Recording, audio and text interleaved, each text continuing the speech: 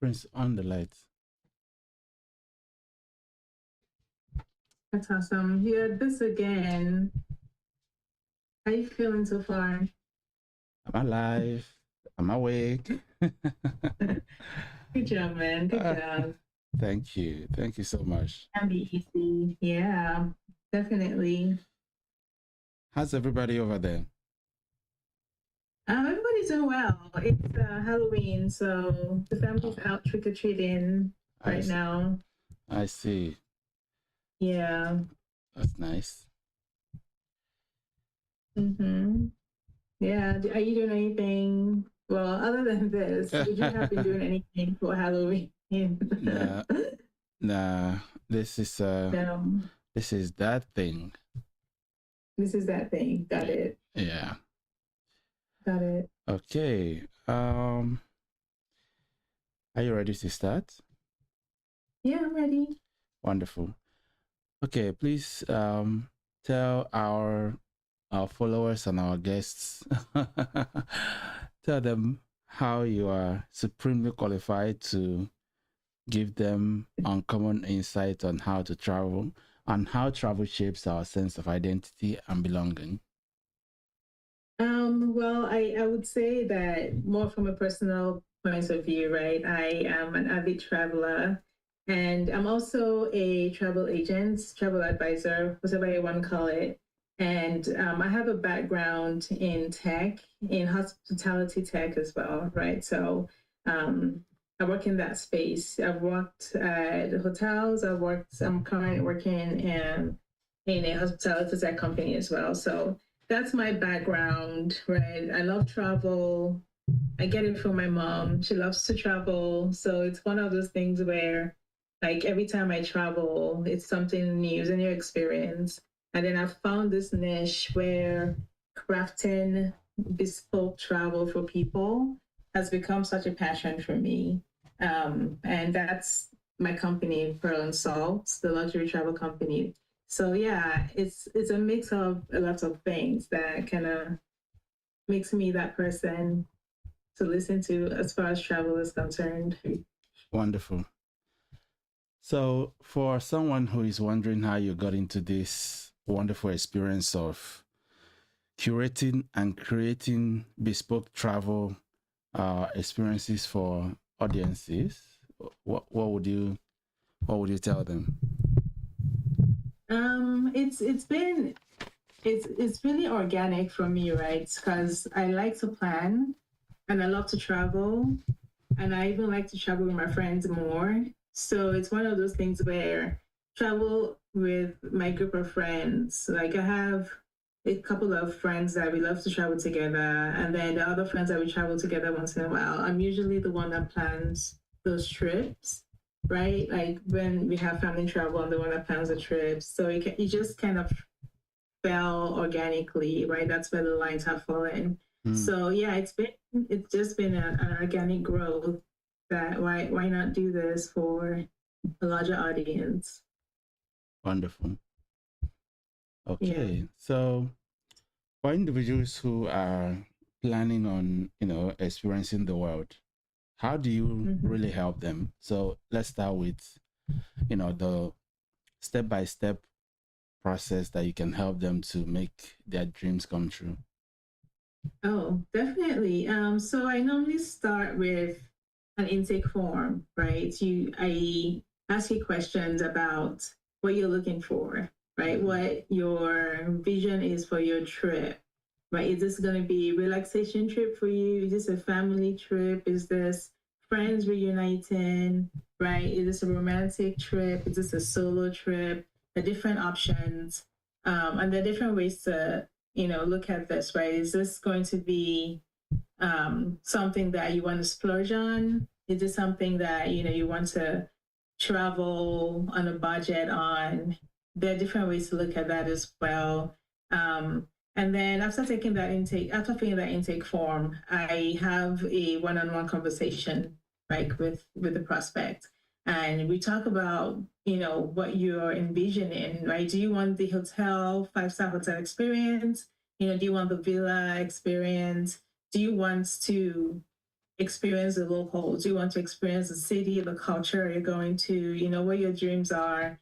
And it's very enlightening because people come in thinking they want one thing, right? Yeah. But I try to go to the core of it, right? Not necessarily the exact experiences you're looking to have, but like what kind of feeling are you trying to have? What kind of vibe are you trying to have on that trip, right? Is this like, oh, I've been working so hard, I need to recover kind of trip? Or is this more of a, I want to explore and, you know, go hiking and be active, or a balance of both? So it's really, it's very different for everybody, right? But yeah, I try to understand the why behind that trip. Like, why are you going on this trip? Why do you want to go to these places? What are you looking to get out of it, right? As a personal experience. And then I use that information and craft the journey for the trip. Yeah. Wonderful. Okay. Step 2. And then we plan the trip, right? And the goal for me is to plan a trip that truly reflects, like, you know, your travel style, what your expectations are, and like what you want to experience out of that trip, right? And I like to work with locals. So I find a DMC, that's a destination management company, and we work together, right? So, for example, if I have a client going to Bali, what you want to find. Oh, I guess when I go, I'll find somebody, another company down there that we can work together, right? Because I want to work with locals. I want to work with people on the ground that understand, you know, what's going on, understand the ways, and I can entrust my clients to. So that's how that goes. So we plan that trip, find a good DMC company. And my goal really is for, if you would like, because different people travel differently, right? Is for my clients to just be able to you just pick up your bags and you get there and everything is taken care of, right? Transportation is taken care of for you. Your accommodation is taken care of, all the experiences, all the places you're going to go, right? It's taken care of, breakfast, lunch, and dinner, everything is taken care of for you, right? You have an itinerary, you have a guide, and you just go on your merry way and enjoy the trip, right? So you're not worrying about, oh, how do I get from point A to point B? How do I, you know, make sure that I get to this place on time? Everything is planned, right? With backup plans in most cases, right? If this falls through, this can happen. So it's just one of those kind of like a VIP experience where you can just enjoy the trip, right? And not worry about the logistics. Because I realized that that's a pain point for a lot of people, right? Figuring out how to travel when you get somewhere, how to get around, you know, especially the language barriers and things like that. So it's just making that travel experience more seamless so that you can enjoy it. Right. You know, obviously, one of the many reasons why some people have one of the reasons many people don't enjoy their trip is the planning, and of which brings extreme value from you for that careful planning of end-to-end experience curation. I suppose that's where clients find, you know, that working with you saves them a lot of trouble. So do you have case studies that, you know, for example, if I'm planning to do something in December, this is, you know, some of the things that you should be looking at, or just experiences that people who have worked with you in the past have had, you know, that could illustrate all the tangible point that you've highlighted already? Oh yes, definitely. From client experience, from personal experience, from research, like I always, you know, keep learning about travel, keep learning about, you know, places. If I have a client coming, and that's one of my strengths as well, is doing deep research, right? It's just finding out what can be done in places, what the opportunities are, right? And then there's also that aspect of having the opportunity to give back, right? So like sometimes clients who go and take things for them, like a local school for donations and things like that. So I encourage that as well. You know, like we're traveling, we should also travel consciously and travel empathetically. So it's part of the ethos that is baked into how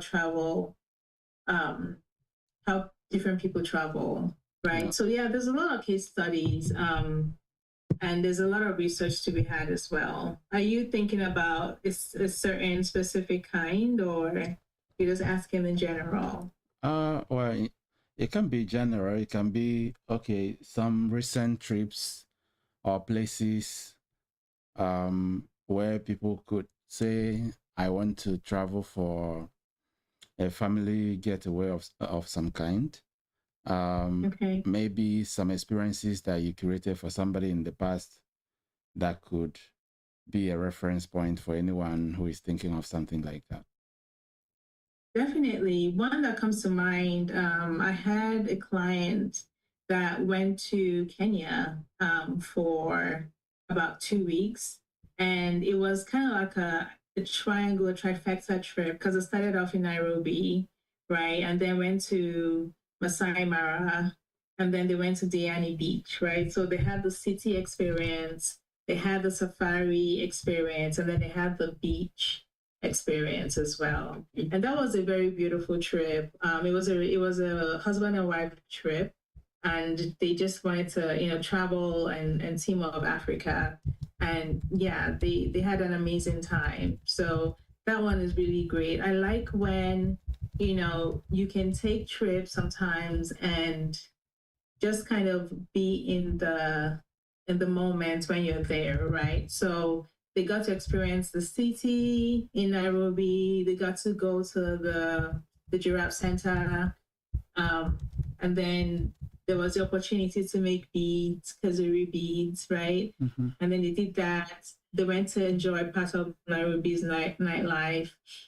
And then the next day they flew into the safari. And when you're in the safari, right, it's just a very peaceful, like amazing experience. Nothing comes close to it. Well, very few things come close to having that experience in the safari. So they were in the safari for about 3-4 days. They had a hot air balloon morning ride. They had unlimited safari rides during the day. So as many game rides as they wanted to have go on, they could go on, right? Everything was catered for where they stayed.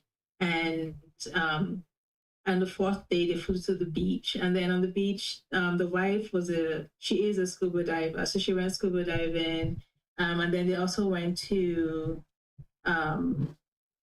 Mombasa as well, right? So they got to see, that side of Kenya, Right. stay on the beach, enjoy that, and then fly back home. So yeah, that was a pretty nice one. Wonderful. Are there places you have in your secret notebook that, these are places I would like to take people to? If someone is doing these kinds of travel experience, are there like your own personal bucket list that you would like to create for clients? Because for example, okay, go on. Yeah. So Nigeria is actually one of them. I really want to give that Lagos and surrounding areas experience, right? Like the way I just talked about this trifecta, like experiencing Lagos and then like experiencing culture in the village, right? Like going to see Lagos is an easy one in the sense that there's Olumo Rock, right? There's Badagry you can visit.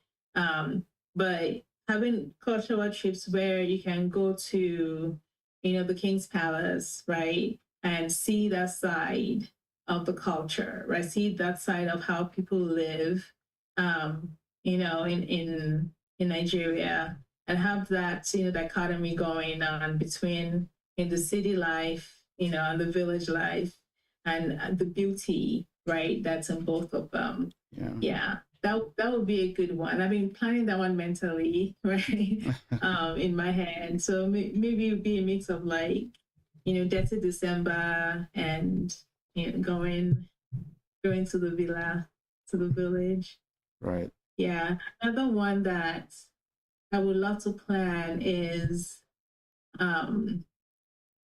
like in Ireland, right? They have farmers out there that's really their lifestyle, right? It's just they herd sheep, they have their farm, they live off the land, right? And having them host somebody where that would be something that's out of their comfort zone, right? So like say not really an experiment, but an experiment in a manner, right? Just getting out of your comfort zone and going and living this peaceful, no electronics, minimum distractions life out on the field of the hills. I think it would be a really, really nice experience as well. Wonderful. What about Benin? The country or the state? The states. The states. Mm-hmm. Yeah, what about it? I love Benin. I'm from Ondo, so I think there's this thing of like there are long lost cousins or siblings, right? Because there's so much similarity in those cultures. But yeah, it's definitely one of those beacons, right? When it comes to the culture representing Nigerian diaspora, especially, right? That Edo mask is it's pretty well known. They have quite beautiful art there as well. Yeah. Yeah. I was speaking with one of the speakers. I was interviewing one of the speakers. He is deep into this should I say archaeology, or well, that's not the word, but helping to tell stories and discover things about lost cultures of Black people. And he was like, he met a group of people from, I think he said Nigeria, and he was telling them about the old kingdom of Benin, and none of them can even, he told them things that he thought they will easily grasp, and he drew a blank. And I was like, yeah, even myself, there are so many things about the old kingdom of Benin that I don't even know about. So I can imagine some people will find value in, going there and stepping down to experience that kind of, have that experience of that old culture versus the new city of some, well, I don't know. How do I phrase it better? I haven't slept enough. Yeah, it's okay. I understand. Yeah, I think so too. I think so as well. I think that's very beautiful because I've heard about the lost cities of Benin, but I never really delved into it. But that's a great angle. I wonder if there are like monuments or museums there. I don't know. Yeah. There may be. Yeah. Yeah, that would be quite something. Yeah. To create an experience out of that, right? I think, and I like themes a lot, right? I like themes a lot. And I think that, if you're doing something like that, it would be great to acknowledge, our ancestors, right? And acknowledge like the work that they've done and, kind of pay homage in that way. So, yeah. Okay, so let's touch base again on the topic, how travel shapes our sense of identity and belonging. I remember when you came to Ghana, you had sort of a magical experience when you went to some of those strategic locations. So is that what you're thinking when you were choosing the topic? Part of it, yes, definitely. I think travel for me, especially international travel, there's always a moment, right? There's always something that makes each trip stand out, right? So yeah, definitely part of it. I remember that trip very vividly as well. That was a really nice trip. I'm glad I did that and got to meet you in person, because I don't think we've had an opportunity since then, right? Yeah. Yeah. Which other trips have stood out for you that helped you to? Because I meet some people, they said they've always felt like they were missing something until they came to Ghana and went to the castle and experienced some of the historical sites, and it felt like finally they've been able to reunite with their missing parts. Is there any? Have you had any other experience like that? Not directly related to that. Okay. I think one of the earlier like transformative experiences I had traveling was my first solo international trip. Well, I went to Costa Rica. Right. And like I went and stayed, in the jungle by the water, by the ocean. And I went alone with no expectations. I just wanted to have a good time, travel, reflect, heal, right? And it was a birthday trip to myself, and it was really great because I thought I was going to have a very lonely, very introspective, very Zen experience, which it was most of those things. But I remember my birthday dinner very vividly. I ended up celebrating with 10 other people. Like, we had a big dinner. These are people that I had no idea existed before I went on that trip. And we became fast friends, right? So just having that tribe of, and we connect on social media, we keep in touch on social media, but to have that tribe from this random experience, right, is one of those like transformative things. Like, the world is big and small at the same time. It was like getting a warm hug from the universe. Like, don't worry, wherever you are, right? You find people that are good people and are kind people. And it's just like, that's one of the things that travel does, is opens your mind and gives you that experience, right? To realize that, you're a little oyster, right? It's okay to come out of it every once in a while, and the world is there to embrace you. Yeah. Oh wow, the way you described it, I feel like everybody would be like itching to go and grab a suitcase and come for trip planning from you. That's funny. Yeah. I mean, I hope so. I love to travel. Like, it's definitely a passion for me. I love to travel more than anything. Well, yeah, definitely. There's somebody I know. She used to do. Actually, she was one of the speakers at this event and the previous one. She used to work in diplomacy, and then she, changed her career and began to do other things. And when I interviewed her the last time, she seemed to be at complete peace. It's like she's now doing something she's always wanted to do, which is guiding people, helping them have better relationships. And it seems like sometimes you do jobs or you choose careers that kind of align completely with who you are. Would you say this is one of those? What you're doing 100%. Yeah, and the way it's happened organically as well, right? It's not been it wasn't forced, it was just the next step in the array of steps, right? It was just a natural fit.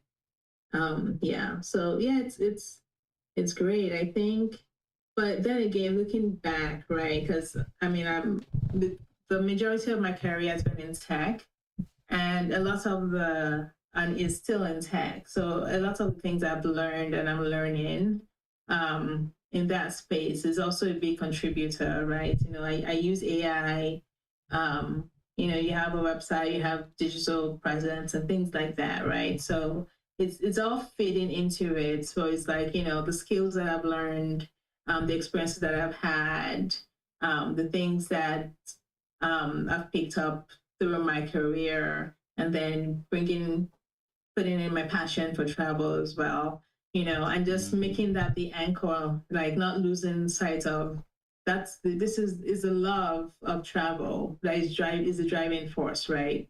So using that to clear the noise when things get, when there's a lot of distractions. It's like the core of it is the love of travel, right? So Right. yeah.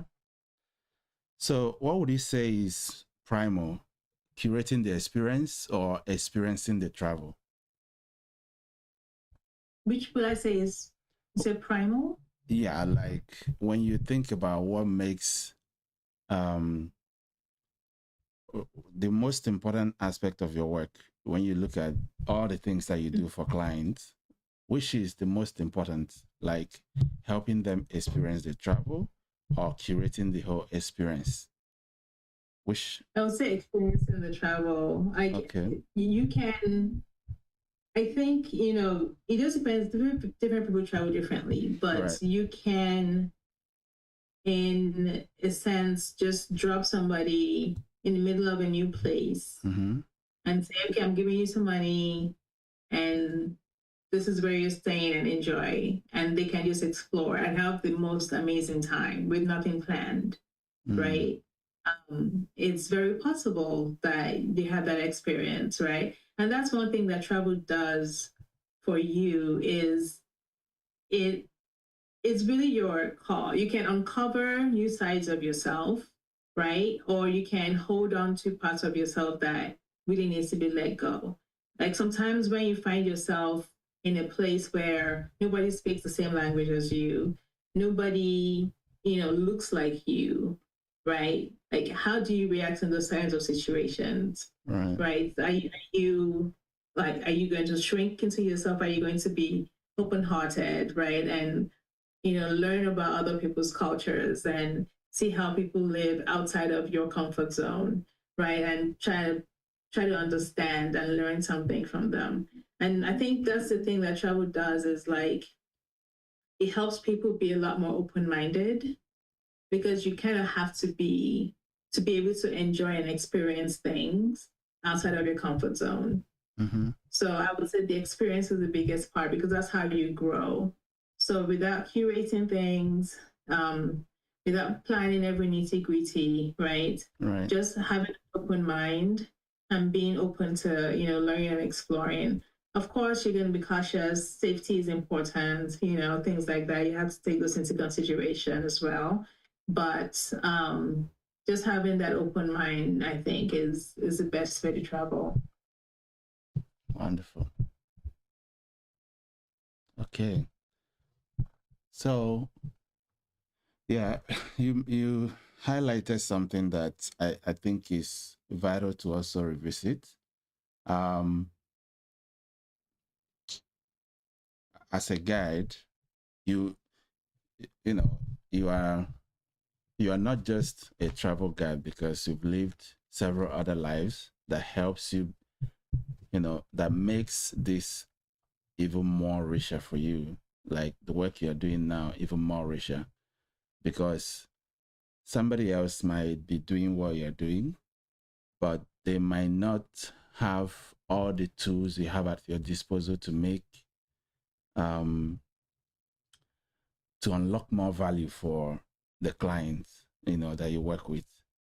An example is because of, let's say, in planning trips or in helping people understand what options they have.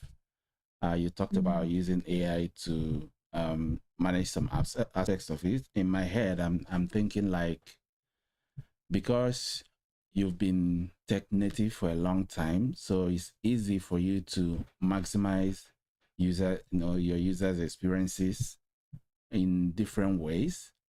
And we both know that even additional 10% or even 1%, somebody was teaching me about Kaizen the other day, and now you see that even 1% adjustment, to the value that they receive on the upside, 1% upside to the value they receive can mean so much, can make a lot of difference in the experience they have in the overall travel engagement. So it feels to me like the reason you've had the level of success you've had in the short time you've been in business can be attributed to, the collection of all the other preparations you've had through your previous career, projects and work, which someone else that may have started the same period that you started might not have. Might that be a fair assessment? Yeah, I think so. I think also an important ingredient there is the failures I've had as well. Right. Because I've started some businesses and they didn't really, get anywhere.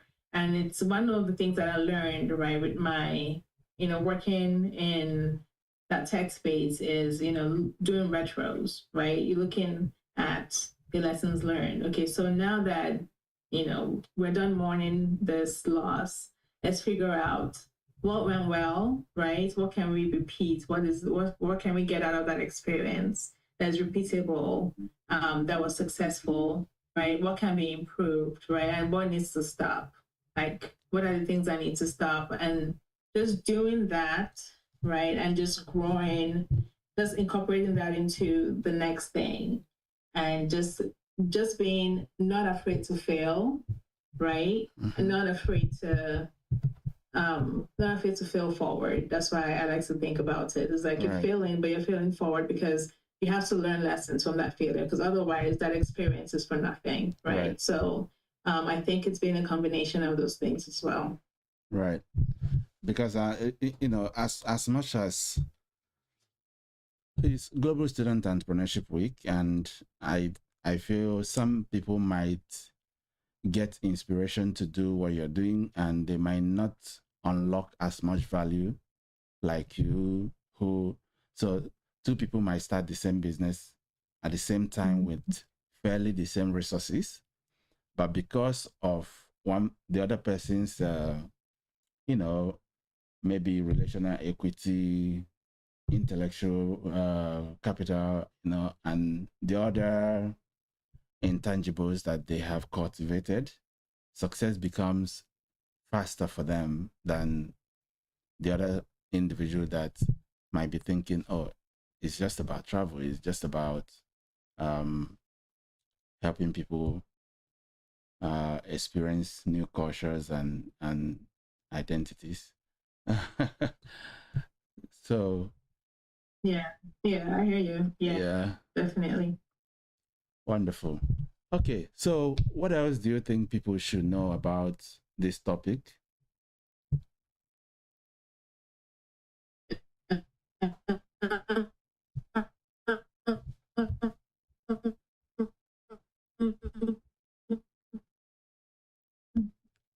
Let me see, using AI, right? And I'm planning a trip right now for clients, and it's one of those things that, like, they ask AI for information, and they did get that information, but the information was incorrect. And that's something that I need to, like, I'd like to tell people is, even though, we're getting reliant on using AI, the data is not always accurate. They still hallucinate.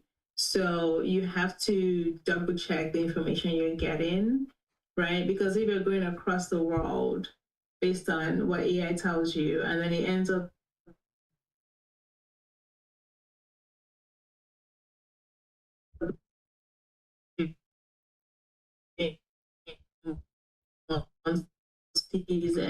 and research and then check your research, right?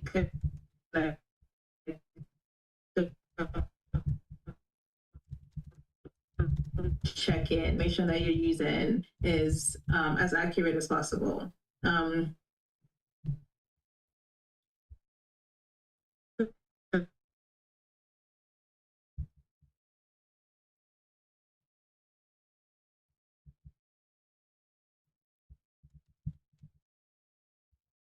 That's one I'll say.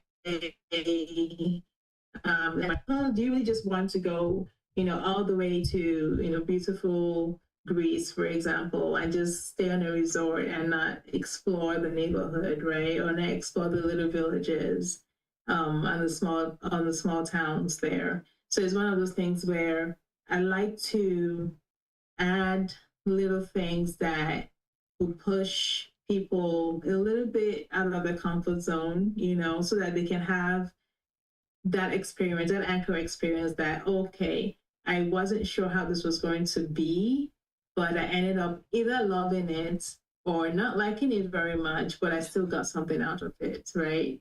Because I don't think that it's always going to be, oh, that was a great experience, even though I didn't want to do it. It's always uncomfortable getting people out of their comfort zones, right? So it's one of those, like, finding that balance of, it's a gentle push, right? But it's also being cognizant of their comfort zones and their boundaries and respecting that as well. So yeah, I think those are two tidbits about travel that I can share. Impressive. Okay. You doing okay? Oh yeah. I feel a little stiff on my neck, so I just wanted to apply balm on it. I've been told to apply the balm if I feel stiff, because of how I've been sitting. Yeah. Mm-hmm. So, in general, how has it been owning a travel business anyway? It's been good. It's been very busy. And yeah, but it's been very good. We're going through going to be hiring my first hire, so that's exciting. I think I used the first year to really just build and just dig those roots and have that foundation going, right? Yeah. And like, as far as the processes go, standardize my processes, the look and feel and the experience, look at that user journey. How do I want my clients to feel from A to Z? Mm-hmm. And have that established. And now it's pretty much time to grow and scale, right? So it's it's been good. It's been good. It's been very exciting. Wonderful. Lots of learning experiences as well. Yeah. Impressive. Okay. So are you planning on adding additional business, or it's just going to be travel, growing this travel one? For right now, it's just going to be travel for right now. Yeah. Okay. Wonderful. I'm thinking of what else to ask you. Okay. I mean, I'd love to ask you questions as well, because I would love to hear about your travel experiences. Did you have your honeymoon yet? You know what? We haven't. But okay. Do you know where you're planning on going? Mm-hmm. Yeah, we're going to Kumasi. We're going to Kumasi sometime in December. It's going to be micro. I haven't really been to Kumasi. Like, I think it was only once. That was in 2017, thereabout. So yeah, so I'm going to go. there's this place somebody has been saying that if you ever want to experience Kumasi, you should go that side. So I'll see how it works out. Okay, so where is that site, if you don't mind sharing? Excuse me. I'm not even sure what it's called. My wife has the list. Okay, that's okay. I was just curious. Don't worry. I will send you, because obviously you may need to bring your people there, one of those, or offer it to them as options of what they could choose. So I'll send it to you. Don't worry about it. Oh yeah, thank you. Appreciate that. Yeah, that's awesome. Do you have like scouts? So say somebody wants to book a travel experience, and then it's like referral services. Do you provide, do you have people who find clients for me? Yeah, like that, something like that. Oh, not currently, no. It's mostly been word of mouth, and I purposefully kept it that way, right? Because I just wanted to have like a controlled stream in where I can set up my processes without getting overwhelmed, right? To understand my limits and to hone my skills and to hone the processes of the business. So yeah, I think as it's the business starts scaling and starts growing, right? That would be a great one. So I'm going to keep that in mind, to have scouts to get people to, on referral. That's a great one. I do have a referral program, but it's more of like, as a client, get a discount if you refer somebody. You get a discount on your next trip. Yeah. Referrals are always nice because, it makes your clients and people who have used your services, it puts them to work, which they would love to do this time with an incentive. So yeah, it's always a good thing.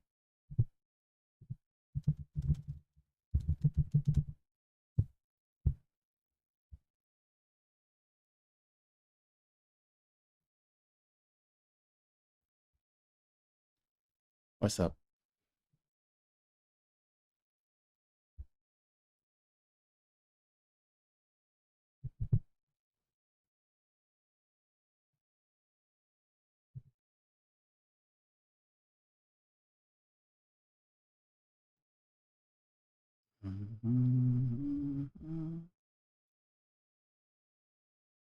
It's mine. Is the guest working? Recording in progress. I'm awake. I'm alive. I'm here. Hello? Can you hear me though? I can now, hear yes. me? Hello? I can hear you now. I'm not sure what's going on. Can you hear me? Yes. You can hear me now? Yes, I can. Okay. Yeah. Awesome. Oh, they added the effect.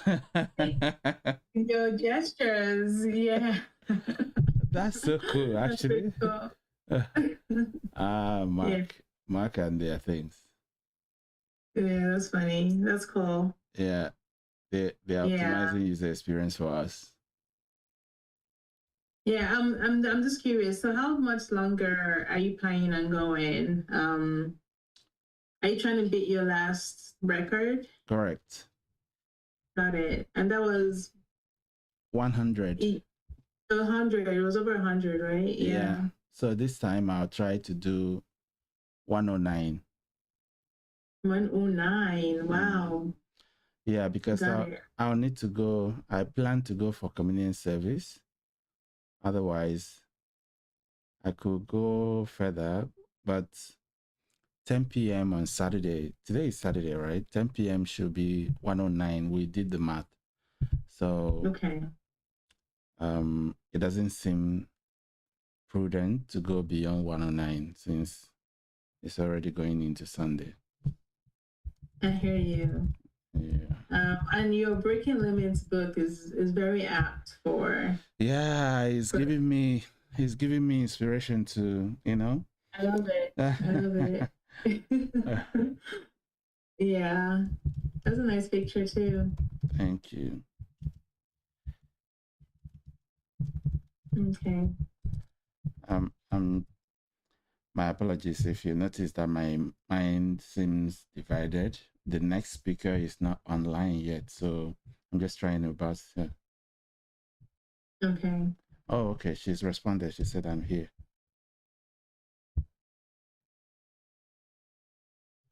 All right. So, is it just you right now? Your crews in there to help with that? Oh, they are. Justice tried to message, but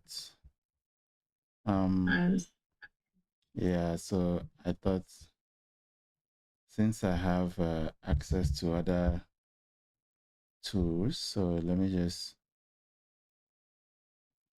got it. My apologies. Justice has worked extremely hard, you know, as well as the other guys, Prince and Delight, and the girls. You know, we have some external individuals that are working with us as well for with the timekeeping and witnesses. So their role is to ensure that, you know, we do everything according to the guideline that Guinness World Record provided. So they will just sit at the back there or join on the link, and they'll be tracking everything as it goes. So, okay. Yeah. So that's awesome. Mm-hmm. Yeah, that's good. So now you have backup, right? This time. Oh yes. Yeah, that's good. Yeah. We prepared like crazy this time around, and you know, when you do events like this, it's always good to anticipate all the things that could go wrong. For example, you know, the other time we've had constant electricity supply for, I can't even remember the last time that the light was cut. Now, how would you know? The first day in the afternoon, guess what happened? Light went out. Oh no, in the evening. Oh wow. Thankfully, we have the UPS to backup. Yeah. So while the other, because you can't carry everything, all the big lights. So what we did was we had a dedicated Zoom, like this one that you're talking to me on. Okay. So if all the other gadgets go down, this will still be running. So, and then there's a standby camera there. So meaning, even if they don't see it on the website or on YouTube, we'll still have this Zoom and the backup camera footage for evidence collection. Love it. Yeah, that's great. That's great. Yes, congratulations in advance. Thank you. Thank you so much. A lot of people have worked like, well, I can understand it, but still, I feel so privileged and humbled and blessed. And, you know, I feel a lot of different emotions because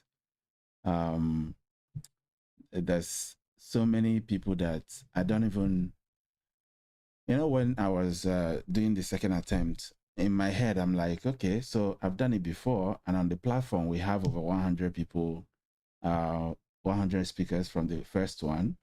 So I was like, okay, maybe it might not be that difficult. After all, some of the speakers, even if 50 of the old speakers sign up, then I'll just need to send one email to my newsletter and we'll fill it up. You know, what I didn't take into consideration is the fact that people's calendar might have shifted and projects and people might be traveling and things like that. So the first week, it was like single digit registrations. And I began to think to myself, oh my God, what if we don't feel this thing? What if by November, I mean, by the end of the second week, we are not able to feel this? Because no, but I've learned to always live in the at the end of the wish fulfilled. So I remember the lessons and the trainings that I've been through. So I told myself, Tom-Chris, all we have is 2 weeks. At the end of 2 weeks, we'll feel this thing. You know, Nice. yeah, I began to confess positive words and stimulate my mind on abundance. There are so many people who want to participate. People are helping me. And and it just worked out like that. In 2 weeks, all full, you know. Then I took a deep breath. I knew it was done. No, it's your interview. Now I'm giving you lots of information.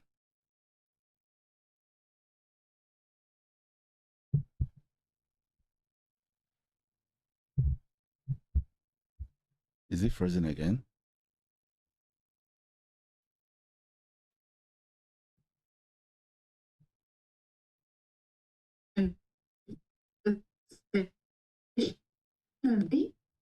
Can you hear me? Hello. Yeah, it's back. It's back now. Yes. Okay, so oh my goodness, it's only 8 minutes more.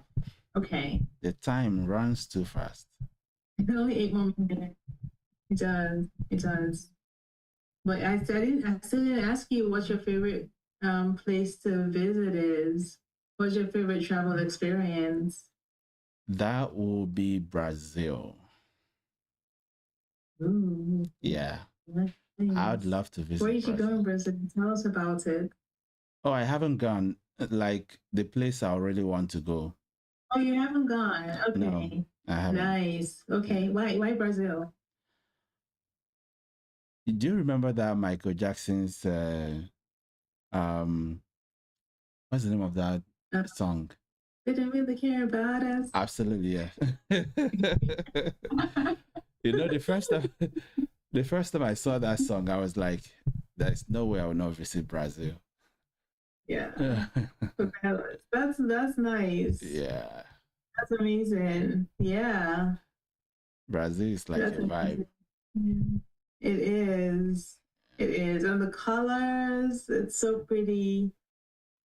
Yeah, definitely. Do you have a part you want to go, or you want to just go to where Michael Jackson filmed that video? Is that your entire goal? This is for Michael Jackson? No. It was like the rhythm of the video. It's like, and that's what good stories do, right? No, I was just captivated by the rhythm of the video. The way the people were so free and seemed so loving, and yeah, and also some of the architectures. It's like a city remembering itself. So yeah, I don't even know where I want to go, but I know I would definitely. It's like my ultimate travel destination. That's amazing. Yeah. That video has impacted you so deeply that you've held that place for so many years as a place to go. Yeah. That's amazing. Yeah. Yeah, I hope that you get to visit it and you have an amazing experience there. Thank you. Yeah, I'll go. I will definitely make it happen. But not necessarily where. Yeah, but not necessarily where he shot the video. Obviously, it might not be the same again. Yeah. But you can still visit favelas. They're quite impressive. Right. Yeah, quite impressive and very, very colorful and beautiful. Yeah. Okay, I'll put that in consideration. Okay. All right. So as we transition to Abby's iPhone, would you like to say a few words to, whatever it is, maybe inspire people out there, uh, give people another reminder of why they need your service for complete travel experience? What would you want to use the last 5 minutes for? I don't know, maybe encourage you to keep going, but I don't think you need it. Like your mind is already set to get to that 109 number. So, but really though, like kudos to you for doing this again, right? And I think it was one of the things I said earlier about like learning, right, from your experiences, and you've learned so much. I look at you having backup to your backups now, and making sure that this is done right, and then you're breaking the limits that you set the first time as well on top of that. So I think it's very commendable, right? You're like a true entrepreneur, because that's really the life of entrepreneurship, is getting back up, because things are going to happen. Yeah, that's just the thing of life. That's also the real of the universe. But you got up and you're doing it again, and it's quite amazing. So kudos to you. Great job there. thank you. Yeah. Thank you so much. Sure. Definitely. I appreciate it. Definitely. Yeah. Definitely need a part 2 to your Breaking Limits book. Yeah. Maybe that will be a part 2. Yeah. Yeah. I love it. I love it. Yeah. Very encouraging. Very encouraging. Yeah, thank you so much. This time we have to celebrate, right? We do a virtual celebration party. Oh yes. When it's Yes. Yeah. Yeah, definitely. Yeah. And then for the SFAN, for the SFANers, what do you call the SFAN? Ready for work. SFAN tribe. Is it ready for work? Ready for work, yeah. For that, no, I'm just saying, like for your students, right? It's just right. My little nugget is to keep believing in yourself, right? I think that is one of the lessons that sound cliche, but will carry you very, very far in life, right? Because it gets to a point where you realize that nobody's going to advocate for you but you. And there's situations where you have to take a leap of faith, right? Like changing careers, for example, right? There's so many situations that are going to happen in life where you're going to feel like it's just you, right? And you have to be the one to believe in yourself, to actually sell other people on believing in you, right? So it's one of those things of just like find your grounding and always carry who you are with you, like carry your core values with you, and just believe in yourself as you go through life. So that would be my little nugget there. It's helped a lot. It keeps helping me, right? Like I said, like core of my business is for the love of travel, right? And I try to not lose sight of that. Like sometimes things happen on trips for clients, and you don't foresee things happening negatively, of course. Like you go with good intentions, but life happens, things happen. Sometimes your backup plan doesn't even work out because whatever happens, you didn't have a backup for. It's a learning experience, but just knowing that, you put in your good intentions into something, all right? You're putting your heart into something. The universe has a way of always coming through and working out in those situations. So just let yourself thrive and believe in yourself. And yeah, you'd be good. Wonderful. You are so wise. Thank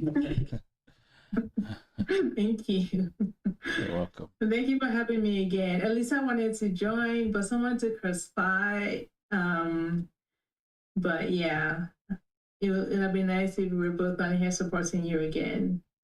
I'm glad you got to join again. I'm so privileged for all the support I've received, and I thank every one of you so much. Oh, definitely. It's definitely a pleasure on my end. Yeah. Okay, so from the USA to Nigeria, we transition to Ebby's. Hi. Hello. Good morning. Good morning. Good morning. Wow, well done. Thank you. How are you today? Very well and very excited to be here to join you on this history-making journey. Wonderful. I'm very excited and I want to congratulate you ahead for taking a bold step and doing what it is that you've set your heart to. This is amazing. Thank you. It's amazing. Thank you for having me. It's a pleasure on my side. Thank you. Wonderful. So we'll be talking female representation in parliament. Yes, in Nigeria, to be specific. Wonderful. Well, for individuals that might not have had a good overview of your profile and work, what would you want to tell them that will help them understand the topic we're about to discuss? Oh, hi, everyone. My name is Ebby Timi Alaibe Eleziaya, and I am an educator first in Nigeria. I own a Montessori school and a primary Montessori nursery and primary school. And I also work, I have a nonprofit which tries to empower women to seek political positions and win their seats to be ably represented in my country. And this topic for me is very personal because of what is going on in Nigeria today. Today, before us is the 10th Assembly in Nigeria, and before them is a bill called the Reserved Seats Bill. And this bill seeks to have additional seats for women in Parliament. Let me give the raw facts and the unfiltered and sobering facts that we have in Nigeria. So in Nigeria, we have 109 senators. And out of the 109, there are only 4% of women being represented. We have 360 House of Representative members. Only 14 of them are women. And we have 993 State House of Assembly members. And out of that, only 51 are women. Nigeria has a population of over 250 million, and about 49% to 50% are women. So there's something wrong. It doesn't tally how a whooping half of the population is not ably represented there. In fact, to even add more to it, we have 37 states, and out of the 37 states, 14 of them have no female representation at all, whether it's in the state, whether it's in the Federal House of Assembly. So this is why this for me, it's important to discuss. These are not just numbers. These are painful stories where women who make up nearly half of the population occupy only 5% of elected legislative seats. And that's why I thought to discuss this topic on this year journey. Are you there? Wonderful. I'm here. Awesome, Chris. I'm awake. I'm alive. I'm here. Wonderful. Wow.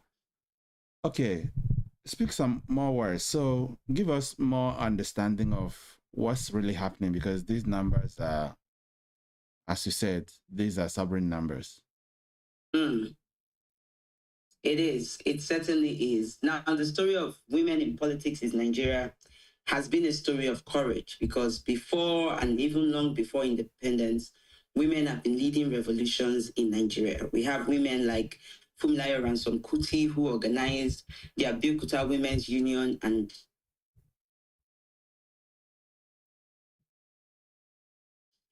defied colonial taxation even as far back as then.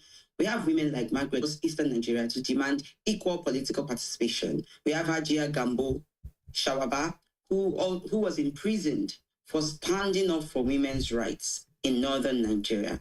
And these women have sowed their seeds for participation.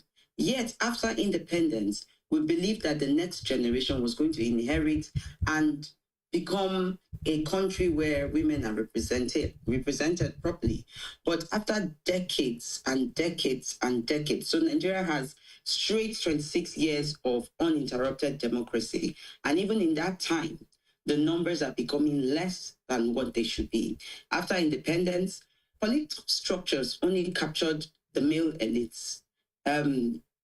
Godfatherism, monetized primaries, patriarchal systems, these things began to slow women down on the decision-making tables. And by 1999, when the democratic rule returned, women only made up 5% of our legislations. And for over 2 decades later, this is 26 years, despite activism, despite education, despite literacy, despite everything, the figures are still struggling. Just 5%, just barely 5%. The conclusion here is very simple, is that we felt that representation was going to grow naturally on us. But the way the political structure has been set, it must be deliberately designed for women to be a part of it, which is why what is before the 10th Assembly today is very important for Nigerians and Nigerian women. We've had, from the beginning of this year, myself and a group of other activists have taken onto the streets, the marketplaces, to student union bodies, to everyone that needs, to the grassroots, to discuss and then to inform people about the need for representation. You'd like to ask why this representation is important. What I like to ask people is, what is the cost of the exclusion of women from the decision-making table? What does it cost us? The absence of women in politics is not about fairness. It's not about a women's rights thing or anything. It's expensive not to have women on the table of decisions. It costs the nation productivity, it costs us empathy, and it costs us progress. Because if you want to look at nations who have already implemented more women in parliament, you want to talk about Rwanda, you see that there's over 61% of women in parliament. You want to look at South Africa. South Africa now has 46% being ably represented. Look at Senegal, they have about 43% represented. Tanzania, yes, let's not even talk about the Tanzanian case right now. But the African average is about 25%. However, Nigeria, who claims to be the giant of Africa, is not being represented or has not represented half of its population yet. So it's for us, it's heartbreaking. And what does it cost us to exclude women? The first one is health policies, because when we see that women are in power, there are things that are very particular to women. Women prioritize maternal care. Women prioritize reproductive rights and infant health. These are very important part of society. You have villages that are very remote where healthcare is unreachable. When women are in power, research has shown that when women are in power, healthcare is prioritized. Policies around healthcare are taken seriously. Let's talk about education, the field where I am in. Education policies in Nigeria, in fact, Nigeria ranks as one of the countries with the highest out-of-school children. When women are in power, it is shown that things like early marriages are prevented and children are sent to school. The reality is that at the end of every yardstick when it comes to our economy, that the girl child is always at the end of receiving all that goes wrong in the society, mostly, especially here in our country. And then when women are not in power, education priorities are not being made. Policies towards education. I can't remember the last time we had a minister of education who was female, because when the minister is female, the things that are being prioritized will be to totally eradicate things like that keep children out of school. Little stuff, and it merges straight with healthcare, because once healthcare is taken out, there are places here in my country where children don't go to school because they are having their normal female processes, and they don't go to school because of that. I mean, education dropout rates will reduce because women will see to it that, and I'm not just saying this because I'm a woman, I'm saying this because research has shown that there are things that are particular to women. What about economic laws? There are so many places in my country where women earn their livelihood. Half the population of the women are in the working class. Another half are industrials, and they're doing a lot of things to make sure that the economy is moving. Are we talking about social protection programs?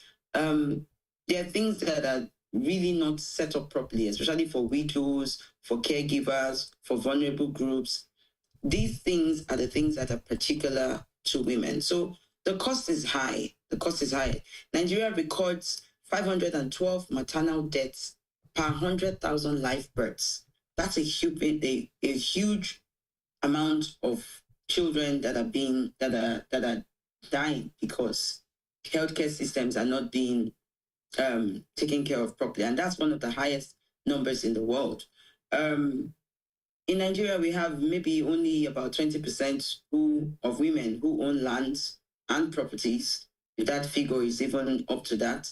And you want to see that, of course, a lot of women are the ones who go and take loans, SME loans, go to women. So at least 22% of SME loans go to women. So if we're looking at that, it means that women are great contributors to the Nigerian economy, but are not being represented on the decision-making table. So for me, this topic is timely.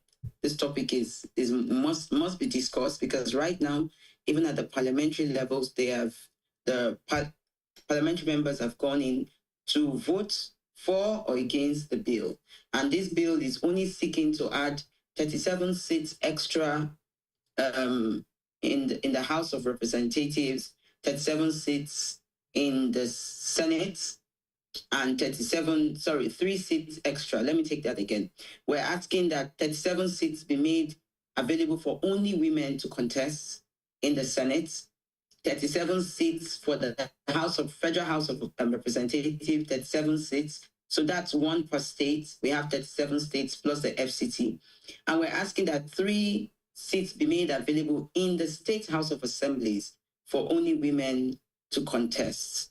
And that's just what we're asking for. We're hoping that this bill, which is supposed to run, and it has a lifeline of only 16 years, this bill should be able to show up the numbers in Parliament, giving women at least some form of equilibrium, and then erasing decades of inequality on the decision-making table. Wow. Yeah. Amazing. Okay, so when you've discussed this with your colleagues, what were the responses that you received? What were their reactions, and do you think their disposition gives you hope that the bill will receive favorable consideration? It's great that you asked this question, Chris, because this isn't the first time that this bill is being presented on the floor of the House. This is actually the 3rd time, if I'm right. In the 8th Assembly, the bill was presented, it was thrown out. In the 9th Assembly, because of technicalities, in the 9th Assembly, the bill was muddled up with other bills, and it was also not passed. But now in the 10th Assembly, something changed in Nigeria. Women have begun to realize that the fact that they are not on the decision-making table, it's detrimental to the policies that are being made in the country. So to answer your question, how did people take it when we first started? They actually, first of all, thought we were unserious. But then as time went on, the momentum that was built. Now, we did not just do this on our own. There's so many other organizations. It's a coalition of organizations that are working on this reserve seat bill being passed. We have international organizations. We have different members of parliament. In fact, the bill right now was sponsored by a man, Right Honorable Benjamin Kalu, who is the Deputy Speaker of the House of Representatives right now in the 10th Assembly. I guess that for some reason, the men began to see that even in their chambers, there was a need for there to be more female representation, because there are just things within the chambers probably that they realized this would have come easy if there were more women involved in this decision-making table. So I kudos to the Right Honorable Benjamin Kalu and a group of other amazing legislators, both in the House of Rep and in the Senate. It was being sponsored by Honorable Mungunu. And the reception now is a bit different. The reception is a bit different. We have joint communique between the House of Rep, the group that is the chair of it, which is a TOS group. We have joint communique with them, and the wives of the governors of the states governors, their wives, have signed a joint communique to make sure that this bill is passed, to put their voice behind it. We also have joint communique with the governors forum in Nigeria to see that this bill is passed. So all round, there's a huge acceptance for this bill this time, because it is evidence, very evidence, that the Nigerian women need to be represented properly, especially on the decision-making table. You would be shocked to hear that there's no female governor in Nigeria. 0. 36 states, I'm the FCT, which is the Federal Capital Territory, no female governor. You will also be shocked to hear that out of the 37, we only have 4 deputy governors in Nigeria. Only 4. And then in the federal ministries, which is the ministerial seats, their federal cabinets, there are only 7 out of 45 ministers.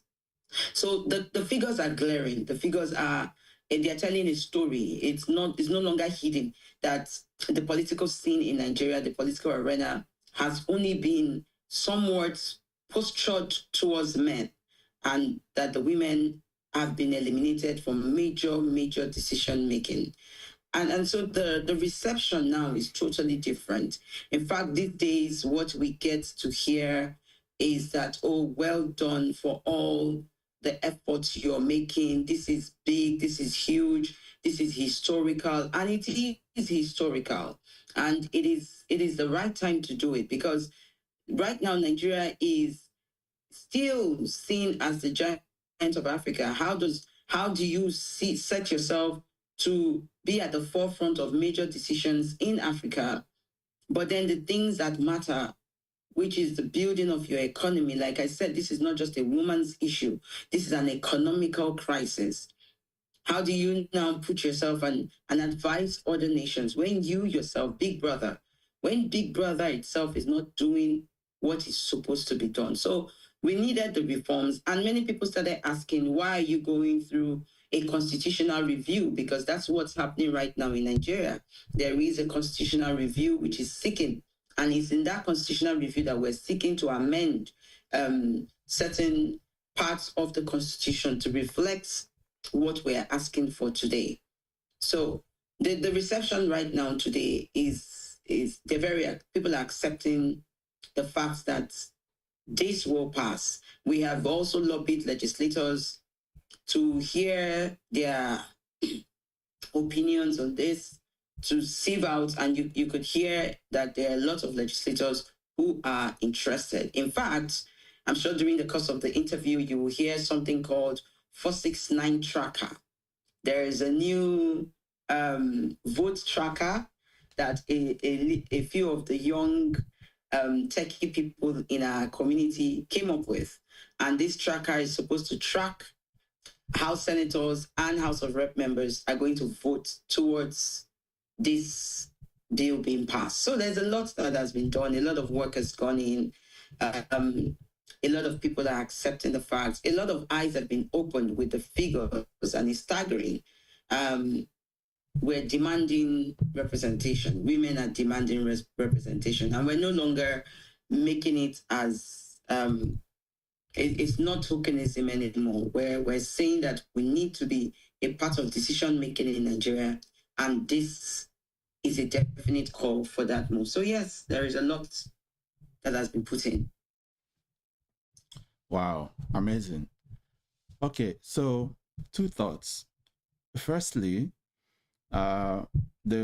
speak to the editorial that is ongoing. Like, besides this, is there other? Because I can imagine that some of the listeners would be interested to know why the review is ongoing.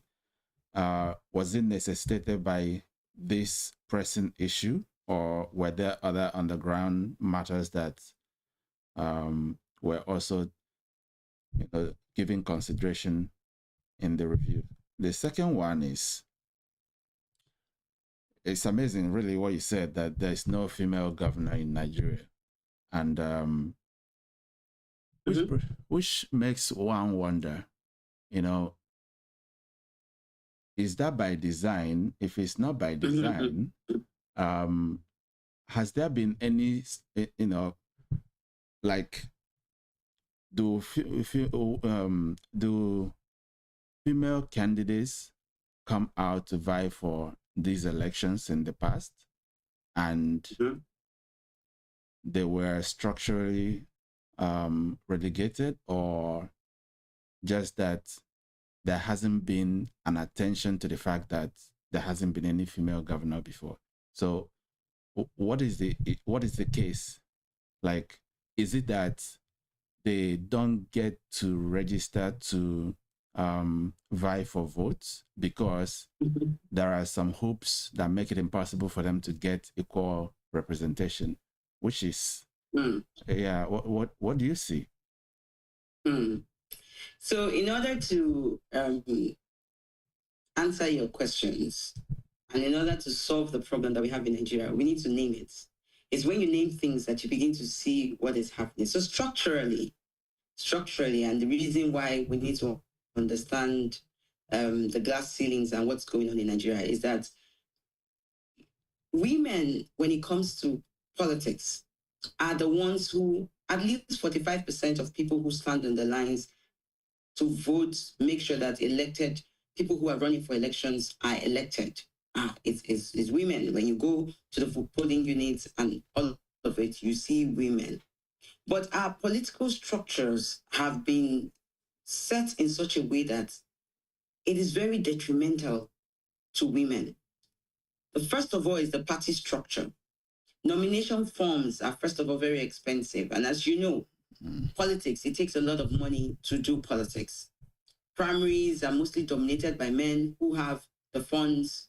You have delegates and you have godfathers who sponsor their candidates. And most of them are men. Women rarely receive fair access to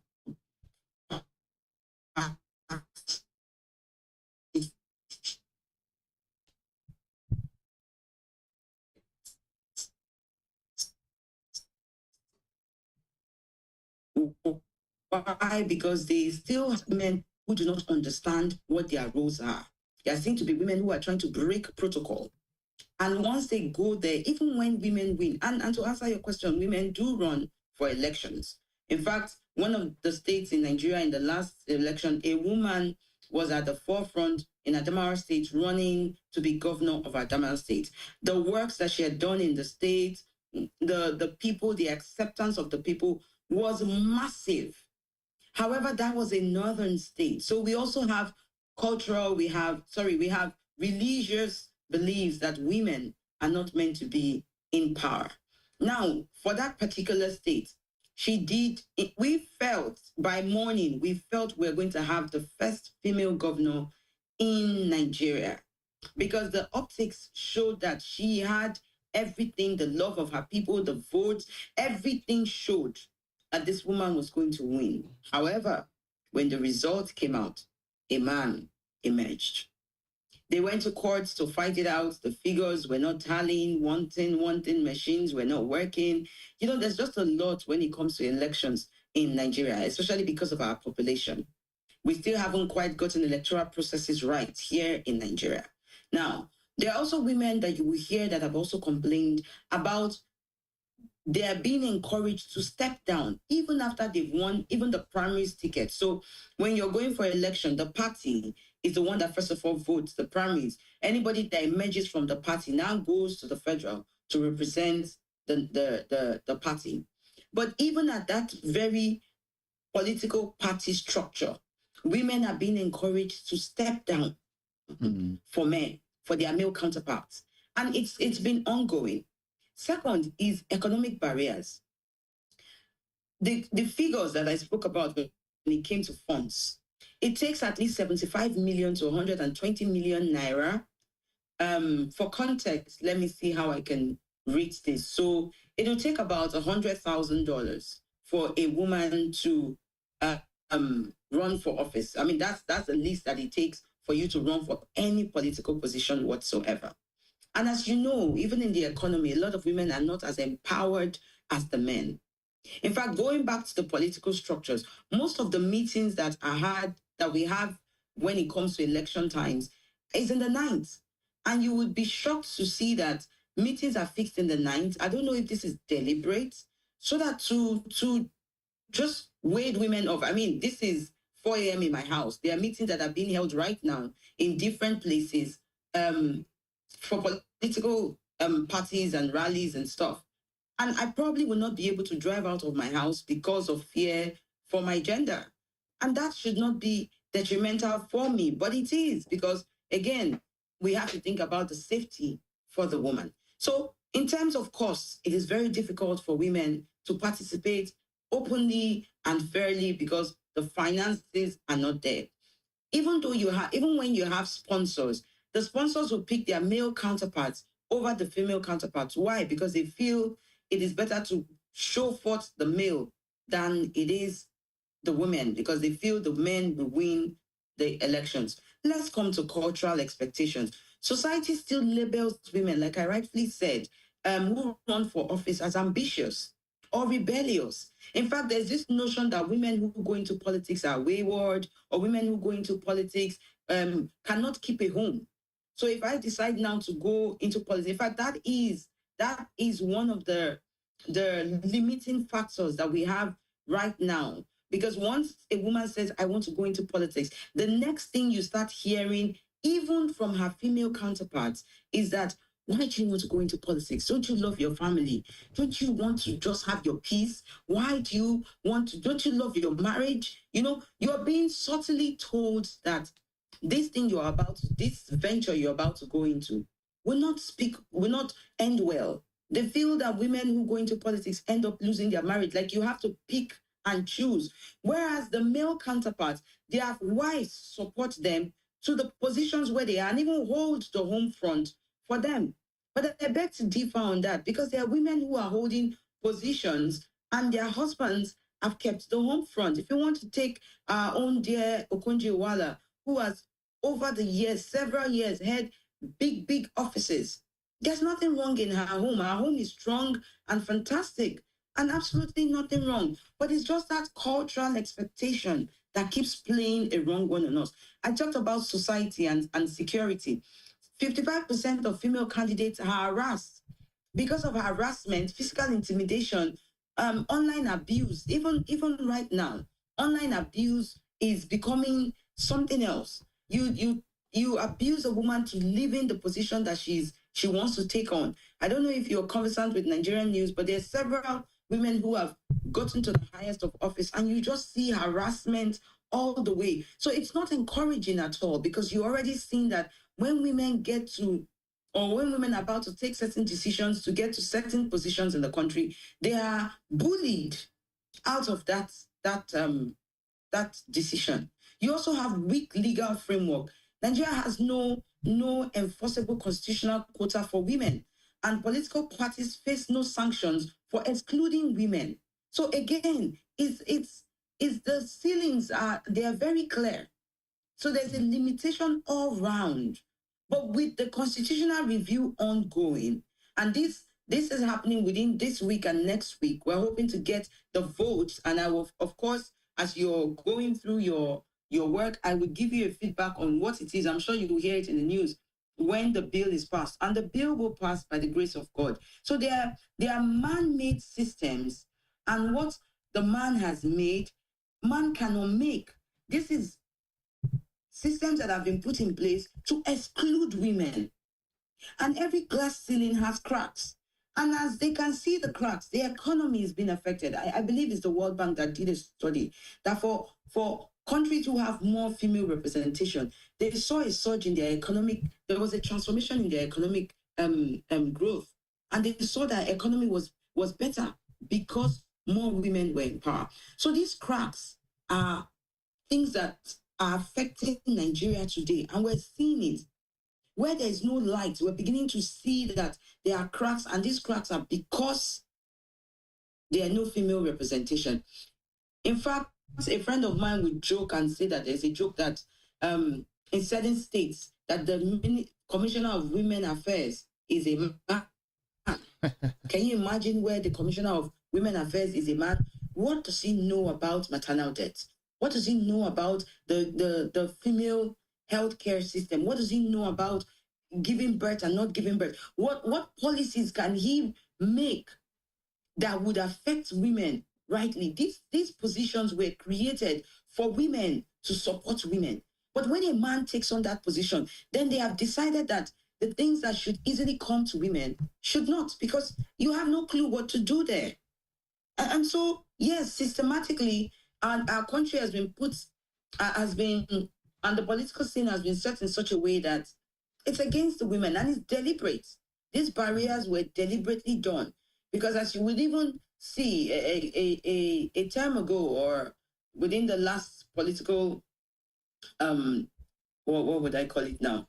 Term, one of the highest officers in the country said that the women belong in the order room, that women don't belong in political spaces or decision-making tables or places where their voices should be heard.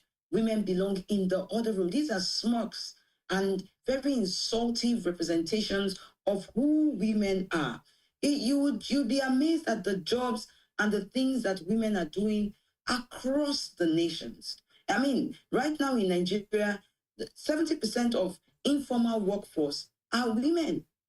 Women run small and medium-sized enterprises, 40% of which are women running it.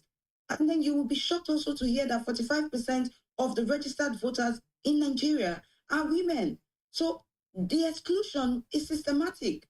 The exclusion is intentional. The exclusion was deliberate. But we're hoping that the reserve seat bill would be able to at least begin to heal the nation.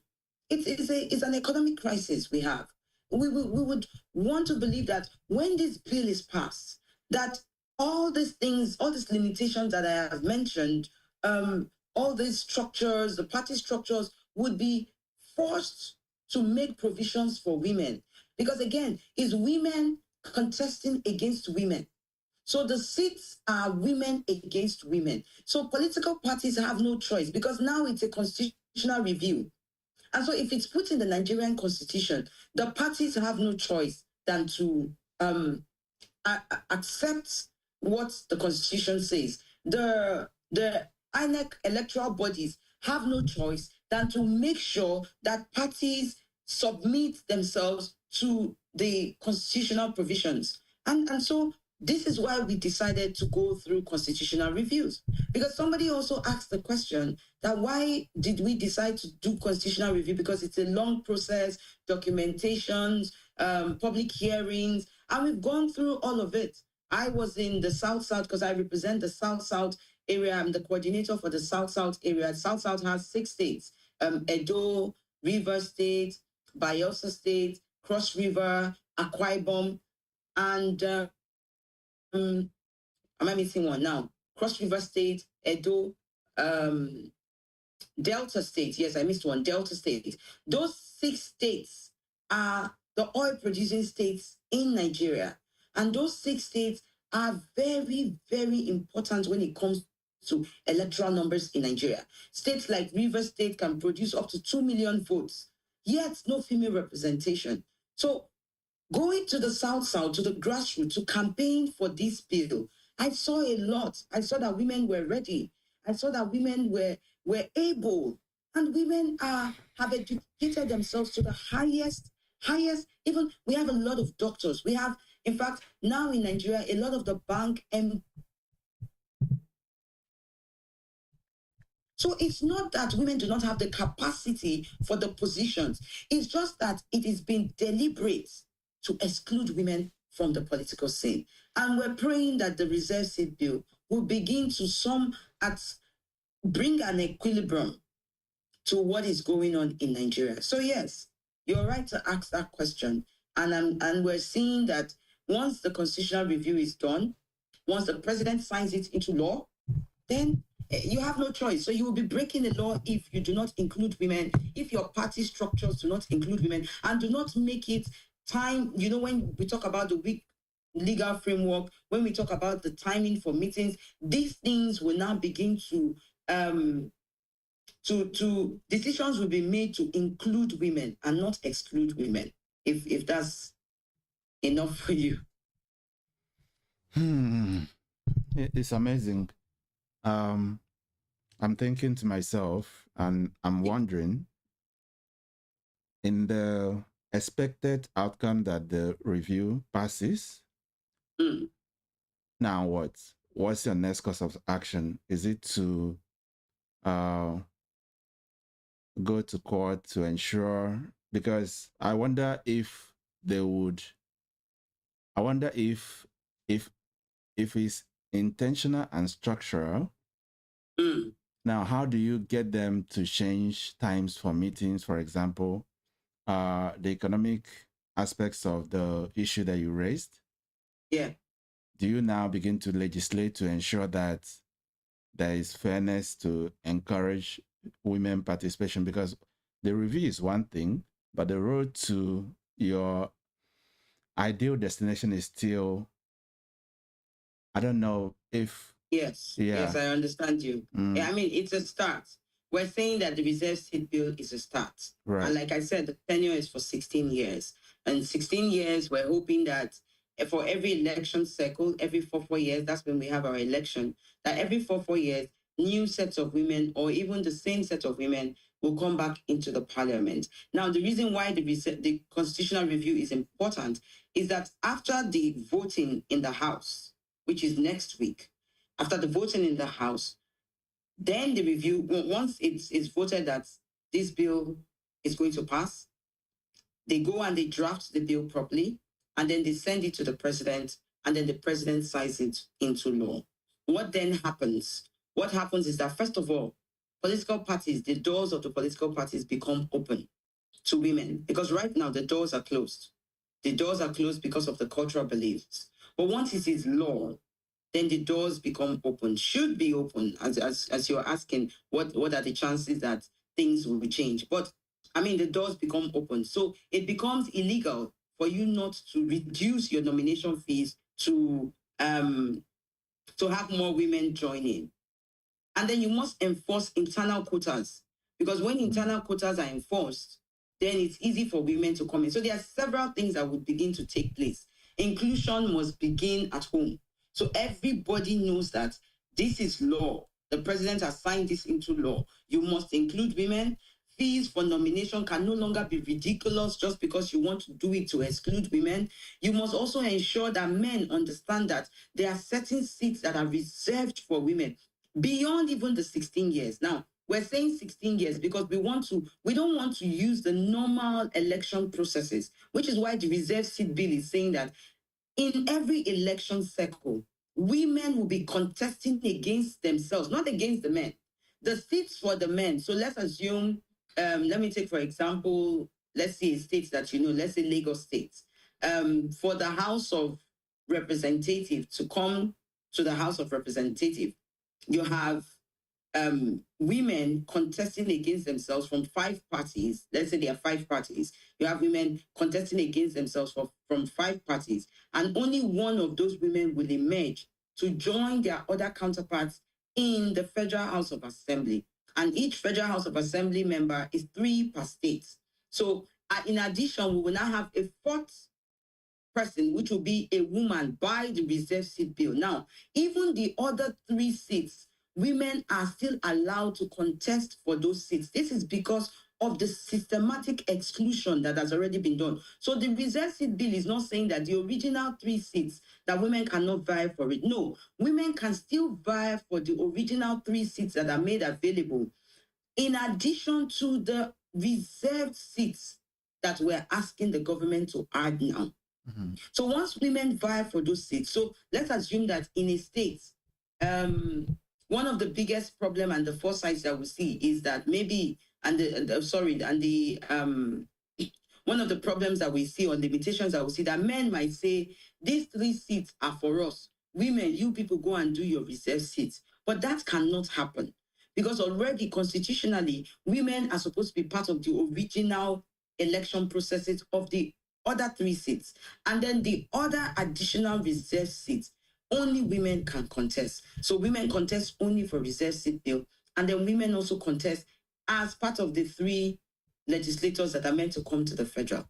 In the State House of Assembly as well, all this must also imply, because even down there, women are allowed to contest. In the Senate, women are also allowed to contest the Senate seat. So, for example, 1 senator per state, I believe, yes, 1 senator is supposed to come in per state. Now, there are 3 senatorial districts per state. In 3 senatorial districts, in those 3 senatorial districts, women are allowed to compete for the original 3 senatorial districts. Then, in addition, the 1 reserve seat bill. So, the problem is so much that we are not saying that only women should only contest for the reserve seat bill. No, we're saying that in addition to the other seats, women can contest these seats. Now, historically, we have seen that a lot of our laws are not being enforced. Nigeria does not lack laws. We lack enforcement. So again, it will not be the position of the civil societies and the people like us who have pushed for this bill to come to the forefront to begin to invest and make sure that female leadership comes to light. We begin to invest in our women. We begin to support them with tools that can enable them seek that position. Advocacy does not also end. We must continue the advocacy until we are sure that really and truly these things are not just in paper and that it is actually actionable and is being enforced as low as the states. When it comes to the media, we would also seek the support of the media so that if there is a state who is deciding to go against the law, it will be flagged. Because these are serious issues. When you give manifestos, you must make sure that things in the manifestos include women. When you give decisions or policies that are being made within the state, you must make sure that there's a representation of women. Everything now will change. Every single thing changes so that women can now be encouraged to come into political office. You would know that every generation has a fight. In this generation, our generation, we're not taking it easy because we have allowed our mothers who have gone ahead of us to fight this fight, go ahead and they've done their bit. Now, this generation is a generation that asks for accountability. This generation is demanding a lot from our leaders, and as you can rightly see all over Africa, we're demanding much more. So it's not just about saying that the constitutional reviews will be done and then we will now go and sleep because the president has signed it into law. No, there are people who we must continually to engage our men, to let them speak to their conscience, for them to understand that this generation is not a generation where you sideline women. It's a generation where everybody's inclusion is needed. Everybody's expertise is needed. Our voices cannot be secondary because it's a whooping amount of 50% of women not being represented. And then my father will always say, power is not given, power is taken. So if the Constitution is reviewed and the president signs this into law, we will not wait and be begging. So it's not tokenism. Power is taken. We will go and we will take the power because we have fought for us to be recognized. And if we are now recognized that you can now go and run on the reserve seat bill, then you must enforce it as a woman. A friend of mine, Chief Osazu, will say, what's it called? That politics is not for everyone. That there are people who have the appetite for politics. And that's the truth. It's not everybody that politics is for. There are women who don't even want to concern themselves about even the news. But there are women who are hungry, women who have the vision to change their communities, women who want to see impacts in their time, women who want to give back. But they are not given the platforms to do this. So because power is not given, power is taken, such women with the appetite will go forth and fight for these positions and take the positions. And they're in their legal rights because what? It has been signed into law. So it's beyond the bill being signed, beyond the fact that men will still try, or some societies or some structures will still try to sideline women. It is now the duty of the women to take it at the hands of our affairs and run with it. It is now in the court of the women to begin to stand in line and in position and collect what has been rightly given to them once the bill is passed. So I agree with you that just because the bill is passed doesn't mean that the structures are just going to change and give us a red carpet. Oh, welcome. We must be dreaming if we think that's going to be the case. It won't be. It won't be. The journey is long, but it's a journey that we are willing to take. Like I said to you, there's a lot of collaboration to make sure that this bill sees the light of day. I mean, the First Lady of our country, Senator Remi Tinubu, is also in support of the bill. They want this bill to pass because she has been, at least I believe, 2-time senator of Nigeria, and she's been in the House seeing the things that are happening. And it's quite sad that women will not be in the places where decisions are being made about women. That's the scary part. The decisions are not being made about men. The decisions are being made about women. Yeah. So how can we be excluded from these places? As even as this periods of politicking goes on and passing the bill, lobbying and trying to get people to come in and make sure that our legislators vote for the bill. You can see the passion in the women. You can see from the councillors in the state level. Women in the state levels are not joking. I mean, there's a state now, Kwara State, has one of the highest female representation in the state, even though yet there's still not a female governor in that state. No, but then you could see that the First Lady has taken it upon herself and even her husband to encourage more women to join. I believe that the youngest legislator is in that state and is a woman. So you would be shocked to see that a lot of posture has been taken to accommodate this bill that is coming in. However, it's not cast in stone that once the bill is passed, that the doors will be open for us. But we intend to push more, we intend to take the power, and we intend to make sure that we are held, our laws, we hold them accountable, and implementations are done when they should be done.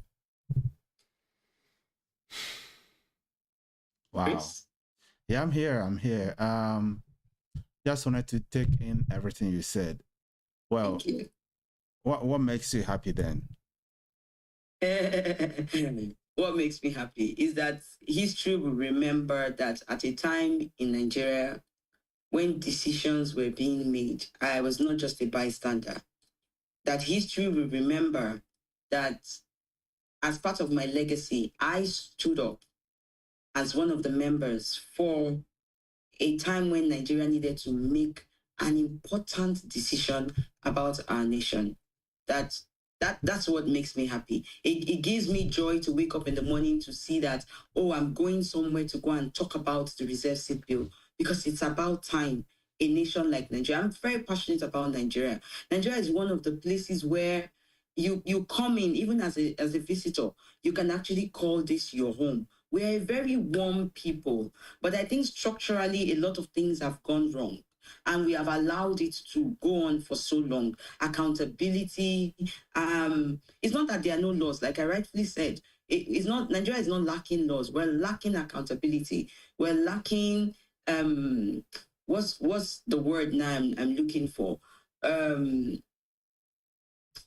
Let me leave it as accountability, because the word I'm looking for has not yet come. But we're lacking that. And because of that, a lot of things are left to chance. And if you don't fight for it, you don't fight for it. So what makes me happy is that the women in Nigeria who are able to represent us properly are being put in position to be able to win and rule the country as it should be. We have had a long, steady operation of men in different sectors. I think it's about time where we shake things up a bit and have more women represented. I'll be happy if we have more transparency in our government, if we have more accountability, if we're able to engage our citizens more, because you can't want to rule a group of people you do not love.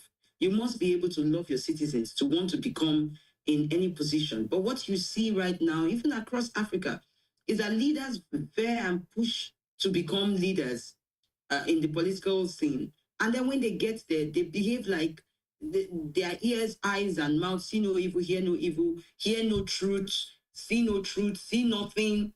And you just allow the country, the citizens to suffer. I'm very excited about this bill. I'm very excited that if Nigeria makes this decision, it becomes a turning point for us. And it keeps me awake. It gives me joy. It gives me daily joy. I'm a mother of 3. My first is 14. My second is 12.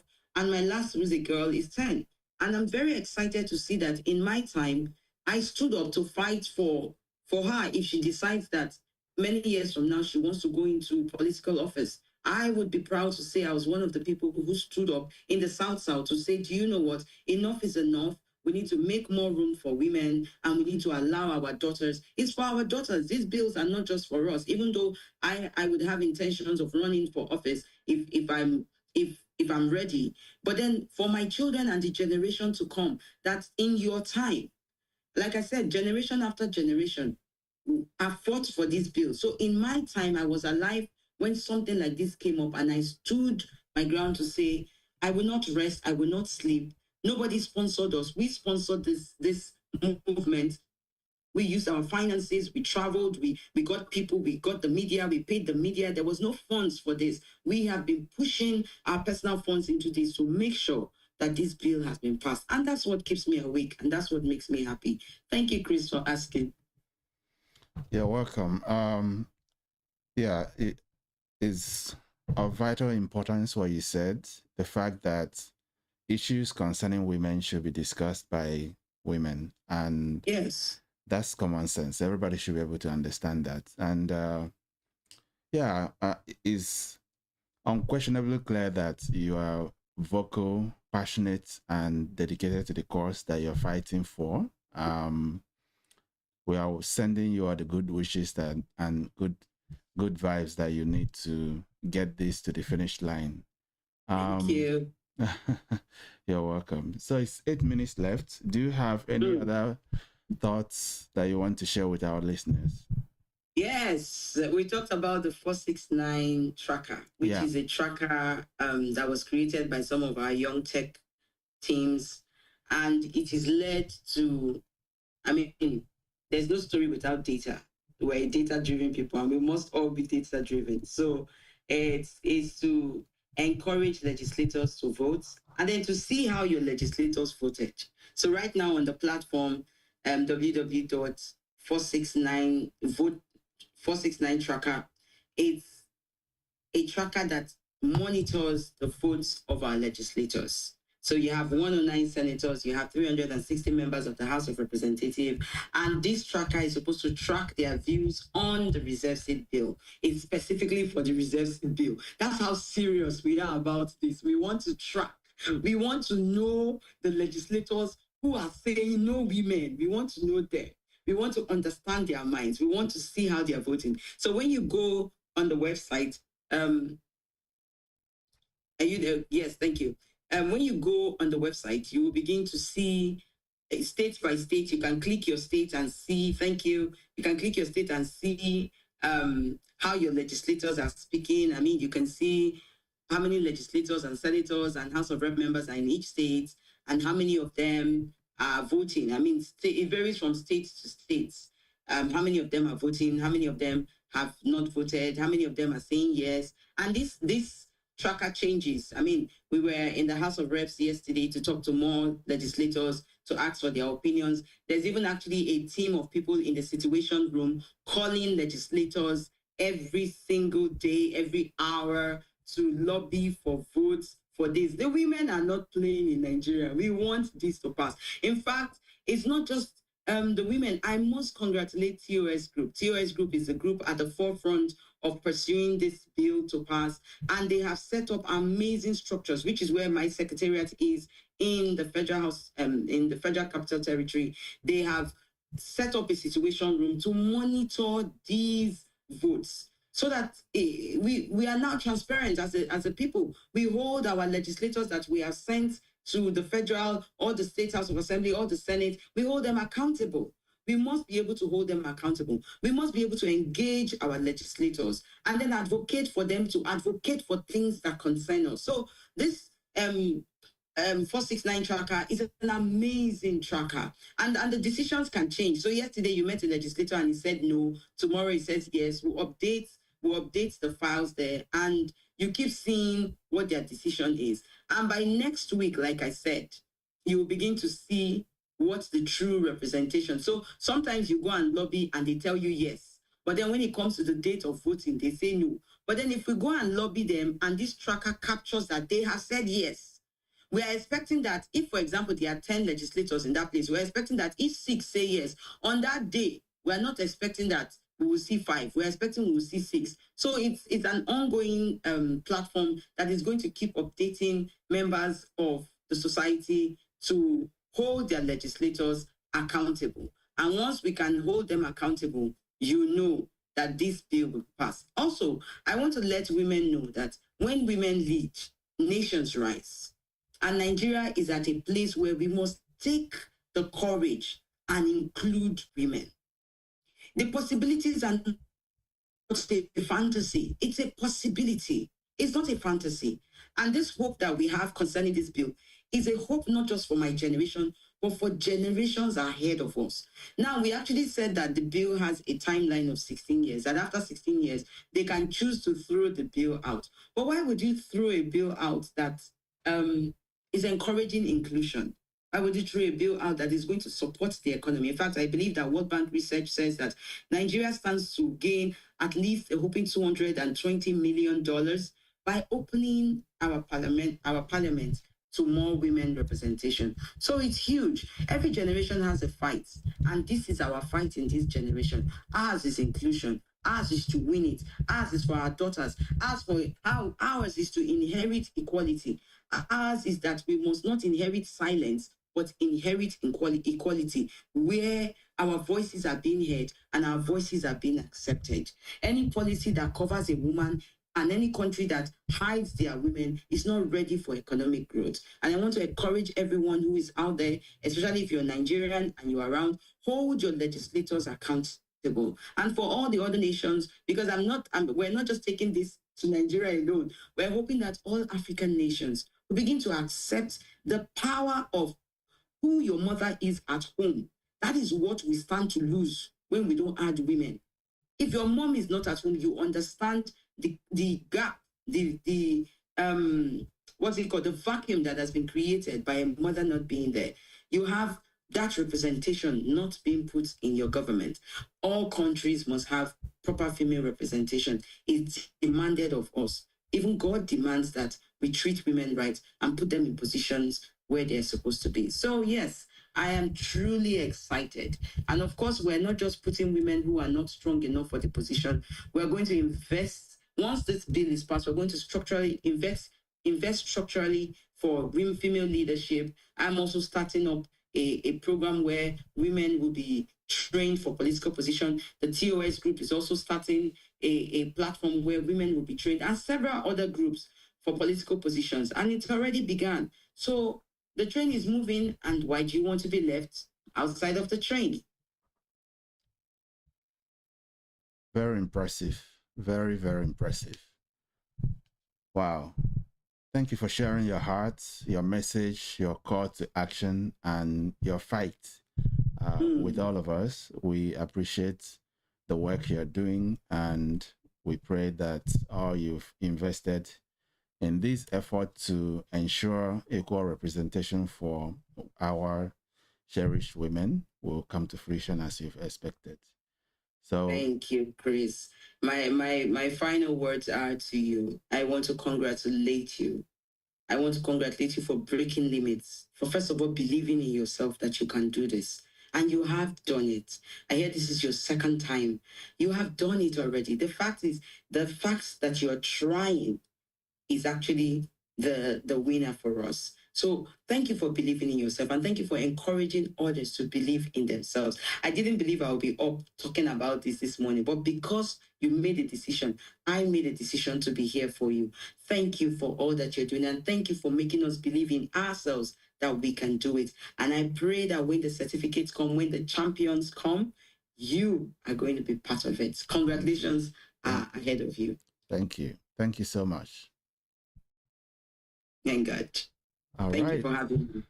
Thank you. So now we transition to Chinenye and still in Nigeria. Yay. Bye. Bye.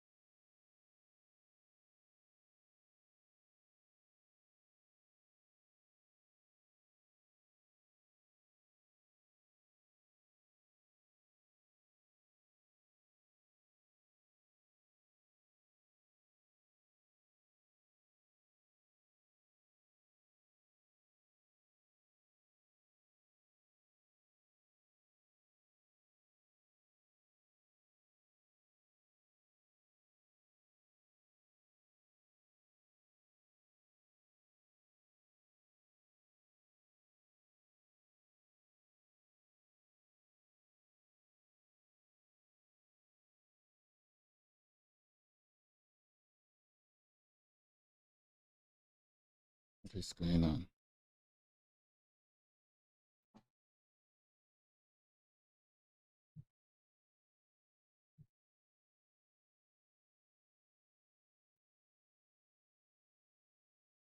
God justice for me.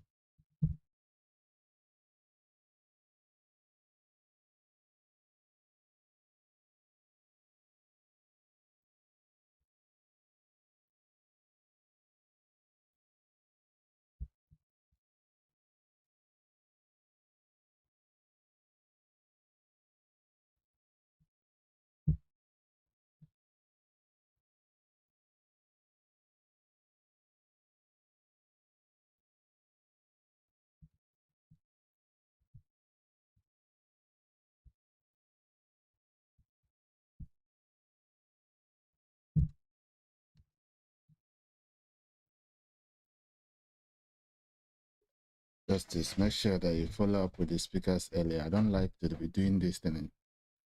It's stressing me out.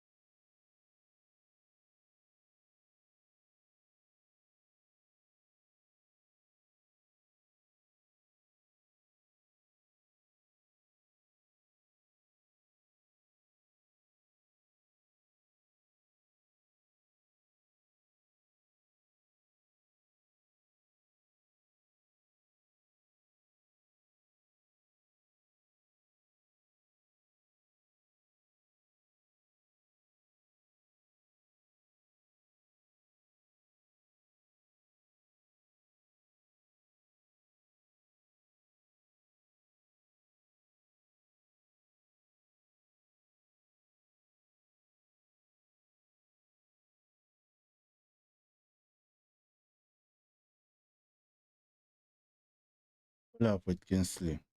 Be following up ahead of schedule. Justice, are you hearing me? Are you hearing me?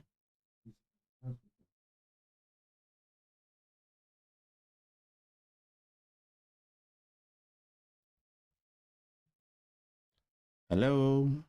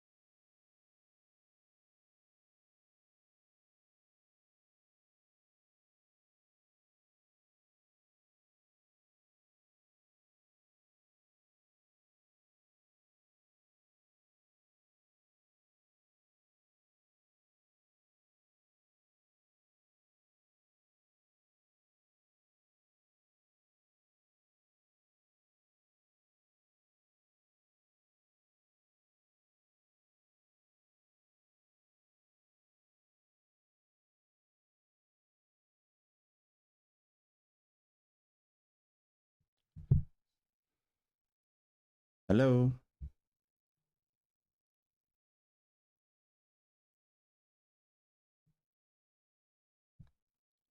Hello, good morning. Good morning. Shimi, you I have met... sincerely apologize for the delay. My network has been a bit... Yeah, you almost made Can my... you hear me? I can hear you. You almost made my heart jump into my stomach. Hello?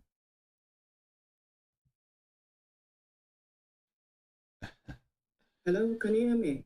I can, yes. Oh, great. Okay.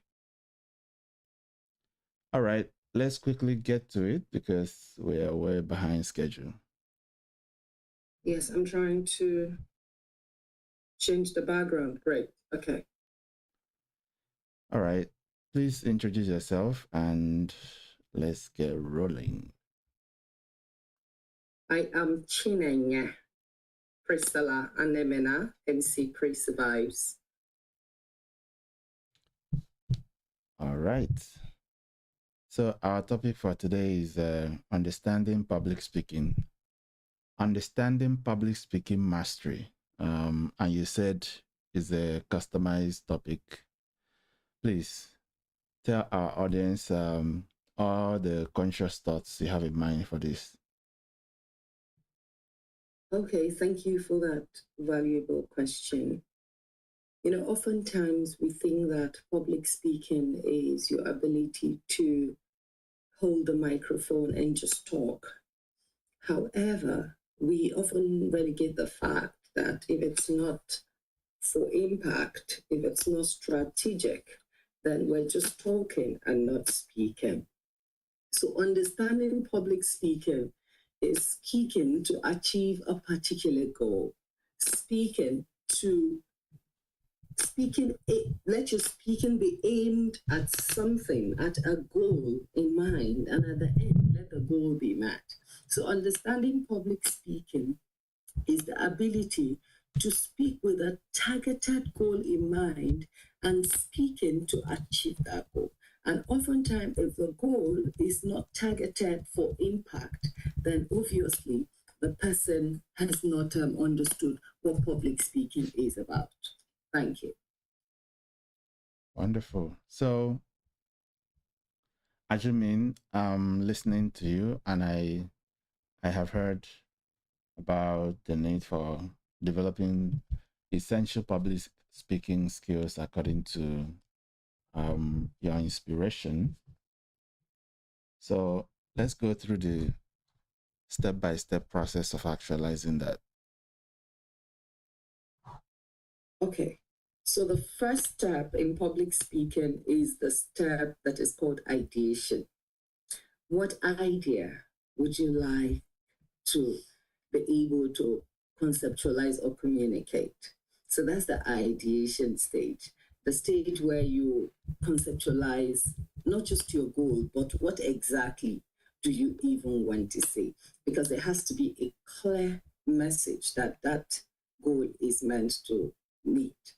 The second is, I would advise or recommend that you speak in your area of interest.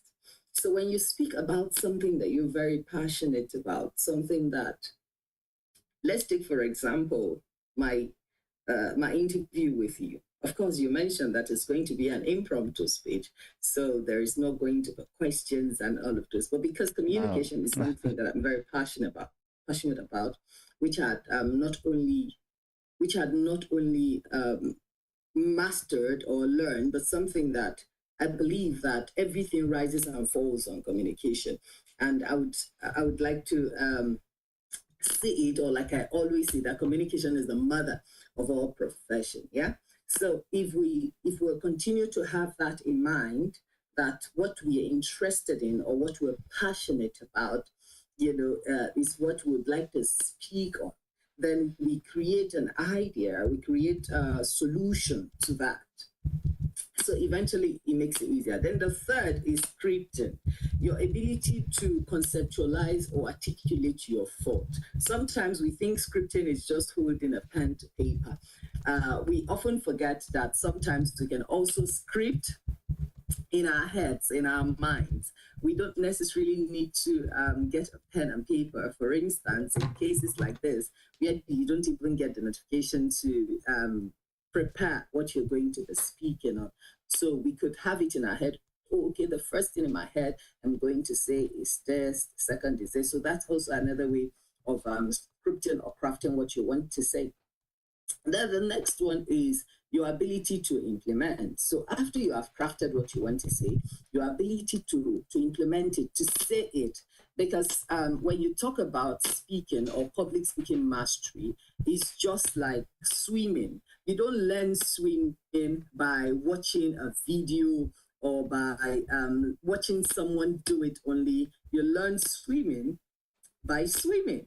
So, and that's why you don't see people who say, oh, because they've watched videos or maybe they've watched someone swimming for 3 hours or 3 months or 3 years without actually swimming, or even swimming once or twice without achieving their goal. You can't have them say, oh, I can swim. Yeah, so that's how it is in communication. So if you do not know how to, if you've not communicated, because it's one thing that you can only learn by practice. So if you've not spoken publicly to people, it's somewhat difficult to even achieve your goal as a public speaker. So the first, which is your ideation, the second, which is you're speaking through your passion, the third, which is crafting or scripting, the fourth, which is implementation, Then the fifth, which is often relegated, is what? Your ability to receive feedback.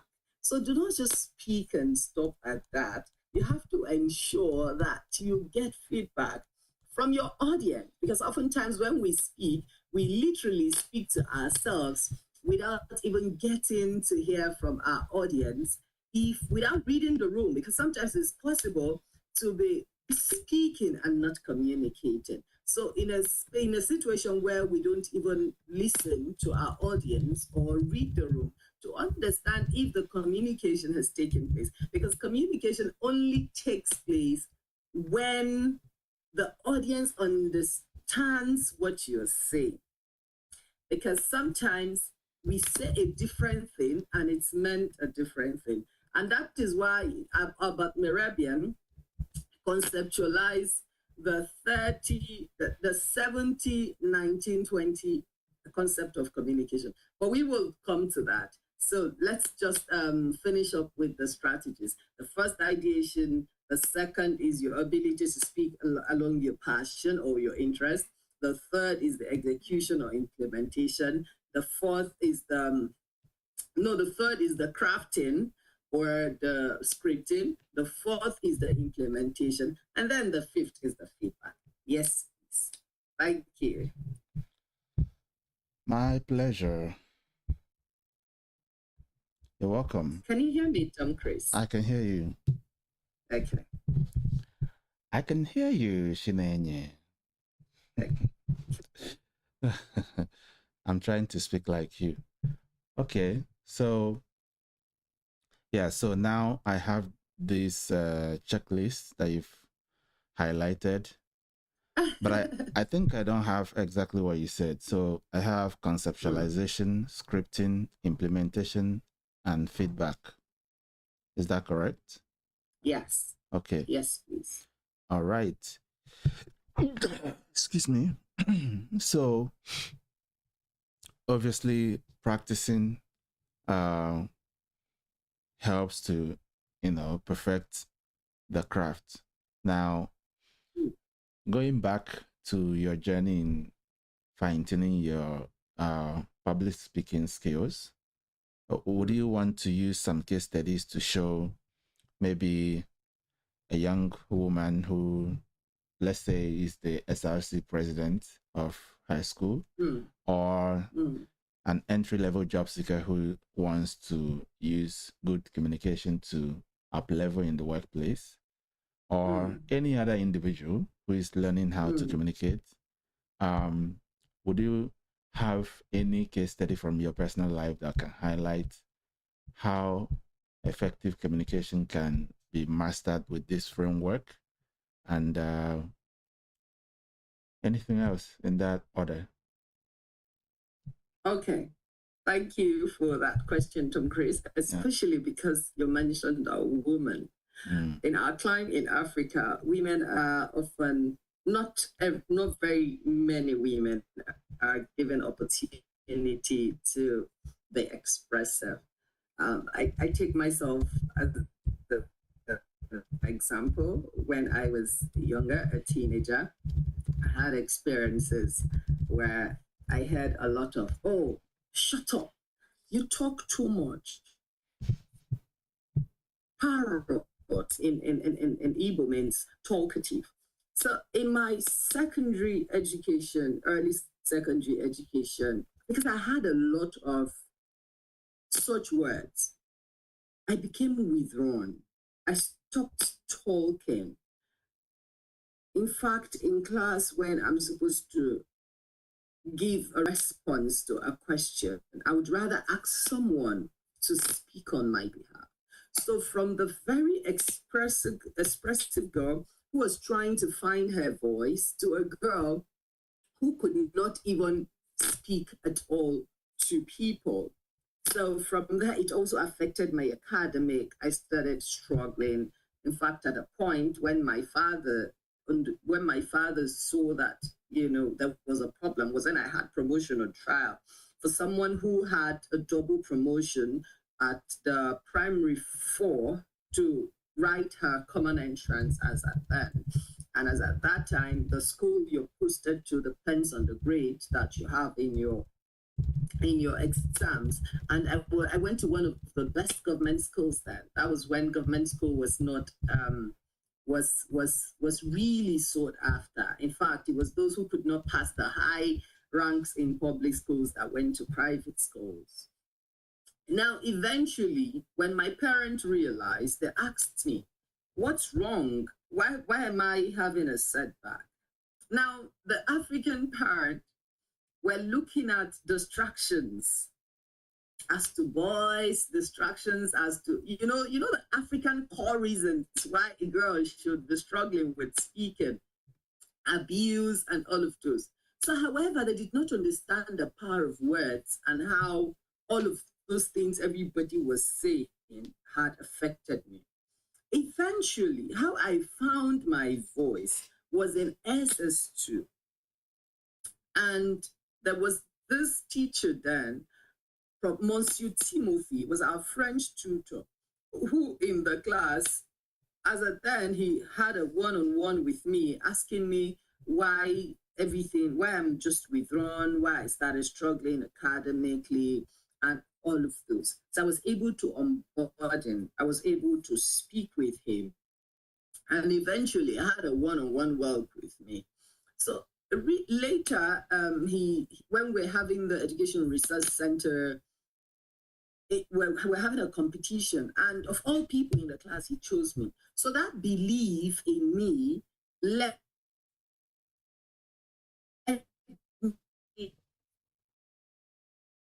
to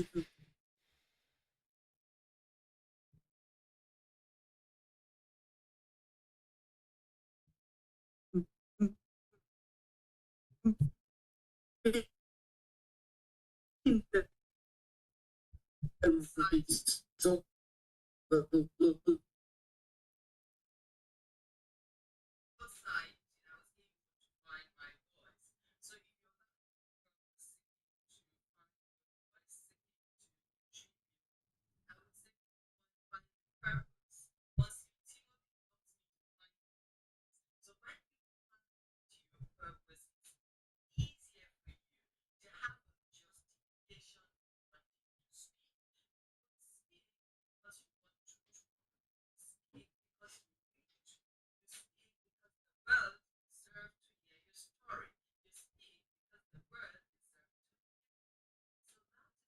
Why is my backdrop off?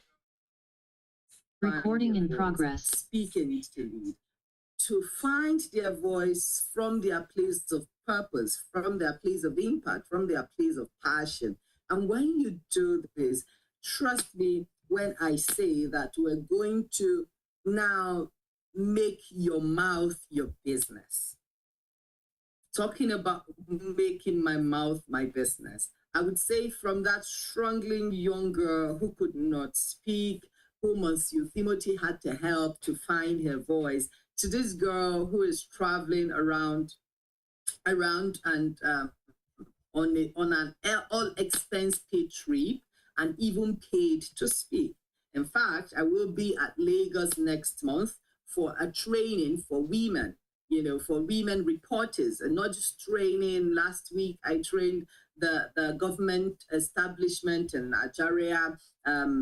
2 days ago, because I'm an MC, 2 days ago, I hosted the Nigerian National Disability Summit. Yesterday, I moderated a panel session, a SciTech session, a SciTech Summit panel that was organized by the Nigerian Institute for Legislative and Democratic Studies. So imagine if this voice was still timid. Imagine if this voice was still hidden. There wouldn't have been the pre-survives today. So I would have robbed the world the opportunity to experience God's potential, to experience God's purpose in me. So most times it's not just about finding your voice, but using your voice productively. And trust me, when you use it productively for impact, people would pay you to get to speak, to get to contribute with that same voice. So are you a young girl that's looking to find your voice? Are you a young girl that's looking to make money from your mouth? So it's not just about your mouth opening, but your mouth should open for greater good. So it's that greater good that people would pay fortune for. So thank you so much. I hope I've been able to do justice to that question, Tom-Chris. That was a good one. Thank you. You're welcome. You're welcome. So, what do you see from your experience? Now I see you also do training. So, I suppose there are some instances, or there may be instances where you've seen individuals struggle to execute, this framework of communication that you gave to us. What do you see that people struggle with, and why? Okay, so thank you once again for your question. To respond to this question, I would like to bring our attention to research by Albert Mehrabian, who conceptualized the 7-38-55 communication model. I don't know if you've heard of that. So the 7-38-55 model talks about the 55% of our communication that is being interpreted is nonverbal. That's the body language, yeah? While the 38 is from the voice, and the 7%, just comes from the message in your words, or in the things you say. So imagine, with everything we're talking about today, just 7% is accrued to the words from my mouth. 38% is to my voice. Why is 38% to my voice? Because with everything that I've said, if it's not well projected, if I don't use the easiest or the simplest words to your understanding, literally everything I've said would not be understood. And why is 58% to nonverbal communication? It's very important for us to understand it's very crucial rather, to understand the impact of nonverbal communication. Our body language, our eye contact, our gesticulation, our vocal varieties, all of this. This is why it's very important for us to master holistic communication. Because most times when we talk about communication, we often think, it's about the use of your tenses, about the use of your words. We always relegate the nonverbal communication, but it's very important. Imagine I am speaking to you, Tom-Chris, and my face is like this. You're not seeing me. That's already a distraction. So for someone who has a lot of things struggling for attention at that time, and there is no eye contact to hold you to me, to see me while I'm speaking, or listen to me while I'm speaking, you're going to be distracted and I might lose you. Now, for the voice, one might say, why is voice so important that it is accruing to about 38%? Yes, it's very important because your tone is important, your pitch is important. There is something called voice modulation. While you're speaking, you need to understand your higher and lower pitch. Yes, you also need to understand your rising and falling tone. You need to understand your voice texture. You need to understand your voice feel. And this also helps you in handling your microphone, especially when you're speaking to the public. So when you understand your voice is naturally high pitched, it helps you to modulate it. It helps you to speak with your audience and not to your audience. Because most times when you're speaking to executives and you get to speak to them and not with them, you're going to lose them because they often misinterpret it to be that you're shouting at them. So that is why it's important to understand all of this while you are speaking. Bear in mind the Albert Mehrabian 55, 38, and his 7% model of communication. Yes, so this model, I'd like to awaken our consciousness to understand that if we bear in mind this model, it helps us rather to not only communicate, but communicate effectively. Yes. So what are the strategies for us to learn to communicate effectively? So number one strategies that I would say that is important for us to, why am I using communication and not public speaking? Because I want us to understand that first of all, that communication is not just our ability to speak. Public speaking is not just our ability to speak, but our ability to communicate effectively. We need to understand how to communicate that the other person would listen to us. So number one strategy is active listening. Oftentimes we relegate the importance of active listening. We need to learn to listen actively, not just to the words of people, but also their reaction, their action. Know when your audience are tired of what you're saying. Know when they need to, know when they need an icebreaker. Because sometimes when you're speaking, I was invited to moderate a panel, like I said, the SciTech panel 2 days ago. And getting there, I realized that the young people were tired. They had sat for a long time from morning till about 11:30. That was my session. So before I came to speak, while I was invited, I just thought, okay, if we're going to talk, again, that's the panel, if we're going to speak, obviously they would listen. However, it would get to this ear and leave from the other. So I had to engage them. I had to make them a part. Of the session. First of all, we had an activity where we used it. Some other persons call it icebreaker, the others energizers. So we had an energizer activity that got them really interested in what we were doing. And because they were warmed up, they were now ready to listen to what we are saying. So that's why it's important for us to understand this. Now, while we've listened actively, the second we have to bear in mind is clarity.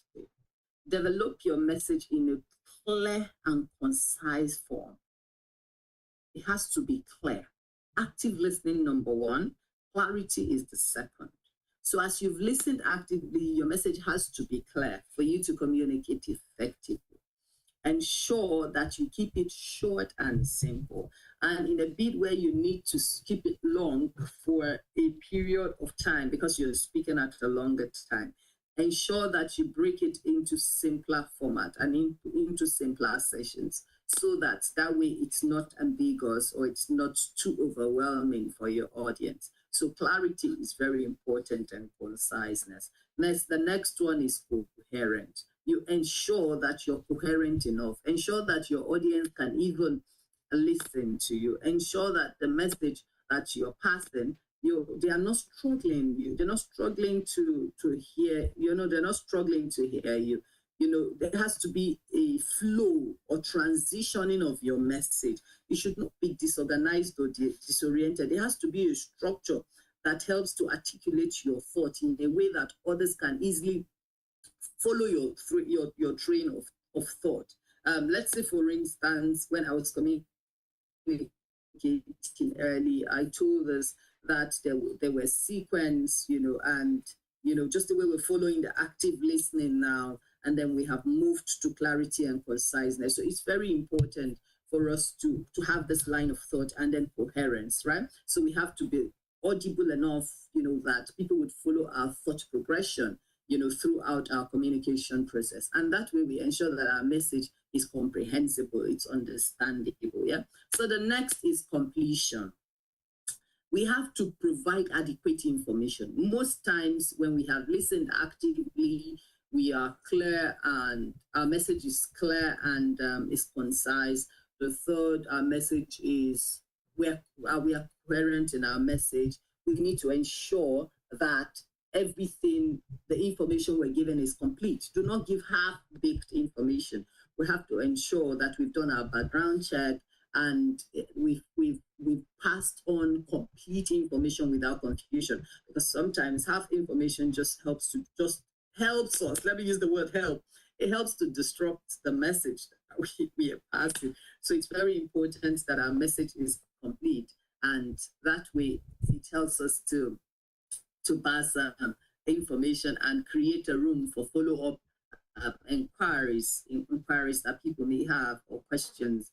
And then the last is courtesy. Oh my God, we often relegate this. We often relegate this, and it's very important for us to foster that culture of respectful communication. Yes, I know oftentimes we always think that one need to be firm, or one need to be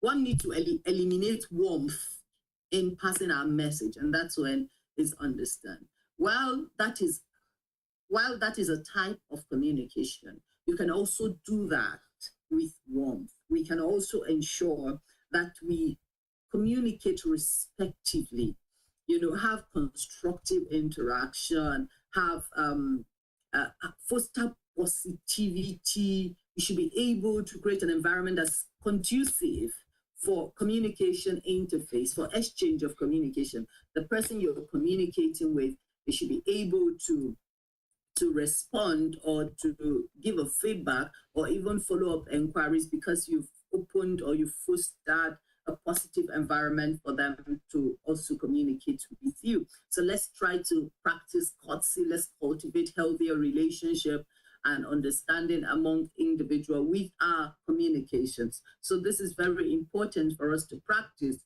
the active listening, the clarity and conciseness, the coherence, the completeness or wholeness of our communication, most importantly, and also the courtesy. Let's practice courtesy when we are communicating so that we can achieve our communication goal. Thank you. Wonderful. Thank you, Chinenye. It seems you're having fun with this communication career. Yes, I am. And thank you for the opportunity to speak about what I'm passionate about, communication. My pleasure. Okay, so we've seen the framework on how people can move from poor to Chinenye type of communication. And then we've seen what individuals who are learning to go through the process get wrong. We've also seen how to refine it and make it better. By the way, the number you gave a moment ago, the communication rule that you gave a moment ago.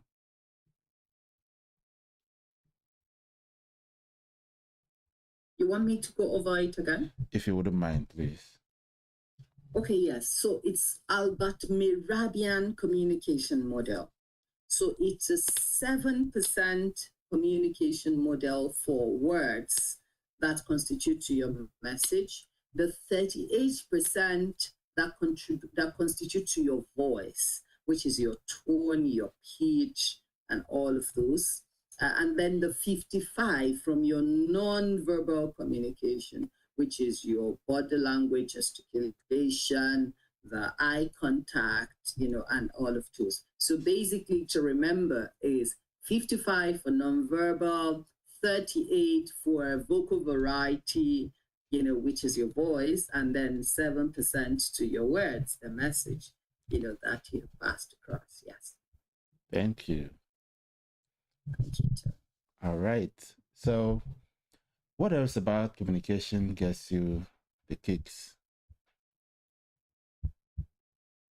Can you go over that again? What else about communication makes you joyful about it? Because it seems, Warren Buffett says if you can improve your communication, then you can double your value as a leader or as an individual. Mm-hmm. So first, do you agree? And then what Yes, about so what about communication besides what you've already said? It pays you, it helps you travel, and what else? What else makes you want to dedicate your career to communicating and teaching people to communicate? Okay, first of all, before the money started rolling in, it's the passion for me. It's the fact that through my work, a lot of people are able to find themselves, because your voice is as good as your identity. So it is until you have come to a point where you know yourself, you've identified your strength and your weakness, that you're able to speak, to own your voice. So that's where the fulfillment for my job comes in. So aside the fact that I provide your communication needs as a communication strategist or consultant, the fact that I help you to speak or communicate effectively is a greater delight. Now, the payment is now the icing on the cake. While the payment is not cheap, because of the value we bring, imagine an executive whom all their life have struggled to speak at workplaces. They are meant for promotion and they are not able to be promoted because they are not even able to represent their organization. And boom, they have sessions with you and you're hearing feedback. When you go to my social media handle on LinkedIn, you get to see feedback.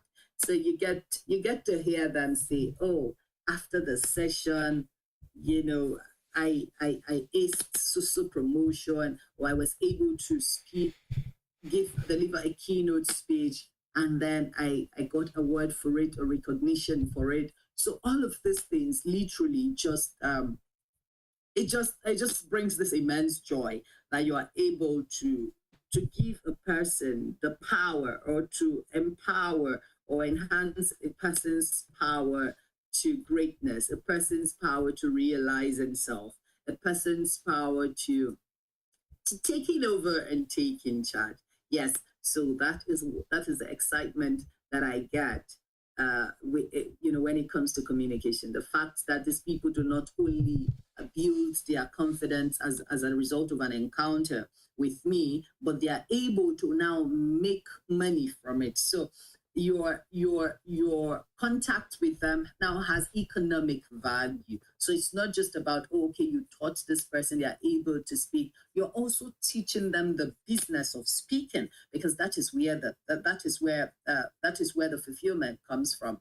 Because when you're able to do something, it's taken as a hobby, but when you're able to make money out of it, it's considered a business. So that is why it's very important for us not just to speak, but to speak with impact, to communicate for a reason, to have a goal in mind. A strategic communication helps us to not only talk, but speak with effectiveness. Yes, so the greatest excitement that I get is the fact that I'm solving a problem, I'm contributing positively to someone's life. I'm also helping them to not only identify themselves, but able to own their voice, gain their confidence, impart their wealth, and of course, make business out of it and make money out of it. Thank you so much. So it's not just about the money, because most times when we start with the money is where we get it wrong. So we start with the impact, we start with the purpose, we start with the goal in mind, to empower, to equip, and also to impact. So the money starts coming in. I'm sure there are 101 over 1 million speakers in the world. But why would somebody want MC Presidites to host their event? Why would somebody or an organization insist that they want Coach Chinenye, Priscilla, and Nemena? Now that's because of the value, because there is no two CPA. There is just one Coach CPA, because of that unique value and the dynamic advantage that you have while you're passing your information. So yes, so the fulfillment comes from the impact, from the result, from the feedback of our highly esteemed executive. And for some reason, we have a training that's called the Corporate Communication Masterclass for young people. But we realized that the people who even struggle more with speaking are executive, highly top executive and sought after executive. And most times, while some other communication consultants get to write their speech for them, we don't write their speech. So when they have keynote speech keynote address to deliver rather. So we don't write it for you. So we follow you through the conceptualizing or scripting to the point of delivering your speech. And even while you're speaking, we go as far as have a team who get to record your speech for constructive feedback. And also, while constructive feedback is important, people do not understand how to feedback. We have the CRC method, and that's the commendation, recommendation, and commendation. So I've taken us a bit away from the question, which is what gives us fulfillment or excitement, or what puts the butterfly in our stomach where we communicate, aside the financial gain or the financial benefit. And my response was the major factor is the fulfillment, the impact, and the value that we deliver. And then the financial gain is just the icing on the cake. Thank you. Imagine when you're paid to do what you love, and something that you ordinarily would have enjoyed doing without payment, and you're paid handsomely to get to do that. Just like the football players, while they are playing in the field and having their fun, they are paid to play. So I always say that perhaps I've never worked a day in my life because I've just been paid to play. So thank you so much. Yes, that's the excitement. Impressive. Well done. Your joy is reflective of your passion for your craft, which is essential in helping your audiences understand what prospect comes from working with a trainer like yourself. I like that. Okay, so as we gradually inch closer to the climax of our conversation for today, are there other things that you have in your toolkit that maybe you want to help people who are listening to you understand better, or observations that you've made that can help individuals that are looking to own their voice? Oh, by the way, before we go there, let me ask you a question. So, using the number that you gave, the 38557, for someone who wants to train the voice, not the words now, the voice, let's say you want to speak in a certain way, but you don't want it to be odd. Is there a special training or routine maybe that you can do either to firm up your voice or to soften your voice? So let's say somebody who has a deep voice wants to be in the middle tone. Is there any training that you recommend that they do? Because some people might want to speak softer, some people might want to speak firmer or stronger. Have you had such requisition from your clients before? Okay, so thank you. First of all, it depends on why you want to change your tone. Do you want to change it forever? Because some persons want to speak a certain.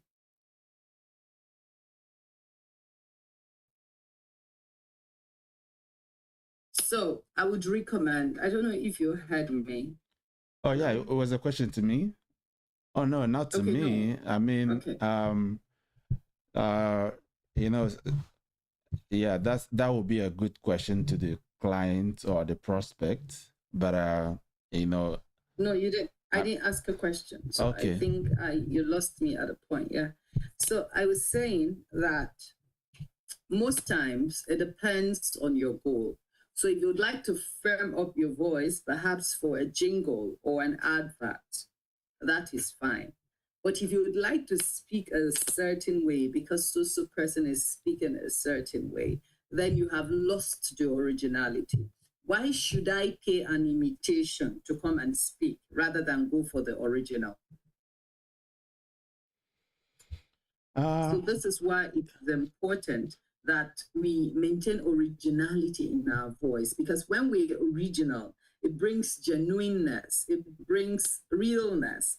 Now, when you want to master another voice texture or voice form, because you want to play a particular role or you want to use it to create a particular character, now that is different. However, in order to do that, there are certain things you need to do. If you want your voice softer, you need to learn to speak warmer. You need to practice to speak it with warmth. So in mastery, over time, you imitate those who speak warmly or a certain way because it's for advert or a certain goal. So that way you achieve your goal of speaking that way. And if you want to also speak harder or you want to speak firmer, the same thing applies. So over time, you speak with mastery. It's just like, for instance, I'm supposed to, if I want to run a jingle, and in that jingle, I want to take a bath, the bath form. My voice obviously will change. Welcome to the Guinness World Record. So my voice has changed from the firmer voice, from the softer voice or warmer voice to the firmer voice. So over time, the mastery helps you to take different form, take different voice speech, different voice texture, and that way you're able to achieve your goal or your aim. However, I would recommend that while doing that, it's also equally important to maintain originality. Yes. Yeah, well, I guess the latter will be the reason, because if a movie star wants to play a role that requires assuming a different character, then the voice will need to change or something like that. Again, like you highlighted in the example you gave, if I'm doing a commercial for somebody and they need me to sound like somebody else for the sake of the character I'm playing in the commercial, yeah, that could be one of the reasons. Or even okay, so here is another case study. Some people have gruffy voice, and obviously such individuals, when you listen to them, as I think that's part of what you started with early on, some executives have gruffy voice, and it makes presentation seem like a command and not a conversation. So I suppose such individuals often seek voice training and breath work to control, how words are pronounced, and, the reception that people, not control, but manage expectation that people have of them. So, yeah, but you are right. Obviously, it has to be anchored in authenticity. As we get to transition to Kingsley, I hope he's on already. He's not here yet, but so please give me a few moments. When it is already at the top of the hour, but give me a few moments so that we can bring in Kingsley. Okay, it's totally fine. So if you would like to take the role of a deeper voice, the role of a warmer voice, a deeper voice from a warmer voice, first of all, it's important that you hydrate. As a boss, take lots of water. It helps to soften your voice. Then practice deep breathing to support your voice. So when you practice deep breathing, it helps to support your voice and helps your voice to be milder. Then most times you can warm up your voice as well by, humming or sirening and all of those. Then the second is you can also use tongue twisters as well to help to articulate, and you practice your speech. Just try to vary your speech, and volumes. So over time, that's the mastery we're talking about. You practice your voice pitch or your voice tone, especially the tone that you want to take. And lastly, you read aloud. So when you're reading, you read aloud. It helps you to improve your pronunciation, and not just your pronunciation, also your intonation as well, where you take the rising and the falling tone. So it's very important actually that we practice all of this to improve our vocal. Yes, the first is you hydrate. The second is you practice deep breathing. Deep breathing helps to support your voice, very important. The third is you warm up your voice with humming or sirening. So especially the warming up works better when you have a tiny voice and you want your voice to be bold, you want your voice to, to come up. And then the next is tongue twisters. So these tongue twisters also help those who have mother tongue interference. So for some persons, their mother tongue limits them. So they want to say words with L, they use words with with R. Just like you have rice, some people call it slice. All of those. So there's a mother tongue interference. So if we want to work with you on that, we give you a list of tongue twisters. Tongue twisters, like for instance, I give an example of the R. So I'm going to think of a tongue twisters that goes with that. Okay, so let's use don't trouble until trouble troubles you. If you trouble, triple trouble troubles you. So you see, over time, when you keep saying don't trouble until trouble troubles you. If you trouble, triple trouble troubles you. So we give you the number of times you say a day, and over time you realize that, that mother tongue interference on that particular letter, it's a history. Yes, it's a lot of work and it takes time, but it's a work in progress that eventually would correct. And then you practice your voice pitch and volume. Oftentimes you take different voice pitch or voice tone. Do it over time with mastery. Mimic people that have that deep voice. Try to compare your voice texture with them when you're practicing. When you do that, you realize that you're able to take on that voice tone, pitch, or texture, because you've mastered how to vary your voice. And then, of course, reading aloud, ensure that your thoughts are well articulated. And while reading, it's important that we understand how words are properly pronounced. Elocution is key. Oftentimes, what we in Africa call phoneme is your ability to understand how words are well articulated. Like when we say K, it's not as to because we want to sound a certain way. It is because the letter A is transcribed with A, yeah, and you have cake taking that shape, that form of the letter in that word and not the sound, and that's why it's a diphthong, and that's why you have cake and not cake. It's not cake, it's cake. So you have words like access. So while we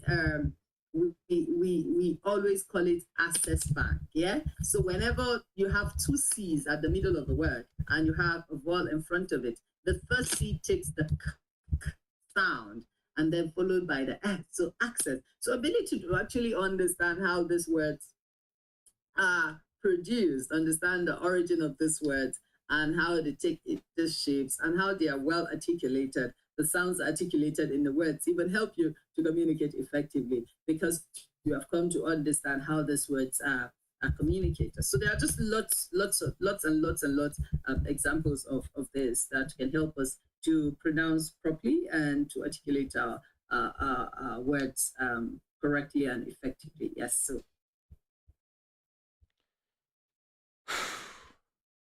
Okay. Do you have another question for me, Tom-Chris? No. Okay. Kingsley is here. Yeah. Yeah. I was beginning to wonder if Kingsley would, because he's always punctual. So when I didn't see him early on, I was so troubled until my trouble troubled me. Okay. No, you shouldn't be. Don't trouble until trouble troubles you, yeah? Mr. Kings. Okay. Yeah, you've done a good job with this topic, and it's unquestionably clear that you understand what you're doing. Communication is something that everybody needs. So your market opportunity is clear. As an entrepreneur, I'm looking at what you're doing and I'm thinking, what's the going concern? And it's a no-brainer.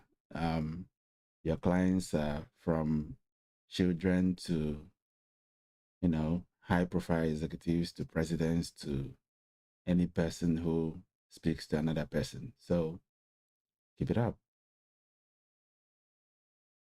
Thank you. Thank you. Thank you. All right. So let's go to France. Ireland, rather, not France.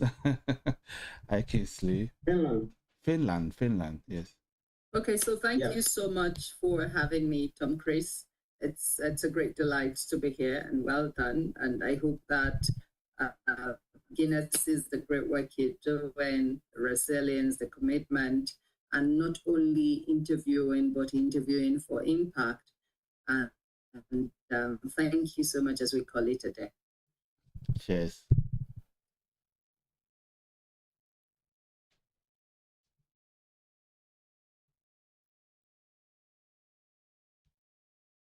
Okay, let me see if I can.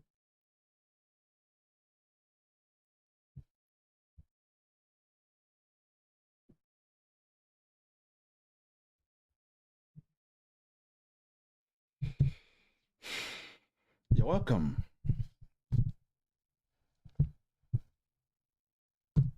Hi, Kingsley. Thank you.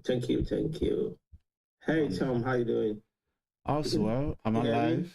I'm alive. I'm awake. And I'm happy now that you're here. So we are discussing how to design one's life to protect well-being using the system approach. This is impressive.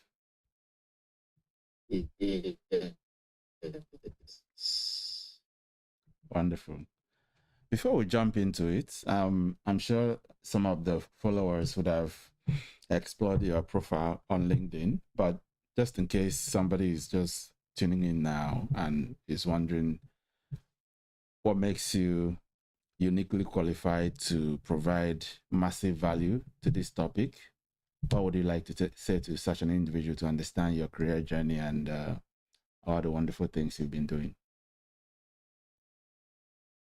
Yeah, Chris, I mean, thank you so much for the opportunity to join you in this incredible journey that you are on. I'm so honored and proud and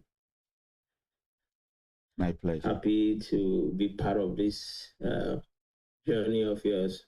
So my name is Kingsley Ife, and I help corporates and entrepreneurs, so to speak, professionals to actually prioritize their mental and physical health through exercise and fitness. So what that means is that I design healthy physical activities around busy schedules, just so that people that claim that they are busy, as you probably also understand, the entrepreneurship journey is slowly and extremely busy. So I help them to build routine around this so that they stay healthy and they can thrive. So that's in short, that's what I do. But before that, just to give you a little bit of background, right? So that qualifies me to do what I do.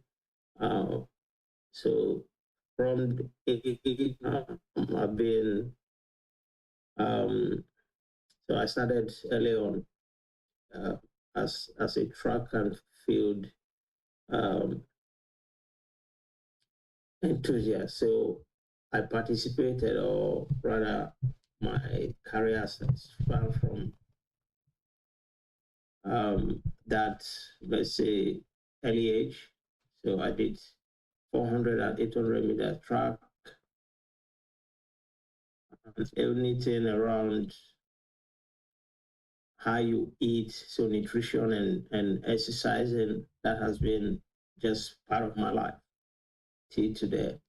So it was only until recent 2014 where I retired, and then I started off an event company in 2015, helping visionary companies that are interested in African markets, helping them to kind of navigate different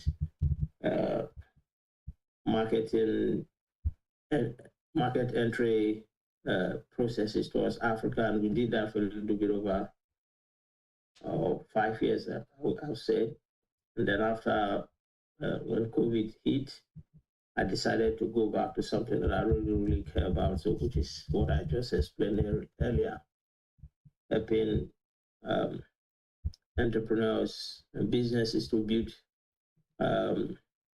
physical systems that help them to thrive in their different areas of businesses. So yeah, I think if there's anyone that really understand this topic, I think I could say that this has been part of my life. Wonderful. Okay, so for I mean, unless someone hasn't had that emergency before, they wouldn't understand the need to make it a deliberate effort. I remember there was a post you shared on LinkedIn some time ago, which I left a comment on until that incident. Until that incident, I didn't fully appreciate the need for conscious and deliberate design, on the well-being and how to use your body for not only movement, utility, but to ensure that you are not putting on unnecessary stress on that will cost you a lot of trouble, which sometimes we don't really know is happening until sometimes we do know it's happening, but sometimes we don't pay attention or make effort to regain some of the lapses until it's too late. For example, I've been sitting for a long time since this Guinness World Record, and I know I'm supposed to, put my schedule in a way that will allow me to have a good recovery moment after this attempt. Yeah. So, but back to the topic.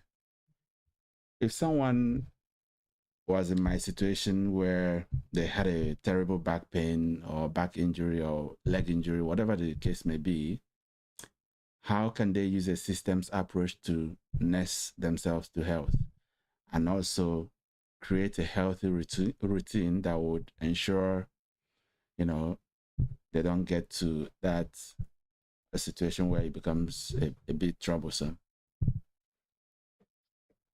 Yeah, so basically, when it comes to human body and our physiology and nutrition and then exercise, right? There's a lot that goes into it. The psychology also plays a big part. Let me touch a bit about the first question you asked, which is if someone is having back pain or leg or broken jaw, ankles or something like that. First of all, I think it's always so there are specifically people that specializes in those when it comes to like maybe body injury. So I think that is something that doctors could do. So that's not actually my area of expertise, but what I can tell you though is that when it comes to the pain of maybe the ankles or maybe one is being a bit fatigued, what is important is actually one can look at the weight, because once we carry excess weight in our body, it affects the joints. Also, by so reducing our effectiveness to move our agility, and then also bringing about some sort of strength. Stamina decrease, right? So that's first thing that I would say. Right. And then when it comes to building systems, I often say that we need routine. We need in order for us to, well, it's even the food that we're eating, because there are a lot of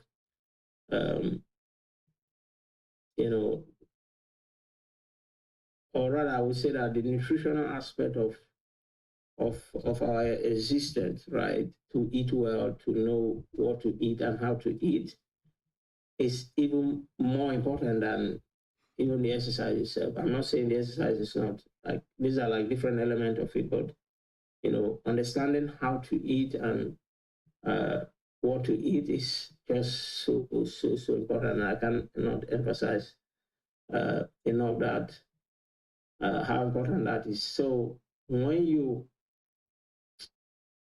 think about holistically how to be well, be viably thriving in your own body, in your own physiology. So there are different elements that is involved in this. So you think about the exercise, which is movement, you think about nutrition, and then also your mind, like how does your psychology work? How is it that you can, so when you look at this different element, you begin to think about how and what you should be doing in order for you to obviously take care of yourself. So in a sense, it's not just using your willpower, right, and motivation, because those two can fail you. Okay, I normally say, and I normally let people know that it's not that people lack the motivation to take care of themselves. And often at times, people also have the willpower to continue. But the problem then is, how do you sustain it? Because you get to a point where your motivation and willpower is not even enough to actually, take you for the long haul. That is where the system comes into place. And how do you build those systems? You cultivate even what is just a little effort. So anything that is going to, if for example, if you know that you're tempted most of the time to eat things that are not nourishable, that are not nutritionally dense, that can impart your health in a positive way, then what do you do so that you don't fall into that trap of going back to eating something that is not helping your body? Then you think about, okay, should I have some certain meal that is nutritionally sustainable in my home? What time do I eat? How often should I eat?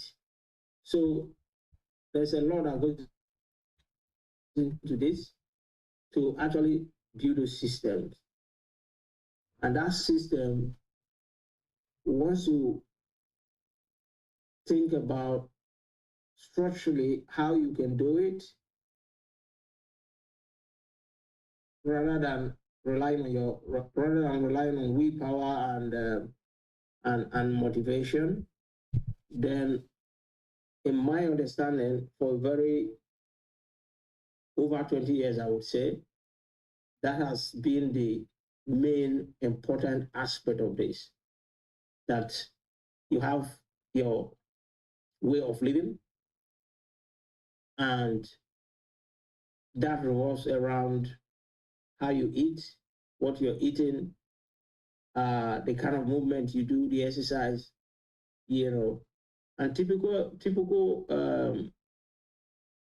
way that I can explain this is that, for example, you know that, or it is in your program or schedule that 3 times in a week you will do some certain physical activities, whether it's strength training, whether it's running, or whether it's just hiking or just walking. Okay. Now, if you have 1 hour scheduled for each time, if you have 1 hour scheduled for each time, you think about what could possibly go wrong for you not to do it, or for you not to take to actually do these physical activities. Right. And you might think about maybe you go to work, you after work you're feeling fatigued, or you are just maybe having visitors or phone call that you receive about raising fund and that sort of thing, and then all of a sudden everything is thrown out of the window. So you need to think about all the possible frictions that's going to come upon your way that will make you not to do it, and then you cancel them all out, and then take, even if it is just 15 minutes or 20 minutes instead of 1 hour training or session. That is how you sustain actually having a structure that carries you for a very long time. Impressive. So yeah, I'm with you every step of the way, because systems thinking is of vital importance than, forcing function of willpower and motivation, which we know you can be motivated today, but there's no guarantee that it lasts to carry you on. So the question then becomes, how do I create this system, for healthy living and healthy lifestyle and healthy choices? Is there any canvas or checklist that you have for creating the system? I know you already indicated about, making certain habits and removing distractions, but is there any checklist that you usually give your clients? Yes, when you have a system, it helps you to actually, it's like your navigator, like what lead you to the direction that you're going. Yeah. So when you think of system, right, what comes to mind is actually, like I said, you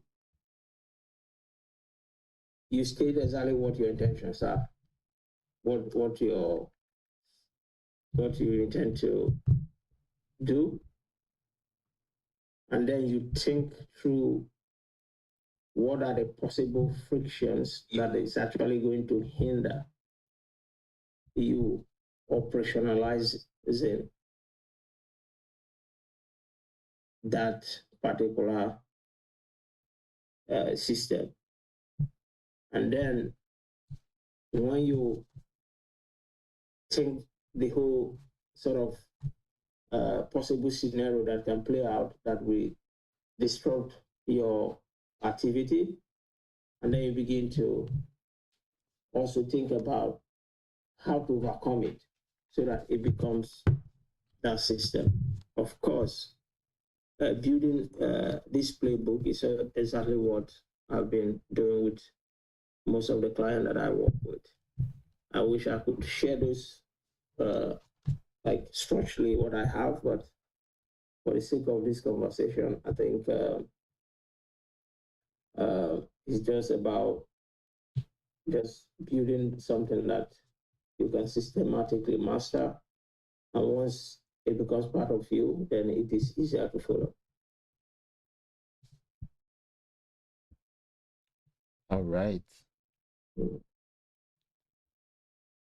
Okay, so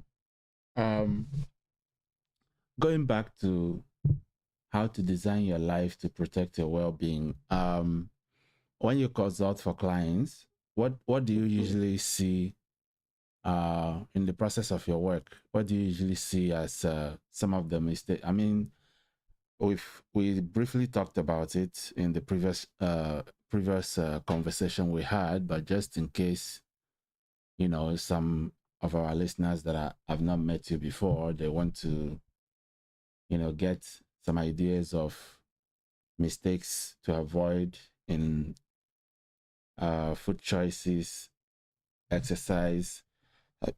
By the way, there is I don't know if you've seen it, there is this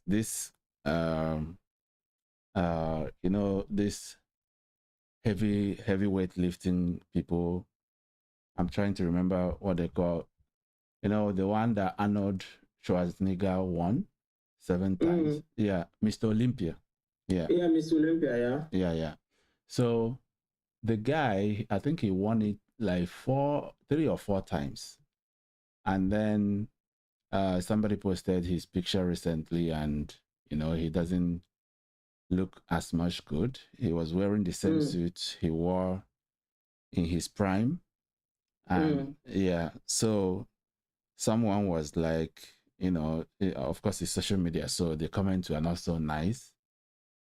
Yeah, so with someone, there's a comment there that stood out to me. It was like, is there a need to go to that maximum extreme of, you know, training your body to that point, when at the end of the day, when you get to 40, 50,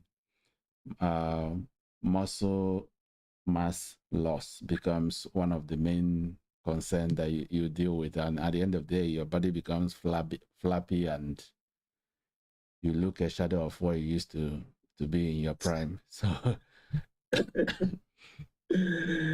yeah. So what do you think? Tom, first of all, we are going to age, okay? Aging is a written, let me just say that, okay? When it comes to Arnold and the way he's looking and what is going on, don't forget this man is almost already approaching 80, okay? Yeah. Also, you need to know that for us as human, right? I don't know if you know the country that has the highest mortality rate. I think that's Monaco, and that is because people have a lot of financial means to actually to look after themselves. So Monaco is an extremely rich country, and then the country that has the lowest mortality rate in the whole world, Japan. The lowest. Japan is up there in terms of the high mortality rate, with the average age of, I think it's about 89, 90 about. But the country with the highest mortality rate is Monaco. And then you have all these Nordic countries also there. Some countries in Asia, you know, they are up there. But the countries that have the lowest mortality rate is in Africa. And that country is Nigeria, with the average age of 55. Okay? Wait. All right. Wait. Let me... you want to check it? I have to, because... Yeah, please do. Check it. See if you find something there on my way. The country with the lowest mortality rate in the whole world should be Nigeria, for sure. With the average age of 55 years old. Did you find something? 1 second. Let me go to AI. I was trying to use Google, but I'm not sure what the result I'm seeing here. I can't validate it.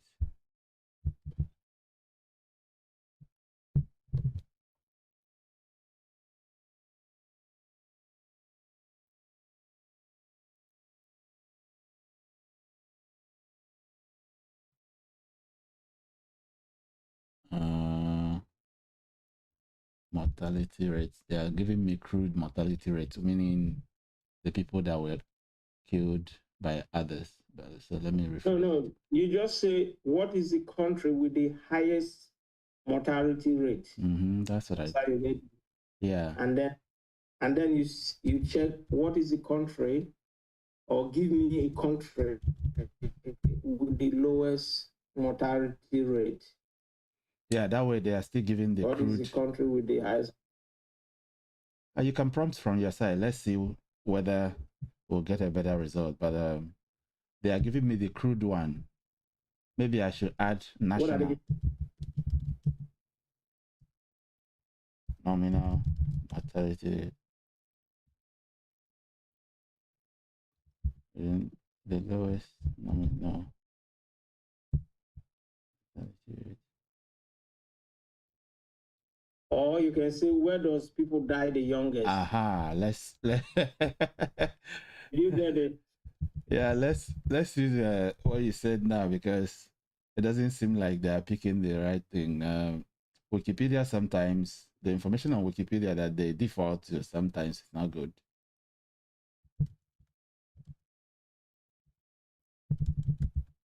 How does people die youngest? Okay. Chad 53.7. Nigeria 53.9. Yeah. I know Nigeria will be among high mortality. Yeah. Nigeria is number 2. Central African Republic 55.5. Lesotho. Let me share my screen with you. It's all right. I think, yeah, Chad, Nigeria. Okay, Nigeria is life expectancy in Nigeria shouldn't be higher than in Japan, because I remember there was quite recently there was a news article about over 100 people that have aged over 100 years in Japan. Yeah. So when it said here, Tom, what is saying here, if people die the youngest, or if people die at the age of, on average of 53.9, right? So that is the country with the lowest mortality rate. And then the highest mortality rate, when you talk about Japan, like Monaco, like I said earlier, so those are countries that people, like, where they age more. You understand? So that's what this means. Okay. But let's move on with your. So I just threw that out there. Let me just quickly answer your questions as regard to, people aging well, because I guess that's where you're going, longevity. And then people like Arnold, they trained and they did all these things, and then now they're looking very frail and very like their strength is failing them and that sort of thing. Yeah. Now, one thing that I normally talk about, and the way I go about, training and longevity and head span, it's good that you brought this out, because my whole approach is actually around doing things the natural way. There's no point. And that's one thing I like so much about us Africans.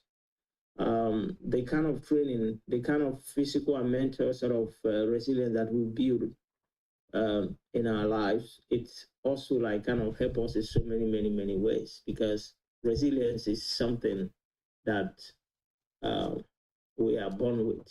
Okay, we're resilient.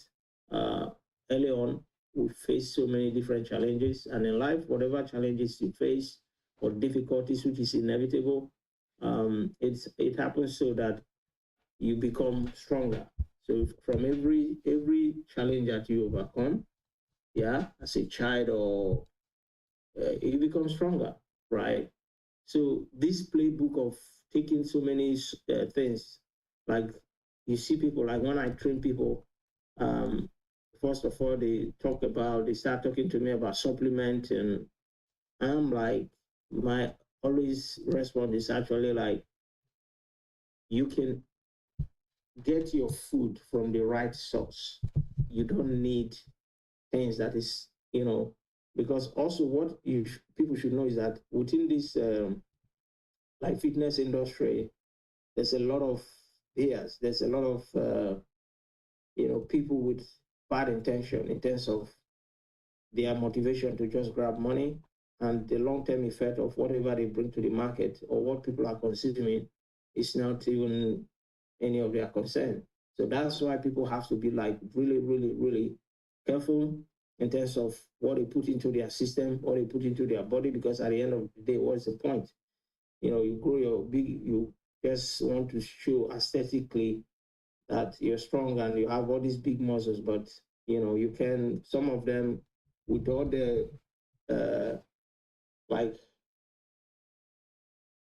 some of them have a bit of big trouble conceiving, in the aspect of men. Like, they're not even fertile anymore because they had all these things that have just completely destroyed their system, right? Their internal system, like their reproductive system and that sort of thing. So my plain advice is, please do not use some of these things that you don't really know, and even like you don't know what their impact is on your head, right? You see it in the market today. There's a lot of even this what you call the energy drink category. Those are very, very toxic. Yeah. Most people don't even know the content of what it is in there, right? So I tend to keep it simple. I tend to keep it very natural, and I haven't, like, that's not something that I really encourage people to do. Get your food from the right source. Me now here in Finland, if there's something that I really miss when it comes to living in Africa, is the food, because I know that that's where I can get my food in its purest form. Even when I go for, there's what you call the farmers club, where I get my chicken and my beef and some other foods that I eat. Fruits are not grown in Finland. It's all important. They got them from Spain and some of these Latin American countries and stuff like that. I still go for the organic stuff, even if I know that it's not like they actually import these things. I still do my best to make sure that those are the ones that I go for. So go for the food from the right source. And I think for you guys in Africa or in Ghana specifically, please, if there's one thing I could say that you should be happy for, is that you get your food from the resource. Don't do the supermarket stuff. Others, the more food is being labeled, the more the packaging looks, inviting, the more you should just run away from them. That's my take.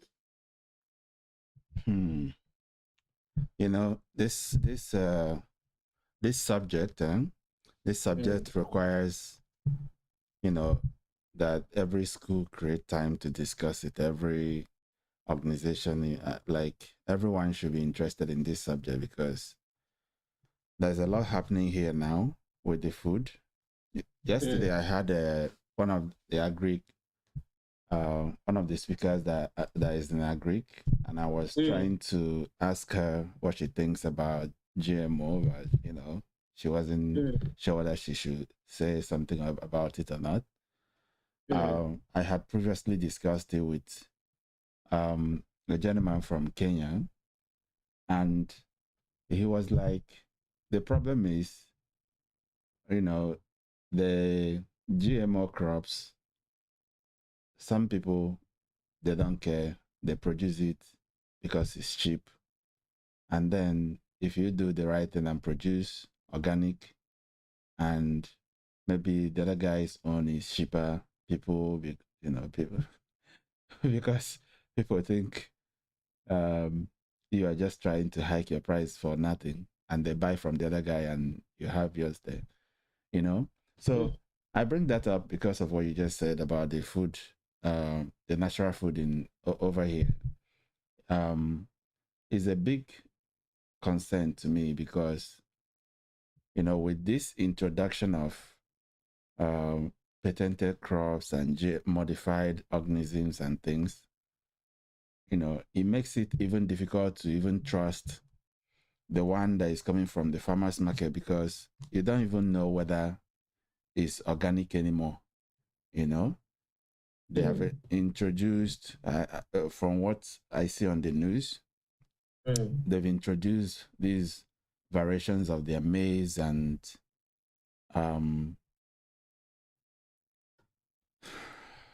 I worry for us to not, fall into the system where people just use their money to buy things that don't help their body. Yeah. Yes, I think it's an important thing to say, and it's really good for you to have this concern and worry, because it's already flooding our system, our ways of living, and one have to be just intentional about it. Yeah. Whether it's raising your kids, whether it is just looking after yourself, or even talking to our loved ones, parents, to actually make sure like they understand what it means to actually look after oneself, because prevention, as we all know, is always better than cure. Yeah. Food is one of the most important aspects, right? It's one of the most important aspects of this whole equation of looking after oneself. Once you start to put into our system something that doesn't help it to thrive, something that doesn't help it to sustain for the long haul, then we're not helping ourselves. So it's just that simple. Go after what you eat from its original purest form, right? Yeah. You don't have to like go for products that have been stored for a very long time, that have lost their nutritional values. Yeah. You need to go for food that have actually been preserved for several years and time. The effect is actually not healthy to the system and the whole body. So, for people who want to train their kids to understand these thoughts, where do you start? What you are fed with becomes part of you as a child. At least for me, that's what my experience has been. You start by actually educating your kids to know that what we eat affects our minds, affects our performance in life, affects our growth. It affects literally our progress and every aspect of our life. Yep. So they get that. And once that is a foundation, okay, they become conscious. Because what you're doing is actually establishing what you call a guiding map, okay? And it's not only about telling and educating them, it's also, it becomes your ritual, it becomes your practice. Because once you practice that, right, the kids will just follow what they see. It's not only what you tell them, but what they see you do. For example, in my house, we don't buy there's no energy drink or soda, this kind of things. It's not, we don't we don't do it here. So those are like practical ways that you can, nudge your kids to that kind of direction where they know that there are healthy way to eat, and then there are also unhealthy habits. Yeah. That can affect how we function as a human being. And kids are very smart actually. And some of these foods, especially even like all this baby food that has a lot of sugar and all this kind of thing, I would say as a parent, do your best to actually make sure that you go for the best food for your kids, because once they start eating sugar and also maybe getting them from this baby food and other source, once they are used to this kind of sugary taste, it becomes difficult to win them off. It becomes part of their life. But equally, when you start to give them something that are nutritionally complete, or meal that are nutritionally dense, but doesn't have those substances or added sugar and stuff like that, and doesn't necessarily taste sweet, they get also accustomed to that. And once you give them sugar, they're like, no, that it doesn't taste good. At least that has been, for me, my case is just that I don't even sugary stuff. Is for me, it's like no, like it's not something that really I don't get any pleasure from it. Yeah. So it's always good to start it early, and once you start it early, it sticks. Yeah, absolutely. Yeah. So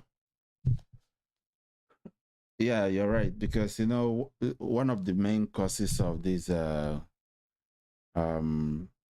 of what some people suffer is lifestyle choices. And in Nigeria and in some African country, they think drinking these things is part of life, enjoying life. And even social media can also make people do things that they don't actually know the implications of. Because I remember back in the day when I used to take vitamin, it was all these so-called influencers and their recommendations. And somebody, one day I saw a guy, he said he takes 35 different types of vitamins. 35. Yeah. Wow. They will tell you, I did my blood work, my doctor said you need vitamin D, vitamin A, vitamin E, vitamin this, vitamin this. And and if you look at, if you take those kind of things wholesale like that, you go to the supermarket, use your money, buy things, come back, and be piling up in your body. Meanwhile, the same vitamin D, you could just walk in the streets and you get early morning sunlight, and you get your vitamin D covered. So I guess. Yeah, I think, Tom, I think talking about, doing like having like what you call like the blood work to actually understand if there's anything falling off from your, or if there's something you should take care of, right? I think that is equally like really important. Because in order for us to sometimes we might be looking healthy and just walking around like everything is fine. Or in some cases also those symptoms might appear, like you're feeling fatigue or you're feeling not energized. There might be something that you're lacking, maybe your deficiency of some certain vitamin in the body and that sort of thing. And that is especially why it is important to actually do those the blood work. I have to emphasize this because it's really important. So most people stay for complete 1 year without actually going to actually seeing or running this or having a good blood work done. So actually see that what is happening in this side is okay. So I would say this, I would say that please do it because it's really important that you know, not just like waiting to start feeling some kind of way or not feeling functional enough, or maybe you start to feel tired and not your mental clear, you start to have mental fog and your mind is not clear and that sort of thing. You don't have to wait until those symptoms begin to manifest, okay, or begin to surface. You have to take it upon yourself to say every year, at least do it twice in a year to actually make sure you go for the proper blood check up. I'm not talking about your cholesterol levels and that sort of thing. Those are equally important, but there are specific blood work that one need to do to see that what is happening inside is good, right? But that said, once you discover that, or once there is a sign or there is an indication that your deficiency, let's say in vitamin D, like you use as an example, right? Yeah, you can supplement vitamin D, right? If that is what you can do, especially here in the Nordic countries, right, where we barely there's no sun almost, right? So in this case, I don't have enough of sun, so I have to have a bit of I have to supplement with vitamin. But if you are somewhere in Accra or some hot sun in Lagos or Nigeria, I don't think like if you're lacking vitamin D, you should start taking vitamin. Yeah, but yeah, so the best thing to do there and to get your vitamin from the right source, you can go out in the morning, have the, expose yourself to sunlight. So in that way you can get your dose of vitamin naturally without supplementing. But of course, one need to also go and re-evaluate, recheck and see that, okay, is that working? Yeah, so I just want to say that there is that thing which is going to which is supplementing for the set of vitamins that one is deficiency of. That's it. But to just go and be deliberately, injecting things into your system as a way of eating to get big and to grow big muscle, and you don't understand what is the implication and the effect of what that means in the long run. That is something that is really I'm personally very much against. But when it comes to losing or having a deficiency of a specific vitamins in the body, then it's good to like take care of it as a way of supplementing, but also do it in the natural way possible. Oh yeah, the message is synchronized. Blood work is important for individuals to get a sense of what they need to manage and what they need to deal with. Yeah, but with better understanding of, or even how to think about life choices in terms of health, exercise, and nutrition, it's been one of the best investment I made in recent years, because you think you are living up to times. I used to buy vitamin C then, after every meal I would take some. It became so it becomes so natural that even when I wake up in the morning, is the first thing I do. After brushing my teeth and I'm about to go to work, I put it in the water and I drink it. Sometimes one is not enough. I used to, because they say it's vitamin, you can't get overdosed like that and things. And then until I became intentional about nutrition, health, and lifestyle, I began to cut down on all of those excesses, and I haven't felt worse. Instead, my energy has been improved. My spine has been better. My thinking has been sharper. So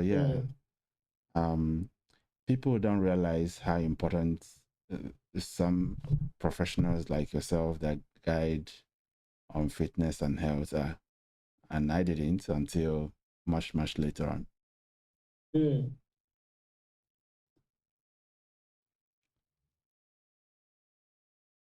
We are coming to the end of our conversation today, Kingsley. Yeah. So what are you working on next? There's a lot coming, and I'm actually more gearing towards longevity and lifespan.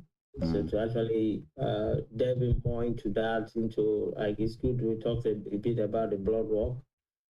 What must we do? How do we look at our, what is happening in the inside, so that we take care of that, so we can actually be more ready to, not just live long, but live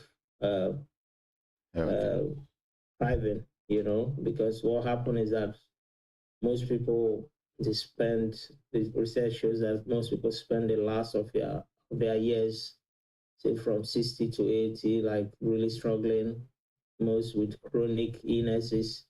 So we can avoid that. So if you look at the life draft, the chart, it begins to go down rapidly from 60.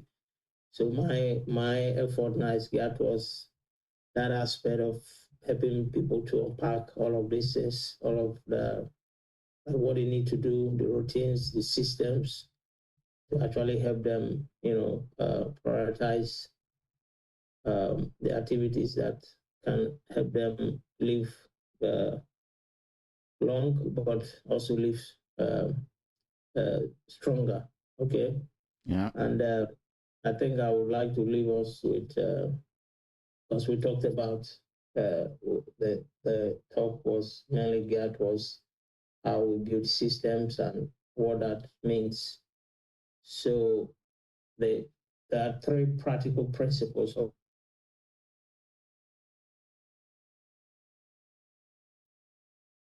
to kind of build unstoppable progress. So when you think about systems, I would like to say that you think holistically and proactively expect like failure to happen. And you have a plan to perfect how you execute, So you think like disturbance or like friction will occur, and you list every single one of those factors, and you make sure that you have sort of unstoppable things that you can master that can help you to overcome. So you are proactively expect any plan that you have to fail. Okay. And when you know that it will fail, or when you expect them to fail, you think about how to, you think about how to actually overcome them. And then it becomes easier over time, and then you systemize it. And that's pretty much what it means to think in system. Wonderful. Thank you very much for your time and for joining me again on this mission. I appreciate your contribution and the insight you shared. And please keep us in your prayers as we go steadily closer to 100 and above.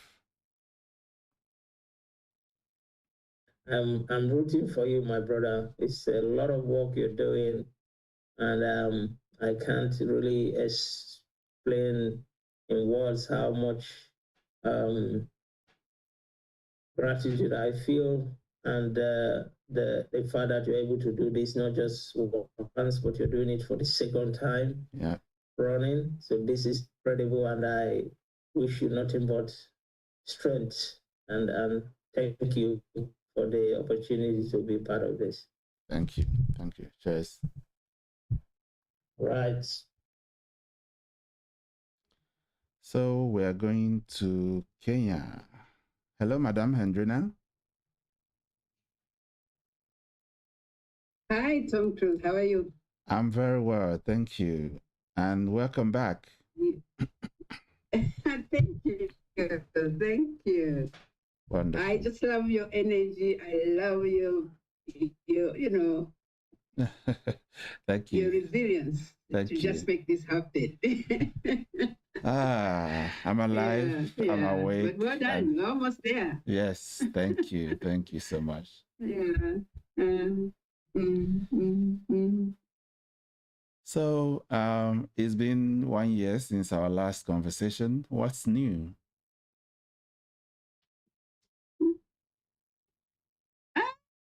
I think a lot is happening. Yeah, a lot is happening. But let me just say, thank you so much for giving me another chance. To have this conversation with you. It's very exciting. I've had a busy week, but I felt I needed to give at least part of my time to this innovative and very creative idea. Yeah. Thank you. Mm-hmm. Thank you so very much. The week has been busy. The year has been also interesting.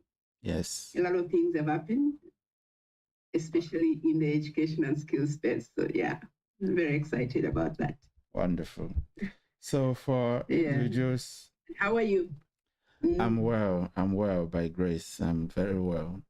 Thank you so much. Mm-hmm. For individuals that might not have seen, your work, God's grace is sufficient. Amen. Yeah. So, go ahead. I didn't hear what you said. Sorry.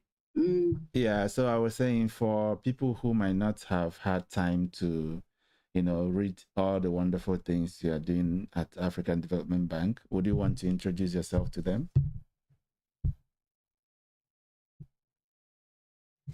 Yeah, sure. So my name is Hendrina Doroba. Currently, I'm working at the African Development Bank. I'm responsible for education and skills development in the bank.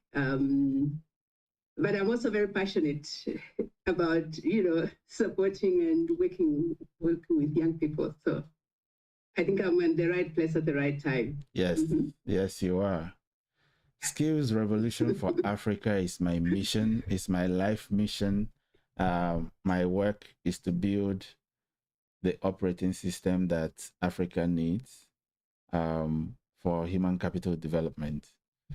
And so your topic is like my life work.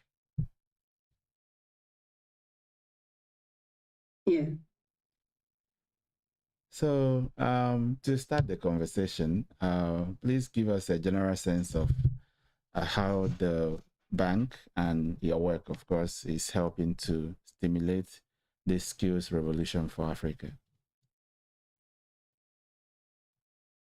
Yeah, well, thank you so much. But I would like to start it from a personal level. Right. And just look at, what is happening within the continent in terms of skills revolution, and mirroring that to my own, life journey. Yes. Looking at myself starting school, in a very rural part of Zambia, where I had to do weekly boarding, and you go in on a Sunday evening and you come back on a Friday. And when I look back, I was asking myself, gosh, what was I doing? What is going on? At that age, very young, the school was very far, but I had to go. I remember my grandma pushing me about 7 years old. I don't know if it's me wants to switch that off. Anyway, I looked at that and then I see myself to where I am now. And I said, wow, I am who I am because somebody invested in me. Right. But I think I also, believed in myself to say I can make a contribution, So when I look at the skills revolution that is currently going on the continent, I am very excited. Again, reflecting on my own journey, the kind of schooling that I went through up to where I am now, just simply tells me life is not static. Yes. So the education should not be static. Yes. We should not be teaching our children what we learned, right. and neither should we do it the way we were taught, because things have changed. Right. Things have changed. So for me, skills revolution, this is the time. We need to do something about it as African. Right. And I think that's what the African Development Bank is also pushing forward to make sure that we support countries to make this happen. Yes.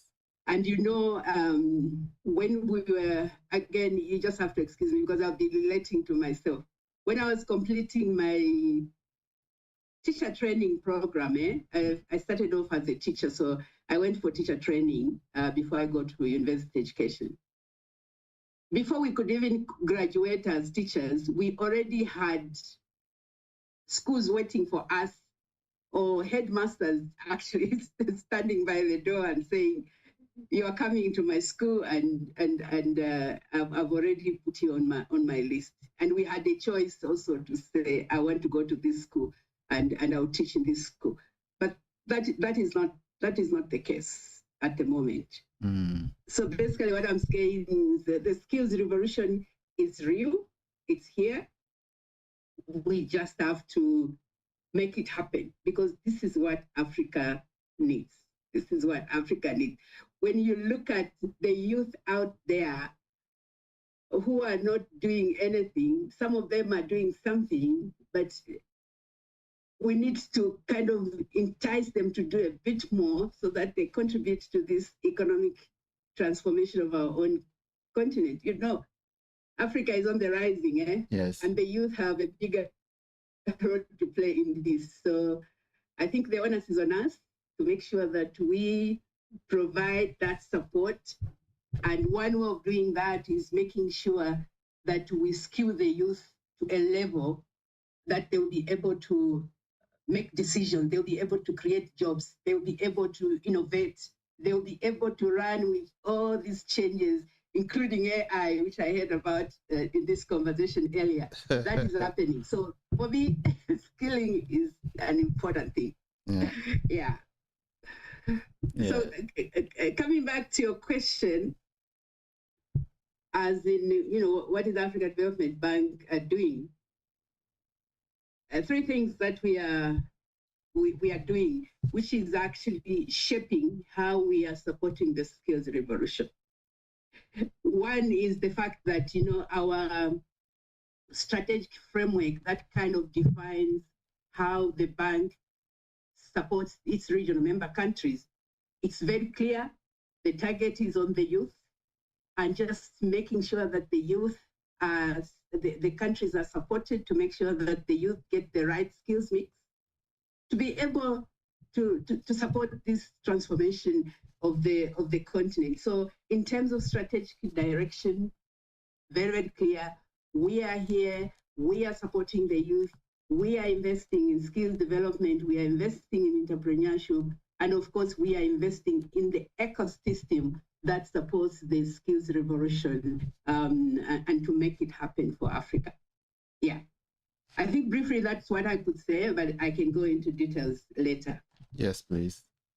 You know, yeah. I enjoyed the brief emphasis you made on your career journey, because I love to find out how it got started for you. So maybe we'll dovetail on that a little bit, because for I can imagine a young woman in Zambia wanting to be who you are today. So she sees who you are now, but she doesn't know the sacrifice you made when you were 18, when you were 25, the work you put in when you were 30, the efforts you made when you were 35 to grow in your career to become who you are today. So let me ask, if I may,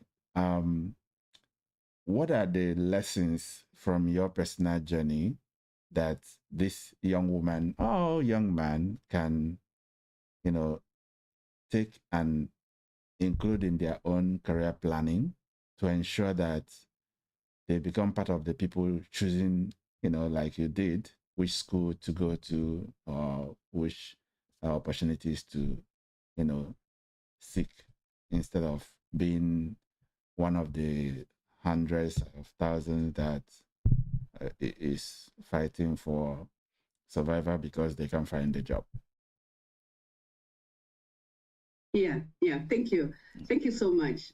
I think I'm speaking to that young girl who is in a rural part of Africa somewhere, where all you see is maybe your immediate family and the nearest school where you are able to interact.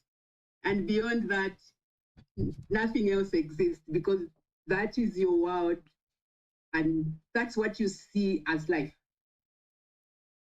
So I want to encourage that young girl who is in grade 1 or year 1 of schooling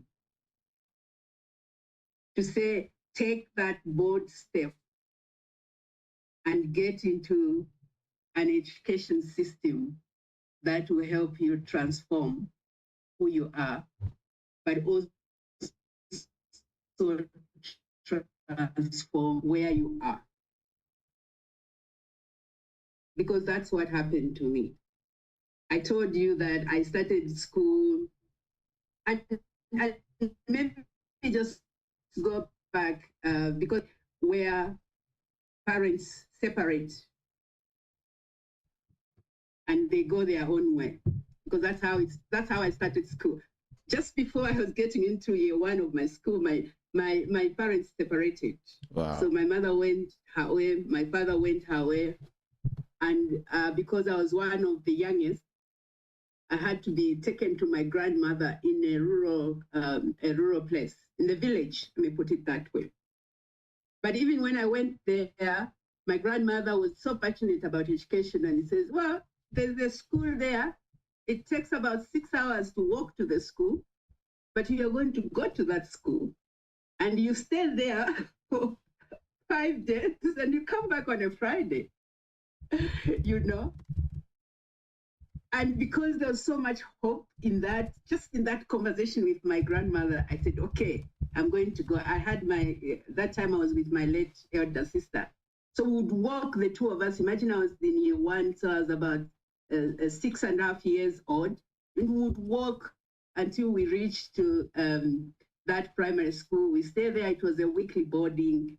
And at that time, I didn't even know how to cook for myself, so I was depending on my sister to do the cooking and all that.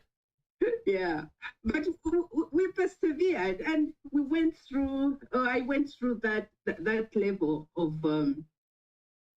I call it experience because it really grounded me to say, when you are determined to do something, you can create the change you want to see. Yes. Yeah.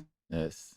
So just to fast track that, I did that for 1 year, and then my mother came and said, no, you can't leave this, I'm taking you. So took me to another place where she was trying to make her living on the copper belt. I went in there maybe just for half a term, couldn't manage it, went back, and then I went to join my father. Apparently, my father was the head. You have to continue school. I'm taking you back to your father. So, and I think that helped me a lot.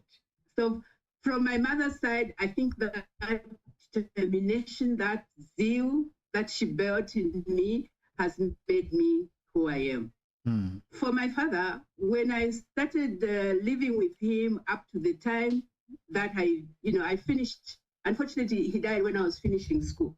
Oh. But up to the time when I was finishing school, for him, it's the kind of confidence that he built in me. And always telling me that, you can do it. You can excel if you want to excel. So make that decision and you do it. And that has helped me. Because with that, I was able to sail through. I was very passionate about a male-dominated subject.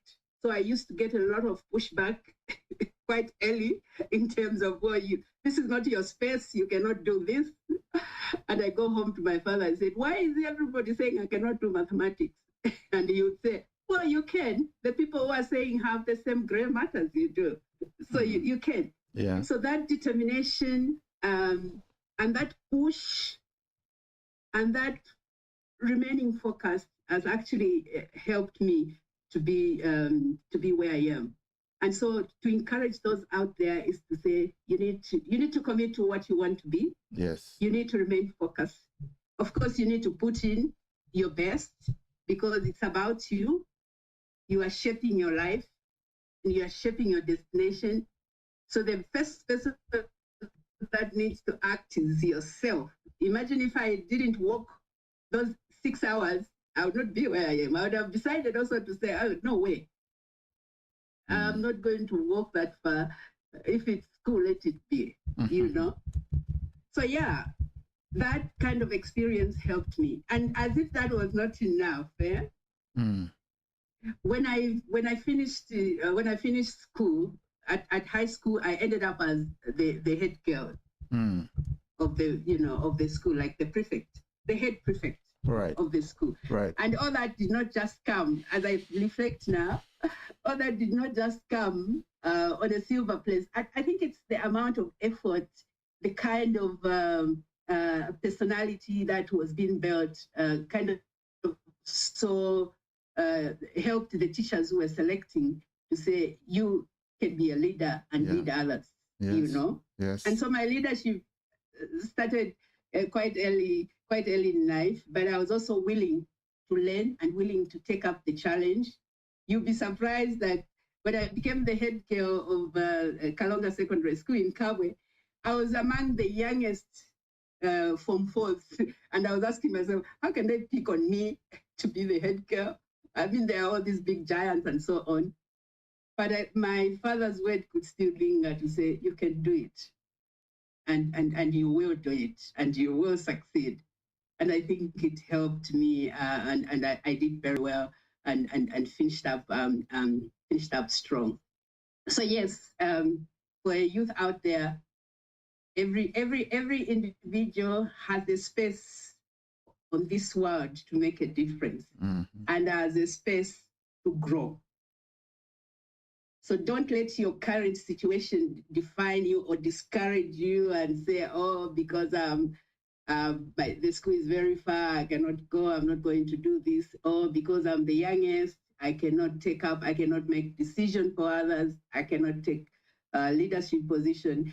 I think I want to encourage that you can do it, you will do it, and the world is waiting for you to make that contribution, to make it happen. So yes. Yeah. I have a very interesting life, and I tell the story all the time because it also inspires me. Sometimes I look back and I say, wow, is this where I came from? And is this where I am today? Yeah.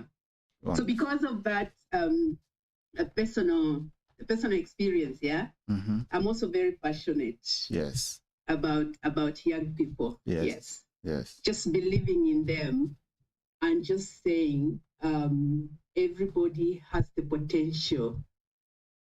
Sometimes others need hand-holding. Others just need a word to say, you can do it.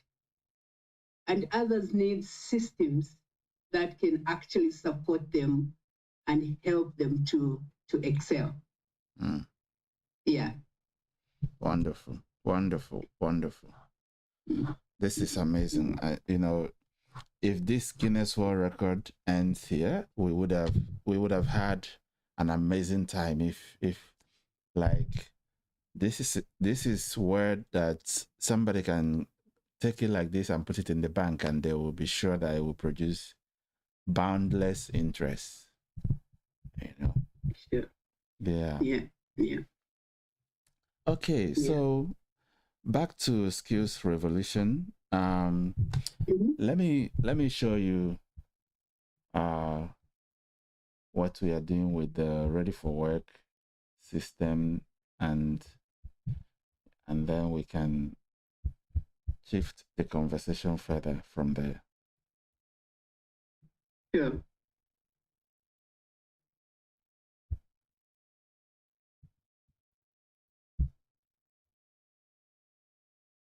Africa's graduates face the same cycle every year. Over 12 million leave school, but only a fraction land jobs within months. It's not about talent, it's about workforce readiness. Too often, skills aren't market ready, and finding the right opportunity feels like searching in the dark. Ready for Work V4 changes that. This isn't another place to scroll for jobs or watch tutorials. It's where proof replaces guesswork, skills meet opportunity, and potential becomes realized. Learn in-demand digital skills and build employer-validated portfolios. Get a talent intelligence profile, complete with your job readiness score, resilience metrics, and job placement probability. Use Career Pilot, our custom AI job search map, to see your talent DNA, best fit roles, and how to get hired faster. Connect with coaches and employers directly before you even hit apply. For job seekers, employers, and organizations shaping Africa's future, Ready for Work V4 is your AI-powered operating system for human capital development. Learn more at www.readyforwork.africa. I love that. Thank you. I love that. And you know why? Tell me. Like I said, the world is changing. Yes. We need to change the narrative of the African youth. Yep. There's so much being talked about, saying you are not training the youth for what industry needs. Like there's a lot of misalignment. Right. On the other hand, we have a lot of the youth that are not able to get jobs, or that are not even able to create jobs. And then on the other hand, again, we see a lot of people coming in, taking up the jobs that our youth are supposed to take up. And we are being told, well, we don't get the right skills mix for these people to be able to manage these machines, or, to be able to do this job. We need to stop. And I think skills revolution is the right way to go. And I see the work that you are doing, just,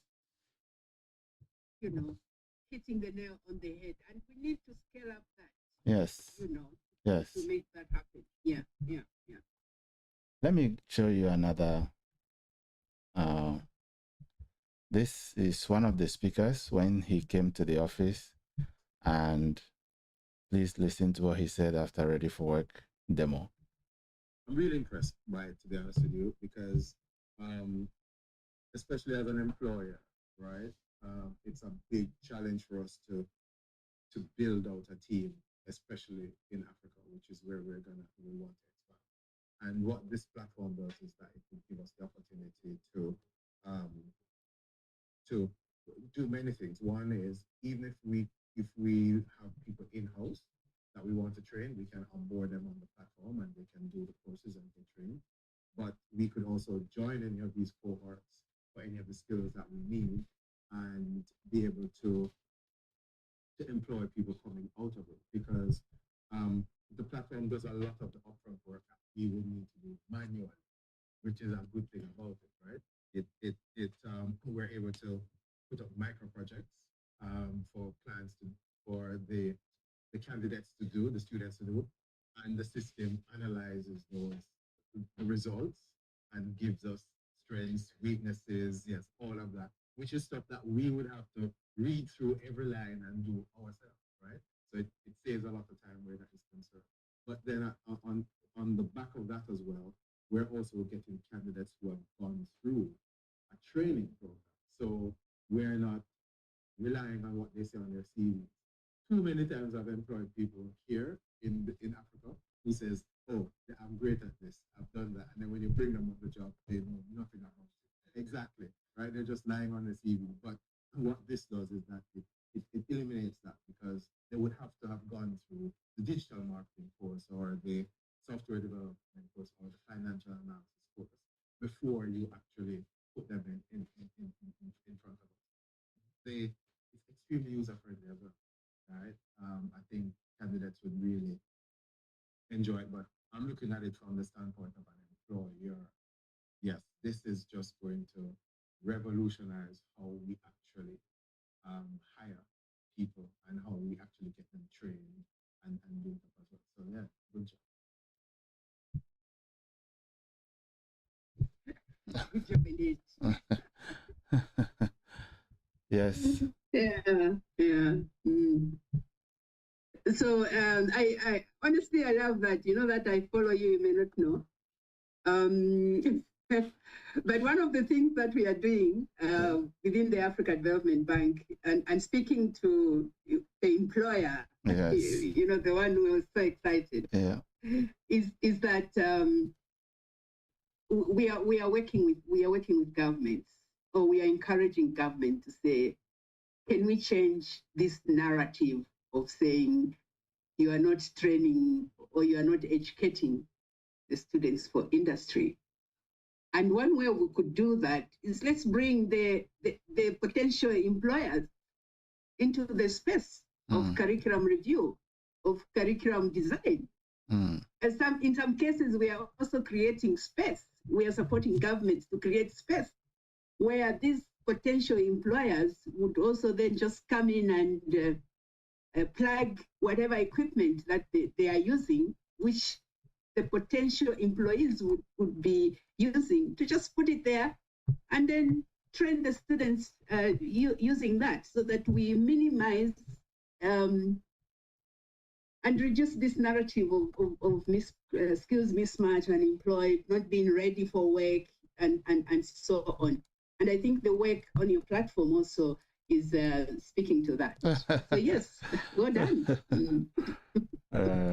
Yes. Yeah. Yes. You know, it's been my life mission for the past 12 years. Everything I've done is to unlock the potential of Africa's young geniuses, because I believe that young people are smart. I believe that Africa's youth is a huge part of the solution for the world, and not the other narratives that they say. I believe that no one leaves their home if they had the opportunities to become an active player. No one leaves their home to go and die in the desert or in the high sea if they had the tools, the resources, and support to become actively an active player in the marketplace. So my mission for the next, if God wishes, 60, 80 years, is to build the platforms and systems and tools that would support our young geniuses to take their future in their own hands, become a creator, become part of the creators in the AI revolution, driven by the skills revolution that you preach. Because you see, there are two possible futures for Africa's youth today. One is where they exist to feed these new technologies with data and skill, because everything they experiment with on the platform is being used to make the large language model more smarter. So I want to change the narrative where they will no longer exist to feed AI, but where AI will exist to feed them. And the only way that will happen is when they improve their digital literacy, AI literacy, and critical thinking, and then they become part of the creators of these tools.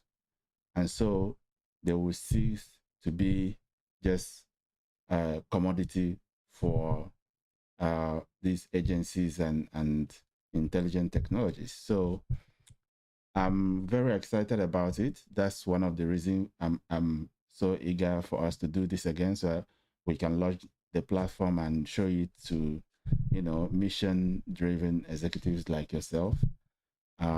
We are looking for all the support we can get.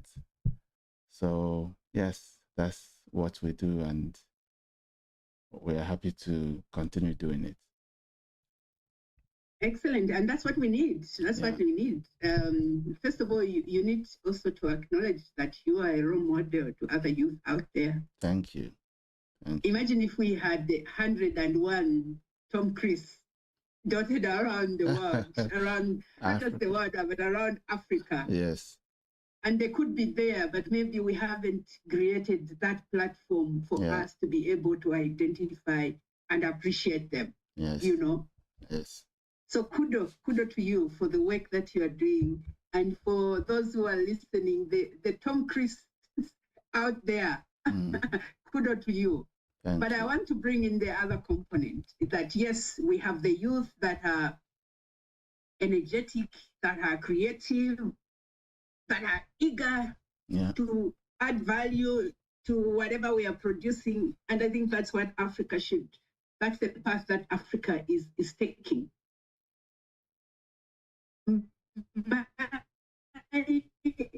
Is to governments, because you are able to do what you are doing because certain policies things are put in place to facilitate or to support ideas such as this. And I think I know in quite and I want to encourage them to continue doing that, because once they create an enabling cruises to be able to engage, to be able to create platforms, to be able to attract partnership, it means half of our problem is solved. And so taking that leadership of creating that enabling policy environment for the youth to excel, I think that's the challenge that we are giving to governments. Yes. The other people I want to talk to are the private sectors or the employers. You can call them any name. I think the collaboration and partnership is what we need for this skills revolution. Whichever organ, whichever institution, or whatever you are doing, we need to collaborate. We need to complement each other. We need to support each other in different ways. Like I said, for the government, set up the system. For the learning institution, engage with the future in mind. Bring in the stakeholders, bring in the private sectors, bring in the employers who are supposed to be beneficiaries of this youth. Just bring them in this learning space, in this skilling space, so that they are able to, to shape and support the expectations from that outcome. But to the youth, they also need to play a key role. One has to do with mindset, of course, abilities and opportunities to make a contribution, and looking at yourself as being the first setter, like you are doing. I mean, like I'm saying, if we can have hundreds and thousands of you, we have by 2050 we'll have more than 250 youth. So imagine if we have all those Tom Cruises, would transform this continent. Yes. And so for the youth, I'm also giving them an encouragement that we have enough space for you to innovate, for you to create, for you to develop a homegrown solution for all the issues that your community and Africa is facing. So it's a collaborative effort. And because it's a skills revolution, I'm seeing it as a revolution for everybody, for every stakeholder, because each one of us have a role to play. And I think we need to make things change. We need to change that narrative of saying education, there are so many graduates who have no jobs and so on. We need to make sure that if we don't get a job, we create a job. Mm-hmm. And for us to create that, it means we need to work on our mindset. We need to promote our own innovation so that we are able to find solution to our own issues as Africa. Yeah. And I think we have the potential. Yes. To do that. Yes. So yes, I just love what you do, and I just like the fact that even listening to some of the youth that were coming on this conversation, the passion, the desire, and I think we as people in different institutions is to support and make that happen. So well done. Thank you. Let me play one more and the final content for you. This is a case study. It's about some of the results from the platform that you saw. So let me just play this for you.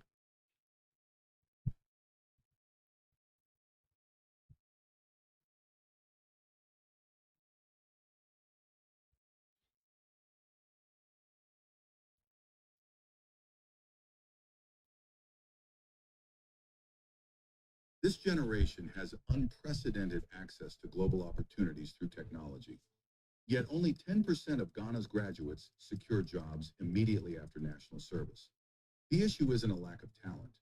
Rather, their education doesn't match what employers need. While Fortune 500 companies seek African talent, many graduates remain jobless. This generation, let me try again. Has unprecedented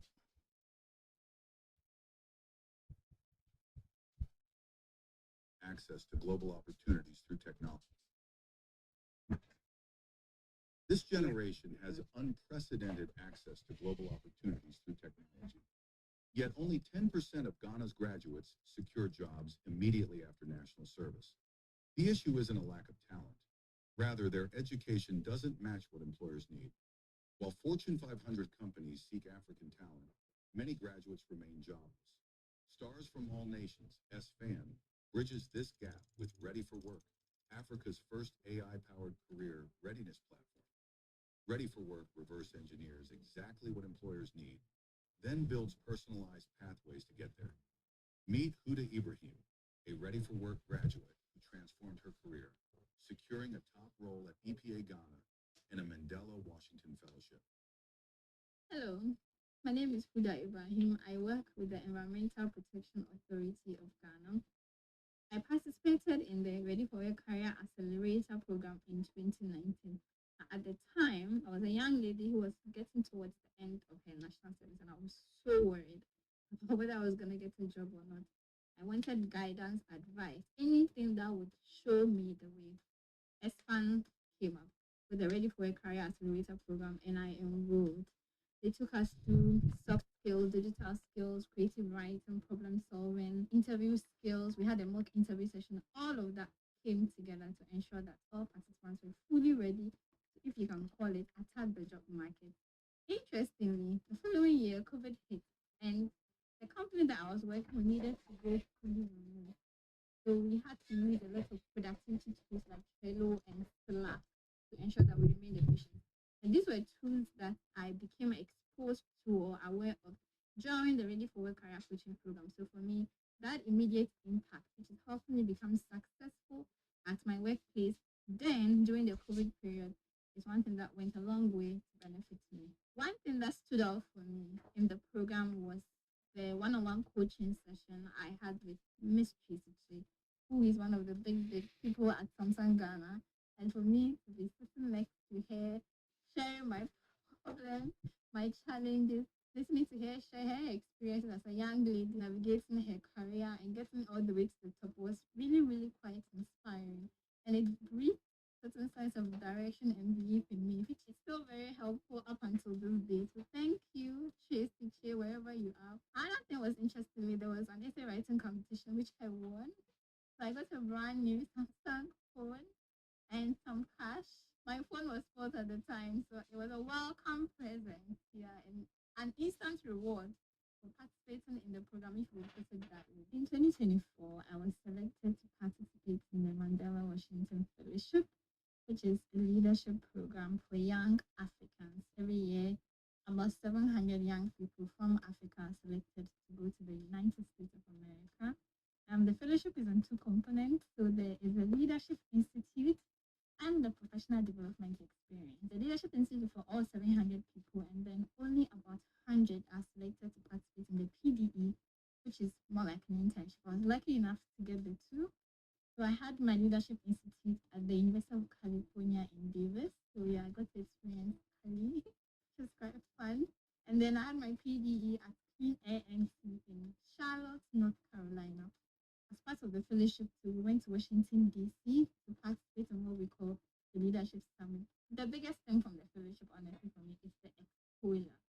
I called my mom overnight. I told her that I think everyone needs to come to America, even if it's just I just get into the country, just look around and go back to your home because it does wonders to your spirit, your confidence. Watching young people, especially in California, which is like the tech hub of the world, doing amazing things in their careers, in their lives, just built a new sense of belief for me. It made me think that, Huda, if they can do this, then so can you. I've been around the UC Davis environment, which is a world-class university, interacting with their students and interacting with the other fellows from African countries. In my institute, there were about people from 20 different African countries, all speaking different languages with different cultures, different level of understanding, even different leadership styles. And we had to come together, integrate, network with each other, learn from each other, and bring all of that back home. During my participation in the Ready for Work Career Accelerator program, as I mentioned earlier, I won an essay writing competition. And to apply for the fellowship, you have to have good essay writing skills. So that's really where it began for me. Learning how to do it has expanded, honing my skills over the years, and then applying for the fellowship. Honestly, now I'm so confident about whether it's graduate school scholarships, any kind of efforts that come my way, and I really want to say thank you to SFAN for playing a key role in all of that. My advice to young people out there: unfortunately, education doesn't fully prepare us for the demands of the job market. Organizations like SFAN are there to make sure that you are career ready, you are job ready, and you have the skills necessary and required to be successful in the job market. Like I said, they take you through digital skills, soft skills, they help you with interview skills, how to write cover letters. Even if your goal is to maybe apply to graduate school, they're there to help you through the process. So take that first step, be proactive about your future career success, and participate in the Ready for Work Career Accelerator program. This is what happens when potential meets precision. While traditional platforms teach generic skills, hoping someone will hire graduates, Ready for Work teaches what employers in Lagos, Nairobi, and Accra are hiring for today and what global markets are paying for tomorrow. It also gives employers X-ray vision into candidate potential that no CV or interview can reveal, essentially offering early access to tomorrow's top performers while they're still affordable. Unlock your potential at readyforwork.africa.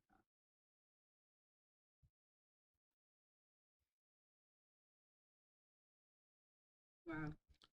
Yes, so this is a case study for representing how our platform unlocks potential and takes them to the global economy. So can I ask you, can I be the one interviewing you now? Oh no. question. Yes, please. Your initiative Yeah. has proven that it can work, and it does work. Yes. If you are talking to the commissioner, because the African Union, as you know, they are into the skills revolution, and I think they are looking for ideas Yes. such as the work that you are doing. Yes. And if you are talking to the African Union Commissioner, the one that is responsible for education, science, technology, and innovation, Yes. and they're looking for scaling up an innovation such as this, Yes. what would you tell him? First, I spent the last 12 years trying to understand the reason why people spend thousands, in some cases, tens of thousands of dollars in their high ticket university education. But in Ghana, they have only 10% chance of finding work within 1 year. I organized events, I did research, I interviewed employers, I spoke to policymakers, and I excavated the challenge to be: one, skills being taught in school doesn't always match what employers in certain industries need. Two, even when jobs are available, SMEs don't always have the tools to assess talent and match them to jobs. Three, young people need coaching to understand how to package themselves, how to communicate, how to relate with people, and how to think for themselves. And of course, we need individuals who can create jobs to complement the existing opportunities that young people can apply to. And so we integrated all of these learning curves into Ready for Work, and we've proven the concept over 5 cohorts with 126 people who graduated from the platform fully employed. We raised $250,000 to refine the platform, and we are launching the 4th version of it, which is the first of its kind, with first principle thinking and workable solution embedded in it. And now we're looking to scale it up to be able to train 1 million people in the next 10 years and put them in the job market. All it will take is seed funding of $10 million to help us to reach this number of people and ensure that there will be no more possibility of a person spending tens of thousands of dollars in school and come back empty-handed for it. It's very simple. The future of Africa will determine the future of the world.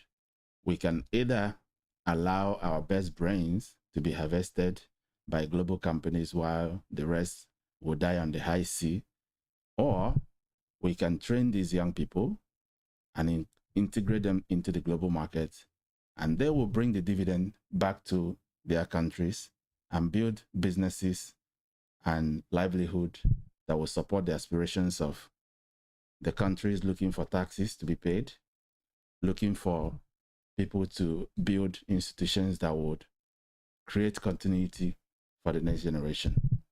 And that's what Ready for Work is out to do. Great. Yeah. And I hope you've been also talking to you. I know you're based in Accra, so I hope you've also been talking to the minister. Yeah. In charge of education in Accra. I mean, in Ghana. Yeah. I'm working on it. Yes. Go ahead, sorry. No, please. I'm working on it. I have those names as the meetings that will start to explore after we've finished this program. Yeah. I think I would encourage you to have those levels of conversation. And I'm saying this because under the new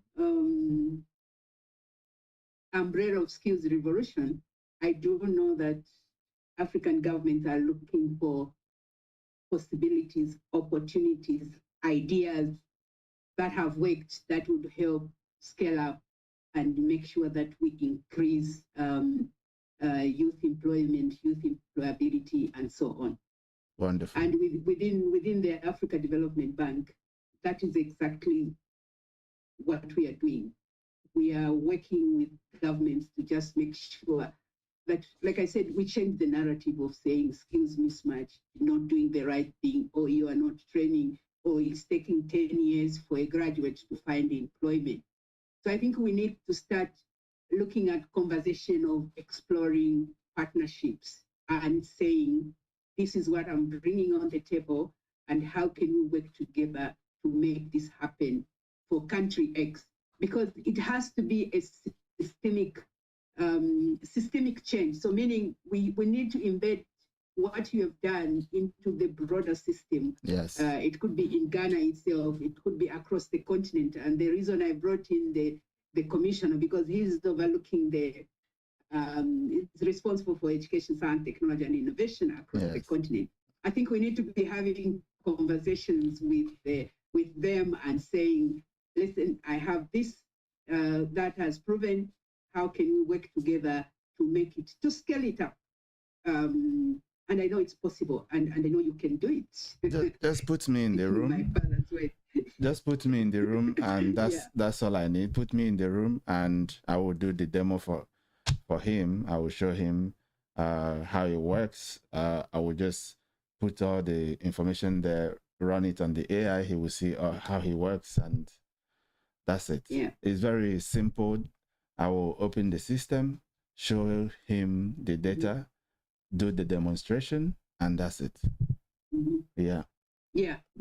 I'll make that happen for you. So, wonderful. And then we see how we can start the conversation. Excellent. Moving up from there, because it's very important. There's so much innovation, there's so much creativity that is currently on the continent. How can we leverage on this to make sure that we scale up? Yes. We scale up our skills, we scale up our innovation, we scale up our homegrown solution, and we scale up our creativity, basically. Yeah. Yeah. So really, if there's an opportunity to do that, I'll be happy to do the linkages and just make sure that we take the conversation to another level. Wonderful. Because the target on the youth is critical. Yeah. This is an issue that is with us, and we have to turn every stone and make sure that we address the issue. And for me, I believe Africa has the potential, Africa has the brains, yes. Africa has the people, the youth, to be able to turn this around, to turn this narrative around. And we can only do that through collaboration, through cooperation, through complementing, and through working together in this shared vision. Yes. Yeah. Wonderful. But wonderful. Thank you. Yeah, thank you. Thank you so very much. Thank you for inviting me to be part of this conversation as well. Thank you so very much. As we gradually get to the top of the hour, would you want to give a general commentary as a final thought to all that are watching and following the conversation? Yeah, thank you. I think my final thought is skills revolution is real. It's here.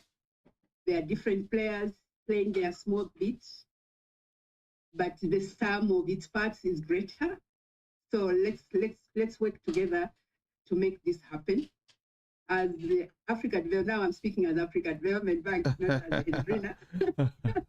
As Africa Development Bank, we have the youth at the center of our strategy for the next 10 years. And we are constantly looking for possibilities and opportunities of partners that we can work with and support government. Because we are looking at systemic change, our emphasis is more on how do we bring in all these innovative ideas into a system that will actually make things happen. But also recognizing that there are also other private players that can do things, even double the effort. We also do provide, we do also engage private sectors and support them to complement what government is doing. So we are here to support. We are the Africa Development Bank. We are looking for development within Africa. And indeed, we are the choice for Africa. So let's continue working together. Let's continue this conversation. And anybody listening who wants to take this conversation to the next level, I'll be very happy to take that up and see how we can work together. We could also explore those possibilities on how we can bring you in so that you complement the kind of support that we are providing to our regional member countries. So thank you so much, and thank you for giving me the opportunity to be part of this conversation. Thank you so very much. Thank you. Your inspiration to us. You are an inspiration to us. Your support, your enthusiasm for our work is it's just heartwarming, and we will keep doing our best. Thank you so much. Thank you. I also love your determination. I know when you did this the first time, we thought we got it, but I know this time we'll get it. Yes. So congratulations, and keep up the good work. I love the team that is supporting you, and I want to say kudos to them as well. This is just a good example of working together, collaborating, and supporting each other. So thank you so much. And then to the youth out there, like I said, they need to take a leaf from the level of determination that you have, the level of commitment that you have, and the kind of mindset that you have. Because sometimes we tend to look at the cup half empty and not half full, and so we dwell so much on the negativity. I think we need to bring the positive drive around skills revolution, and we have very good examples such as yours that is actually working and making a difference. So let's continue this positive conversation, and I know that in the process we are picking the lessons, we are learning, but also we are seeing possibilities and also creating more opportunities for others to join in. And for me, I believe that's what Africa needs, that's what the youth needs, and that's what government needs, and the adults as well. We are also struggling, by the way, with the AI and trying to manage and fit into this. So we are not just here sharing, but we are also here to learn. And this has also been an interesting journey for us. Thank you. So thank you, and kudos to you all. Thank you very much. Thank you so much. Yeah. All right. Back from Zambia to Ghana. Hi, Tony. Yes. Go ahead. It's so good to see you. It's so lovely. How are you? Can I give you a hug? Yeah. I'll put you some sunshine so I dress brightly. You brought the sunshine. You are the sunshine. Honestly, this has been amazing. Thank you. I have recommended so many people to join this, even after the deadline. Yes. How are you feeling? My mentor Toyin, she was the one that told me to join. I said yes. Thank you. I'm alive. I'm awake. You are. And no shoes on. I love that. Just keeping connected with the earth. Yes. Yeah. Wonderful. Okay, so our topic for now is, was it difficult finding us? No, it was difficult finding the door to get in once I got here, because I'm just at Aburi. Okay. So it's literally 37 minutes. Okay. It wasn't far at all. Okay. It's nice. But Jackie, who was on, I said to her, was it easy to find? She said, yeah, just go down the, because we're near Shalibotway. Right. So that's bad. Mentoring and the power of now. That's powerful. That's so powerful. So exciting.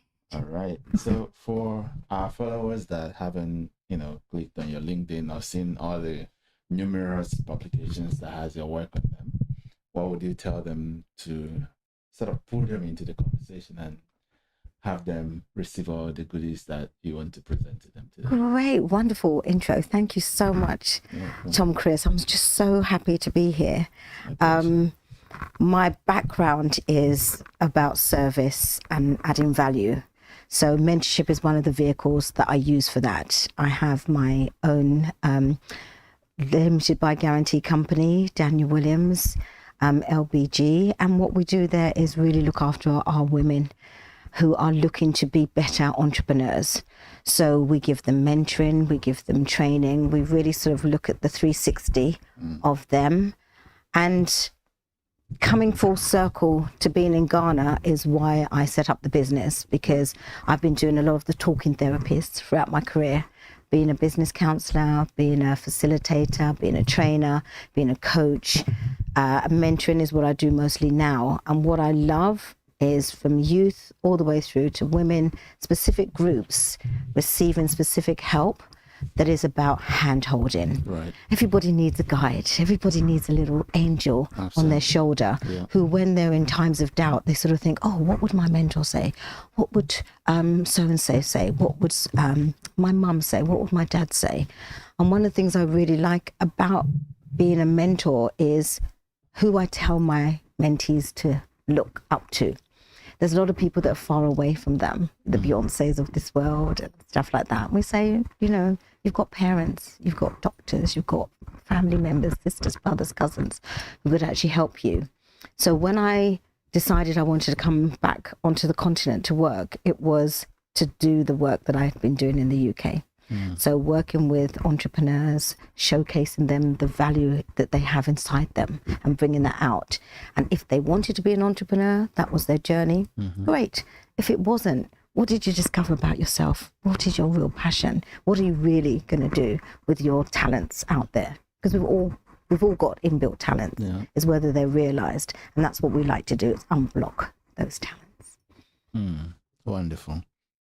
Wonderful, wonderful, wonderful. Okay, so let's go back, because obviously the journey started before the journey started. So when was that? When was it that you became conscious of the fact that you want to do something different than what you see around you? Oh, lovely question. I had started my career in sales. Okay. I had this speaking voice and I really wanted to use it, but sales was the vehicle that I chose. And I'd done quite a lot of work up until my late 20s. And I'm like, I know there's more. Is this it? Is this all I'm supposed to do? Then I started seeing things. You know what they say, when you start to focus, you see the things that you really need to see. So I started hearing this word counseling. Mentoring wasn't really around then. I'm like, what is this counseling? And I found out more about it. And then I decided to train in it because I saw a course that fit the timelines that I had to just see whether or not this was a space for me. Whether I liked it or not was one thing, but was it the space for me? Right. So, and I'd done sales for quite a long time, and I'd done sales through college. Everything I did, because I like to talk. So that was part of the reason I chose sales. So I found this course at City University for counseling. And I did the course, but it's from a health perspective. So the training that I received was to go into doctor surgeries and help their clients maybe come off Prozac, to sit with people and talk to them about their life and help them not be as down as they needed to be. So it's about lifting people up. But it wasn't tangible enough for me. It was too, I don't know, too wishy-washy. So when I then saw a fantastic job advert that sort of said, young people who want to be entrepreneurs, 18 to 35, could you be the person that unblocks them with your talents? And they needed you to have counseling skills, but it was business counseling. I said, okay, that suits me. Tangible outcomes. You have a business plan, you have a journey towards where you are, and then the tangible business plan at the end, which is either, yes, I do going into self-employment, or no, but I've discovered these different skills about myself. So I sent in my CV, but nobody responded. I went down there because it was my job. I was going to get that job. I went down there. I said, I've sent my CV. I haven't heard from you. Oh, we sent you a response. We were waiting to interview you. I said, okay, I'm here now. Let's do it. Did the interview. They had re-advertised, which I hadn't even noticed before. And then the guy that interviewed me, he's my mentor till today, Roger Wilden, he just said, yeah, it's her. This job's hers. and I was there for 10 years. Wow. Business counselling in Wandsworth Youth Enterprise Centre in London. And I used to travel 2 hours to get there every day. Wow. 2 hours back. Wow. And it was worth it because the impact of working with those young people and how they made me young. And then suddenly in my circle, I was the person that was always up to date with all the new things because they were showing me in their sessions, discovering themselves, discovering new technologies. I remember the first time I saw somebody wanted to put something into my computer. I said, oh, what is that? And it was a memory stick. I'd never seen a memory stick before. And it must seem like such a long time ago. But I then took that into my network and showed people. They're like, oh, you're always ahead of the game with things. I'm like, yeah, that's my new name. That's so nice. Okay. So when was this? And I suppose in the UK? It was in the UK and it was in 2002. Okay. Yeah, 2002. So we're looking at 2012 you left. Yes. Okay. Yeah. Where did you go? I then was given an amazing opportunity because I kept having multi-talented and multicultural clients. And I'd started to do sort of trade missions going back and forth to Africa. So I'd done Ghana, Nigeria, and Sierra Leone. And I'd met some amazing young people who wanted to give back to the continent. And I had an African heart, but I didn't know how to bridge what I had and share what I had with Africa. So I joined this amazing group called AFFORD, the African Foundation for Development, and I balanced my time with Wandsworth Youth Enterprise Centre with them, did a few contracts with them and helped them develop some of their programs. They were already doing training with other people. So voluntary services overseas was like, African people or Afro-Caribbean people don't volunteer. And we're like, what do you mean? You know, we do volunteer, but it's mostly in our communities, through our churches, through our mosques, in a more community sort of way that wasn't really national standards. So they gave us some funding and they said, okay, let us take business counseling to people in Africa. Insofar as if you see a business opportunity and you like it, you can invest in it.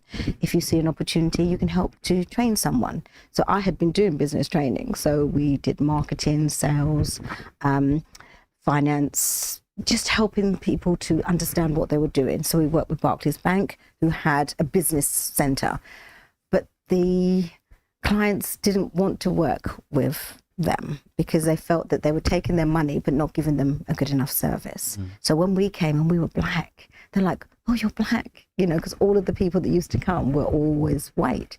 And they're like, you know, you understand us, but we'd come from Europe. So some of us understood in some ways because they've been coming back and forward to Ghana, Nigeria or Sierra Leone.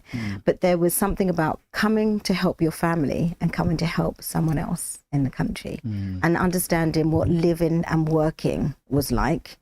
And it's not just about money. It's about giving your time, listening, seeing where the gaps are for some of the issues they were talking about. Right. So I met so many amazing entrepreneurs who I didn't know were entrepreneurs at the time because we'd come and I'd come to Ghana on holidays. I'm Nigerian, so we'd be coming on holidays. I had a best friend who lived here. And when I decided to move onto the continent, which wasn't then, it was, okay, Sierra Leone first, because the opportunity came for me in Sierra Leone. So you said 2012. 2012, I got an opportunity to have a business center in Sierra Leone. And that business center was about working with Sierra Leoneans to set up business and have a hub where they could have all the business services and then shine and become these golden businesses in the Sierra Leone market. But when I left that opportunity, Ebola had come to Sierra Leone.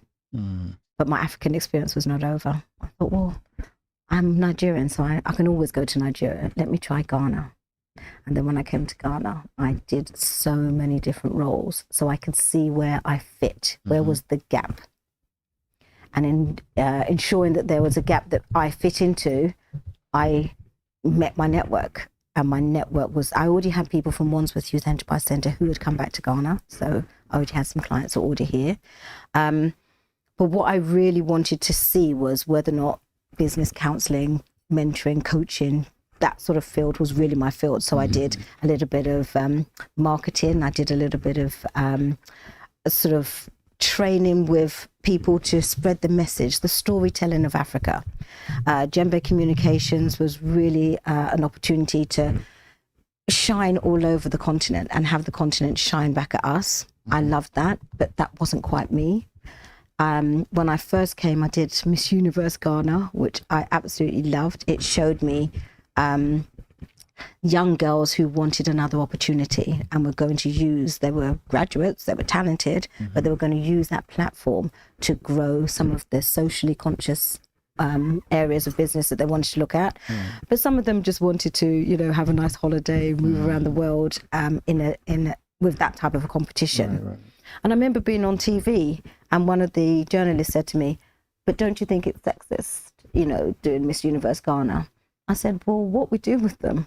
So we really train them. We help them to understand that they've got a platform and they can talk about Ghana and really showcase culturally their country, showcase the projects that they're doing, learn the etiquette skills, learn about the actual things that they've done at university, bring that into the competition and really highlight themselves.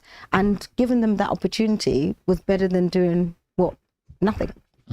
So it was really interesting having that conversation. But as I moved through, I just knew that I needed to do more. So I went back to myself, and MEST, Meltwater Entrepreneurship School of Technology, wanted my services. And I wanted to give them my services. So I started off as a mentor with them. But what was interesting about MEST was I had already been working with Herman Chinnery Hesse, who was my big brother from Afford. So the Afford network gave me really good contacts in different parts of the continent, but I hadn't been brave enough to come. And then when I finally decided to come and live and work properly in Ghana, I've been here 11 years now. People like Herman, God rest his soul, we lost him last year. He opened a lot of doors for me, and that's what I wanted to do for other people, open doors. They call me the connectpreneur because opportunities come to me that aren't always for me, and I like to share them with others. Right. So I make sure I do that. And that's why I'm so excited that I've met you guys, because there's so many connections and so many synergies that I see, and I'm really looking forward to taking those further. Wonderful. Wonderful, wonderful, wonderful. Okay, so let's digress a bit. Mornings are always the the hardest part. Yeah. But you're doing great. Yeah. You're doing great. I'm going to fuse you with some of my energy. My Saturday morning energy. Yes. Okay. So when you came to Ghana, you know, some people always find it difficult to you know, make that easy transition quickly because, you know, okay, I don't know. That's what I'm asking you. So what was it that made the transition from the UK to Ghana seamless, or was it not? Was it seamless anyway? It was seamless in some ways and not seamless in others. The seamlessness came from having contacts, having people here to have your back, because I think you really need that. And then I've developed that more by having a tribe, and that really is what keeps me here. So lots of different people from lots of different sectors who you can reach out to for opportunities, for a little bit of support in terms of, I'm having problems with ECG, like one of your former speakers said, Jackie, she was talking about, you know, when we came, it was 2014 time, it was Doom Song and all of those different areas. So I've come from the West, I've come from where we don't have electricity problems, we don't have water problems. So they were my first challenges, but I lived with someone whose problem it was. So I was just a guest in someone's house when light off happened and you have a generator. But knowing that when she left, I was the person who was meant to take care of those sort of things and help with those things. So that was a bit of a challenge. Because it's an English-speaking country, which was one of the other reasons I chose Ghana, I found the transition less problematic. But then there are some beautiful local languages here, and I have basic knowledge of them, and it's something that I want to improve on. So after 11 years, you know, I will get better at that. But the language barrier has not been as bad for me. Food, not a barrier at all. I love food, but we still have our jollof wars. Yeah. But no, food has not been a challenge. Wash can never be a barrier. Sorry? Wash can never be a barrier. I do like wache. I mean, if I eat wache, I don't need to eat for the rest of the day. Yeah. But the jollof wars are something completely different. What I did find interesting was the young people and their perceptions that they speak like me. They like the way I speak. Can I say that again? Which I used to get in America. But what it was an infusion that I was better than them. And it's like, well, I've come to live amongst you. So when I was working with Herman, I was dealing with a lot of national service young girls, and they really gave me an insight about Ghana. The things that I liked, because I set up an SOP for them. So their standard operating procedures of how they can work within an organization. And they then gave me skills back. You know, what would you want to see for me to continue to employ you? What would you want to see for me to be able to discipline you? If you did this wrong, you know, you come in, your starting time is 8, but you want to go and have breakfast till 8:30. We're paying you. So if you want to have breakfast, come in at 7:30. Just putting them some rules and some regulations to guide them, because they were young professionals coming into national service, so coming into the workforce for the first time. They really gave me a nice underbelly for how I can actively fill in the gaps. So they'd say to me, oh, you know, you're too friendly, you're too this, you're too that. I'm like, I'm just a natural big sister to people when they're of this age. And that's why I really love doing mentoring and coaching of younger people, because I'm one of 14 children. So I like, you know, being, you know, an asset to the people around me and adding value. And part of adding value is being able to listen to them and give them really good feedback about themselves. How are we doing? You all right? I'm awake. Oh, do you want to do some stretching? Yes. Sorry, 1 second. That's okay. I'm alive. I'm alive. Yeah, you can do it. Come on. Okay. Give yourself a little bit of this. Here you go. Yeah, do the arms. Other side. Maybe do the legs a bit. Pull up your legs. Oh, let me do some with you. Please, oh, careful. The legs a bit of stretching. There you go. And then the other side. Oh. There we go. Here we go. Just a little bit. Shake yourself out a little bit. There you go. How you doing? The interview with M? No, but M came on one of my trade missions. Okay. Yeah, I brought her to Ghana. M is one of my really good friends from the UK. Yeah. I will watch it. We had a good time. Yeah, she's an absolute awesome young lady. Yeah, she really is. I've known her since I was 16. Really? Yeah. Wow. Yeah. Very, very good friend. Wow. Good friend. Okay, so I'm gonna stand while you sit. Okay. So that I started strong, so I want to finish strong. Oh, you've got just like 7 hours left. You can do this. And then I go after 7 hours, I go for break. I come back. And just do some extras, just to make sure. Oh, fabulous. Okay. Yes, let's go. Let's go. You said, did I know M? Did you want to start with that or? Oh no. So yeah. So in your coaching and mentoring services that you do, what? Because you see, the thing I've been reading and seeing and observing is psychological blocks that people have can be the reason why they don't succeed. So in your services, do you see that there are people who have it easy because of the way they are predisposed to see life? And what are those things that you've observed make it easy for people to, navigate their career with less baggages and stress in terms of their, like go freely and not having things put them. Yeah. That's a really Especially great for young question. people. Yeah, it's a really great question. One of the things that I see in my clients currently at Daniel Williams is when you let people speak their truth and you listen, you will find that the confidence that they talk to you moving forward is the same confidence they take out into the business world.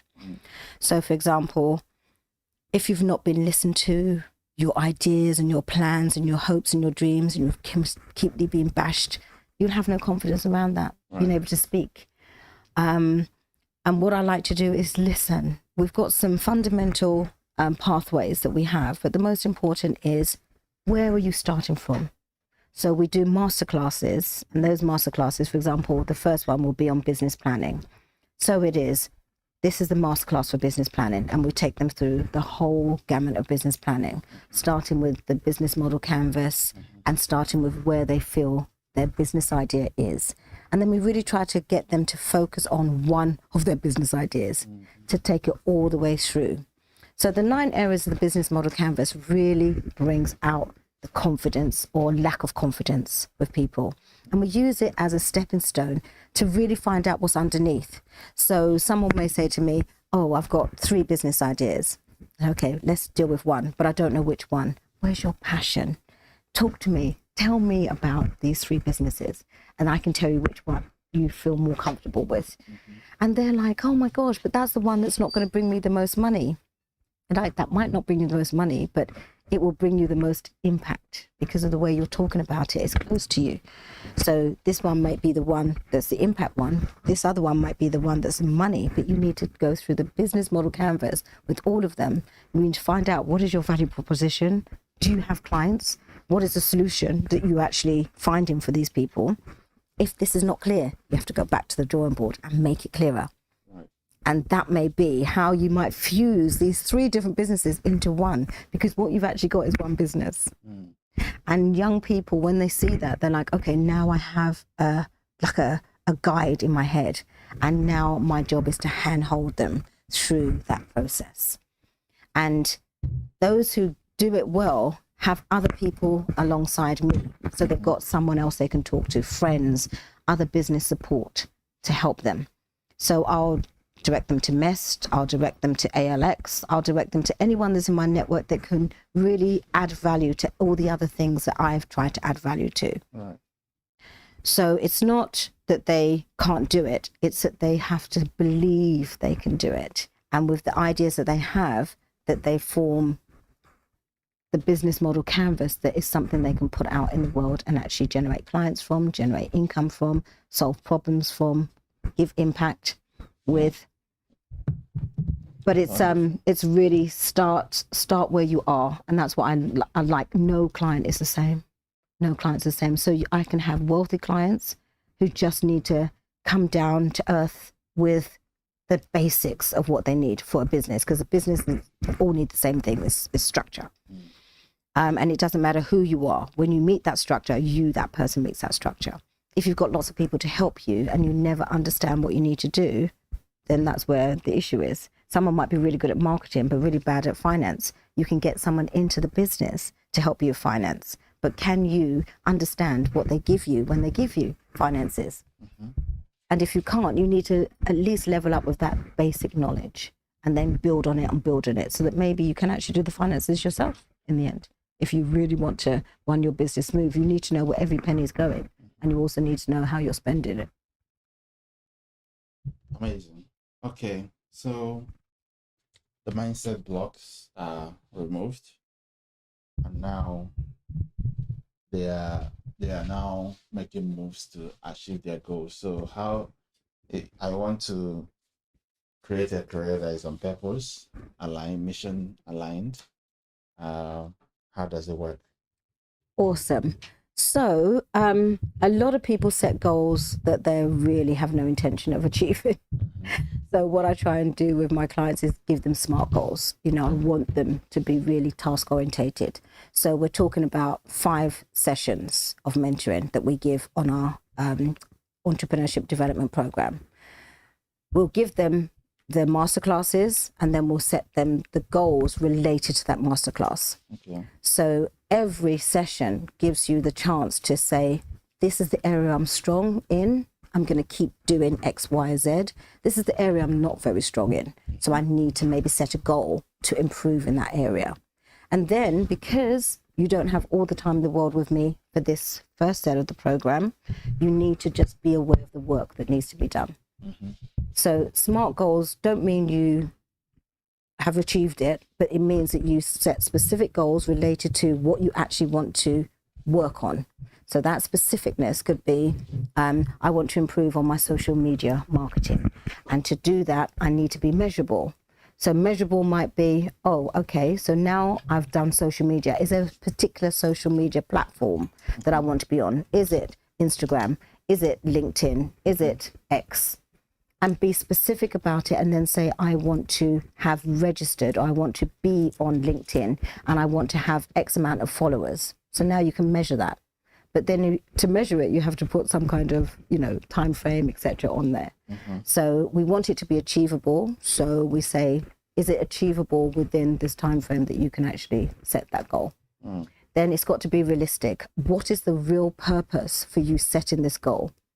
And then you put a time frame on it. So if the time frame is by the next session, it's very, very short term. But if it's within 3 to 6 months, that's more short term. All right. But because we run our courses really short, we want you to start the process. Start to put these habits into operation. And once you've got these habits in operation, you can use it for anything. And we want you to do the habits of setting SMART goals. As you set the habits for SMART goals, you can put them into anything that you're doing. Because we want to make ourselves redundant. We don't want to be in your life forever. Yeah. We want to be there when you need us. So this 5 weeks of our program will get you on the right framework. You've unblocked, like you said, some of the blocks that are in the way, but now you've unleashed some real opportunities that you need to do, and only you can do them in your business. You've got to set that goal. You've got to achieve that goal. Wonderful. Okay. You're going to get your goal. You're going to get that goal. Yeah. Yep. Okay. The power of now. Mm. What do you want people to understand from that side of the conversation? Mentoring is a tool, and it's not there just because it's there. It's intentional. So I'm an intentional conversationalist with goals. And with those goals, it's an achievement that you want to get, and it's guided. So I can tell you about my experiences, but then my experiences to help you maybe not make the same mistakes, maybe to see things in a different way, to unlock some of those blocks that you've got. But the here and now is, you are here now, 2025. These are the things that you're scared of. These are the things that are possible for you. I wish 20 years ago I had some of the opportunities some of our young people have now. The ability to use AI to do all the wonderful things AI is doing, the ability to have, laptops, etc. When we were coming up, we had typewriters. We had to use our 2 feet to go and do our market research. We had so many different things that related to our way of being in the world. So here and now, we've got social media. So everything's almost looked at with a microscope. Mm-hmm. You say you're doing X and someone else is doing Y, but you want to do Y. But there's a skills gap. So grow that skills gap so that you can also include Y into your offering. Mm. Everyone's got something to share. I'm a collaborator, but a lot of people don't like to collaborate. So I would really want people to do a little bit more of that. I love what you're doing here, because it really is about 100 different guest speakers, the platform. People can see synergies by listening to the conversations that we're having with each other, to see where we can collaborate, to see where we can, make more impact with the things that we're doing. But the here and now is, AI is here. It's here to stay. I'm glad to say mentoring is a humanistic skill that cannot be replaced by a machine. Mm. And therefore, I'm really looking forward to the platforms, plugging into the platforms, plugging my people into the platforms that can actually continue their development, because I'm a continual professional developer. I want to continue to see things as they are and move with the times. And that's what I'm talking about with here and now.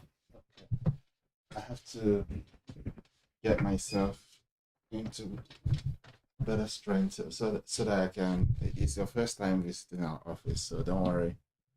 I won't slip off on you. Bless you. Can I give you some jokes? Yes. Anything to help you a little bit more? Yeah, I've mistakenly put the heat in my eyes. So Oh no. Do you need some water? No, it's okay. It'll help keep me awake as well. You can do this. Look at this. You've got 6 hours or something to go now. You can do this. You've been doing so well. So well. I'll keep you talking. That may help a little bit more as well. So for you and doing this, I have only one eye. You've only got one eye. Just do this, and it would actually give it a little bit more space, because you've got a lot of light in here as well. So for you, coming up with this amazing goal, Guinness Book of World Records, and why this particular? Why did you want to interview 100 people?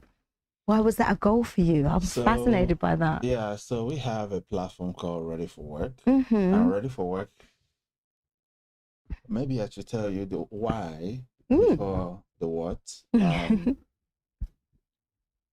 I got my start selling and marketing fast-moving consumer goods for my big sister in her retail business in Nigeria. Awesome. The company, grew, and clients wanted us everywhere. Mm-hmm.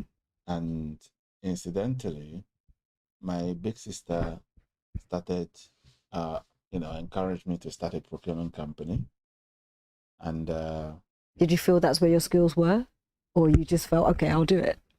Yeah, I was very good with sales. Excellent. And I love people. Mm-hmm. Procurement is usually about, creating good relationship with suppliers. Mm-hmm.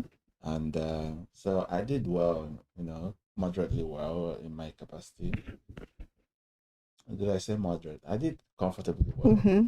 And after achieving success with the venture, sorry. After achieving success, I thought at some point that it was time to, get some certification. Mm-hmm. And it was also in that period that I read Robert Kiyosaki's Why We Want You to Be Rich. Oh, wow. Yeah. So the book, it has these wonderful tools and stories. Yeah. It says there are 5 things that will not excise from society. The form might change, delivery might alter, but they will all remain. Clothing, we all need to wear, shelter, we need to live in a house, food, we need to eat, say oil, but energy. This gives you energy. Yeah. And then there's also money. So I thought, well, let me see what I can do with education, which I love, and particularly when it concerns young people. Mm-hmm. And then I was also like, okay, let me go study business administration. Okay. Focus on accounting, then see what to do with education. Mm-hmm. In that period, I was at Bradford in 2013, and I remember reading this news article that of all 66,000 young people that graduate in the country every year, only 3% found job. So I remember that night, I couldn't understand why the problem is that huge. It made a deep impact on me. So I said to myself, maybe my skills could be useful in providing some sort of solution, whatever it becomes. Mm-hmm. And so I organized my friends. We began talking among ourselves on what to do. So I told them, okay, this is what we're going to do. We're going to invite HR directors, wow, operators in companies to help us understand why this needs. Mm-hmm. So 3%, so low. Yeah. Absolutely, yeah. I began organizing civic clinics, those workshops and things. Was that here or in Nigeria? Here Okay. at Bradford, East Legon. So in 2015, my academic counselor, because I had pitched to her about organizing a career fair, I didn't understand why students, the school didn't have, most schools, not the school, most schools didn't have such events. So I was like, let me create a career fair. I told her I was going to create a career fair, a fashion show, like 10 different things in one. She was like, let's focus on one. So she took me to British Council and we went there to have a look at the venue. I was like, yes, it fits this is exactly perfect. what I want. Yeah. So we hosted the British Council Career Fair. It was my first major event. And then I remember in the process of the meeting, one of the young ladies was talking about how difficult it was for her to, actualize her aspirations and things.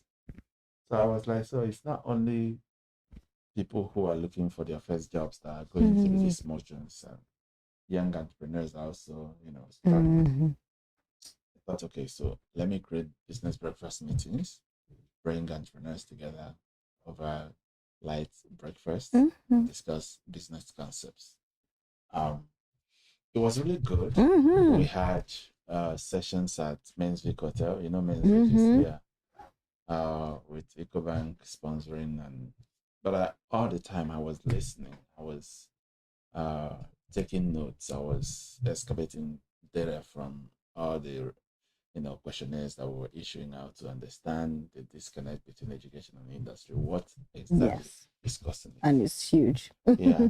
So in 2016, I remember one night interpreting some of the research I had done, and it occurred to me that if we can package all of these disconnected issues that form the responses I received into a platform, that because the events, while they were excellent, they had lots of people participating. As you know, events, when a speaker, maybe you meet somebody at the event, they collected your data. Yeah. Yeah. And then when you get home, either you become busy or they never call or engage with you. So it doesn't have that long shelf life of impact. I thought, okay, let's create a digital platform that can use intelligent technology to inform skill acquisition and access to opportunities and guidance from mentors and support of learners, so that community. So my coaches advised me to do the offline, like the prototype, so to say. So I brought the young people together. We did speed dating, speed mentoring, yeah. And then they had tools for soft skills, communication, personal branding, and opportunity readiness. So some of them, after the meeting, it wasn't long, a lot of them got jobs. Yeah. That must have been so exciting. It was really exciting. Yeah, to just see that gap just closing. Yeah. And then we did another one at Impact Hub, Impact Hub Accra. So now I know that my concept could work. Yeah. But then, proof of concept. Yeah, that's a non-technical operator, and not having all the cash I need because I did my budgeting. It was on a rough estimate. I was told I could spend 500K or at least 350K to build what I needed. So I began talking to investors. During the pandemic, I had 2 meetings scheduled. I remember the guy called me and I wrote a business plan for him, and it was around the period when Paystack did that investment. Yeah. So we got talking about Paystack, and then I was like, oh, but I'm actually raising pre-seed. It was like, okay, come see me, because I had just finished writing the business plan. He closed a big number and he wanted to invest some of it. So I met him at the office. Fantastic. Yeah. Showed him the mock-up, we discussed. Okay, he said, okay, I can invest 250K. And then after that, we started building the platform. And did you have skin in the game at this time? Oh yeah, of course. A lot. So we began creating the platform because some people from India, they did several things. But it wasn't really, because of the distance. It wasn't giving me exactly what I needed. I needed people that I can sit with them, brainstorm with them, not, the core, maybe communication gap, language barrier. You say fix this one, they fixed another thing. Yeah, so it was just draining my energy. Yeah. So how long did that process take? it was about 6 months, 9 months actually, 9 months. It was in 2021 when we moved in here. Reminds me of that concept of creating a baby. Right. I know. Yeah. I know. Yeah. So I recruited locally, made some silly mistakes because I was like, okay, let me look for people with maybe 10 years experience, these things. Those mistakes help. Yeah, I know. I know. Some of them are good, not all of them are good. Some of them were very good, but then, in their mind, this young guy coming to tell me what to do and things like that. Yeah, it's a lot of that. So I sacked all of them, and then I had to recruit another team, and eventually I figured it out, and we began what we call consolidation.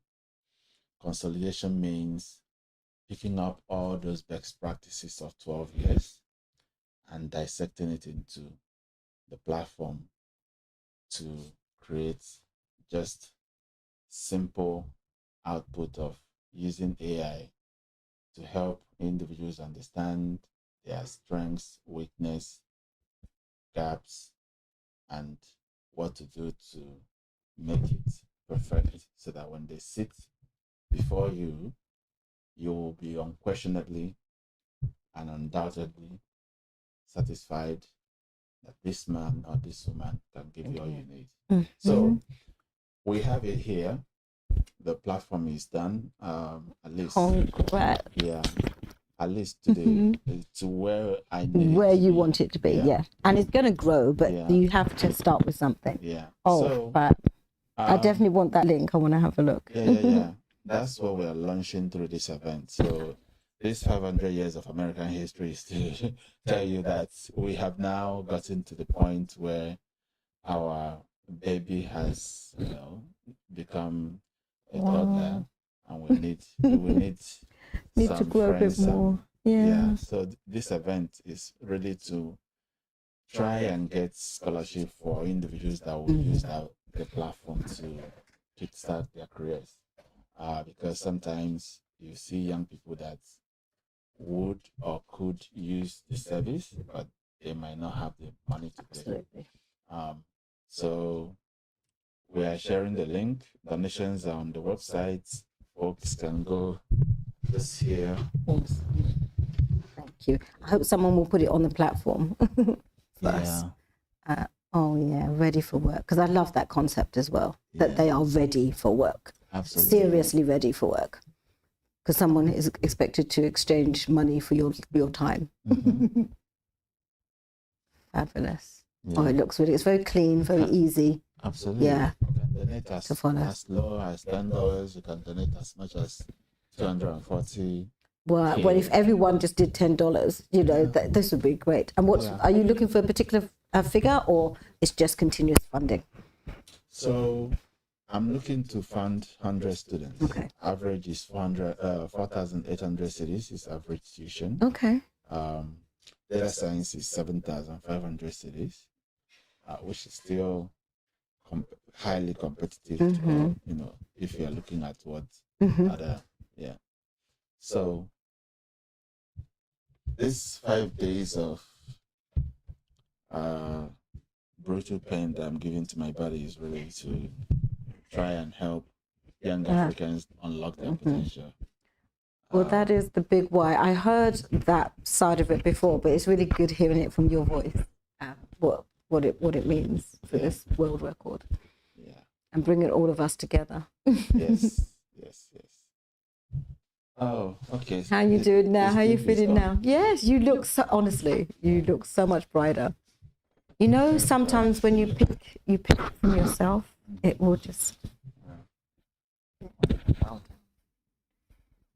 Like, get the string down. But I can't leave here, Oh, okay. It's in the drawer. Everything you have. Okay. Wonderful. Back to our topic. But thank you for that. I really learned a little bit more, especially from hearing it from your mouth. Yes, please. As well. Thank you. Oh, you've got the Ghanaian bit. Yes, please. It please comes after everything. It's like, no, please. Yes, please. Like, why'd you say please? There you go. Thank you. Does that work for you? Chewing gum? Yeah, sometimes it does. But I have my retainers and I forgot. Because it makes me want to eat. Oh, yeah? Yeah, when I chew gum, because that expectation that it's coming, it does that to the body. So oh, wow. I cut it out a little bit. That's interesting. Okay. So, when you look into the future and you advise the young people that seek this strategic direction advice from you, what do you tell them? And even companies. Mm-hmm. Yeah. We have been approached by a few companies to deliver these workshops for them with regards to talking to their startup businesses, especially women. And most of it is about making sure you lock in what it is you say you want to do. Mm-hmm. Because there's no use having a wishy-washy idea. It won't stand up. You know, you're not going to get clients. And the whole purpose is to get clients. Because if you don't have clients, whatever impact you're trying to create, you're not going to create it because you're not going to be able to get off the starting block. So the first thing is to really look at your business idea and make sure that is the idea you want to run with, and that it really has all the areas that you want, and it has sustainability and growth potential. Because if it doesn't, why are you doing it? And if you want the end in mind in 5 years to sell it, then at least have something worth selling in 5 years to show, you know, the trajectory of clients, collaborators, partners, etc. But what I like here on the continent is that there's so many things that we need that other people don't need, you know, that are African centric. You know, some of our, it's really great to see some of our fashion, you know, on the catwalks of Europe, etc. But they started here, and it's because they're here and they're the way we want to dress, and other people like the way we dress and want to do that and emulate that. So some of our fashion designers have a really interesting place. It was Lagos Fashion Week last week, and this week actually. And I'm just excited by the fact that everyone now wants to wear African, you know, our shea butter, you know, everybody wants around the world. But can you get the distribution? I've been up to, you know, the north, and I've seen our shea butter farmers, seen our women, how hard they work and the processes they use. Then they bring it without any value, and it goes out of the country and gets, you know, a little bit of added value, and you can charge 15, 20 pounds for that little pot that you maybe sold a ton for, you know. Those things upset me. But what I like when my clients come to me, and we have our graduation next week, and one of our girls is a shea butter lady, and her distribution is on point. She knows how to add value to her product. She knows how to market her product. She knows how to get the labels correct and everything, and all the FDA regulations on it, etc.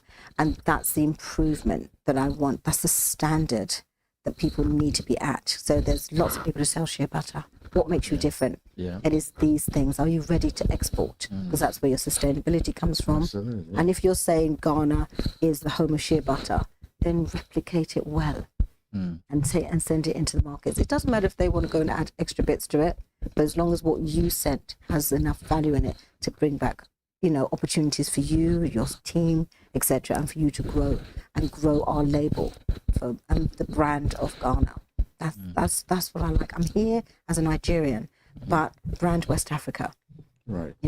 And an ambassador for the clients that I have. I want to be your biggest champion, and some of my clients I can't champion because they're on their way. But when I can champion them, believe me, I'm going to be their best champion. And I have a few that I just open doors for them all the time because they're ready and they're there with the products and services that are needed. Wow. And that's a here and now. You might not be ready today, but are you working towards being ready? Because nobody's saying, I can't. It's a horrible word. What can you do now? And work towards what you can't do. And as you work towards it with your goals and your aspirations, you'll achieve so many other things along the way as well.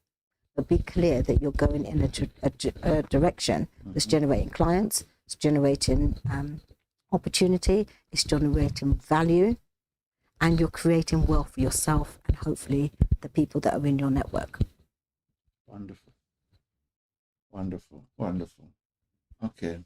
So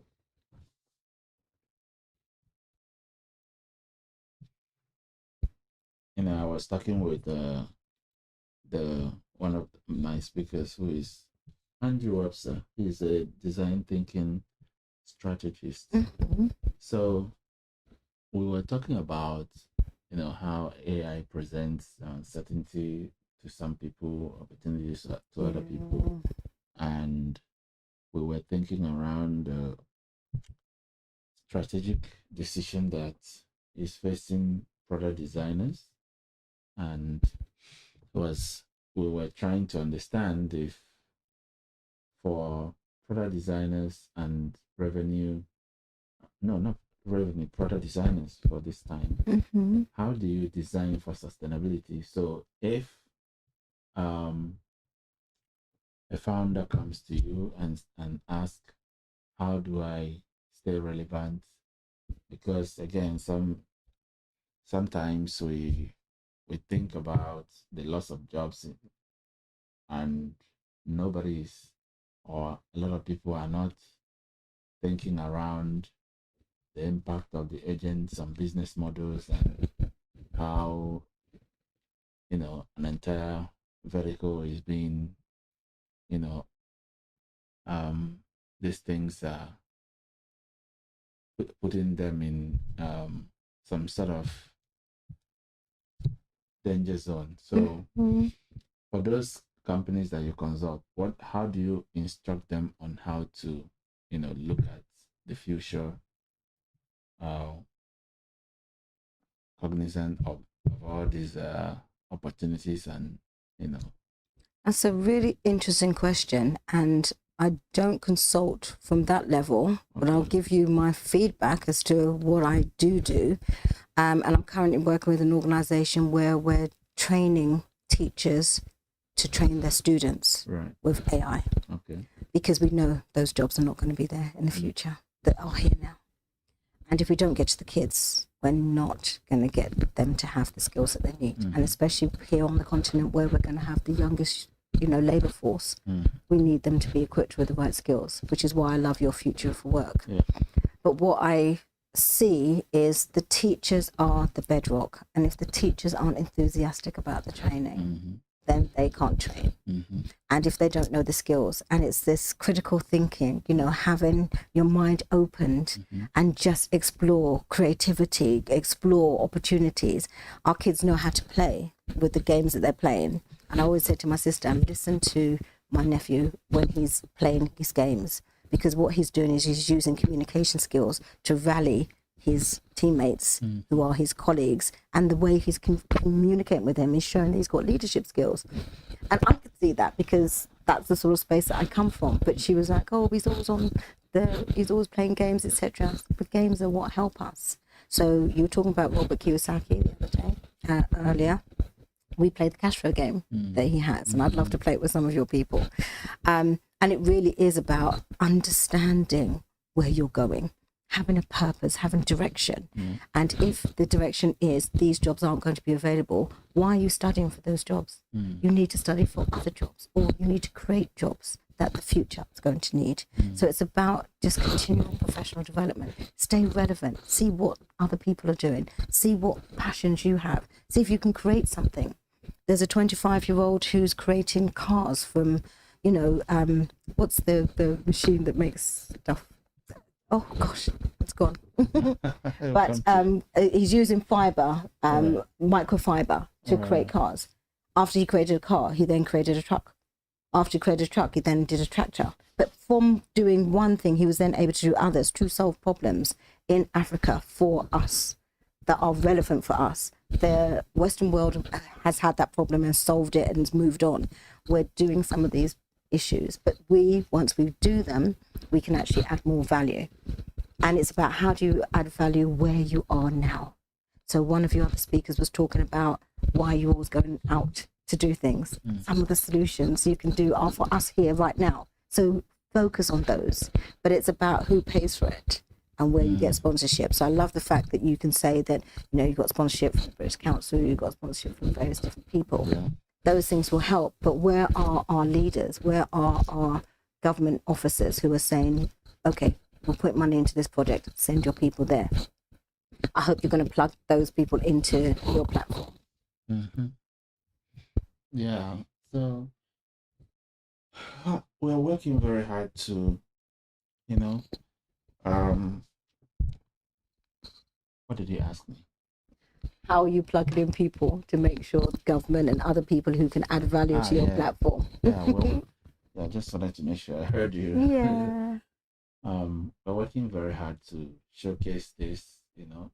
The only problem with, you know, like the Minister for Education in Ghana, for example, I know I'm supposed to go show him this, but sometimes it is difficult to get the appointments. But I've been getting training to think and operate from abundance. Maybe when I send him the invite, it will be the only time when he will be available that he saw the invite. Meaning this time there's no conflict. Have you heard of the project that we're doing, GSTEP, Ghana Science Technology Prize, Technology Explorer Prize?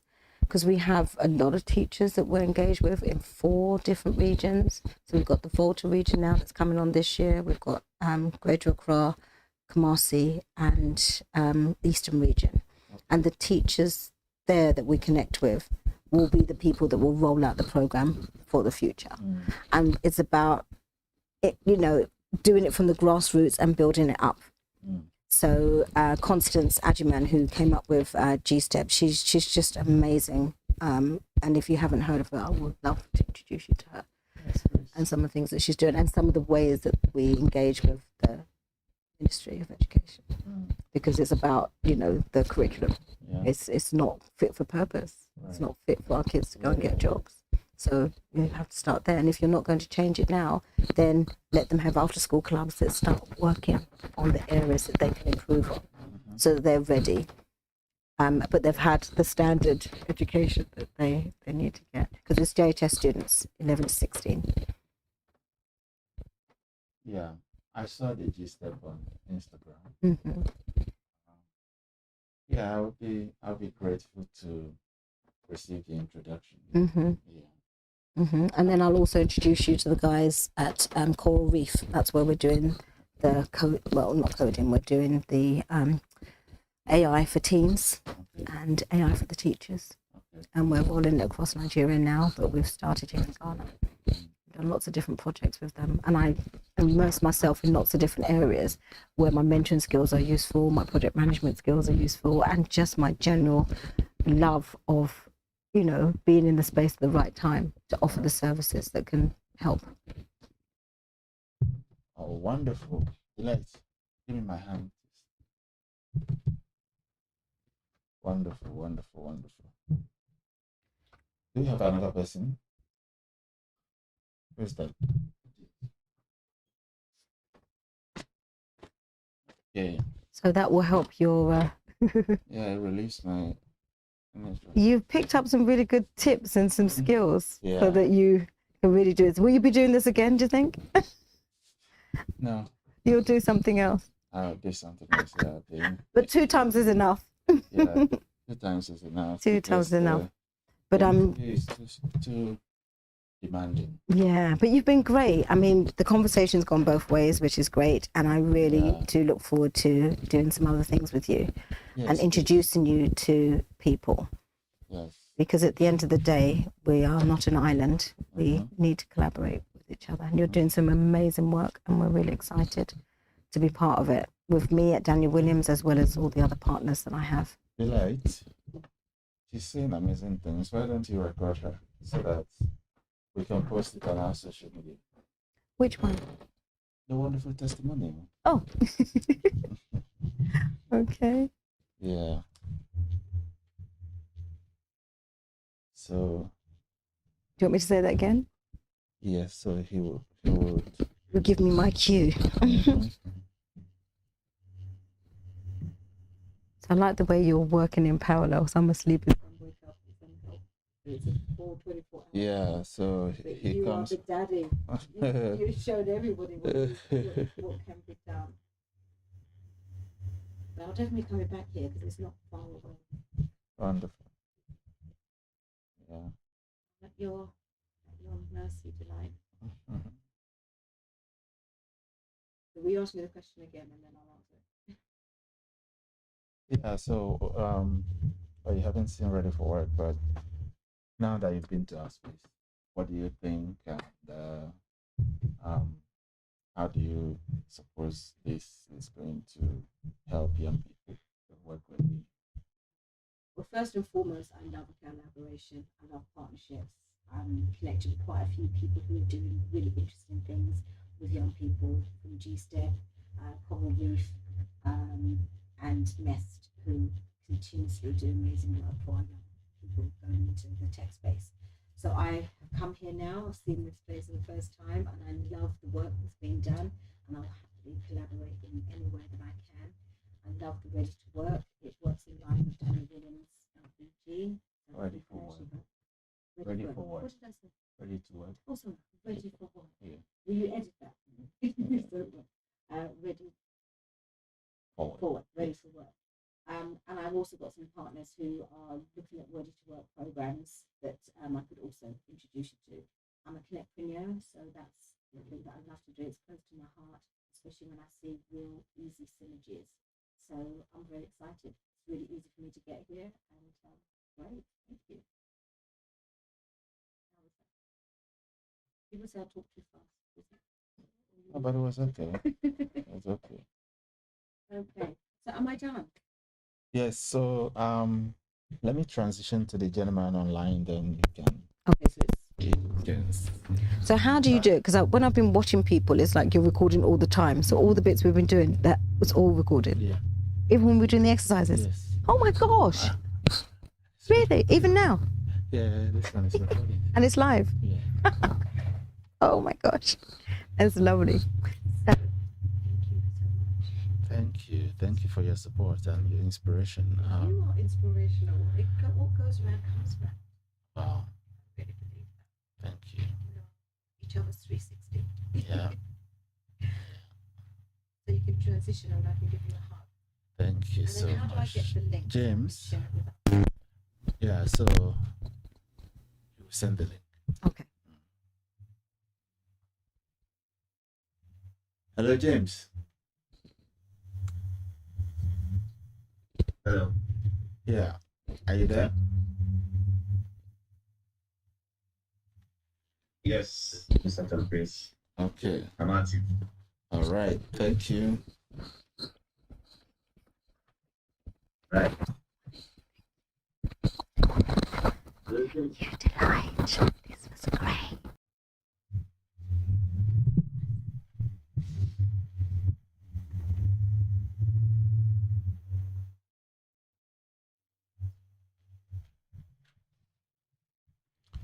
Okay.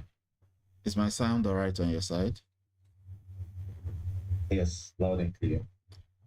Wonderful. Okay, introduce yourself to my global audience and tell them why you are here. Okay. Thank you for the opportunity, first of all. And it is a pretty privilege to be part of this great feat that you are orchestrating and that you are forefronting. I like to refer to myself as a social entrepreneur visionary. I mean, if I should look back retrospectively into the years that have gone by, from my basic school level through to junior high, through to senior high, even through to the tertiary, and till now, everything that has happened, every decision that has been made, every action that has been taken, every intentional step on the way has led me to who I am and what I am becoming and who I want to become. Yes. Wonderful. Okay, so let's go into those messages and unlock it properly. Okay. Oh, I need someone to respond to some messages for me. All right. Are you done with school now? Yes. I completed last year. Okay. From Kenya SC. Wonderful. Our topic is intentionality as a prerequisite for success. Exactly. All right. Let's bring the listeners and viewers into the topic with a case study. What are those moments that when you look at them, you can, because obviously success is in different stages. If you started a course, if you started a course and finished the course, that's a success. And if you started a class with poor grade and you finish with good grade, that's success. Right. So give me those case studies that will illustrate the subject we are discussing based on your own personal life experience. Okay. Thank you. For me, in my personal life, there has been so many experiences, so many case studies, but I always want to start with the one that I feel was the moment's changing experience for me. That was when I was in first year. And before that, first year in the university. And before that, coming to the university, I was a completely different person. I remember how my life was in the senior high. I mean, I was all over the place. I had no clear roadmap, no clear trajectory as to what I wanted to do, as to what my life could amount to. So just at the verge of me writing my WASI, I had this English teacher, Mr. Dennis, wherever you are, this is a shout out. He used to talk to us. We were a group, a section of guys with the same mind, if you get what I mean. Yeah. So he used to talk to us about how tertiary life is, how the university is likened to the world. You know, in SHS, on senior high, it's a different ballgame from the university. The university, there is so much difference, there's so much to expect.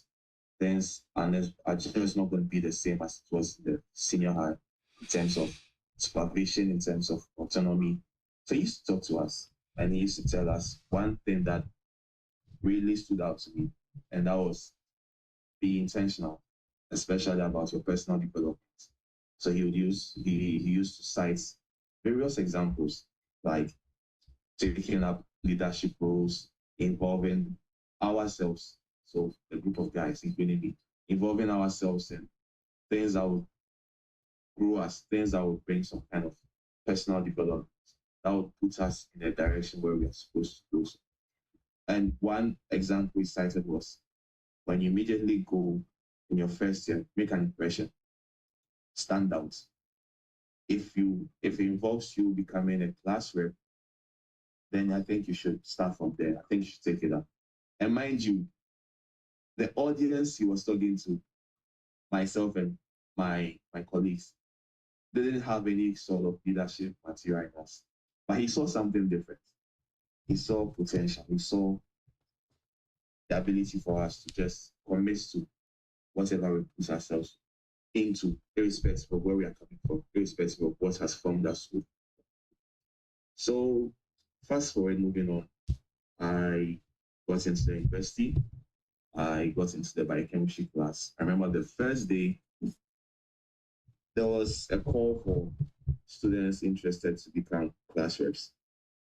And among the 10 students that came forward, we're a large class, I can confidently say that I was the only one who didn't have any experience in leadership whatsoever, because I later on talked the other people who came up. So they just needed 6 reps at a time because of how large our class is. Conventionally, you just need about 2 or 3 or even 1 person to be that advocate, be that bridge between the students and the staff, that's the lecturers. But they needed 6 people out of the 10. I was the one who had the least because I wasn't vocal. I didn't know how to speak in front of people. I fumbled, but I managed to get myself in. One thing I think that helped was the charisma. I had charisma. Yeah, so in spite of the shortcomings, the people still saw a potential in me. So I ended up being one of the lucky 6 people. And that for me was where this whole intentionality in terms of my personal development started. Because that moment for me was like, oh, I got selected. I can actually do this. So I started being pragmatic with my every action, every decision. The people have given me the notion, the people have given me the opportunity to be in the front of matters in the class. So how can I not disappoint them? So that's where it all started from. I started involving myself more. I started talking to people. I started talking to the colleague reps. How were you guys? How was your life? What were the things you did? What were the things you didn't do? What has made you this confident? I remember one class rep, Shira. If you're watching this is a shout out to you. He was very eloquent. He was very good with public speaking. I became close friends with him. And in so becoming, I got to learn so much. Learn how, when he was young, his parents used to always bring books of personal development that even at that age, he might not really get the concepts and all that. They used to bring it to him to read. They used to motivate him to take up steps that were way above him. And that all those little things had accumulated to become the person he has become today. So I learned a lot. I went through the process and I saw myself becoming better. Not just by sitting down and just reveling in the fact that, oh, I've been chosen, so I can do whatever I want. No, I took intentional steps. I took intentional decisions. And for me, that has been one pivotal case that has led me to where I am today.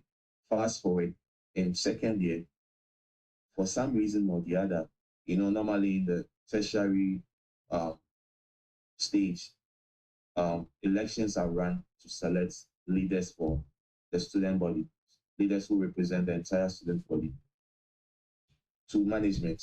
Yeah. So at my college, the colleges level, elections are run every year. So there was this candidate who was going, and for some reason, he didn't have a vice at the time, a running mate.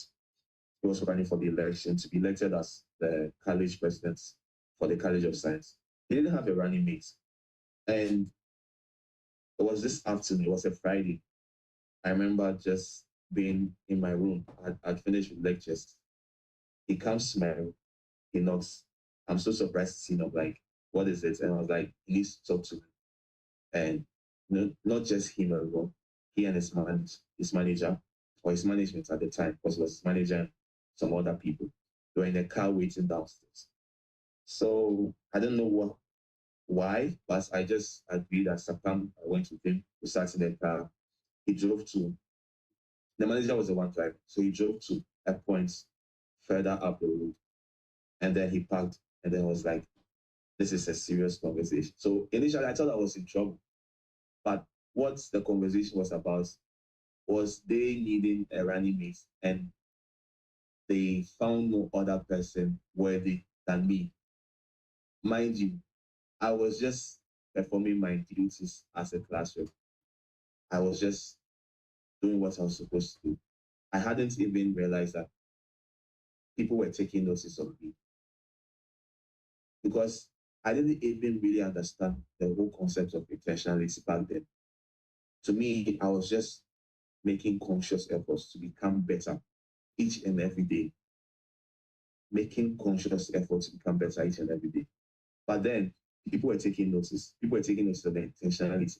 People were taking notice of the strides that I was taking. Because I was all over. For a first-year student, I was all over the place. I think that was a trait that helped me. Because back in SHS, I was all over the place, but for the wrong reasons. But over here, now I'm all over the place for the right reasons. I was always around to help, to volunteer. When seminars are ongoing, I was always around. When programs are being organized by the then administration, I was always around to help in one way or the other.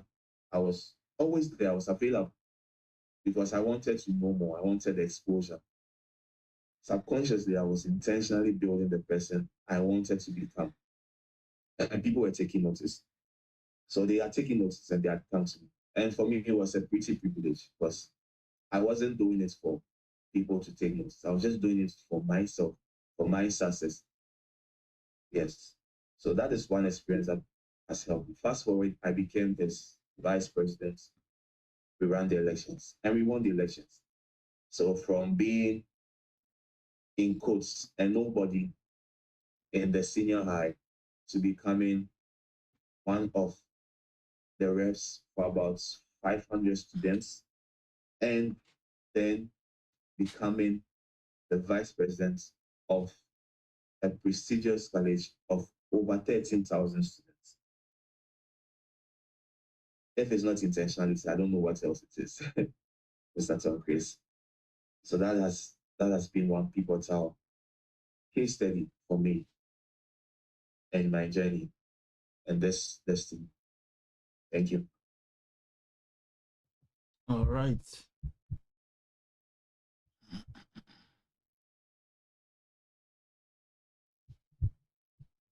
All right, James.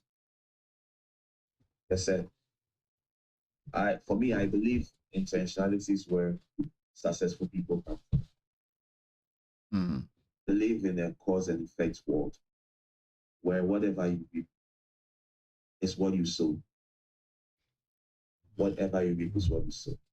And the fun fact about that is, if you are not actively reaping something, you are still going to sow. Yes, you are still going to sow. Because can I bring a bit of agriculture in this context? So if a farmer wants to, say, plant tomatoes, he has to cultivate the land first. He has to prepare the land. So there are things that are done. There's the following period. There's the application of manure. There's application of compost before even the before even the planting stage comes in. When the planting stage comes in, there are other things that are done. There is, if the plant requires transplantation, there's transplantation. There is watering. There is application of fertilizer. There's application of weedicides, pesticides to prune that plant so that it's able to reach the harvest stage where you have your tomatoes, then you're able to reap the tomatoes you planted. Now, if you're not planting anything on the barren land, what happens to that barren? Weeds take over tremendously. You're going to see weeds growing all over. Meanwhile, you didn't plant anything. It's the same way. the path of life or success, if you are not dedicating maybe an hour a day or precious time from each day that passes by to plant something into the person you want to become in the future, what you don't know is that things are being planted for you. And in most cases, or all cases, it's weeds. It's weeds that is being planted in your life. So intentionality is so important for success. I mean, John C. Maxwell had to come up with a law that intentionality is not by accident, it's by choice. It doesn't happen, growth doesn't happen automatically. It happens by you deliberately setting yourself to consistently repeat a set of actions, to consistently make a set of decisions that will shape the person you become in the future. If you are not becoming a better person today, you might not become a better person in the future. Yes, please.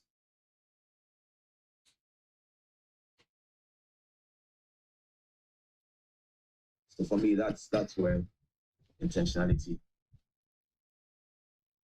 means or comes from. You may have to repeat it again for me, please. Okay. So I was saying that if you're not becoming a better person today, there is a high chance that you might not become a better person in the future.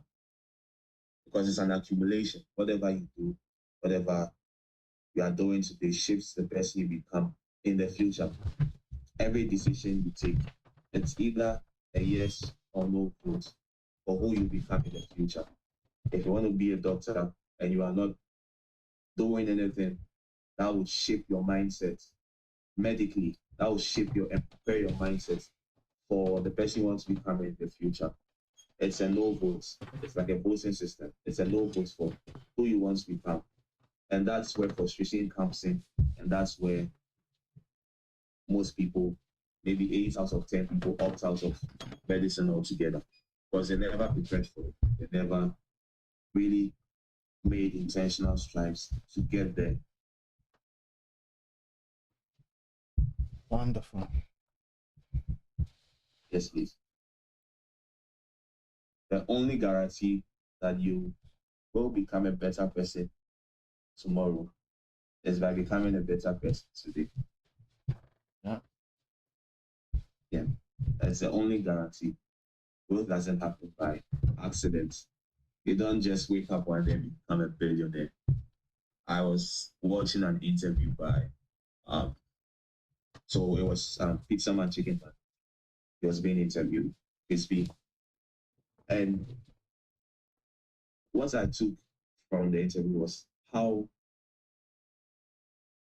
he was already in his mind and in his actions and in his moves a big time CEO already, right from his primary level, right from his SHS level, going to tertiary to who he is now. He was already a big time CEO. I mean, what are the qualities of a good CEO? Competitiveness, very competitive. He was very competitive. He talked about how he was always striving to be first in class. And the one time that he became second was the time that he swore to himself that he was never going to become second ever again. And the following semester, he became first again. He was hungry for so much more. He didn't want his life to amount to mediocrity. He wanted something more. So in who he has become today, you could see that it didn't just happen automatically. It was a set of decisions. It was a set of traits that has made him who he is today.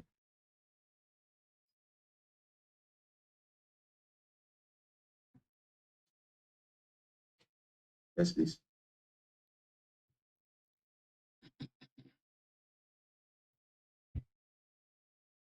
James, wherever we take your topic to today, you need to follow us, eh? No problem. Okay. So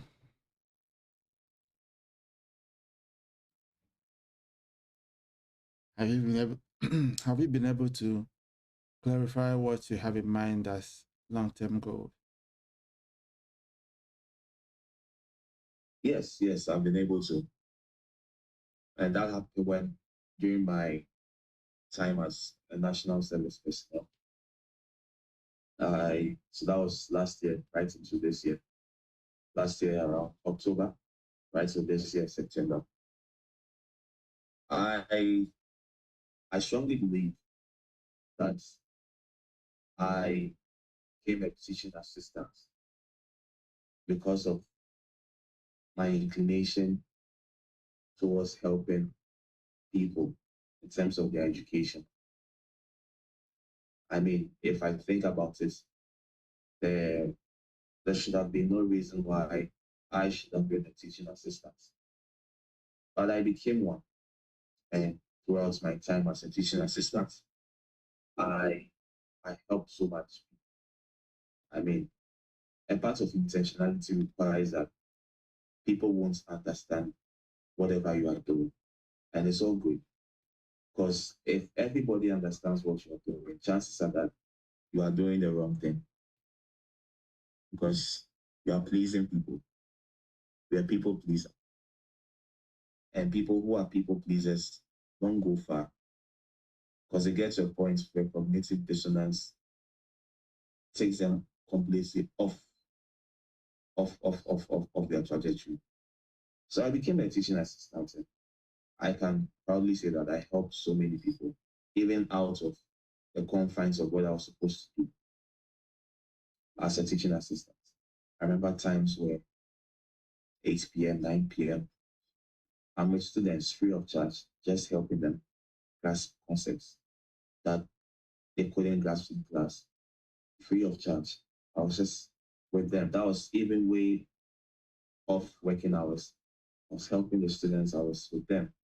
I was teaching them. I was nurturing them. One particular person on my birthday, I remember so well. She sent me a long text with mobile money, of course.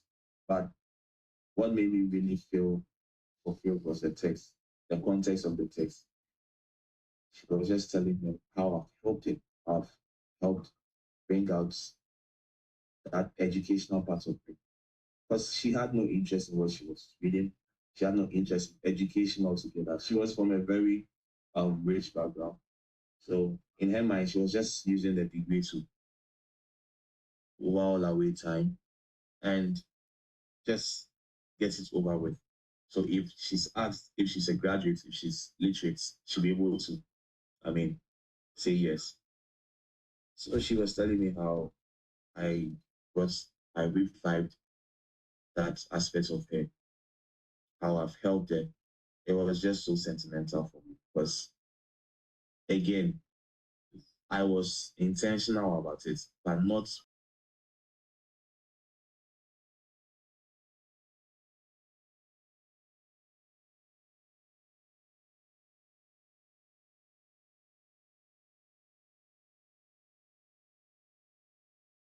in Africa, changing the narrative of education in Africa.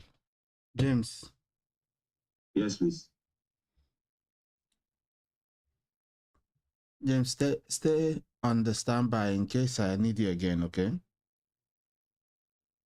Okay. Yeah, but I'll give you an interview. I'll try to see if there's a place you'll join on, so that I can hear what you're saying. Right now I'm fighting big battle with sleep. Okay. You're doing so well. I understand. You're almost there. Yeah. 94 hours. We'll get there. I understand. Okay. Thank you. Welcome. Let me call this person in, then you can. Hello. Hello, good morning. Good morning. Hi, how are you? I'm all right.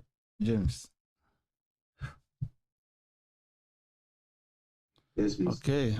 So James, you can either drop off or just off your screen. So stop your video. Wonderful. Would you want to introduce yourself to the audience? Yes. So thank you for this time with you, Chris and Tom-Chris. I know you've been doing a very amazing job. It's a long journey, and I do empathize with you, but keep going. It will be ending very soon, and with good results. So I am known in the entertainment and social fields as MC Adakwa, so Mrs. or Ceremony, I would like to say. And my full name is Abina Adakwa. I am an event hostess. I like to just, sum it up as, but it comes with many layers. I am a psychological well-being advocate, and within the time that I've just embarked on this journey, and this journey has been through a lived experience, my own experiences that has shaped where I'm going and who I am. I'm using that same wisdom and same platform to support women likewise who have probably gone through challenges, have faced challenges of their own. And we have a social aspect of the business side, which invests in creating safe spaces for women to come to network, to feel like they can talk about their psychological well-being. They can talk about, physical health, emotional support, anything that encompasses the whole being as a woman.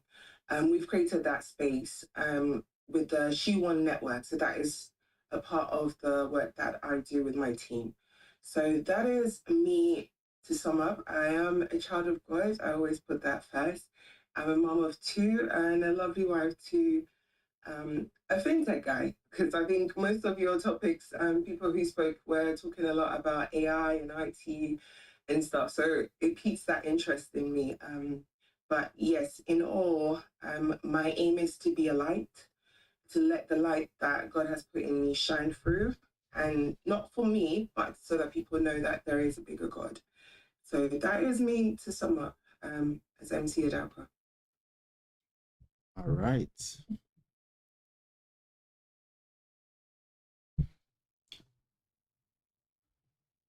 Psychological safety, physical health, emotional validation. Okay.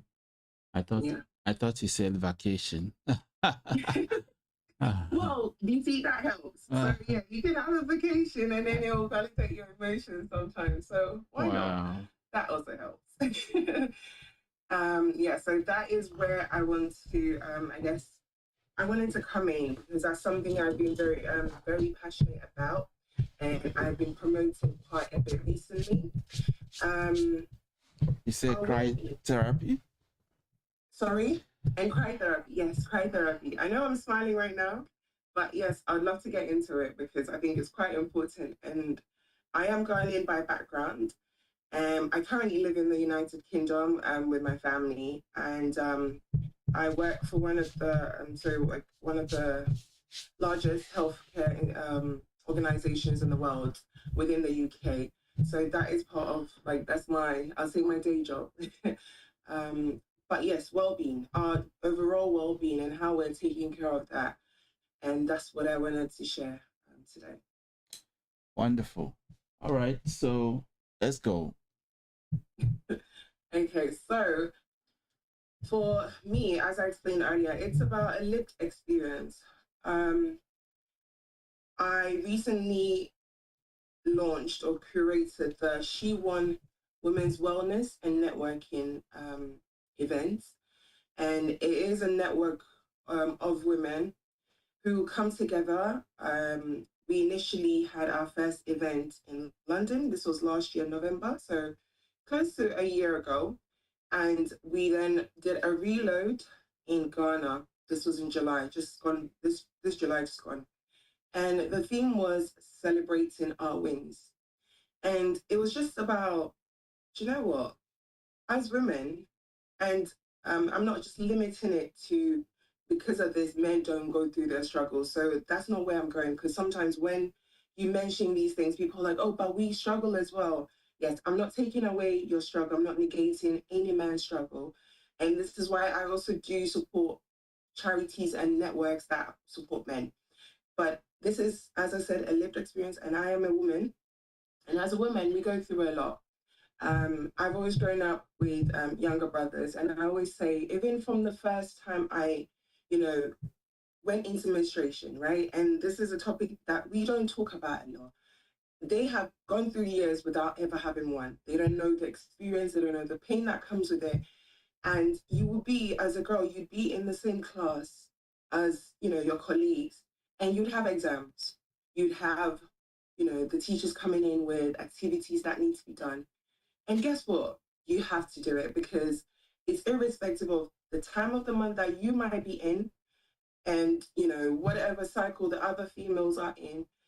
If it comes to, okay, this has to be done, it has to be done irrespective of being a female or a male.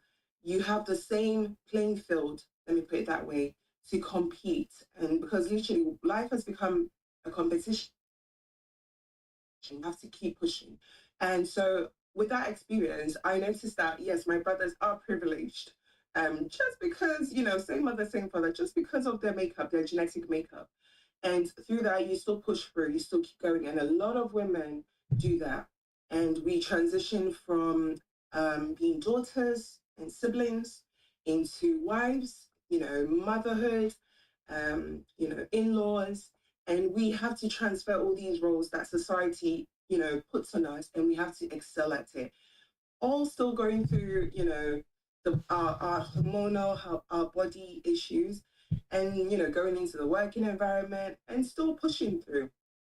So through this, I got to a space in my life at one point about, I'm saying 3 years ago. Life became very challenging, and I experienced a bit of a depression. And it wasn't a nice experience, but I'm someone who, as much as I talk, I'm a sanguine by nature. I'm an extrovert. So as much as I talk, if I'm going through struggle, I don't talk about it. I keep it to myself.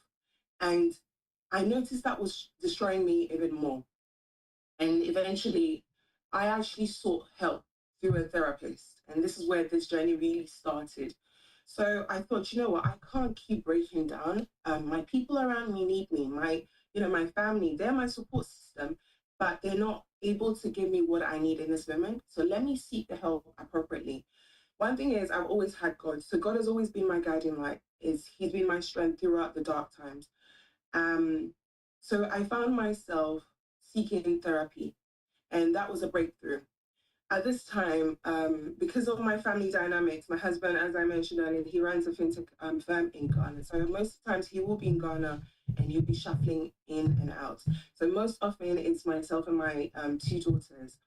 And so it became a struggle when, you're on your own, especially in the UK, you get very isolated. And I think if we have audiences here who are from the UK, they will understand.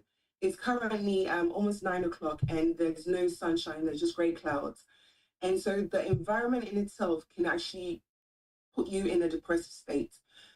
We have Ghana where you have sunshine and you have energy every time, and it's not like that. So you have to make the energy here. So when I spoke to my therapist, she asked me, what do I do for myself? And it was nothing, because at this point I was working 5 days a week. I'll drop my daughters at school, go straight to work, pick them up, come straight home, be the best mom I could be, get them home cooked food. They love, their mood tour and stuff. And I went from there. So I did explain that, I'm not doing much for myself. It would be my friends, maybe one off birthday party that I'll attend. And if everyone knows me, I'll be coming late. And I always say my presence is my present. Because time is of such an essence to me that being present for you is actually so much love that I can give, is all the love that I can give. So eventually, she advocated for me to do something for myself. And on that note, I actually spoke to my workplace. And speaking to my workplace, this is where the element of psychological safety came in. They knew I have two kids. They know most of the times I'm on my own, and they were very supportive of any qualms that comes up. You know, if my daughter is unwell, you know, they'll give me the time because they know I can always come back to, you know, doing my work. They know that if I make a mistake, they know the work ethics that I have, you know, carry through. So they're there to support me. And that's the whole nature of psychological safety. It's being able to be vulnerable without the fear of reproach, fear of repercussions in who you truly are. So I spoke to my manager, and at that time I was working part-time hours, 4 days, you know, and I decided to take the time and spread it, you know, condense my hours to the actual 4 days. I'd spread it across 5 days because of the kids. So eventually I was working 4 days, then I got my Fridays off, which has been amazing. And this happened 2 years ago. So for a year, I struggled and struggled on my own. And then 2 years ago, I actually said, I'm going to go back to swimming lessons. So I went on, I signed up for swimming crash course lessons. So I had my Fridays off so I could do these things. I had done swimming like over 10 years ago. And because sometimes our hair, Black women, we don't go into the water because we don't want to ruin the extensions that we've done. I decided to, well, my hair was cut already at that time, so it's not that issue. But I decided to embark on this journey, and it was very relieving. Hence why I touch on physical health. It was good for my body. Of course, as a woman, you go through so many changes, hormonal, and of course, when you have children, your body changes as you grow. As you hit your 30s, your 40s, your body will give up in ways that you don't know. Your knees start going, and starting to take on swimming was such a relief, right? It was such a stress relief that I started getting some peace in me. Being in the water is so calming, and I'd advocate that for anyone who can. If you can get, you know, go in the water and just splash about, do that. Find your niche, find what works for you. I like looking fit, I like looking good in myself as a woman, as a person, as MC Adalka, because I do go to events, I do stand in front to represent people that are having their weddings, their, you know, launching their events, you know. So I need to be presentable. And within myself, way before I became an MC Adalka, I was always Abina who likes her style. And so being physically fit was important to me. But as you grow, your metabolism starts dropping. So you don't burn the food as fast as you can. Chris, if you need to come and let me know, because I will keep going. I know like you're very tired as well, so I will try not to like bore you to death. But I did embark and that really helped. And then it fast forwarded to, sorry. Yeah, I don't. Should I can keep going. That's fine. No, I can lead no, so that it becomes an interview, because if you yes, keep, that's the thing. So come in. Don't knock off. We know you're doing very well. yeah, don't worry. You come in and then we can continue from there. Don't worry, I won't slip off for you. That's good. You're doing a very good job. Get some bananas. Get something with sugars. Maybe not bananas for now, because apparently they're very good for sleep. So get some fruits with sugars. You know, no energy drinks, because they don't really help for the body. So get the natural ones. Get your vitamins. So, okay. Emotional validation. Yeah. So it came from the therapy sessions, emotional validation. You might be going through something, and because of your personality, you think, am I blowing this out of proportion?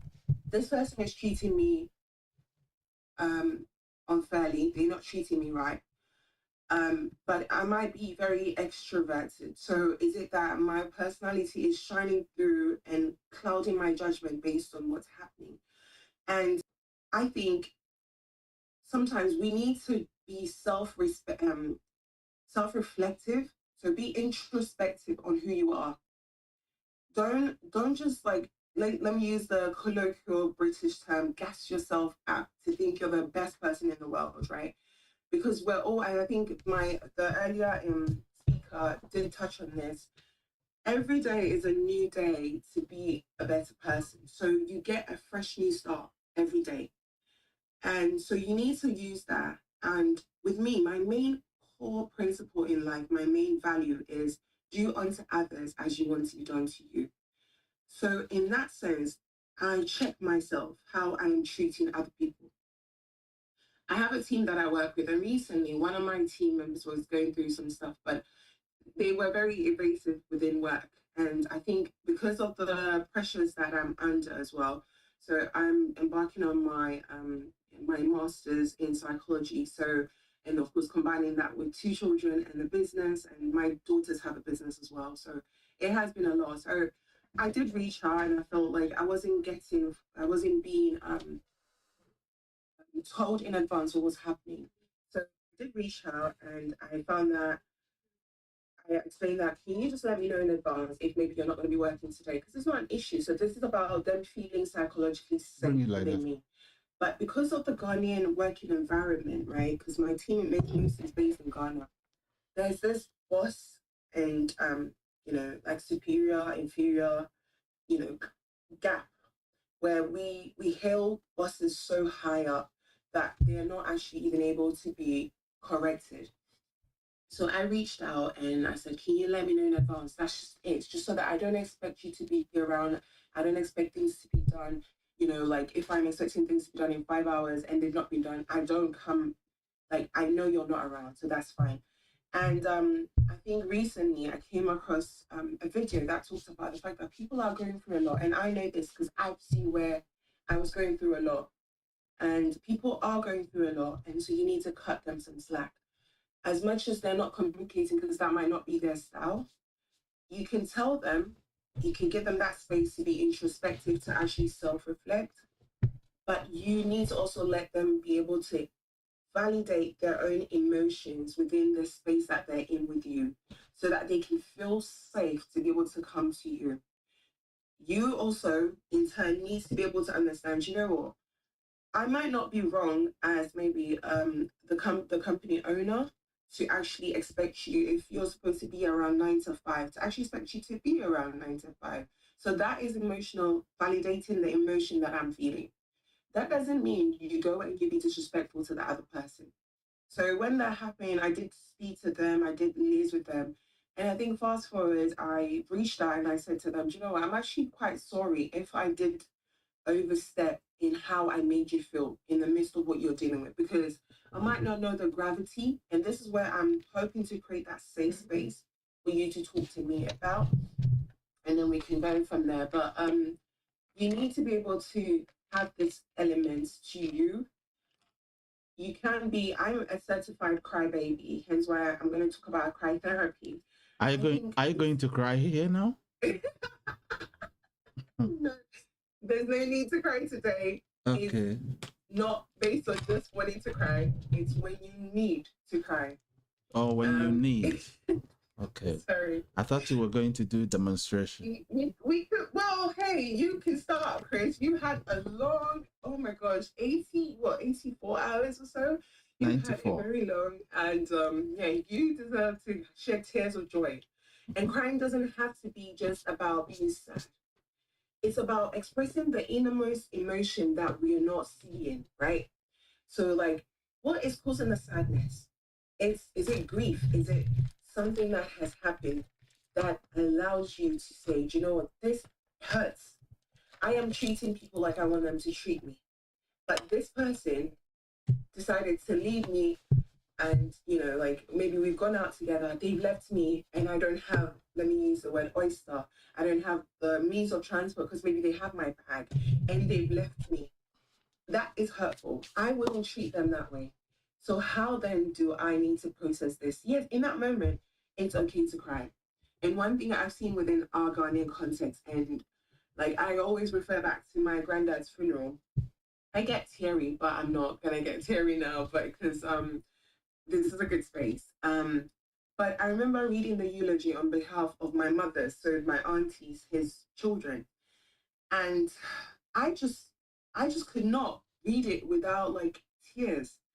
And it's weird because I've seen funerals in Ghana and it's very methodical. Like there's it's traditional. There's things to follow. So we do not allow people to actually express emotion, genuine emotion, because you've lost someone who's so dear to you for the rest of your life.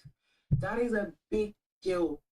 But we have our culture that is like, oh, like, sorry to use the language, but it's like the term is you like crying too much.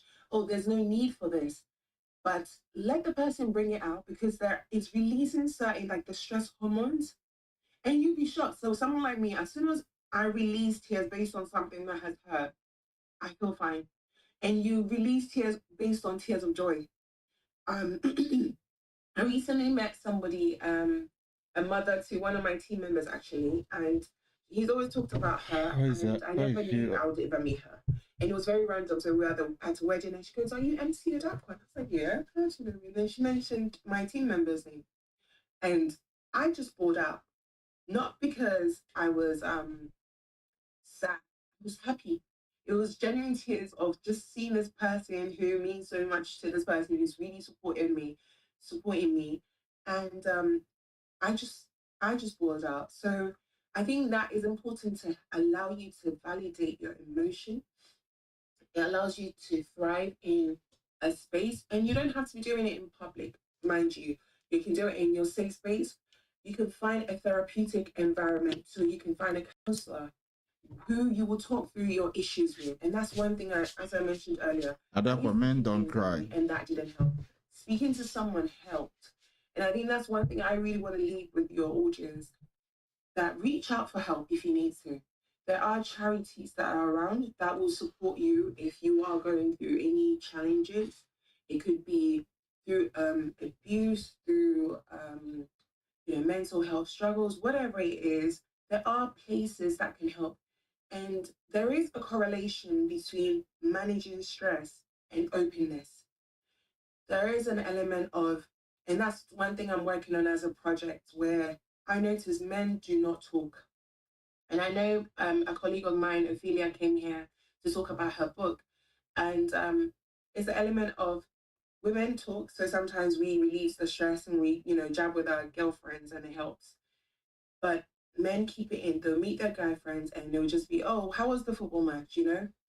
And so this is something I think I want to embark on with the help of, like, barbershops, so it could be barbershop therapies and things like that, to allow them that safe space to feel like, yes, I can talk, because there is an increased rate of suicide within young men just because they keep things in them. And so with all of this, I just want to leave people with a notion of, take active steps, to help your mind.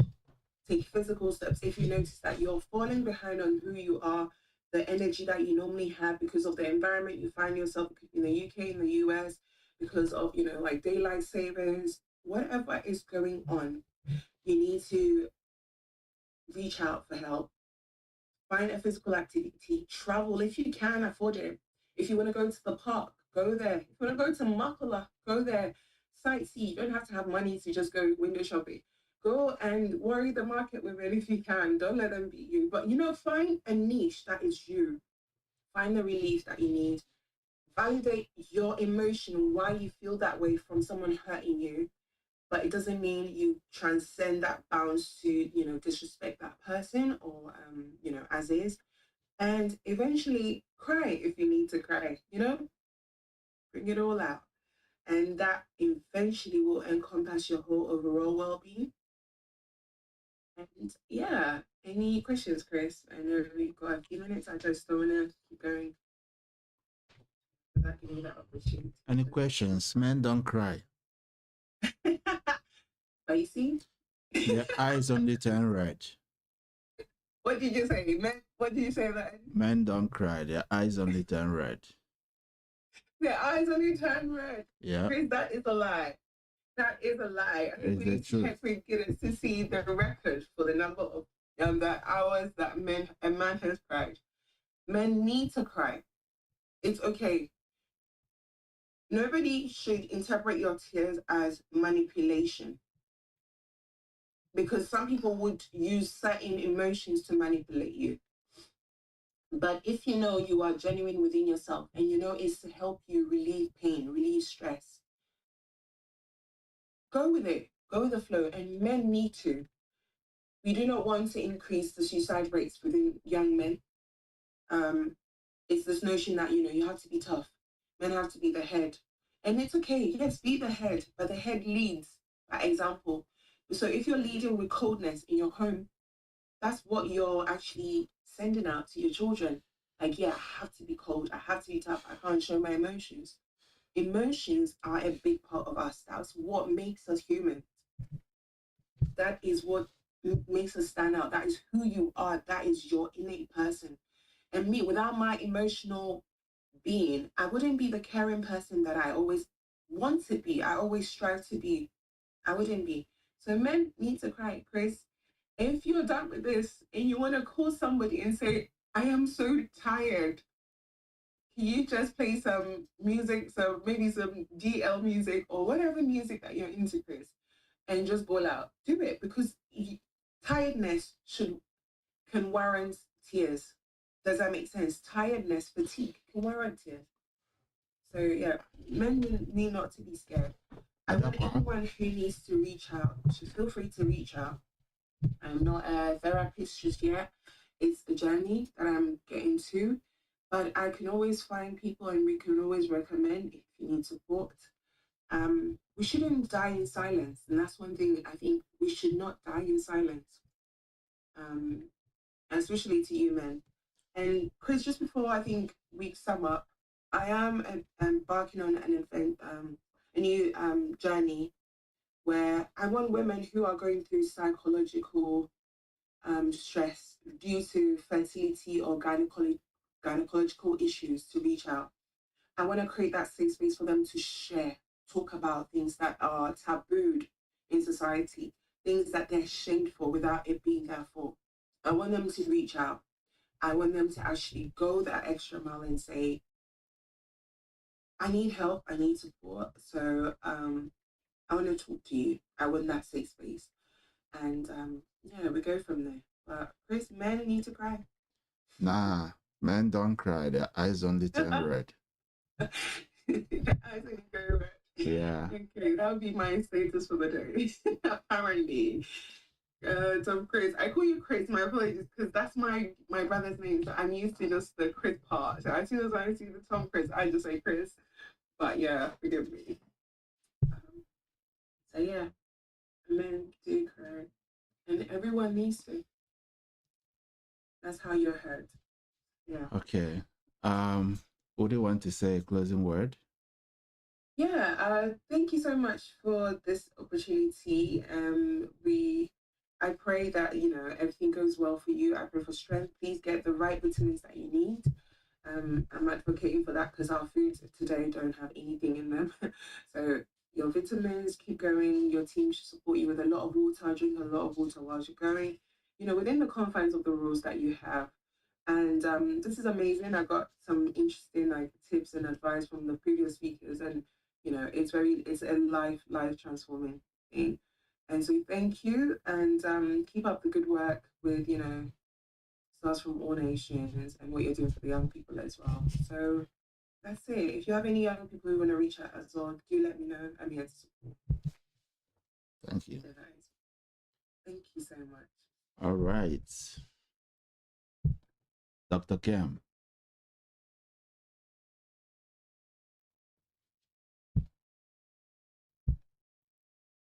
It seems you're muted.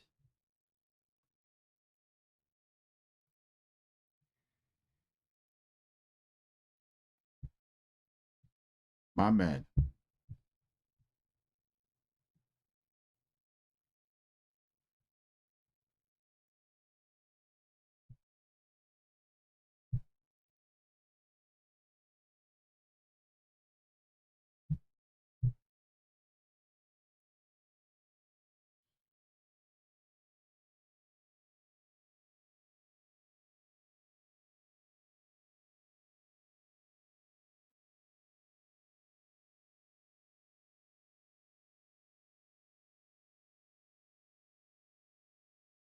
Are you ready?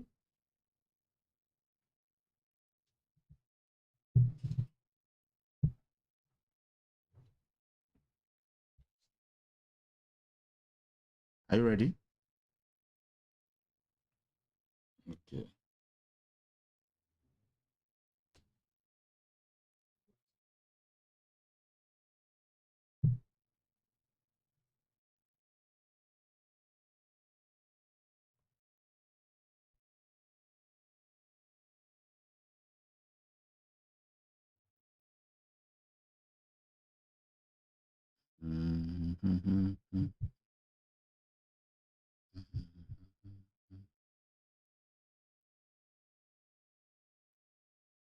Hello?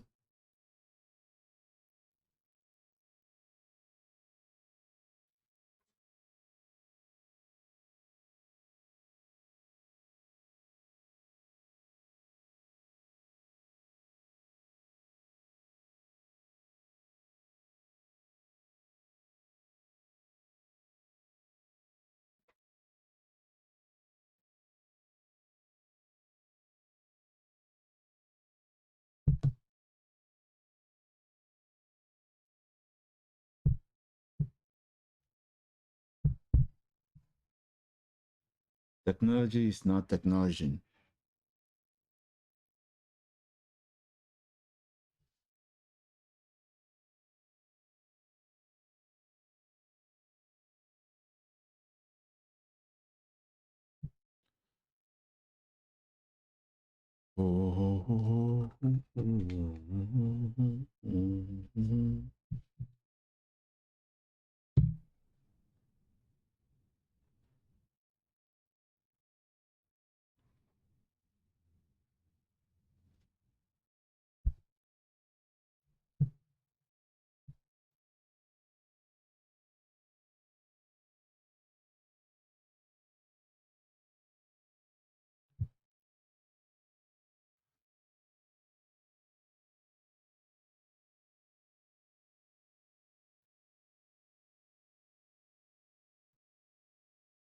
Recording stopped.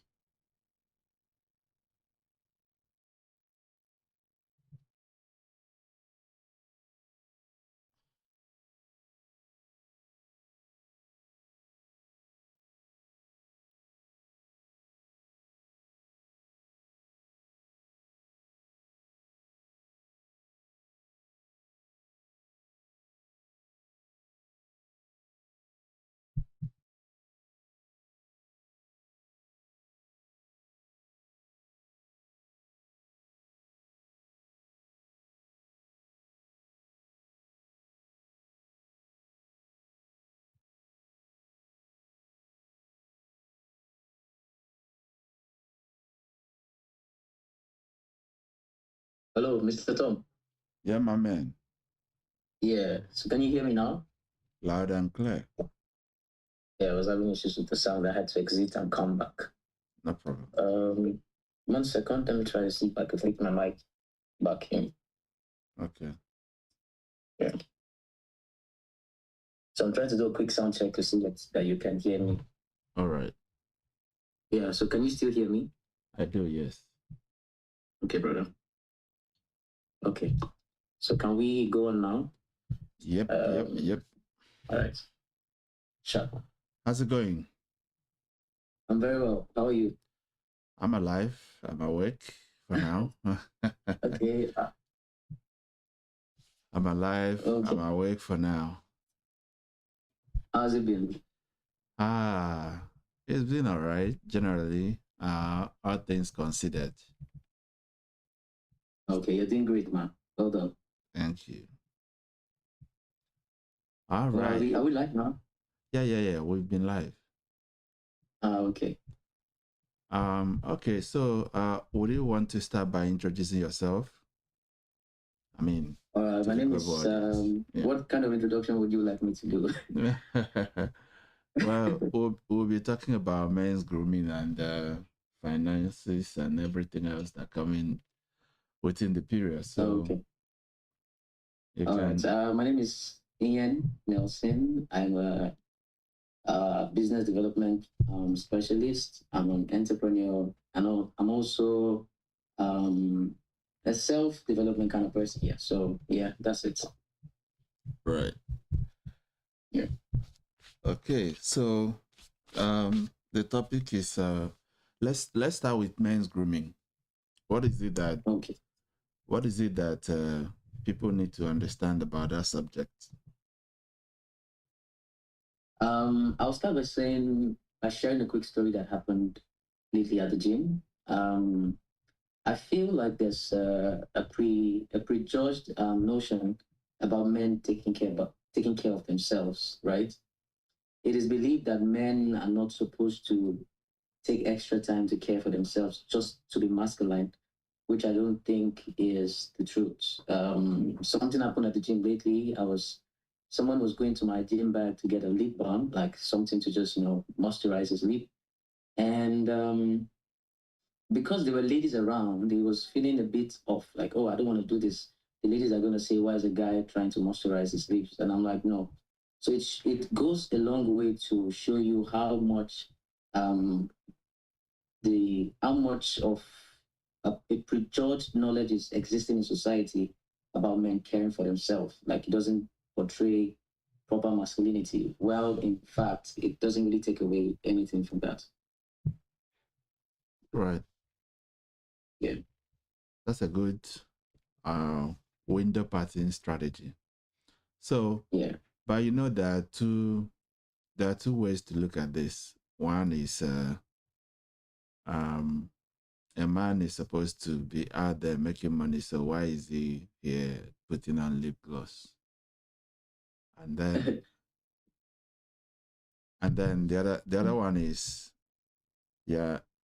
if the individual is not like you, who is into lifestyle, your shop is your body in some way, because you sell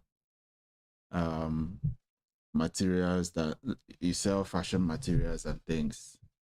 So so the body is not making any money for the person. So why that excessive investment? They are not in front desk or in front of TV. I need to wake up. Wake up, my brother, wake up. Yeah, I need to wake up. Okay. So if the person is not in front of TV, front desk, customers, or heavily lifestyle related. Yeah. So what's the point of all those excessive skincare and night routine? All right. First things first, I'd like to say that life is a stage, right? Mm-hmm. And you don't have to be in front of TV. You don't have to be in front desk to actually appear every day looking like the best version of yourself. This thing is not done for validation. It is done for you, not for the validation of somebody else. So I've never looked in the mirror and tried to look better because of how or because it's related to my work. Because it is life. It is a movie. I'm the actor in my movie. And if I have to appear every day as a lead role in my movie, I could start by appearing nicely.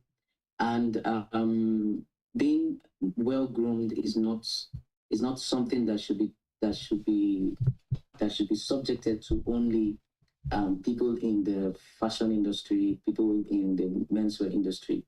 Every day in life, you meet people, and the first form of interaction is how you look. So taking care of yourself is respect for whosoever you're going to meet. Because before you speak, I would always say that how you look is the first impression. So sometimes you're not given the opportunity to literally speak, but someone can judge your cleanliness, the time you take to take care of yourself, and judge your personality by that. So I would really say it's not a career specific behavior. It should be a lifestyle for everyone, and it's not gender specific either. It doesn't take away the time to look for money. It doesn't take away the time to do other things. It just makes sure that you, in your own self, you're doing this for you and not for the community or for other people's perception. But it does eat into the time to go and make money. No, it doesn't. I feel like time is always enough. You just have to allocate time, especially to what is necessary. I would say when something becomes part of your routine, it becomes a lifestyle. It's not something that you have to go the extra. You have to feel like you need to take more time to get it done. It is, like I said, it's like waking up and making it part of your routine. If it's already existing in your routine, it no longer seems like it is something that you need to create extra time for. Yeah. And imagine a person that go to office at, say, 7 o'clock in the morning. Let's be generous, 7 o'clock, and then comes back due to traffic and things and the distance of the office, comes back at 8 o'clock. Can he objectively have all the time to do what I'm about to show you right now? So, what are you about to show me? Yep. Okay, that's the way you want to show it. So just imagine this guy. Just imagine this guy. Every single morning before bed. I can't see. What is it? Oh, you can see. Yeah. I'm showing you a screen. I'm sharing my screen. Oh, okay, I can see that. I had to click on the button. Okay. Hold Mr. Tom. Look at this. Just look at this. Just look at this, man. Okay. Look at. What is this? Okay, I'll explain it better for you. I guess it doesn't have to be this extensive, right? No, not everybody's gonna have the time to do all of that in the morning. Party's hair in single strands. Huh? Can you hear me? I'm trying to get you back on. I can't hear. And that was funny. What's the party's hair in single strands? And no, that's quite extensive. You can allow yourself maybe twice a week on your rest days, on your off days, for such deep care. But all you need is to have a proper haircut. You need to just have a routine that is time friendly. Like, make sure your hair is moisturized, make sure your skin is moisturized. You don't have to do all of those extensive stuff to appear nice. No. You can have, let's say, once in a week, twice a week time for that you devote maybe 30 minutes of your time to extensively look or take care of yourself. But on the go, you just need to make sure that you're not looking patchy, that your hair, your skin, everything is moisturized as it should be. Yeah, basically, so that's it. Yeah, that one I agree. Because this one, it will eat into their time to even invest in themselves. Yeah, sorry, my power went out. Nigeria. All right, we'll get back on soon. We can continue. Yeah. Okay, right. So checklist of things that will make you look decent as you want. Okay. In terms of grooming, what are the touch points? I know you go to gym all the time. You told me the last time you go to gym every day. Yeah, I try to do 5 days a week. Wow. Yeah. So first, I suppose the first one will be exercise. Then second one. I would not say the first one is exercise. So this is going to be a twist. Okay. Exercise is physical. The first work starts in the mind. So if you're not operating very well mentally, it's hard for you to physically push yourself and stay consistent with the gym. The body will only go where the mind goes. So it all starts inside. So I would appreciate that men begin to take their mental health more seriously, so that you can be in an optimal and you can be in an optimal position mentally. Then you can start going into physical exercise. Physical exercise is very important, not just for looks, but for health. Yeah, then after physical exercise, you can go, your hair should always be well kept. Your nails should always be clean. You should have nice cologne, clean clothes. And yeah, that's it. Okay, so in terms of finding, I had one of the ladies that came yesterday, actually the lady that closed for us yesterday, she says she likes to be called the Great, so I'll call her the Great. I was asking her how you find style. What would you say? How did you find your style? Firstly, with fashion, style is anything you feel most comfortable in. It is not a general notion because everybody's wearing this, you should wear that. Your style is the outfit that you find yourself being most comfortable in mentally. Growing up, you would definitely be exposed to some kind of information, maybe people you see dressing, because every choice is kind of influenced, whether we like it or not. Yeah. So when you begin to try every influenced style choice, the one that sits with you and you look into the mirror and you're proud of the person that you look like, that should be your style. Who are the ones that influence you? Well, my style has evolved over time. It's not always been like this. So I've evolved from streetwear to corporate wear. So yeah, at different stages of life, as we grow, change is the only thing that is very, very constant. So I believe that if everything you can outgrow and you can ingrow into something better. So let's say as a younger child, as a guy, as a boy child, I was dressing in a certain kind of way. Then I grew to a certain age, and I begin to see that that doesn't fit the image of myself that I now want to portray. I'm able to look into more mentors and change my way of dressing. So it has not been one person; it's been different people over time. Okay. Yeah. What's on your mood board in terms of lifestyle and collections? I didn't get that very clearly. On your mood board, what do you usually collect on your mood board? I still don't understand the question perfectly. My mood board for lifestyle? Yeah. We're still on lifestyle now. Lifestyle and grooming. Okay, currently I'm just easy. Like my style currently is just calm. Okay. Yeah, that's what the mood is right now. Peaceful, calm, as close to nature as possible. No stress. Yeah, that's it. All right. Okay. I'm wearing more linens. Less more neat wear, like what I'm wearing now. Suits when necessary. Yeah, so that's it.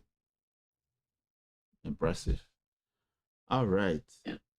Let's transition to the other side.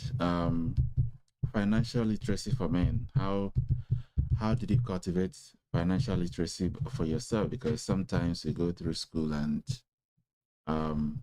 nobody teaches you how to handle money properly. You run an office. You run a clothing business and you have a lifestyle business. So how do you manage finances? I think managing finances is not something that can be overlooked at any stage in life as a man. It is sad enough that the information is not out there, so it's an information that you have to go the extra mile to cultivate for yourself.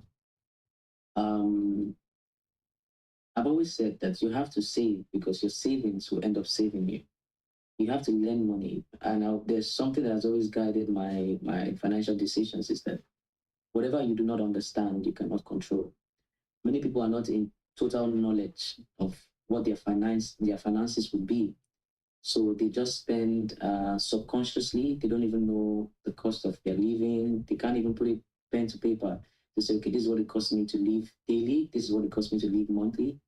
Then now you're always confused as to how your money disappears for use of a more relatable word, right? Mm-hmm. So in that situation, you have to sit first and understand, okay, this is how much I'm earning, this is how much it costs me to live, and this is how much I can save, and you have to budget accordingly. Your finances will not take care of themselves. You must stand up to the task of managing them effectively. With knowledge, you have to read, you have to be smart with your money. Needs would always expand to the idea of to the knowledge, to the idea of to the knowledge you have of money. Like if you think you have so much money, your needs will expand to that idea. So you must be able to, even if you're growing financially, you must be able to consciously compress your needs so that when in proportion with what you're earning, you can have some to yourself. One of my leading principles is that everything you make is not yours. So you have to decide what is yours of what everything you make, and decide what is the use for the rest. Yes. All right. But also, like, let me present you this thought. I don't know if it's the same in Lagos. A friend of mine was saying the last time, and I shared this with some of the speakers when the subject of money came up. It was like Accra seems to be, some major cities seems to be like, you will earn the money, but you will also spend it as a result of expenses and cost of living, high cost of living. Is Lagos like that? Every major city in the world, I wouldn't say that thought is location specific. Okay. I think it is relative to individual. Anywhere you are in the world, the city would always demand the cost of living there off of you. So I would advise that you save before you spend. If you believe, like I was saying just now, that you need to expand to the knowledge of your finances, if you earn, let's say, $1 million, you would naturally begin to need things in that financial bracket. But now it's not about the money, it's about you that earns the money to decide, okay, now that I have $1 million. Yes, I can afford to now ride on the private jet, but I could as well afford to be on business class tickets. If you raise your needs to match the idea of your finances, you would always be running the rat race. So the idea is to try to limit your spending as much as you can, and do not let the idea of what you have control what you're spending. Okay, so let's flip it to the other side, because some mid-level professionals and individuals that work in corporate, well, let's say corporates, right? So the argument that some people make is, I invest in myself so that I can be worth more to earn more. So the idea of personal brand, this is the kind of car you should buy so that you can attract the people that drive this kind of car, so that they can give you business, so that you can earn more money. You have to live, for example, bankers, I'm sure you know this. You have to live in certain locations so that they wouldn't think that giving you their business will be like that they should know that you already operate in that dimension. You should be seen in these kinds of clubs. You should wear this kind of material, those kinds of things. So they get the money, they spend the money, and sometimes they work the whole of their lives without having substantial savings or investments. The house, because somebody said even the fridge is on higher purchase. The car is higher purchase, the fridge is higher purchase.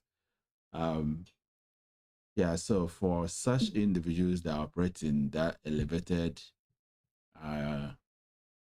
spending environment, how do they practice this principle you espouse? Okay, that's a very fun story. Yeah. I understand networking and marketing. It requires a level of self-development, right? But I'm not someone, there's me, that judge a book many times by the cover. It will be wrong to try to spend all your money to portray a certain image just to get checked, to continue to fund that lifestyle. In the end of the day, if you sit down, it's a negative. If what you're spending on to get more is costing you more than what you're getting, which means you continue the cycle of trying to always elevate to get more, then there's a problem. It's either you take yourself out of that system because it's not serving you, because whatever you do, whatever you invest in, that's why it's investment should bring returns. So if your investment is causing you to be in debt, then something is off with the mathematics. So if you have to spend $1 million to get $1 million in contracts, and you spend the $1 million again to obtain another $1 million, it's supposed to be capital minus expense for profit. So if capital and expense becomes the same, there's no profit, so it's not a profitable venture. So I advise you take yourself out of that system as soon as possible. That's number one. Number two, I believe more in developing yourself mentally than you ever develop yourself physically. If someone walks into my office for an investment, for an investment proposal with a Rolex and looking nice, and I manage to get into a conversation with him, and it still doesn't look like someone that can handle my money, the Rolex and the looking nice will be useless to me. However, if someone else comes in looking a bit modest, but has the mental capacity after conversation that I believe that my money is safe with him, I would most likely invest with him over the person that looks glamorous but is empty inside. So I think it is a wrong knowledge that it is all about showing what you are about than what is inside. So if you are going to develop yourself mentally, develop yourself more for the job, and that's why you're spending, it makes more sense in the long run that is development. But if you are spending to develop your outward appearance just to attract a certain level of people, however, you don't have what it takes to keep their money, I don't think it ends with the physical stuff. I'd rather spend more money investing in mental stuff, because that's what will keep relationship and keep business relationships going than physical stuff. And like I said, if you spend everything to continue painting the body of your engine, of your car,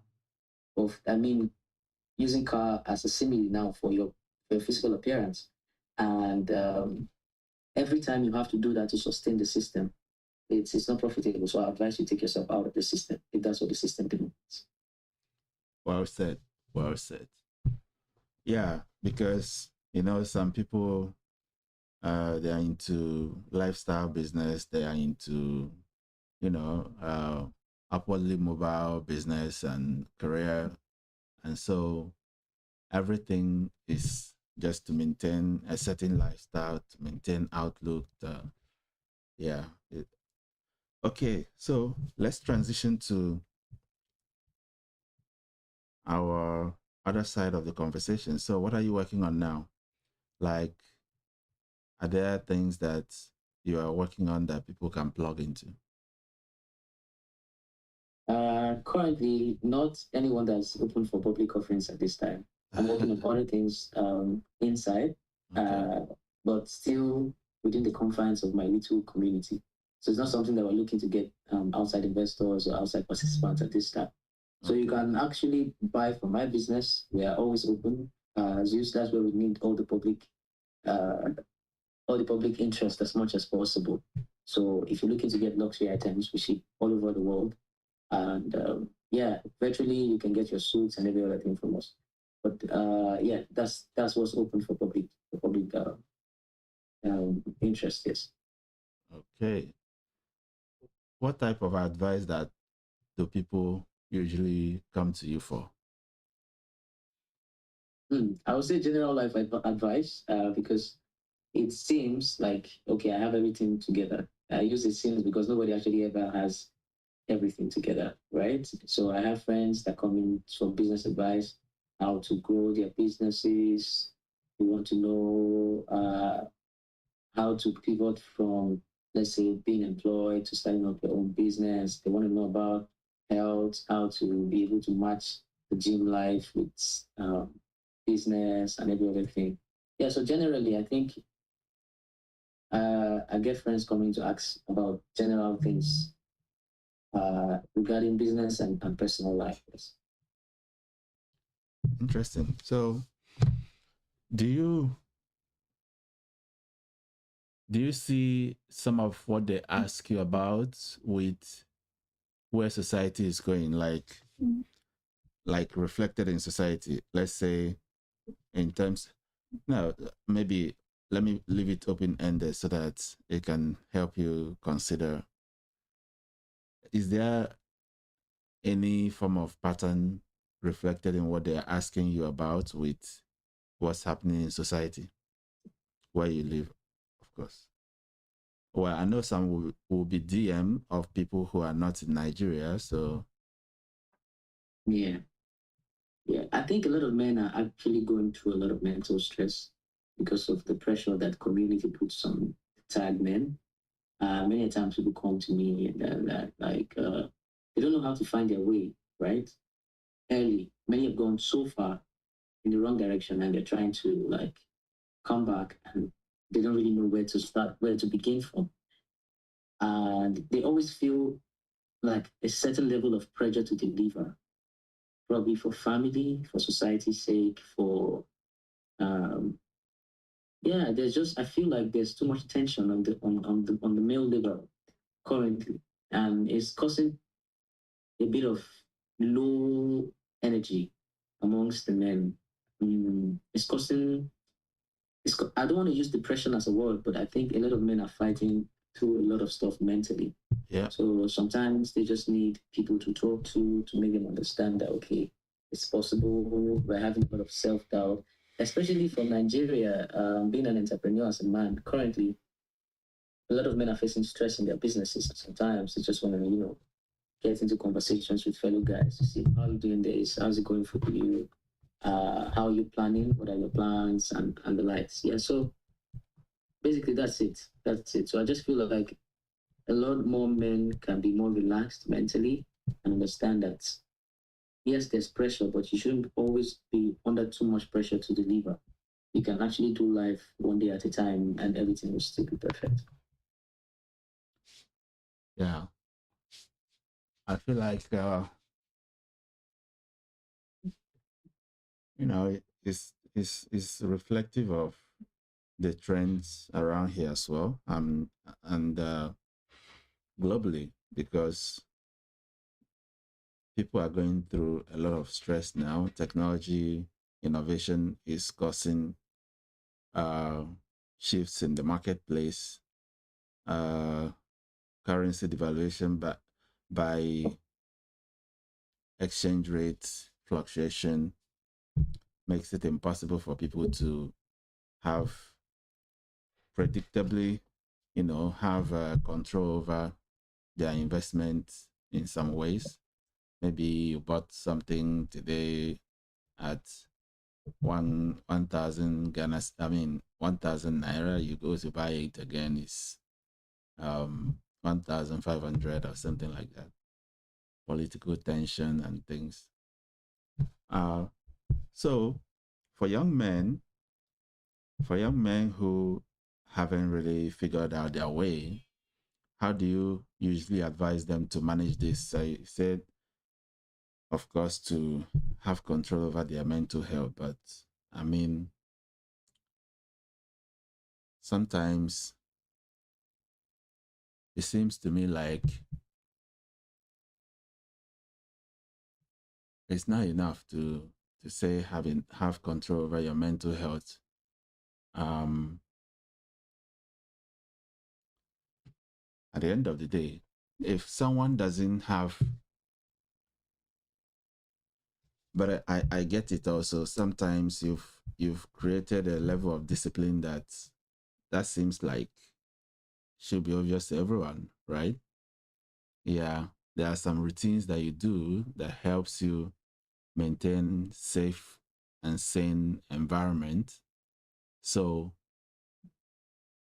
if you are training a young man, or let's say because obviously on YouTube and on our website there will be young people who are listening to this and are being inspired by you.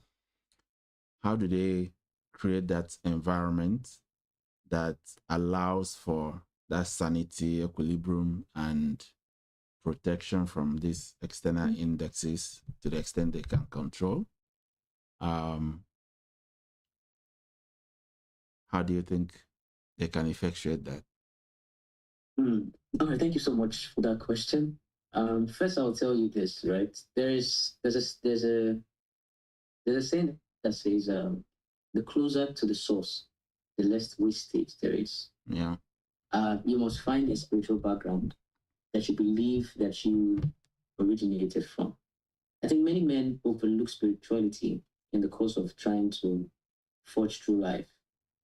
It is a whole world of inspiration, of calmness, when you believe that there's something above you that is guiding you or leading your way.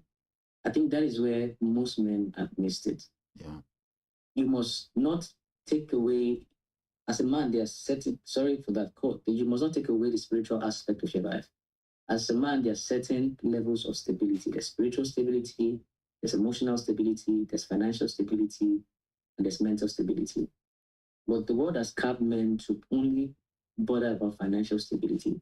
That many a times, upon getting to that phase, they find out that they are empty in every other phase. Yeah. And that's where depression begins to come in. So you must be able to balance your spirituality, even as you're going through the journey. Make sure you carry them along. Spirituality, your emotional health, some even detached from family in the course of trying to chase a better life. Because now you feel or you think of society has created a notion that everything that the man should be labeled by is financial success. But for me, that's the least of it all. If you're able to, because if you get all the money and you don't have any of all of these things, you find out that you become very, very empty. So I would advise that you keep your mind sane by first of all having a strong spiritual background. Yeah. If you're Christian, be Christian to the core. If you're Muslim, be Muslim to the core. Just make sure that you will have somewhere a routine that keeps you inspired, right? Then emotionally, you must also care for yourself emotionally. It could be with family, with someone that you love. You shouldn't shut everybody out because you're trying to chase life. Also mentally, keep reading, keep studying. The mind is excited by new information. Many people are trapped because they are still working with what they've known for a very long time ago. So there's no new thing that they could go back to use mentally if they are faced with challenges. So it keeps them confused all the time. So advice that men should do more reading, exercise, spirituality, grow your emotional, try to be emotionally stable. These things will not fix themselves. You really have to be responsible for consciously responsible for each and every part of your life. I think that will help. Yeah. Wonderful. Okay. So we are dovetailing to the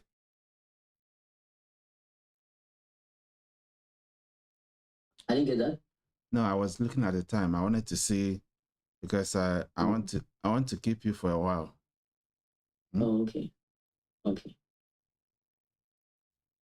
The next verse. Okay. They're telling me that there's another person. Oh, it's perfect. Okay. Oh, by the way, we have an uncompleted conversation. What happened actually? Which of them is that? Oh, we've had a lot of conversations. That's uncompleted. It's just Tom-Chris, not Sir. That the one that we're about to help young guys and young men. Yeah, I'm open whenever. Yeah, I'll try my best to be available. But you haven't. I don't know if we should be saying it here, but okay. So I'm going to send you a WhatsApp to remind you of what's left. Okay, sir. I'll attend to it. Please call me Tom-Chris, not Sir. Are you talking to me? Yeah. The name is Tom-Chris, not Sir. You are the Sir on this call. Okay. Yeah. I was just being. You are the Sir on this call. You are the Sir on this call. So you're my Ghana. Dr. K. You're doing great, by the way, man. I see you're very strong. Yeah, I'm strong. Don't worry. How many more minutes we got? So we're at 95. So when I enter anything above 100, then I'll be happy. Great.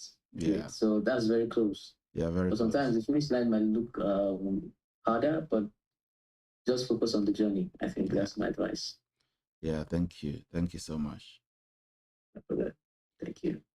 All right. So talk to our audience that have listened to you, any final comments, any final advice? What do you have to say? Final advice. Life is fickle. All of this chase, everything at the end of the day, there's only one end. So I advise everybody to take it easy. Drink water. Relax. Relax. Yes, because there's not been anybody that has actually come out alive. So love who you can, laugh when you can, and dance if you will. And don't take things too seriously. I would always say I don't really know how I got here, and I would not know how I'll get out. But until then, I'll enjoy myself. So this is a general advice to everybody. So just take things easy. That's a good one. Yeah. All right, my man. It's been a pleasure and a privilege. I can't even talk anymore. It's been a pleasure and a privilege having you on the call, and thank you so much for your support. We'll be kicking and pushing forward to 100 plus. I'm told we'll get to 10 p.m. today, so check in with us before then. We'll get it done. Sure. I'm waiting for you, brother. All right. Please drink my water. Yeah. Yeah, we'll Have do. a nice one. Sure. Thank you so much. Bye-bye. Thanks.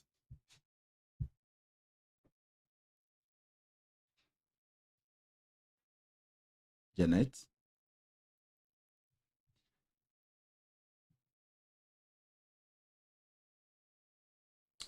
Hello, Janet?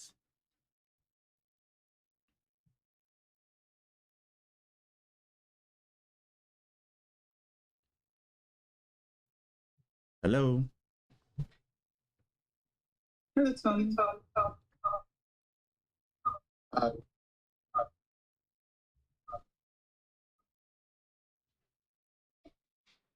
Hi, can you hear me?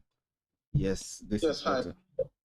I am so sorry I have to join from so different gadgets because I really don't want any of the network to miss me off. That's the reason why I'm joining from so different phones. I hope this is fine. How are you holding on? I'm alive. I'm awake. And yeah, I have to do that. All right. Would you want to show your face? Oh yes, I really would love to show my face, but then we may have to substitute my face for my voice later on if the network ever plots me out. Okay, no problem. So you can go to, since humanity is verified, then you can go to audio only. Oh, thank you. No worries. So I can show my face. Okay. So we're talking about youth in governance, women in politics, inclusive society, in brackets, the state of inclusion in Nigeria. Of course, we are. Okay, let's start with the first anchor in the topic, youth in governance. What do you have in mind?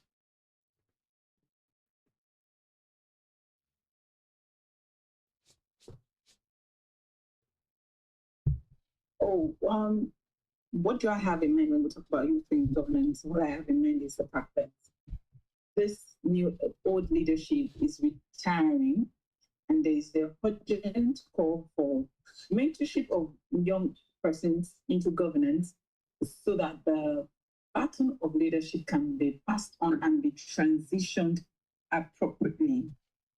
So what I mean is, I remember when the Not Too Young to Run bill was passed in Nigeria, there were a whole lot of conversations around the old leaders thought like they need the experience.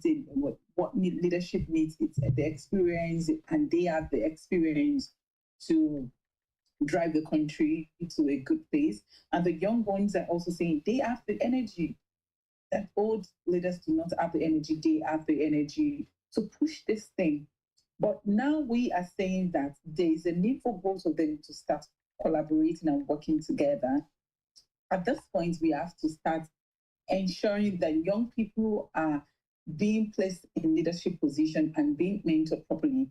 Because I I mean, we cannot cheat nature. These leaders very soon will be going off and they will have to retire. They cannot rule us from the grave. Of course, they can't. And if that happens, there's going to be a whole leadership gap that will be there because the young ones are not mentored properly to be able to collect the baton of leadership properly from them to understand how to run things. And we may have a problem in the next 20, 30 years. So that is the conversation that we're trying to have. We had a summit recently, the Impact Youth Summit, to ensure that we bring this young and the old leaders together on the same platform to talk about this. And the old leaders, some of them are scared of, they're scared of being swept away or scared of the young ones doing better than them. But also we were able to understand the fact that even the young ones are not ready because they said they didn't get there by chance. They got there with hard work, they got there with sacrifice. But the young ones are not ready to sacrifice on things. Every young person out there that you want to call into his space or into something and looking for what they get from it. I'm not talking too much. It's all right. Hello, Tom. Can you hear me? I can hear you. Go on.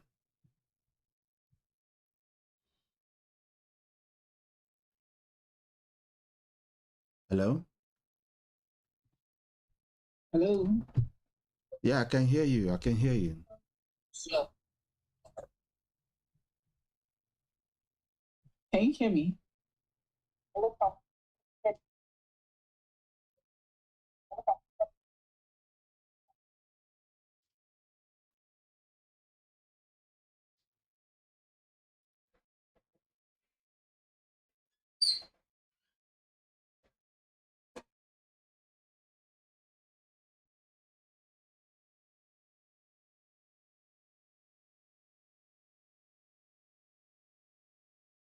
Hello?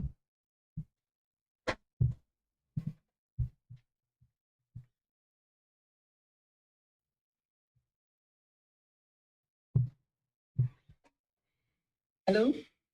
Are you back?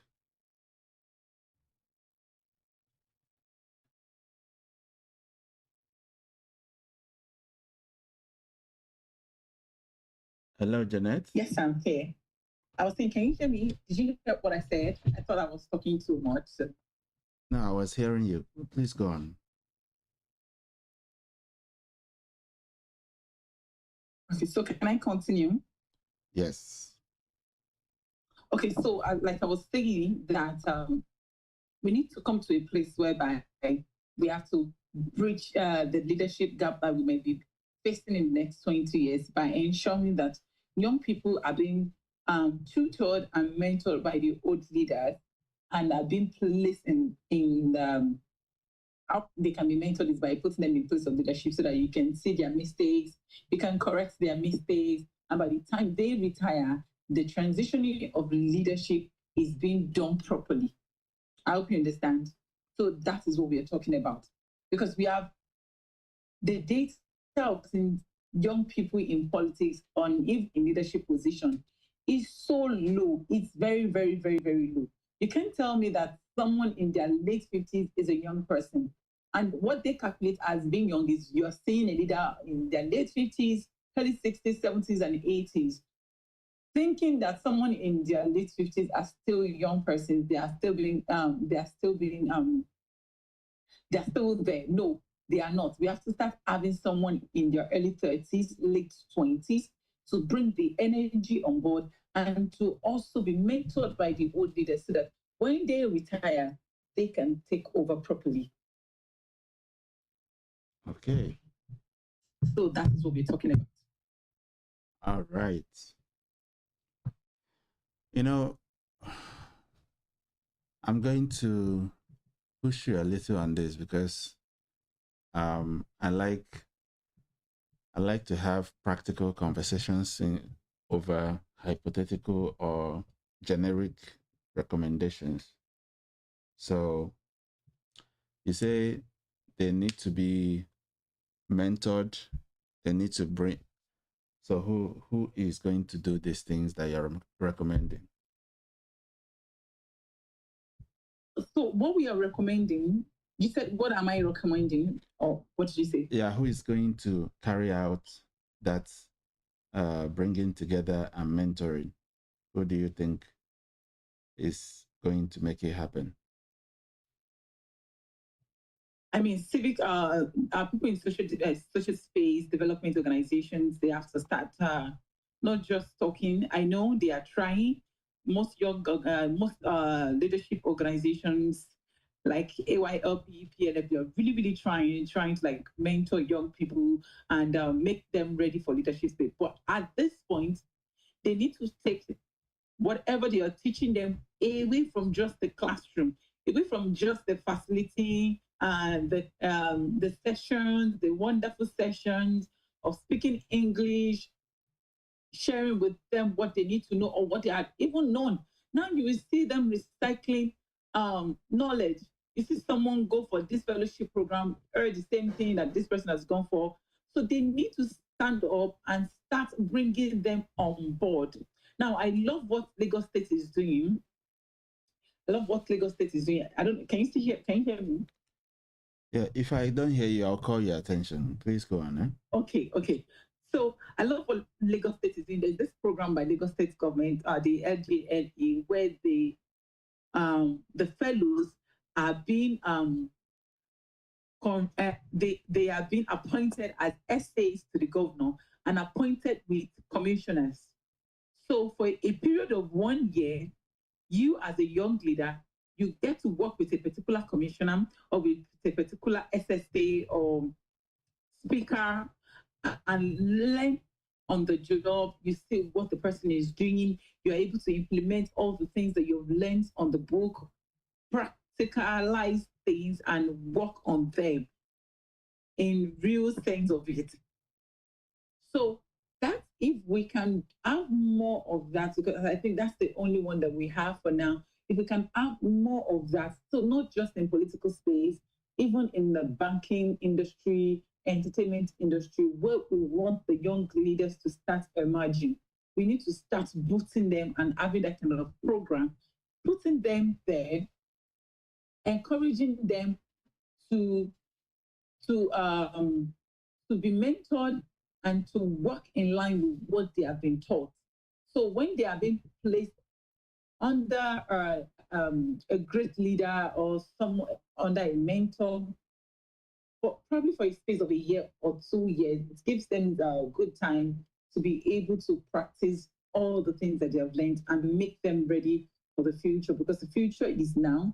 It makes them ready for the future, and it gives them the opportunity to be able to ask questions, make mistakes that can still be easily corrected by someone. Not expect them to be in their 50s and be given a position and then they're making a very rough mistake that cannot be corrected. But here they have the grace to make mistakes. Someone is there to pick them when they fall and all of that.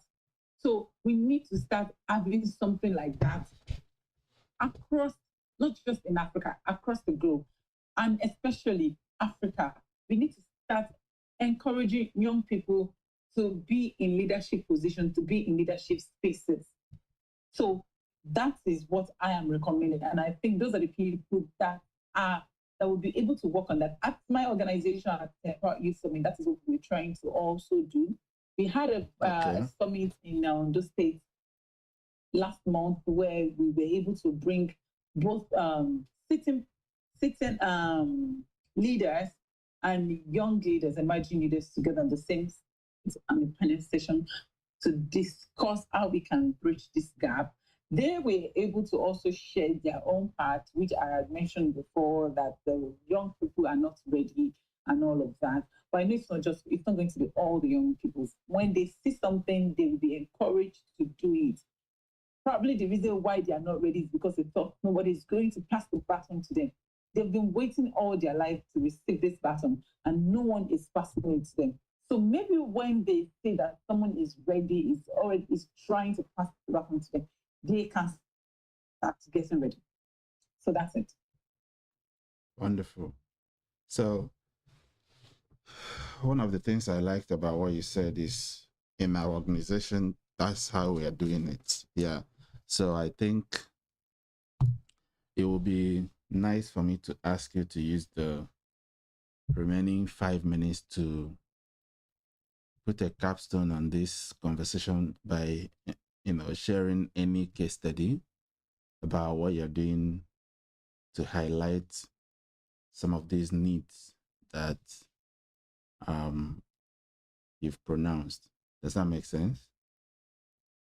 It's all right. I didn't get that properly. Excuse me again. Yeah, so you mentioned a few things that you wish is being done, but then subsequently you said that you are at your organization, you're already effecting some of those. Am I right or wrong? Yes, you are. Yes, you are. Yeah, so I like when the discussion is centered on what is being done actively instead of what we wish to be done. So use the remaining minutes to highlight more of such works that you're doing that people should take note of as best practice. Okay, thank you so much for that. So, like I said, what we are doing is to ensure that we bridge that gap. I remember when we had our last summit, we were able to, while the conversation was going on, so one of the participants was trying to share how much she has tried to work with government institutions and do so many things and be a leader in our own little space, in our community and all of that. But she has not been given a chance, and she didn't see the chance, and she didn't get all the support. And I remember the SSA to the Ondo State Governor giving her an opportunity to work with him on the project, work with her on a project. So that was a very beautiful thing that we were able to, an impact that we were able to spotlight on the spot. And what we are going to be also doing, and that I wish other people can also start emulating, is that when we go to communities, like we need to start asking young leaders. So most of these young leaders, what they thought, what I used to think as well, was that I need money. I need money to start I need money to start making an impact. I need money to run projects and all of that. We were able to train them on the 10 days virtual program, and we asked them to go to their community. Now, each community, I don't know if that's how it works in other places, each community in Nigeria has this something called Community Development Association. They call them the CDEs. So they have the executive and they run meeting regularly. Most of the things that happen in the nation start from the community, right? It starts from the family, then to the community, especially the community, the grassroots, which is the most important part of this conversation. We ask them to go for these meetings, join their meetings, do a kind of a step-down training of what they have been taught on peace building and all of that with people of this community, so that when they may not have the chance to be able to visit the large summits, the large gatherings, the last conferences that happens in the city, but they can bring it to them as well, and they can also bring it down to the next person.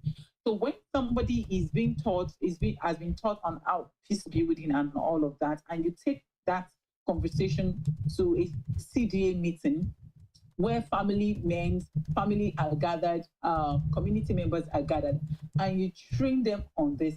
When election is coming on, we already know that because they have learned all of these things, they know how to work, and they now have the information of what to do and what not to do. With that, you are also creating an impact without having to spend so much or spend money. You are already becoming a leader. You're already working towards it. It's not like you are staying somewhere waiting for something to happen or waiting for the big break. Like they said, if the mountain will not come to Muhammad will go to the mountain. So we have to start training them that. And when you do this thing, we started by ensuring that they work in line with the ministry that is involved in whatever impact that they're running, so that when we support them with whoever whatever task we have at the ministry, they're able to work hand in hand for a particular or few months. They can see your qualifications and they can see the person's qualification and the person's impact and the person's passion. And probably this can make them to bring the person on board for future programs. Now, they already have a trust in you, because this is what worked for me as well, because they already have a trust in you. When they are making decisions at the eye table, they are remembering to call you. And when you are seated at the eye table where decision is being made, you're already getting involved in shaping the community and the society that we want. So this is the practice, what we've been able to practice, and we've seen a great result, and we wish that many organizations as well can emulate this. Wonderful. Thank you very much. So that's it for me. Yep, we're at the top of the hour,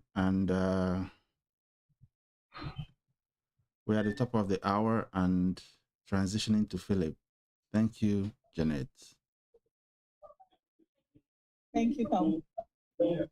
All right. Cheers.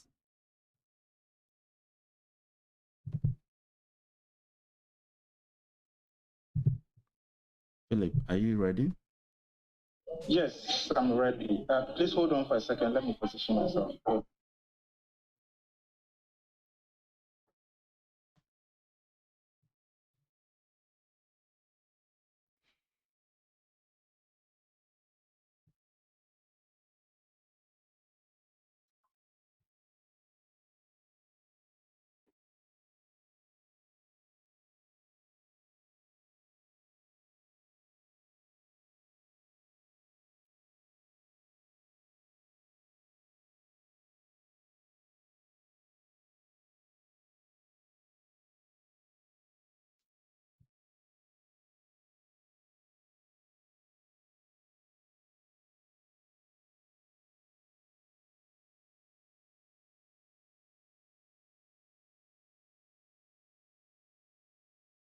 Hello, Philip. Hi, Tom. Good morning. Good morning. Okay, please introduce yourself so that we roll. Right. Hi, good morning. My name is Philip. Currently, I live in Accra. Currently at Amasaman, suburb of Accra. So with my background, I have a background in accounting and finance, and of course, IT support services as well. With my working experience, I've worked in the telecom business for about 6-7 years now. Hello. And of course, hello. There's too much noise in your background. Wow. Yes, I can.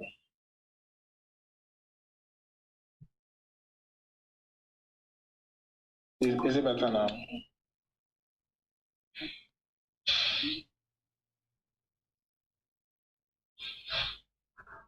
Hello, is it okay? No. Which phone are you using?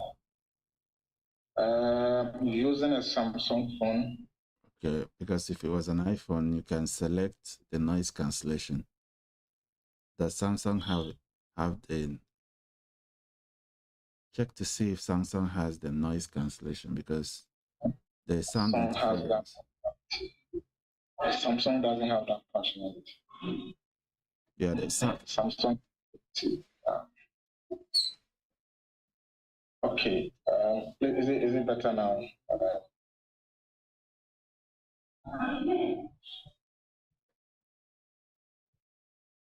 Hello, is it better now? Yeah, it's like some people are talking into your audio and it will affect the programming online.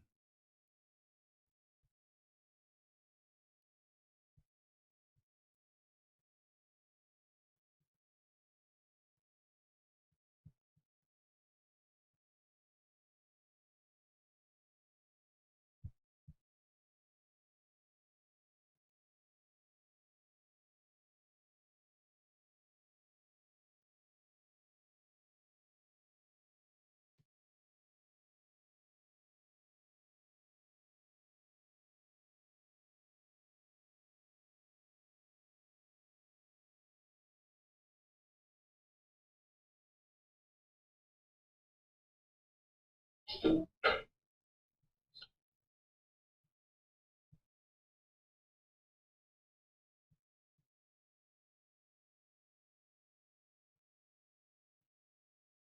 Tom. Is it okay now? All right, we can manage this. We can manage that. Yes. Yes. Okay, thank you. Yeah, so that's a little brief about myself. Okay, so you are discussing financial planning and investment. Right. Okay. Perhaps we can start by you shedding insight into the topic, then I can ask you questions from there.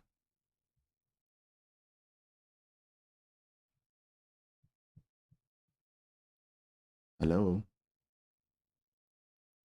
Hello, Tom. Yes, so sorry about that. So first of all, in my working profession as a credit analyst, having worked in the telecom business for some time now, I believe we all have dreams and aspirations as professionals and of course as individuals. So there's one thing I've taken upon myself that in as much as we're working as professionals, we need to take our financial planning very serious because it is what is going to push us at the end of the day. So in financial planning, I believe it's more of like achieving your financial security and growth, and of course, involving certain goals, assessing certain financial situations, and strategically allocating resources to meet those goals. So, in view, understanding financial planning is more of a comprehensive process that will help individuals and organizations assess their current financial status, short-term and long-term goals, of course, help them to develop and achieve those objectives in the long run. So that's a little bit about how we will be able to achieve that as individual and as organization. Thank you.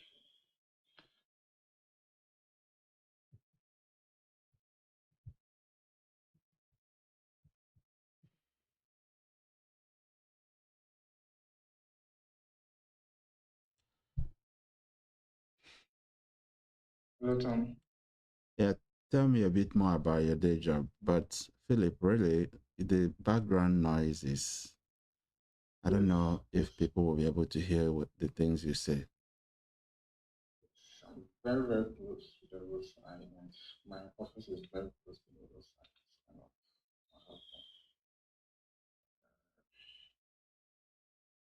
Yes, is it okay now? Let's be managing it, because the problem is that if someone is in the office and listening to it from online, it might cause them to drop off. But please try to go to a place that is noise free and then speak into the audio. Speak into the speaker. You don't need to show your video so that you can hold the phone closer if it's a phone that you're using, as I saw earlier. I don't know if I need to drop off and join later because No, that would be counterproductive. Yeah, the noise is not hot now. The background is not hot now. It's not hot. Philip, but you know all these things. Why didn't you plan? We sent materials of how and guidelines. You should have planned with this in mind.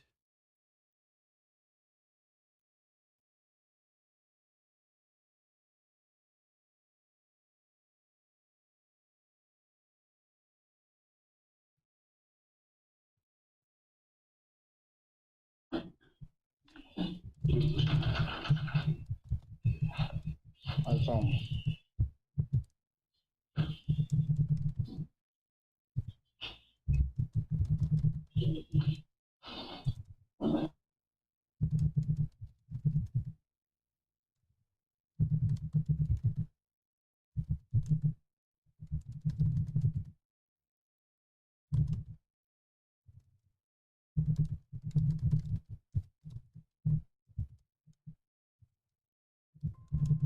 comma, following sent a notification that I can't read.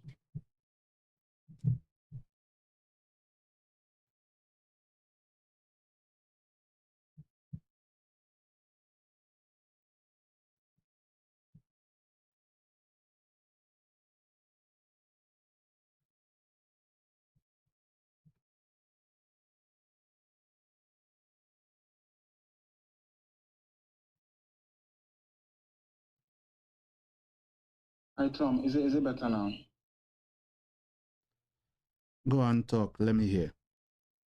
Okay, sure. So just a brief about what I said about financial plan. Apologies for that. Sorry about that.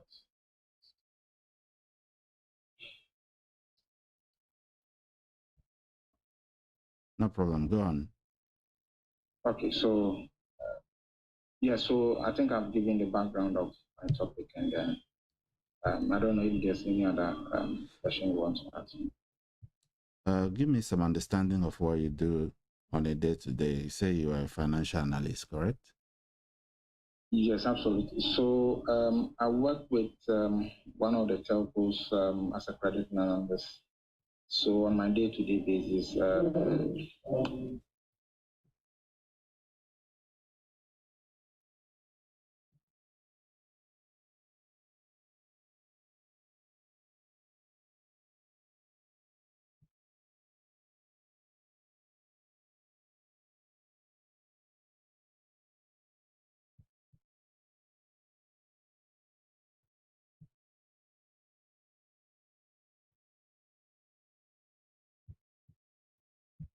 so on my day-to-day activity, I directly deal with the financial institutions in the country where I make sure that they are up to date in terms of their receivables to the business.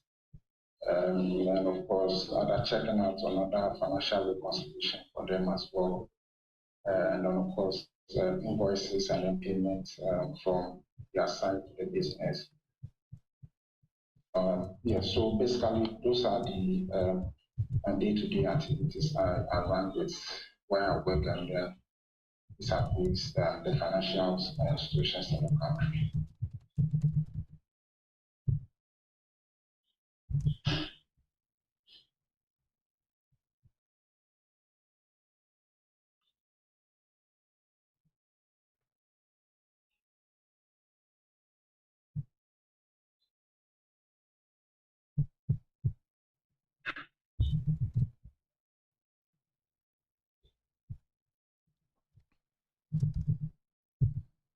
Hello.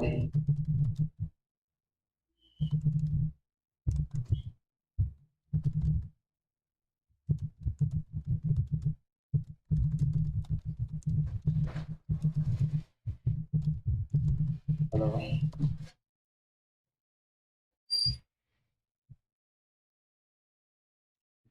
Philip, we can continue with this. Come again?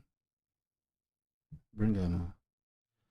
I'm sorry, we can't continue with this. The audio is very bad. That's fine. Okay, that's fine.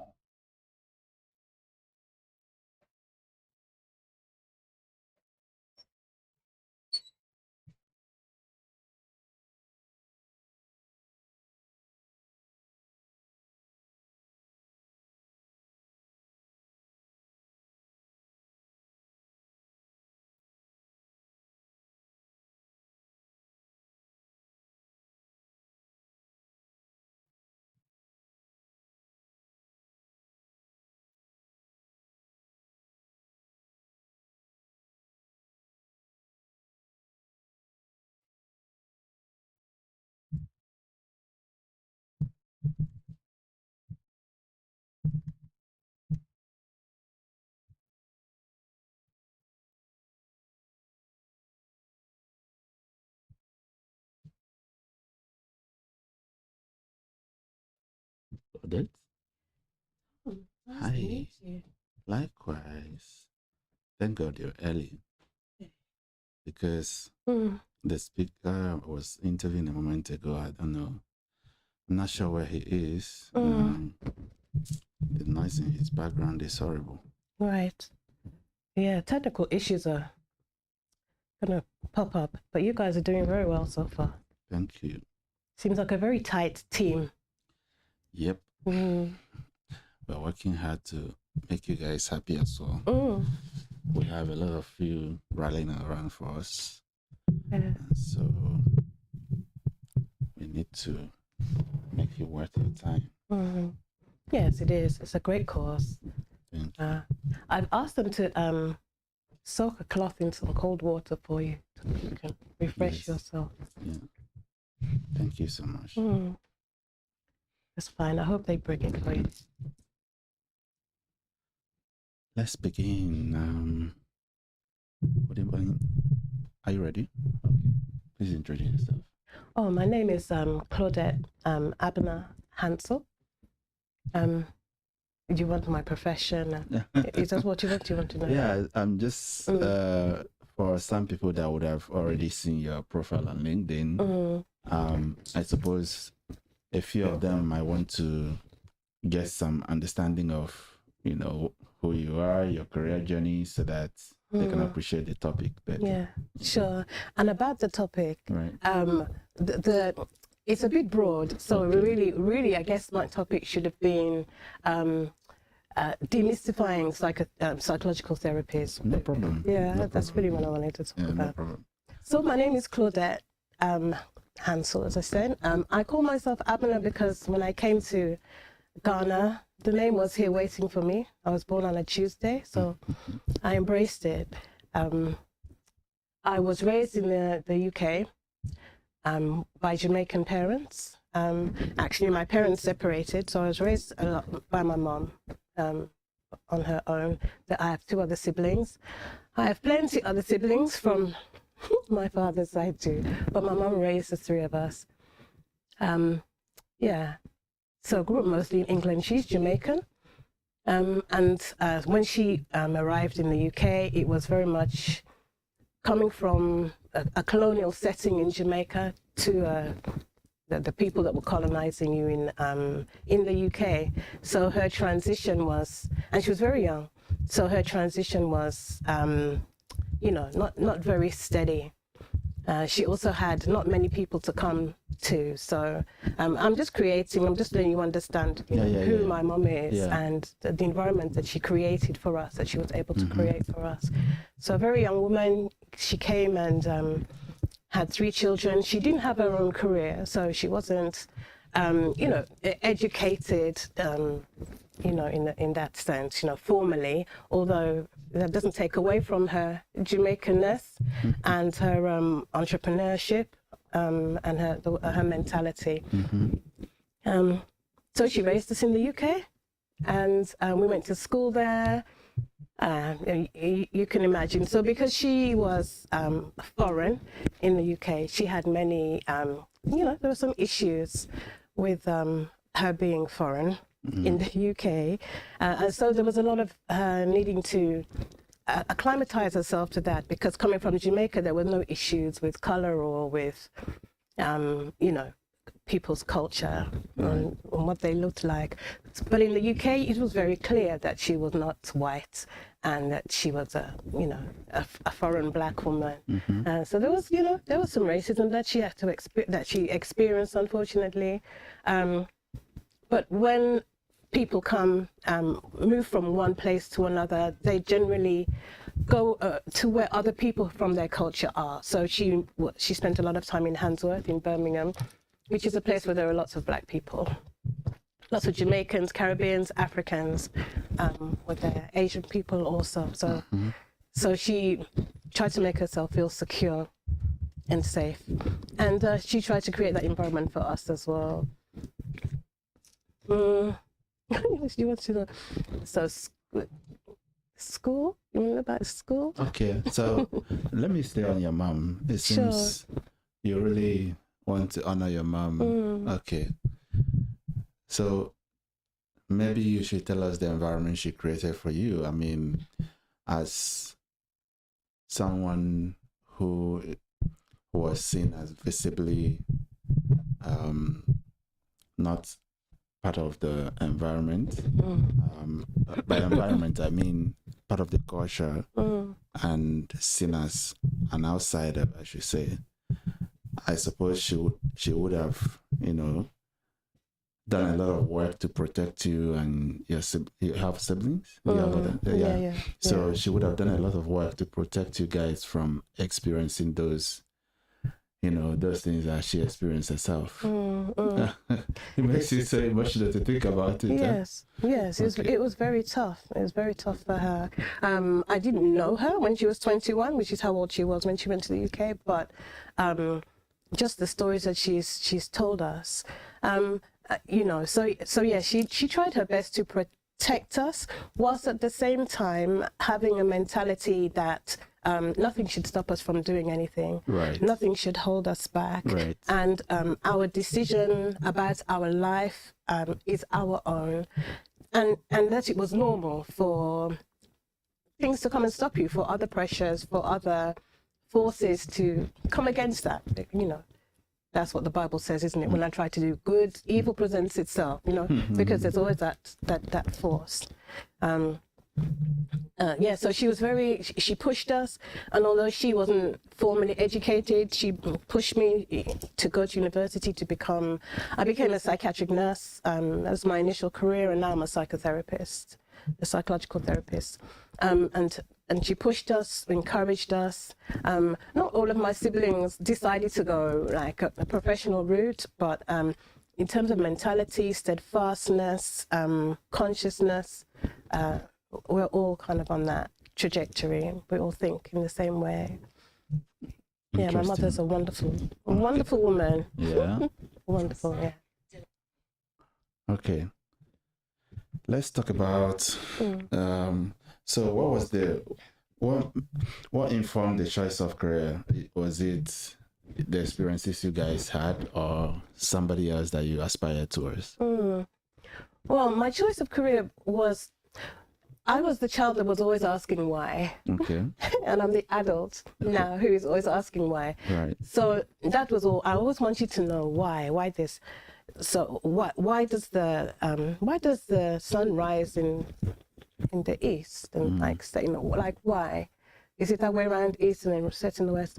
Whichever way around it is. But I wanted to know why. Who created it? Who said it should happen? Like, why? What keeps it going? So when adults would answer questions like, Caribbean and African people, adults can sometimes treat children like they're a bit of a, pain, inconvenience. So a lot of the answers that I got was just because. It just is that way. This is how it is. This is what we've always done. And it never satisfied me. So I was always hungry. I always had an itch to kind of get to the root of things. I was interested in why people acted the way that they acted. Like, what inspired them to create things that were not even socially acceptable. Actually, criminology was really something that intrigued me. Like why people behave the way that they do in the face of other options. Why do they choose that? Right. So I was inspired by myself, I guess. And my curiosity. To find out why. And psychology seemed to be the way to answer that curiosity. It was wonderful because it was just so broad, and I felt like I fell into this world of psychology where there were so many answers and possibilities that I didn't get bored, because that was one of the issues That's I had. That's an interesting perspective. Okay, so did you find the answer then? Still searching. And it's wonderful to... Man's search for meaning. Pardon? Man's search for meaning. Man's search for meaning. Yes. Yeah, it's the book, right? Okay, no, I didn't know that. But yes. Yes, absolutely. That is what we do. It was search for written meaning. by some search for meaning. Yeah. Viktor Frankl. Viktor Frankl. Yeah. I remember the guy who survived that airplane crash. No, concentration camp. Oh, okay. Yes. Yeah. Yes. It's an old book. Okay. Go on. Well, survival is is what we do, isn't it? To try and survive psychologically in a threatening situation, and we try to survive physically in a world that can be threatening as well. So I wanted to understand what happened to people to make them act in a certain way. So I became quite intrigued with the criminal aspects of things, and I started my career. I did my psychology degree initially, and then I moved into psychiatric nursing, and I worked with the whole spectrum of people, and it was fascinating, and it is still fascinating. People fascinate me. So one of the first jobs that I had was in a secure unit, and I worked with people, women in particular, who were on the psychopathy spectrum. So sociopaths, psychopaths, antisocial personality disorders, or the whole spectrum of things.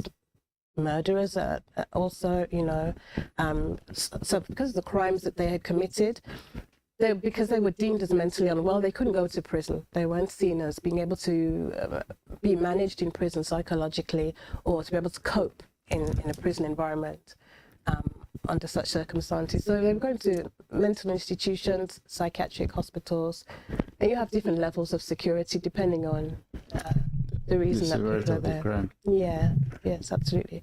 So that blew my mind. That was wonderful for me. Wonderful, you said.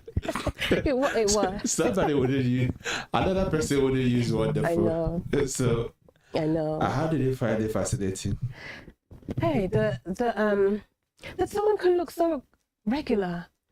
They look like you could be shopping with them in Sainsbury's, and they murdered people, or they've killed their children, or they've committed crimes that were, brutal against other people. And to look at someone, they just look regular. Now that fascinates me. And so the why question was really important for me to find out. Then why do you look this way? Why do I perceive you in a certain way, but actually that's not who you are? When you open your mouth, something phenomenal comes out. And that for me was intriguing. And people have, so what I learned many things working in with people with mental health problems and personality disorders. One of the things that I learned was that people saw their life as ordinary, so they may have a penchant. I don't know, I don't really want to go into the criminality of things, but so if you're a pedophile, perhaps adults that have a preference for children, the interactions that I would have with them is that this was very just regular, very normal. So it taught me that perspective is crucial. Perspective, how you see the world, how you view the world is crucial. And it can become just normal. So yes, that's my preference. What's the problem? Why is it an issue? And so I was fascinated in having these conversations with people whose perspective on the world was completely different to mine. Wow. Okay. So you start the career, and then I'm trying to imagine what it looked like in that when you are dealing with all these individuals. I mean, people do the job, but I've never met one, so I'm just curious to understand what your day-to-day look like. How do you feel like you were making a difference? Yeah, what goes through your mind after a day on the job? Do you feel satisfied? Do you feel angry about the kind of injustice they have committed to be there? Or do you feel like maybe I can make a difference in this place? What was it? It was a bit of all of those things, but on top, and the first one is that I can make a difference. That's why I'm here. So I'm a professional, and I have some skills and some knowledge, and I can help you with your perspective to help you shift your perspective on life. But yes, all of those things go through your mind because you're a professional, but you're also human, you know. And so when you talk to mothers who have, you know, harmed their children, like significantly ended their lives, it's not always black and white. It's not always they're just cold, kind of psychopathic kind of behavior. Sometimes people are having a psychological breakdown, and so their perspective of the world then shifts from what they would normally be thinking, and so they do things that they wouldn't ordinarily do. And so yes, I worked with women who had, you know, harmed their children, ended their lives, but they were unwell at the time, and they became well, and then they realized what they had done, and then that was their world, that they had, you know, killed their How does a person deal with such guilt? It's very difficult to deal with that, because then you kind of don't know yourself. You're saying that you don't recognize yourself. And I remember a lady in particular, she was young, she was 19, and she was having an episode of psychosis before she came into hospital, and she believed that her son was the devil. So he was speaking to her and commanding her to do things. Now, she was raised as a Christian, so this was counter to everything that she understood and felt and believed. But also, you know, weird that her child is speaking to her, that the devil's speaking to her through her son. And so she eventually killed him, you know, the little boy. So when she came into hospital, she became well, and she was treated with medication, treated with psychological therapies, and she came to a realization that she had done this. So we gently took her through that process of understanding and her realizing. And it's not easy to find that you're someone who you think that you're not, you know. So there were lots of questions for her. Who am I? Like, how could I do this? I'm a monster. You know, this is not what mothers do to their children. She took a long time. And to be fair, I mean, this is turning out to be quite a grim conversation. But in the end, she actually took her own life also, because she couldn't live with that. So she was on high security. So we were always with her as much as we could be. And she learned the system. You know, she learned how to appear well, appear okay, for about 6 months, 7 months. She did that. And so we were always assessing people, and then we assessed her and we said, maybe we should reduce security a little bit, give her some freedom so she can just, you know, test out herself. And then, yeah, unfortunately she took her life, you know, which is very, very sad. Yeah. That's very sad. That's intense. Okay, so yeah, let me brighten the mood a little bit. Sorry. No, it's okay. Moving along. So now, did you save anybody at all? Save them. Did you save anybody or help anybody of any one of the patients? I hope so. Yes, and my patients tell me that I've helped them. Yeah. So when I was in nursing, I wasn't a psychotherapist at the time, but I was very much into. Okay. So how did it evolve? It evolved because I ended up being the manager of a ward that was an acute psychiatric ward. So a very different flavor to that kind of long-term. High security, high level, high stakes. It was acute, so that's where people will have fleeting mental health problems, need a secure, safe place, not secure, but a safe place, come get some medication, some psychological therapies, and then leave. You know, go back to their regular life. So I was meeting a lot of Black people, particularly Black men, in that setting. And I felt like I didn't have the tools to help them. I needed something more than myself, being there and medication kind of thing. Plus there was no time. It was very, very, very, very busy. There's no time for me to give of myself. And these Black men would come in and they'd be in distress, but they would see the psychiatrist, see the psychologist, if they could see a psychologist for 5 minutes, because, you know, that was rare. And they get medication and they'd be out. And they were treated very much like a number, you know. And they are black men. There were lots of black men. I mean, lots of black men in that situation. So I wanted to help. I felt like I needed something that would help them. Do you have the cloth for him, please? Do you have the cloth? Please, so you can freshen up a little bit. So that's when I decided to, and it was very stressful actually, that being in that position, because it became very much about making money.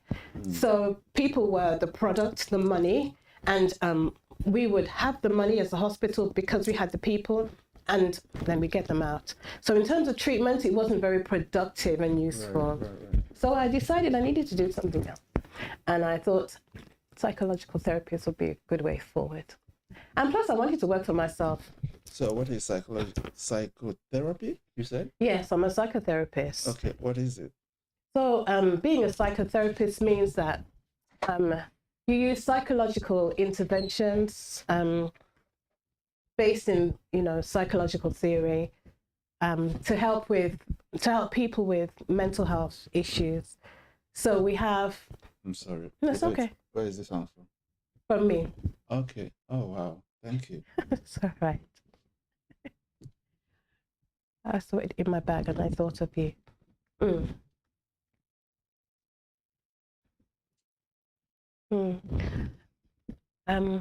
was I saying? Yeah, you were trying to explain psychotherapy.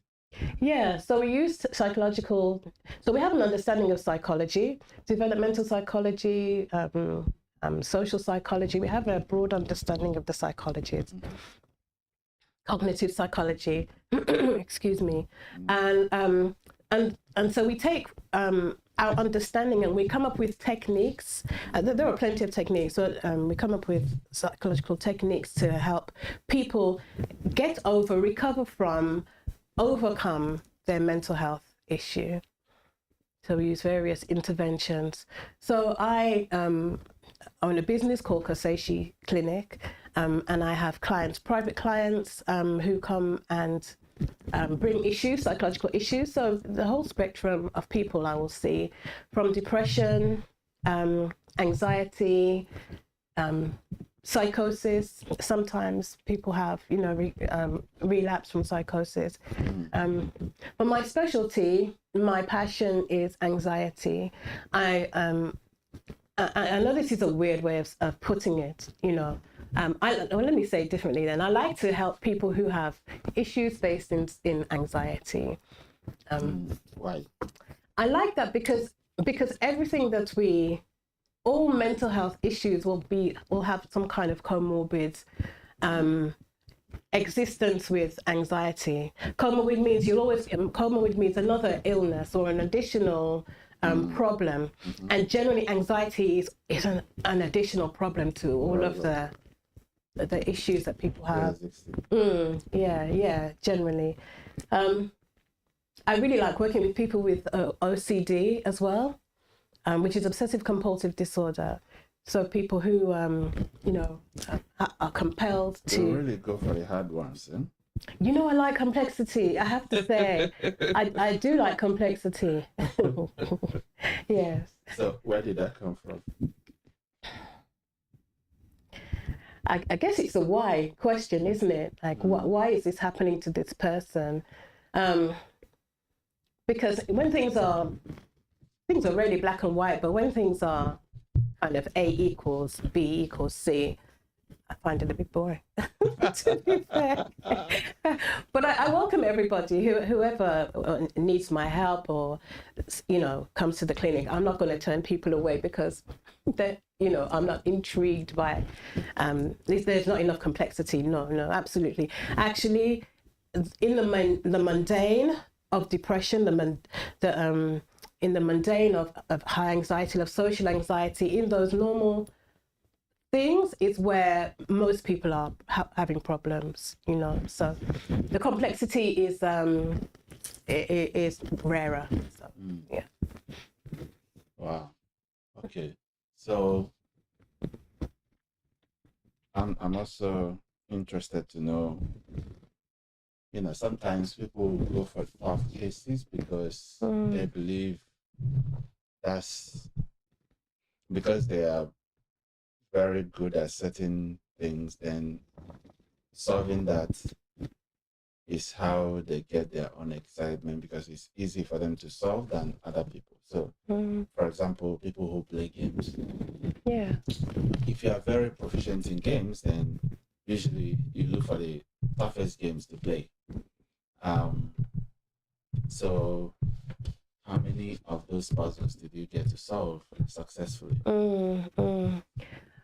According to feedback, testimonials from people, I help people solve their problems. That's why I'm there, to help solve your problems. Sometimes which country were you operating in before, though?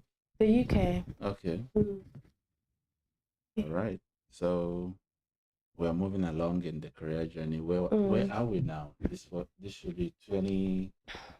About 2016 when I qualified as a psychotherapist. Okay. That's when I qualified. How long did you practice for?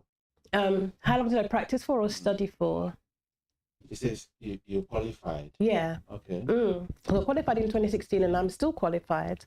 So I'm still practicing. Right. In the UK. So during COVID, because I used to have a physical clinic in the UK. Yeah. And of course, we had to adapt during COVID, put in lots of protocols, and it became very difficult to maintain that physical site, especially I was seeing children as well. So it became quite risky. So I closed that and I went online. And that was a transition and a half, let me tell you. But actually, I've remained online because I have access to more people. I can see people internationally now, whereas with the clinic in Weybridge in the UK, which is where I was, you were limited to the people that were close to you, who get to you, But for your consultancy, seeing them online and seeing them on site, which is more effective? I should think, with my limited understanding of what your job entails, I should think maybe people would like to see you on site more. Well, in terms of clinical effectiveness and empirical data shows that there's no difference in the outcome measures of people, whether they're seen, whether they're seen in person physically or whether they're seen online. There's some difference because there's also people also get therapy by texts as well. So people, I don't know if you know that there's a system that people can be in touch with counselors and therapists, and they can be getting help from them via text messages. Wow. Yes. So that line of therapy is not as effective as seeing people. So the visual is what is important, and the connection that you get from seeing somebody, hearing them, seeing their nonverbal communication. It's way better than when you have it's like virtual conference and then in-person conference. The energy on site can you can decouple it from people's overall impression of the event. So was it COVID that made you start looking to Ghana and you were like, this should be my next adventure site? Well, being able to work online just offered me the freedom that I always wanted. The freedom to manage myself, manage my own business, and expand. That's what I wanted, and it was COVID offered a great opportunity for that. So since I was online and it was cold in the UK and I was coming to Africa at some point, the stars seemed to align. Oh, okay, so you haven't moved to Ghana? I have, yes, sorry. I moved in 2021. Right. I moved here, Why? Why? Oh, why not? I mean, Ghana is, obviously I'm a Black woman, so, and I'm an African woman. Yeah. So another aspect of me. That's a very important aspect of me. So I wanted to be around melanin. I wanted to be able to contribute to, because I'm at the other end of my life now in terms of how long I'm going to be alive. And I felt like I've given an awful lot of my time and my energy to UK. And so it felt, it's right now that I come back and give and just, you know, allow myself to be used in however people need me to be accessible to them and available to them here. So would you set up shop for your psychotherapy shop here, Kim? So I want to. The reason I'm online is because obviously you have to have certain credentials to set up here. So I want to do everything, you know, legitimately. So I'm in the process of setting that up so that I can see people face to face in Ghana. I can see people who are from Ghana or wherever they're from. But yeah, through my clinic. Yeah. So online is great. I get to meet international people in, and get to see other cultures and how people operate in their culture. It's challenging too, because then I need to change my perspective and understand their culture and what's relevant to them in terms of psychological interventions. Yeah, but I can't wait to do that here. That I want to actually come offline and just work in person, face to face with people. Did you do market research of whether people would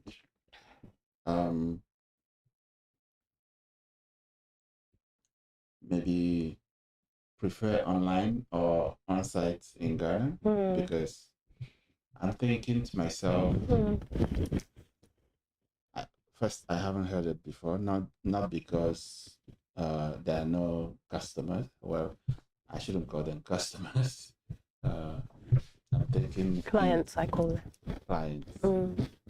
Okay. So, did you do any market research on whether there will be clients in Ghana? So there's a company, an international company that's based here, and they, is it called EPA? Employment Agency?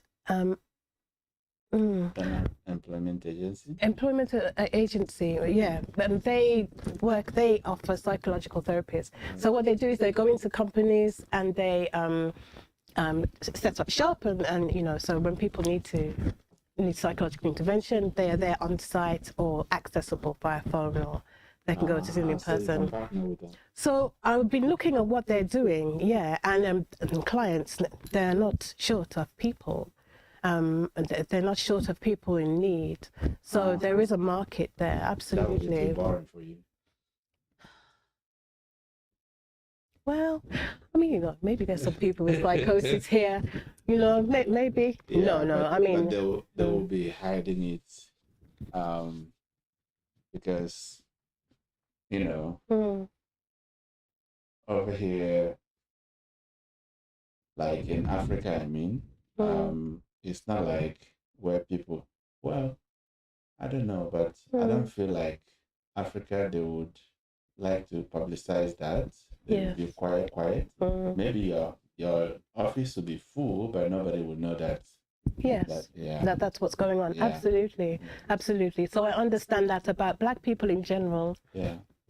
We're generally, I would say, we are private people and proud people. So the idea that there's a problem, the idea that you can't fix it is, and the idea that it's interfering with your life, you know, all that culminates in embarrassment and people not wanting to speak.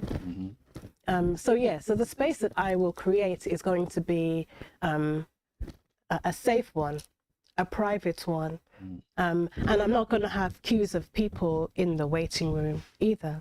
And it's not going to be a drop-in place either. It'll be an appointment only. So people will reserve their dignity and their privacy, you know. At the same time, though, I think it's important for us not to go along with that too much, because it's very real. Psychological issues are very real. And so the more that we make it normal to address them, the more people will come out, you know, and seek help. I think that would take a long. That will require long crusade, mindset change, and a lot of other intervention activities. Because let's say a well-to-do family, the moment you say they have mental health challenge, the translation, well, not the translation, but the undertone is, yeah, and the respect. I don't know if any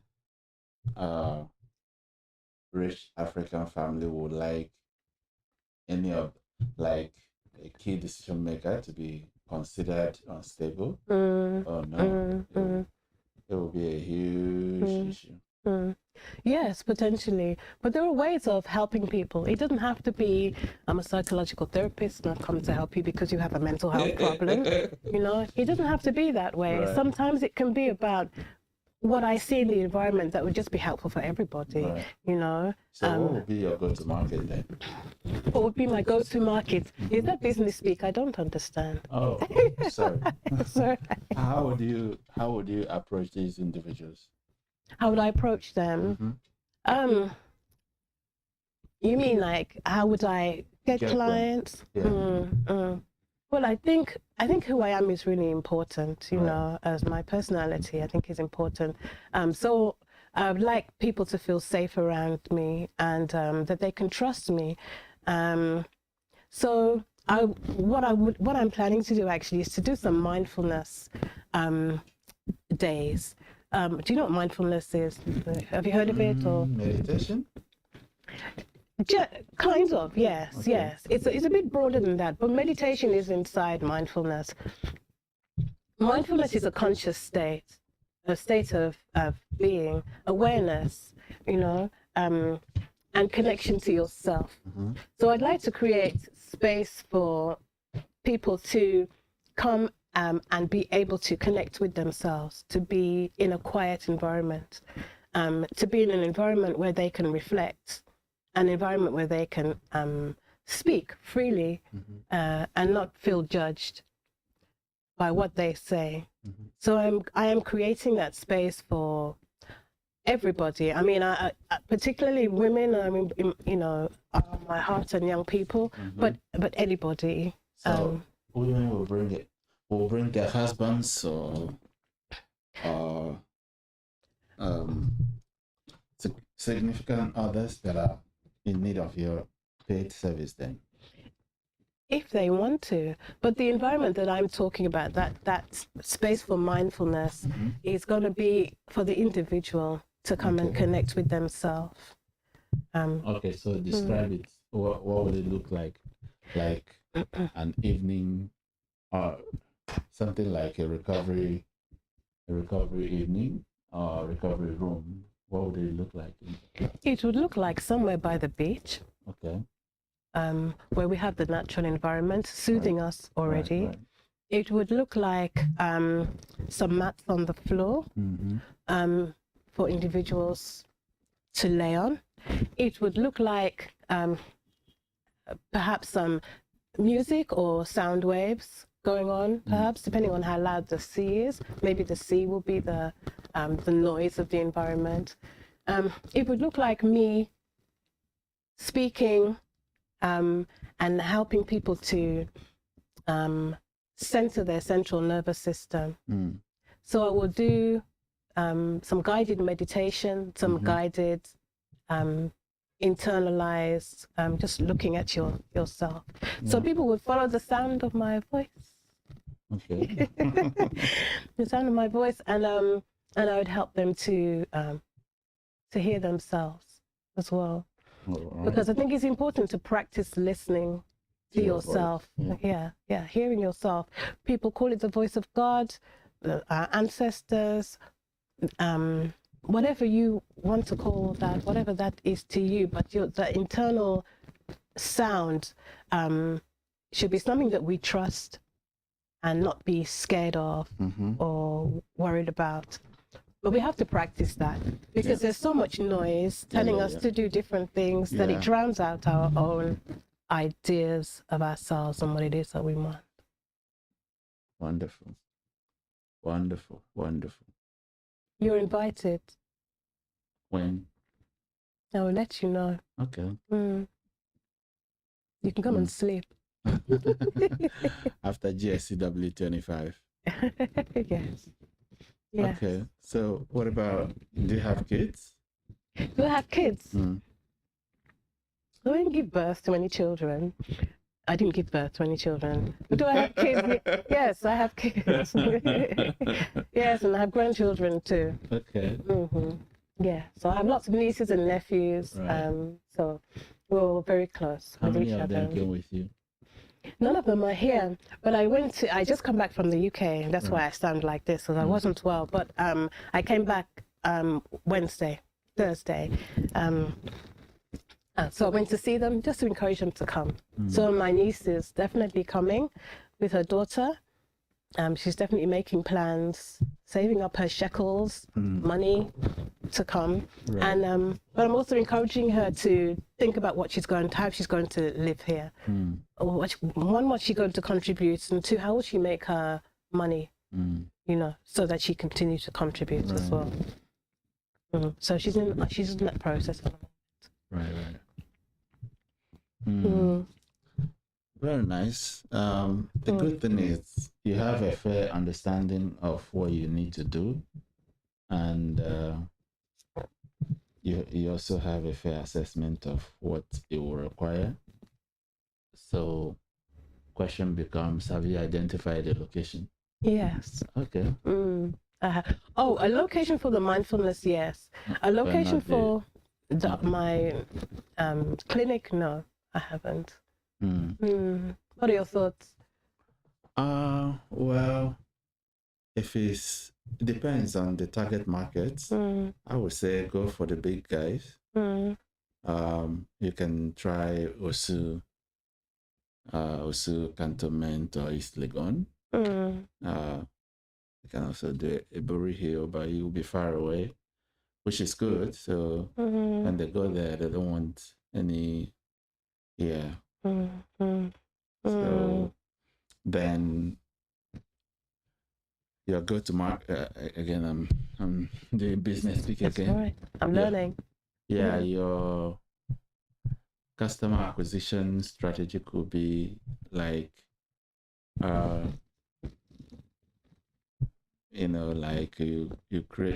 you use one to feed the other, you use one business to feed the other one, so the easy one is the mindfulness. Everybody understand that, and that's easy. So from there you advertise this one.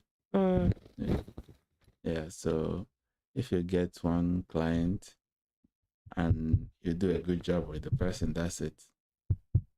The beautiful thing about Ghana is word, like, news spreads so fast. So they will just tell all their relative and friends that have issues. Oh, that's good to hear. Yeah. And that is generally a lot of how businesses grow, isn't it? With word of mouth, recommendations, especially in Africa. Yes. So let me also ask, so how much might someone spend to do that kind of, so is it like something they come, they get admitted this weekend that go next week, or until they are okay? Yes, until people are okay. So I specialize in cognitive behavioral therapy. So it's very structured intervention, and and in the structure there's timing. So becoming with social anxiety disorder, the National Institute of Clinical Excellence suggests that a CBT intervention should last between, did I say social anxiety? Yes. So it should last between 12 and 16 weeks. So depending 12 and 16 weeks. Yes. So depending on why you're coming, there's some structure to the length of time that we spend together. It doesn't have to be that way. As I've gotten, more advanced in my career, and I've seen what people need is what is important rather than what the structure says they should have.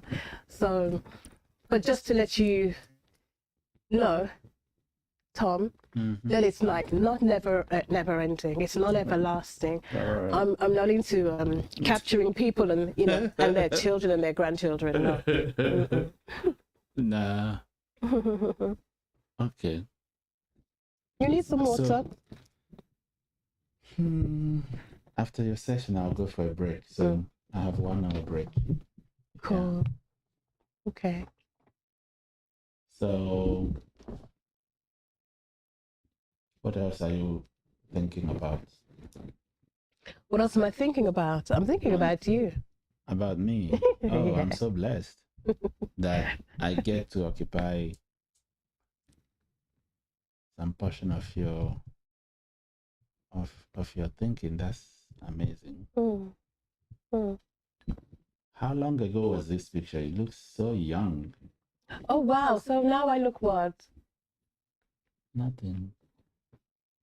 Yeah, that picture was. I think that was in my clinic. So it's probably about 2017. I took that picture. 2017. Okay. Yes, I was young and fresh. But if you remove your scarf, you won't be far away from this, I should say. Well, cool. I mean, I'm happy with how I look. Yeah. I'm joking. Okay. Why does the subject of therapy, not therapy, but mental health, rehab? Did they say mental health rehabilitation? Yes, that's a thing. Mental health rehabilitation. Yeah. Why does it carry so much weight? When you say somebody has a mental health challenge, it seems to mean they're going. I mean, I think words are really important, Yeah. So I think how we say things is important. But I think being real is also intrinsic, because when we have heart issues, or if we've broken our leg, we don't play around with it. Yeah. We don't say, oh, I've hurt my leg, but I can see your leg is in a plaster cast and you can't walk. That is not hurt. That's broken, right? So we have to be real about what we see. And I take it very seriously. Mental health as well as is as serious to me as physical health, So in answer to your question, people, because being unbalanced, which is what mental illness is, mental ill health is being imbalanced, may say something about you. People feel judged, by that implication. And as you said, when you're leading a family, you're the head of a company, and there are implications about your ability to do so. As a person, that's challenging to you, but then you're leading people and they're following you, so you have to be steady, and sure about what it is you're doing. So if you doubt yourself and they doubt you, respect is it can be problematic. Into the wind. Yes. And then there's those old kind of ideas that when people are mentally unwell, we put them to in one corner somewhere. We ignore the fact that they're unwell, or we say that they're perhaps, it's karma, or perhaps, their ancestors did something wrong and they're paying the price. And so we distance ourselves from them. So that again creates stigma, around mental health. That's amazing. Thank you. Wow. Okay, so you can find out if there are many psychotherapists in Ghana.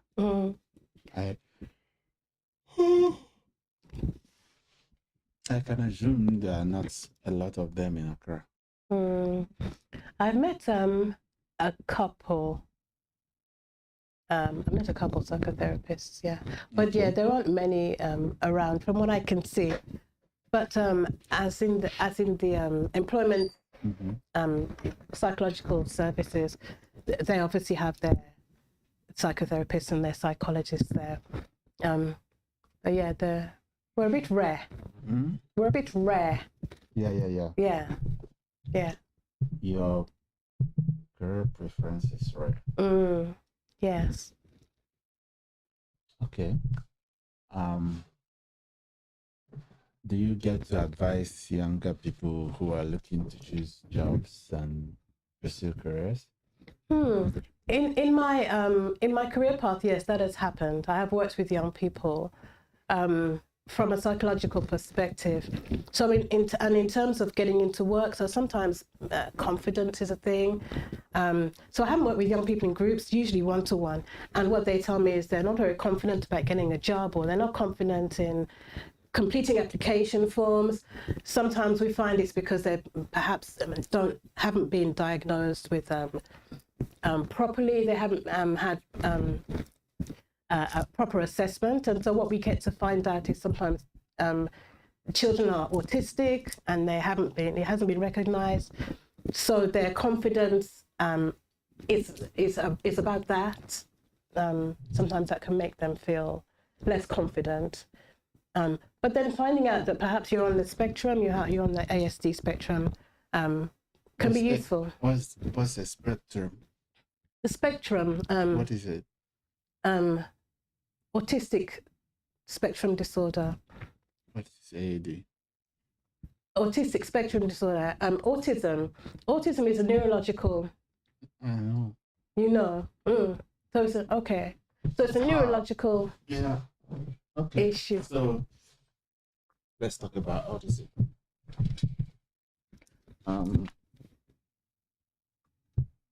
Maybe it will make me to chase away sleep because it's a loaded topic too. Well, my specialism is ADHD actually. You have special. Yeah, I'm especially interested in attention deficit hyperactivity disorder more than autism. So autism is what I wanted to discuss. Oh, okay, let's do that then. What do you want to know, and I'll see what I can. I mean, recently we saw lots of information on the news about it. So I was wondering if you've summarized the pieces of news to be able to weigh in and say, okay, this is what I think. I know the US government announced that there's a clear linkage between autism and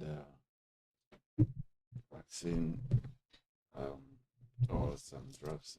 I'm not exactly sure what the proclamation was. But I have the lyrics I can play for you. You have a what? Can I play for you? Of course, yeah, sure. Okay.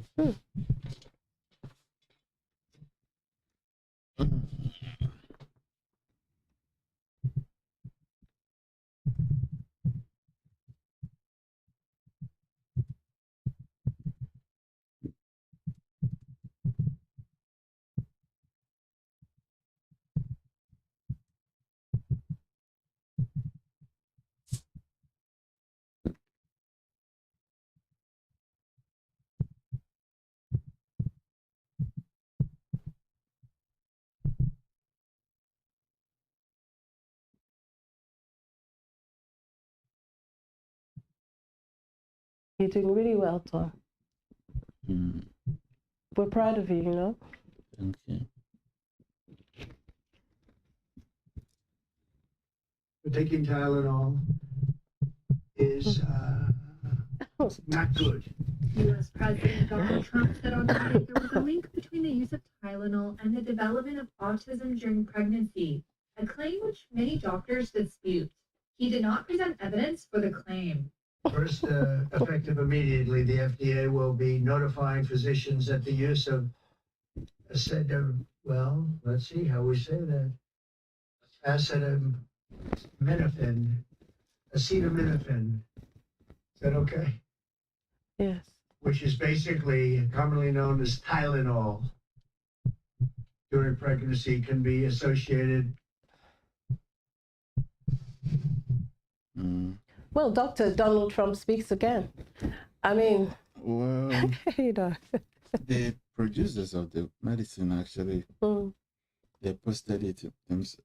Well, let me show you what they posted. Oh, my eyes are so heavy. Yes. It's normal for them to be heavy. You're doing well. Keep it up. Thank you. So you're looking forward to your break, I'm sure. With anticipation. What time will your break be? 12. 12 o'clock. Mm-hmm. Okay. So I just want to think about the time and that you have another guest. And it's now 10 past. What is that the right time? What's the time? That's the time, yeah. So if your break is at 12, I mean, and you want time for your guest, I'm happy to give way for her to come and speak, unless you want me to speak with you until 12 o'clock. That's also okay. That should be fine. Which one? Which one is fine? What did you say? So I'm just thinking about, the guest that's here and the time, and your break is at 12, and she's here. So, you could spend 50 minutes with her if you wanted to, and then have your break, or... She's shy. She's what? Shy. She's shy. Okay. Don't worry, we'll keep going. Okay, no problem. I'm here. You're easy to talk to, so... Thank you. Let's see. Welcome.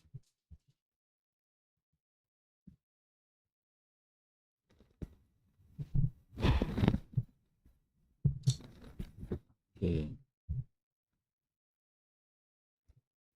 You were going to play a clip from one of the pharmaceuticals, I think. It's a Twitter post, but I can't find it. My eyes are doing. Yeah, naturally. Yeah.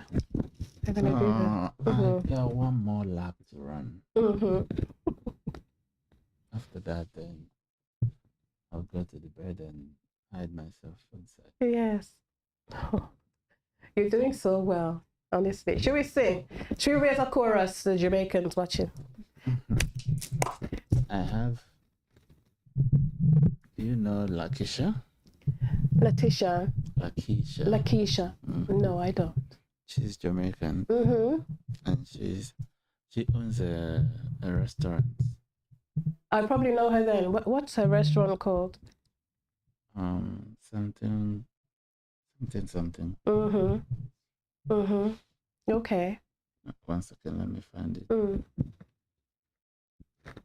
Yes, anything to do with food, then I probably know her. I would have eaten there.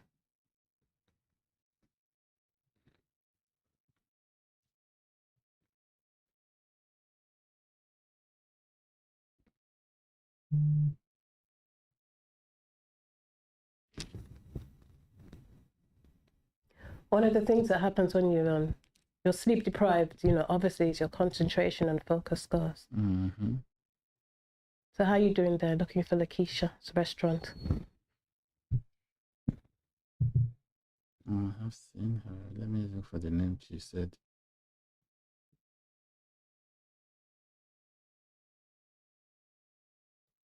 Her company is called Ford Communication. Ford? Communication? She's a restaurant? No, the PR agency. Okay. She has a company called Ford Communication. And that's one. What does she do there? Where? At Ford Communication. Like marketing support and business advisory. She does also. Oh, that's cool. She does policy. Okay. And she cooks good food at the same time. I have no idea because I haven't been seeing her food before. Yeah. Okay. Cool. So, Tom, is there anything else you want to ask me? Yes. What else would you like to know? So, how are you finding Ghana? I absolutely adore Ghana. I love Ghana. I feel like I'm at home in Ghana. I've never felt at home anywhere except for here. That's impressive. And to put my finger on it, so people will ask why, what is it about Ghana? There's just something about the flow of and the energy of the people that I like, that I resonate with. When I came off, I was telling you that my parents are Jamaican, so we speak Patois in Jamaica. And when I arrived in Ghana for the first time, I heard the languages. I'm not sure which language it was that I'm thinking of in particular, but I heard the languages, and it just sounded like Patois. But it's like people were speaking Patois, but I couldn't understand it. That's the energy and the rhythm of the vocal. They are welcoming you. Yes, yeah, and I felt welcome ever since. My partner is here also, so it's nice. Yeah. 11:17. It's too early. Yeah, you've got 40 minutes or so before your break. Anyway, I've been waiting for you for 10 hours. Yes. So I'm late. So no. Can we get some dampen the cloth for him again, please? Maybe just so he can feel a bit refreshed.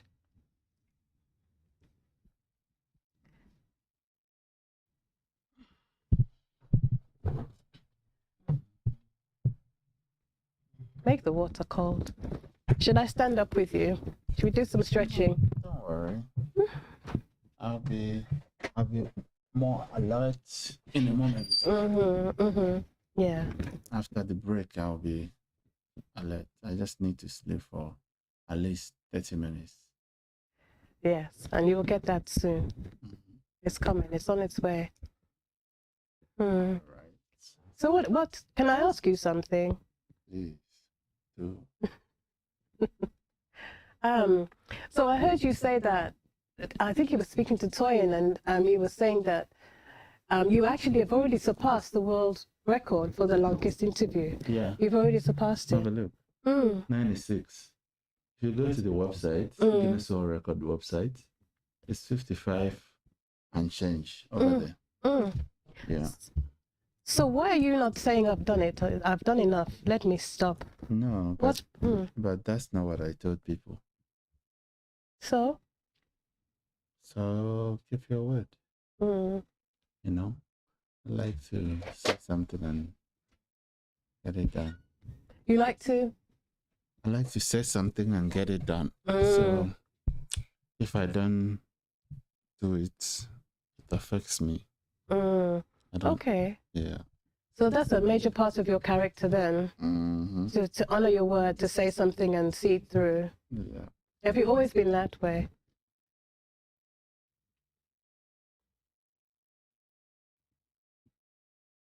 You've always been that way, Tom? Yes. Yes. Okay.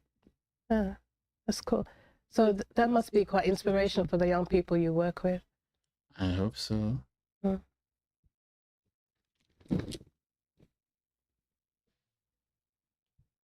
What other characteristics are keeping you going through this event? Yes. Okay. I guess family and the desire to not lose because I can win.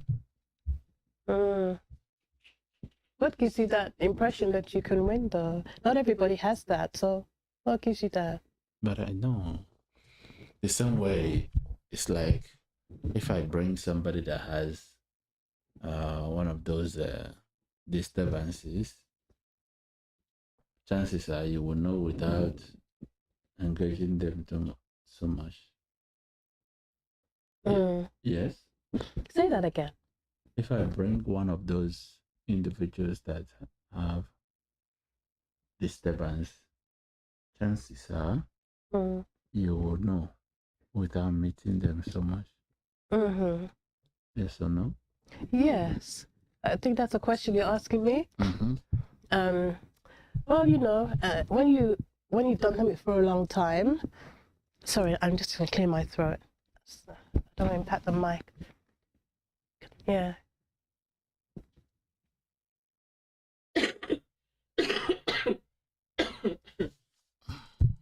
Okay. Sorry, thank you. I was almost going to. Yeah, you were saying. I'm back. Okay, cool. Akwaba. So it was saying that I was just explaining, because you asked me if I can kind of see people that are not well without speaking with them, perhaps there are symptoms.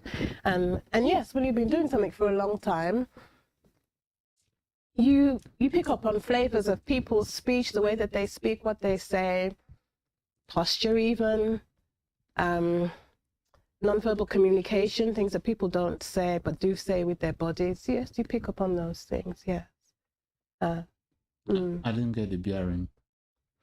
You didn't get the bearing, like the bearing of the statement. So you were asking me if I can kind of tell if people are not well without speaking to them. Is that what you're saying? Yeah. Yeah. So. But how did that happen? Well, I'm trying to remember if you asked me something and I used that to respond. It was a question you asked me out of. I'm not quite sure. I can't remember myself. No worries at all. Okay.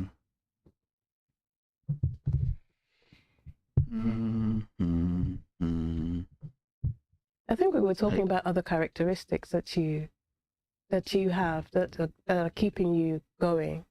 You know. Yes. And I said optimism and like. And your word, you said the power of your word. So when you say something, you like to fulfill it. Are you like? Is there somebody in your family that you're similar to that has the same kind of characteristics or traits? I doubt. So you're unique. What did you ask me before, please? I was just wondering if you were similar to anybody in your family, like where you get these kind of. Like, okay. Where my values are coming from. Okay. Yeah, my big sister. Yeah.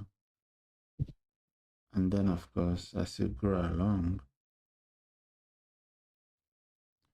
you know what the gentleman was saying before?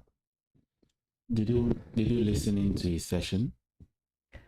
The previous speaker, no, I was on my way here, so and I wasn't listening. Yeah. Okay. He was referring to the fact that sometimes let's say this is your personal brand. Yeah. But at some different point, this might not be your personal brand anymore. Because perhaps you've evolved or you've decided to change your preference. Yeah. Okay.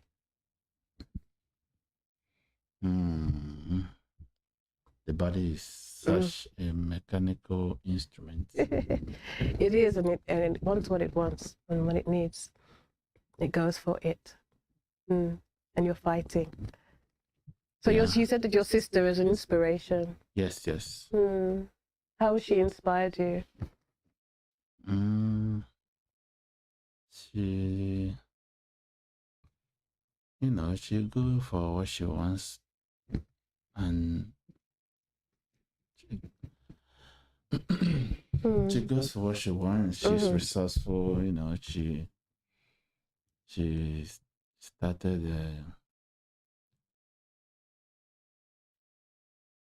What was I saying? Your sister, you're saying that she's resourceful and she goes for what she wants, and then you were saying she started something. Oh, no. I was going to say she started me off in my career. Wow. That's really lovely.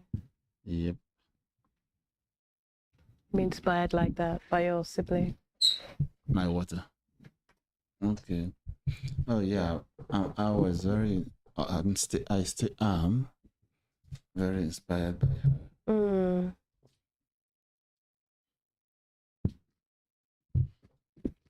So this will help me now.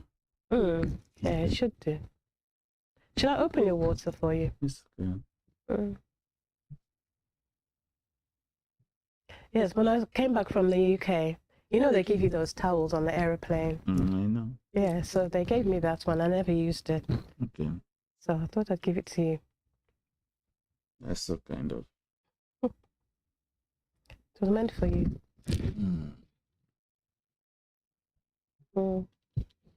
Okay. So we are gradually getting to the climax of our interview. Yeah. Was it worth the experience? Oh, it's been absolutely wonderful experience. It's been really interesting experience. Yes. Okay. I feel privileged to be part of your adventure. You know. How did you get to hear about it though? Toyin Dania. Yeah, you interviewed her this morning.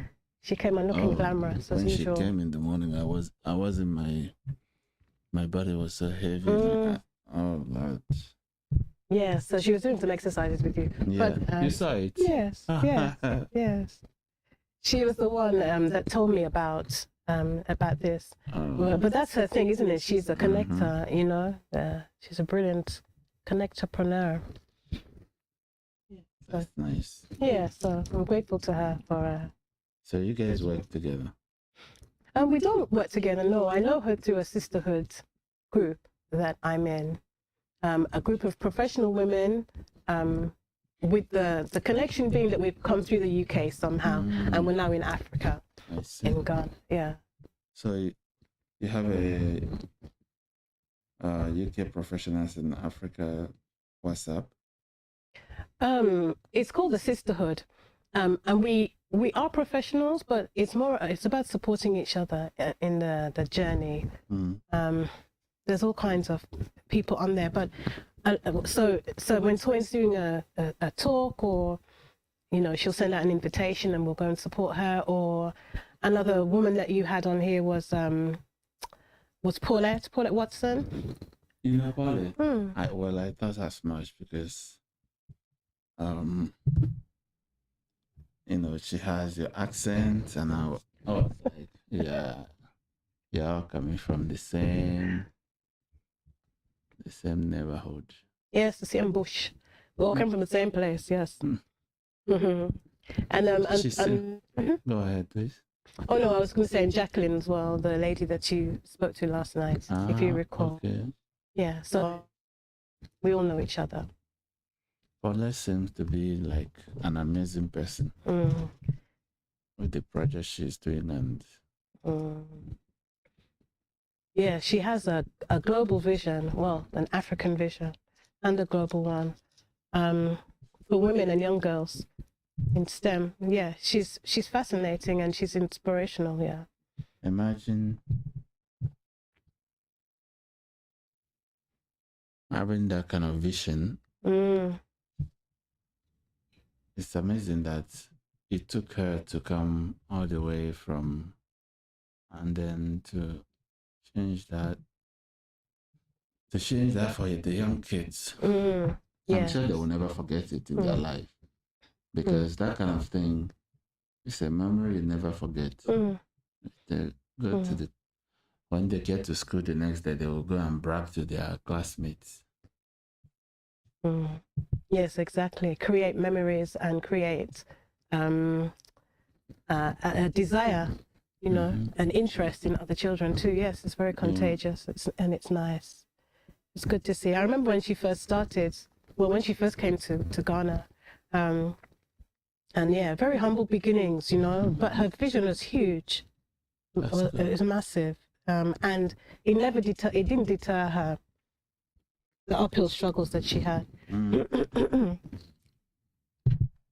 Not for long anyway, even if, you know, we all have setbacks and we all have our, you know, moments, but she held on to her vision and never let go of it. Yeah. That's good. Yeah, I imagine that you and her could collaborate really well, actually. That the things that you're both doing would work well together. I'm sure I didn't actually see her interview, but I'm sure you spoke about that. I didn't see her interview, but I'm sure that you spoke about that. What? Collaborating perhaps with yeah. Paulette. Yeah. Okay, so Tony also recommended it to Paulette. I imagine so. Yes. And to Jacqueline. Yeah. Yeah. She was playing.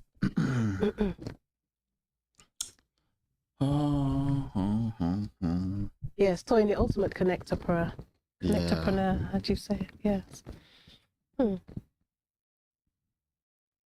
Is there anything else you want to ask me or curious about? You know, I'm trying for us to get to 12. Yeah. Okay. And you're getting there. You've done very well. You're doing very well. It's such a short time away.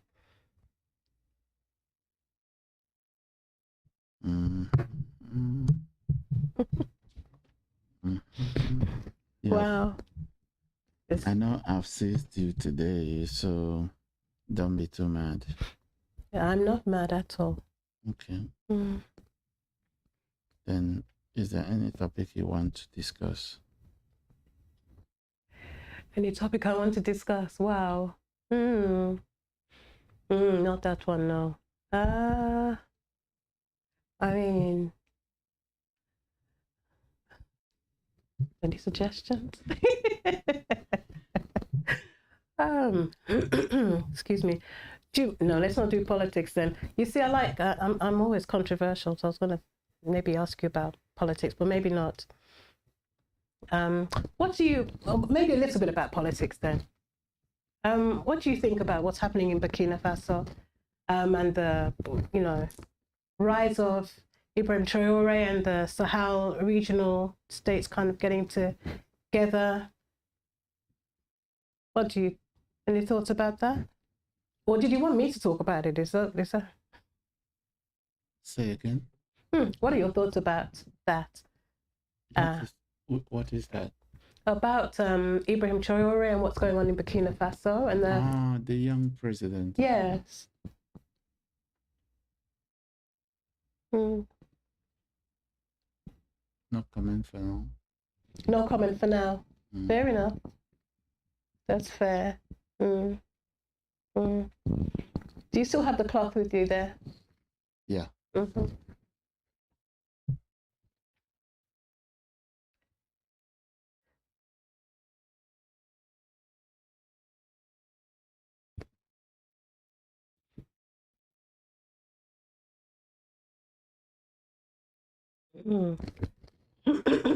Sorry. Coughing in the mic there. Okay, so let's go. Let's go. When it gets to 12, do you think I've asked you 12 questions? Probably not. Okay, so I need to get a few questions for you. I think maybe you've asked me about 9 or 10, maybe. Okay. Is there any question you want me to ask? Because I've asked about the former job already.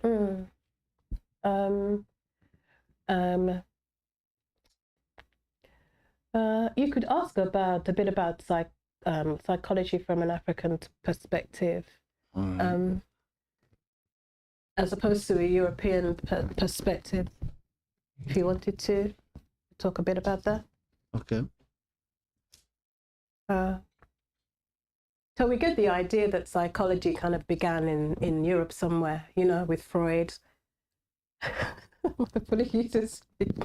With Freud, and all those old white men. And they did their thing, you know, but psychology didn't start there, you know, psychology is the science of understanding human behavior, observing and understanding it, and manipulating it too. That's psychology. So this began like in ancient Africa. It's an ancient. The idea of understanding the human being, the individual, the person, psychology, started way back in Africa. It's always been an African understanding that the person, the individual, is made up of various parts. So the spiritual, the physical, the cultural person, and the psychological, as I said, psychology, the psychological aspects of us. So in ancient Africa, going back to Egypt, it's always been written about, you know, how do we remain mentally well? And one of the ways of remaining mentally well is to be balanced, is to have an understanding that there are parts of us, and all those parts of us need feeding, nurturing, understanding, and bringing them into balance, which creates mental health, good health. Tom? Yo. Yeah. Are you hearing me? Mm-hmm. Mm-hmm. I think we need to raise a chorus. We need to sing a song or something. Can you sing, Tom? It will give me headache. Mm-hmm. It gives you a headache. Can you sing? You're only good at singing, Tom. You want to take some water? Take some water, Tom. Thank you. Problem. You're doing good. You're doing good. 20 more minutes and we're done. Mm-hmm. Mm. Likewise, you've done well. I'm fortunate you didn't have extensive plans before you came, because otherwise it would have been difficult for me to finish. Oh no, it's a pleasure. Absolutely. No. Okay, so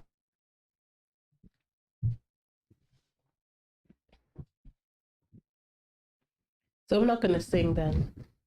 no, not singing. No singing. No singing. It will give me headache. I was thinking it might, energize you a little. Is that what that's called? Cultural shock. It's called what? Cultural shock. Cultural shock. Oh, okay, cool. Right then. I was gonna call in the drummers that were outside as well, but I won't do that. No.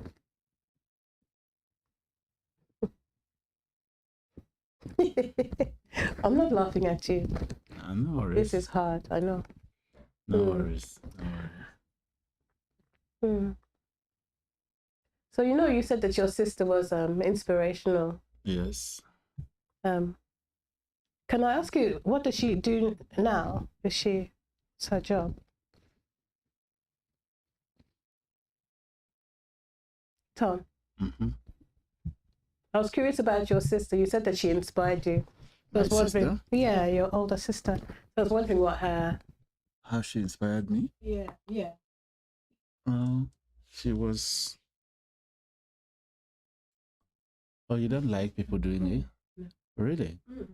Why? It's a bit... It scares me. Like, that you're manipulating your bones like that. So it means you wouldn't like contortionists? Oh, no, they Even the people that can put their feet behind their head I and have bring one it. here. Let me play for I could you. no, it's okay. I'm good. No, they're spooky. Where did you come? I'm dead. I saw you. Relax. I saw you when you came. You think I didn't see you? Somebody told me something is arriving for me. Okay. What is that? I'm not sure. Ooh, how Maybe exciting. Drink or something. Hmm. Yeah. Okay. So let's round up our conversation. Mm-hmm. How many languages do they speak in Jamaica? Excuse me. In Jamaica, there is patois.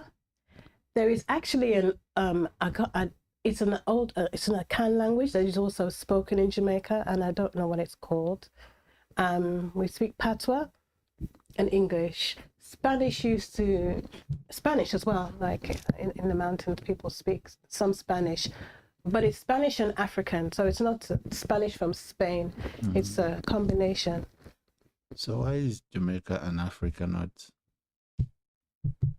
Jamaica should have been part of Africa. Yes, we are part of Africa, but we were stolen from here and taken over there, right? So we had to make our lives as best as we could over there. We tried to keep the language and try to keep the culture going and the food and the community way of living. We try to keep that very much alive, you know. But there are lots of other influences in the country as well. Have you ever been to Jamaica? No. But I have a Jamaican friend. Or did I show you Lakeisha? So you were talking about her, yes, and you told me that she had a company, a restaurant, and Lakeisha and a PR company. You said. Everybody needs a Jamaican friend, I think. Really? Oh yeah. What do you mean? You know her, right? Do I know her? I actually don't. No. Really? She's Jamaican American. So it sounds like she spends a lot of time in America, whereas I'm Jamaican, born in the UK. Jamaican European. Guess that could work. But now she has a Ghana citizenship. You have to? Yes. Oh. Yeah. Ah, then that's where I saw you from. Because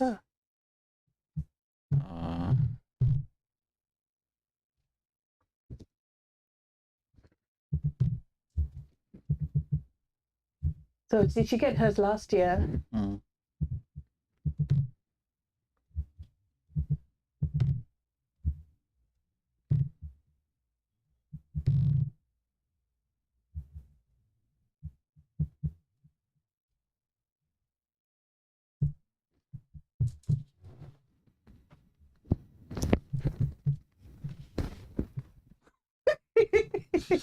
What did you type? Only God knows. The hallucinations have started. You know, sleep deprivation is a form of torture. You know, they use it as a form of torture. For this very reason, it's very useful in disrupting your psychology, your psyche. This was the ceremony, huh? Yes, that's right.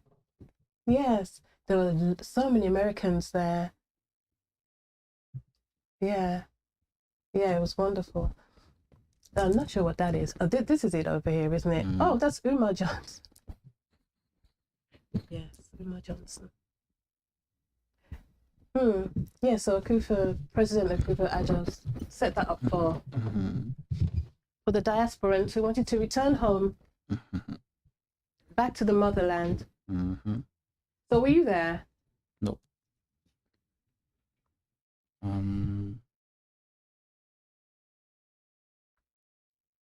What's the name of this woman?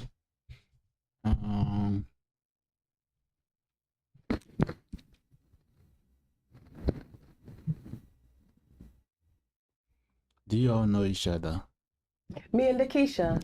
No, like everyone there, the Americans that day, all of you that received the card, the No. passport. You don't know each other. No, not at all. Some of us know each other, but it's not like we've all come from one place in the diaspora and we all met here. It's, you know, we're an amalgamation of just like in slavery, we were sent to different places. We've all come back from different places.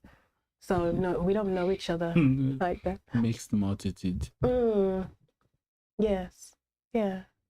But it's nice to meet, you know, fellow Africans from around the world. Yeah, because slavery really dispersed us, you know. Yeah. And destabilized us. Well, it tried to. 524. Oh, that's a large number. Yeah, it's a lot of people. Yeah. So I understand. Hey, my doctor recommended I get the. I understand that there's another inauguration or happening. Up. Yeah. Oh, Yeah. wow. Yeah, they're putting it together at the moment. Americans? For African people from around the world who want to live in Ghana, because not everybody wants to live in Ghana. But what does it entail for you? What did they require from you before they gave it to you? So let me give you the politically correct version of that. So we had a couple of interviews with the Ministry of the Interior, and we had an interview with the police department as well, because we had to do police checks. And so they asked us various. The police checks was about our criminal history before we came to Ghana. Luckily, I don't have one. So, yeah, they did that interview and they took our fingerprints, so the biometric data was gathered. Then we had an interview. Then we had an interview with the Ministry of the Interior, I believe it was them. And they asked us about who we are, what we like about Ghana, why we're here, what are we bringing, how do we help to improve the country, why Ghana, those kind of questions, you know. It was a little bit nerve-wracking because, you know, people, people can say no, the authorities can say no, and I understand that some people, not everybody got their citizenship. I understand that not everybody got their citizenship, so it was a proper, interview where you may not get through. So it's a little bit nerve-wracking. Yes, yeah. I mean, Ghana is under no obligation politically to let everybody who wants to be a citizen, you know? It is, there's a Pan-African and the spiritual connection, of course, you know, where there may be some obligation, but politically, there are, choices that the government makes. 10 minutes, Tom. 10 minutes. Yeah, 10 minutes. Yeah. 10 minutes. You've done so well. You've done me? What? You've done very, very well. Yeah, but you contributed too. Yes. It's been cool. It's been cool. We've gotten over the hump.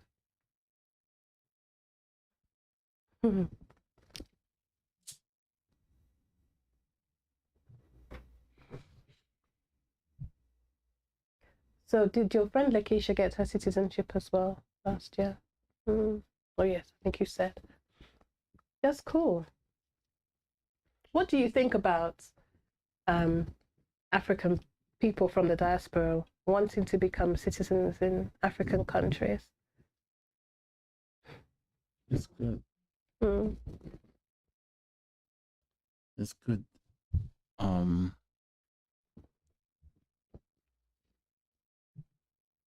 It's just the trait that lower your confidence. African people, meaning African diaspora, it's good. Because at the end of the day, it helps you gain your putting into the country. Number one. Number two,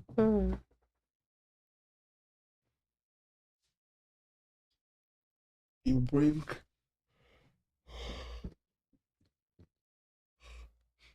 it's also a great way to bring in new talents, new, all things new. Yes. Do you understand like why we would want to do this? Like, or what is your understanding of why we would want to do it? That's a very good question, actually. Why you would want to do it? I mean, firstly, the slave trade was a misnomer.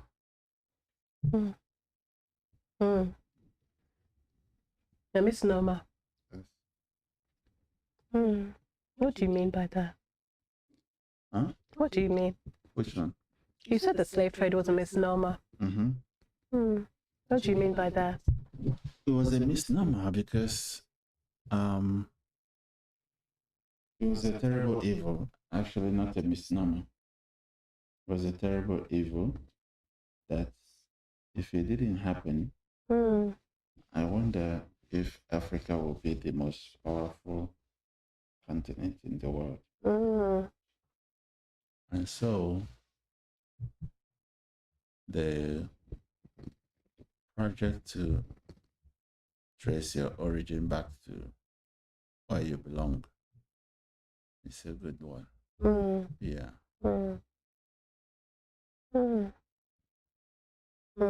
It's important to know where you're from. But you know, the continent was the most powerful on Earth with the various empires that were around, pre-colonization, pre-wars. So it wouldn't be new. It wouldn't be a new state for Africa to be the most powerful continent on the planet. We have been.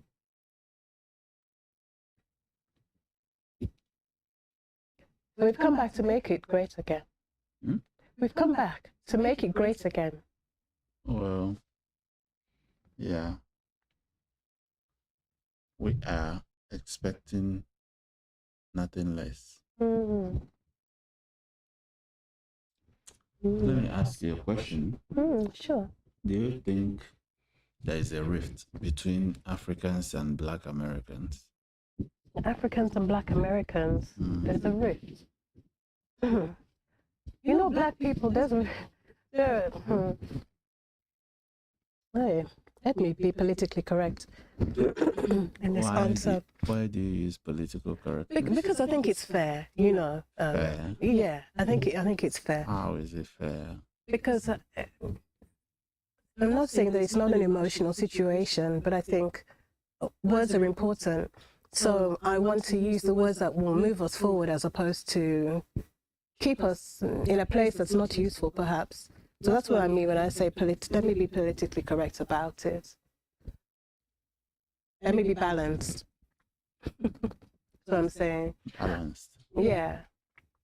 Okay. I think African Americans they're not a monolith, you know? So you can't say that they are one people who have a problem with African now people. I know why. Look at this blood sugar. Sorry. Cool. Because African people are not a monolith either. Just in Ghana, there are how many languages that are spoken. So to say there's a rift between one set of people that is not a set of people and another set of people that is not another set of people, it's a bit of a dodgy question. It's not based on facts, Tom. I can hear you. My partner does that when I speak to him. What does he do? Falls asleep. Just joking. Because there's something about people that is not a set of people. 5 minutes. It's a bit of a dodgy question. It's not based on facts, Tom. I can hear you. Okay, please repeat what you said again. I want to put it in my mind. Repeat what I said again. So, because you asked the question, is there a division between Black Americans and African people? And I'm saying the basis of that question doesn't exist, because Black Americans are not a monolith and Africans are not a monolith. So to say that there's... Well, you know how they do that thing. Maybe it's just a few individuals. Yes. But, you know, they've written about it online like a few times. Anyway. I think there are Black people who have problems with Black people. Yeah, of course. And I think that's what it is. So I think creating that artificial division is really dangerous. Yeah, it's propaganda. So I won't be involved in propagating that and promoting that. That's a fact. That's the reality of, you know. What do you think? No, you're right. You're right. I think also it might not be like I like to think the best of people unless they show otherwise, because the news is on a major platform. So I like to think there will be no economic case to publish such a news, because Black people in Africa, you know, most of what we do is to look like our brothers and sisters over there. So Black people often, like, when we were small, and then those Black American movies, African American movies, when they come out, they used to be very popular over here. Yeah. Every young guy would wear baggy pants and white t-shirts, oversized white t-shirts, acting like Greg David and 50 Cent. Greg David and 50 Cent in one sentence. I know. Well, this was 2013, so. Yeah. Yeah, I mean, Black American culture is very popular and very influential across the world. But that's African people for you. We are influential. We are entrepreneurs. We like to advance. We like to grow. We're curious. We're inventors. And that's who African Americans are, aren't they? They're African. Some of them. I know some people don't like to call themselves African who are in America, so that's fair enough. Hey, Tom, look at this. 2 minutes? Less than 2 minutes. That's wonderful. Bring it in for me. You did very well. You got 1 minute. 1 minute, and I want you to enjoy your sleep. Make sure nobody's disturbing him. And he gets. Where is the office located? My office isn't located anywhere at the moment, but you gave me some good ideas. You said I should go try Cantonment, Osu, maybe even Abri for a getaway. Yes.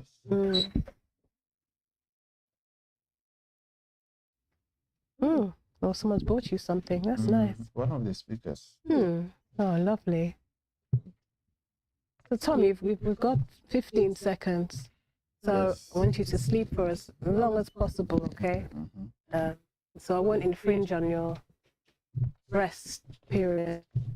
Thank you. Okay, well done. Thank you. Well done. Thank you so much. All right. Take care now.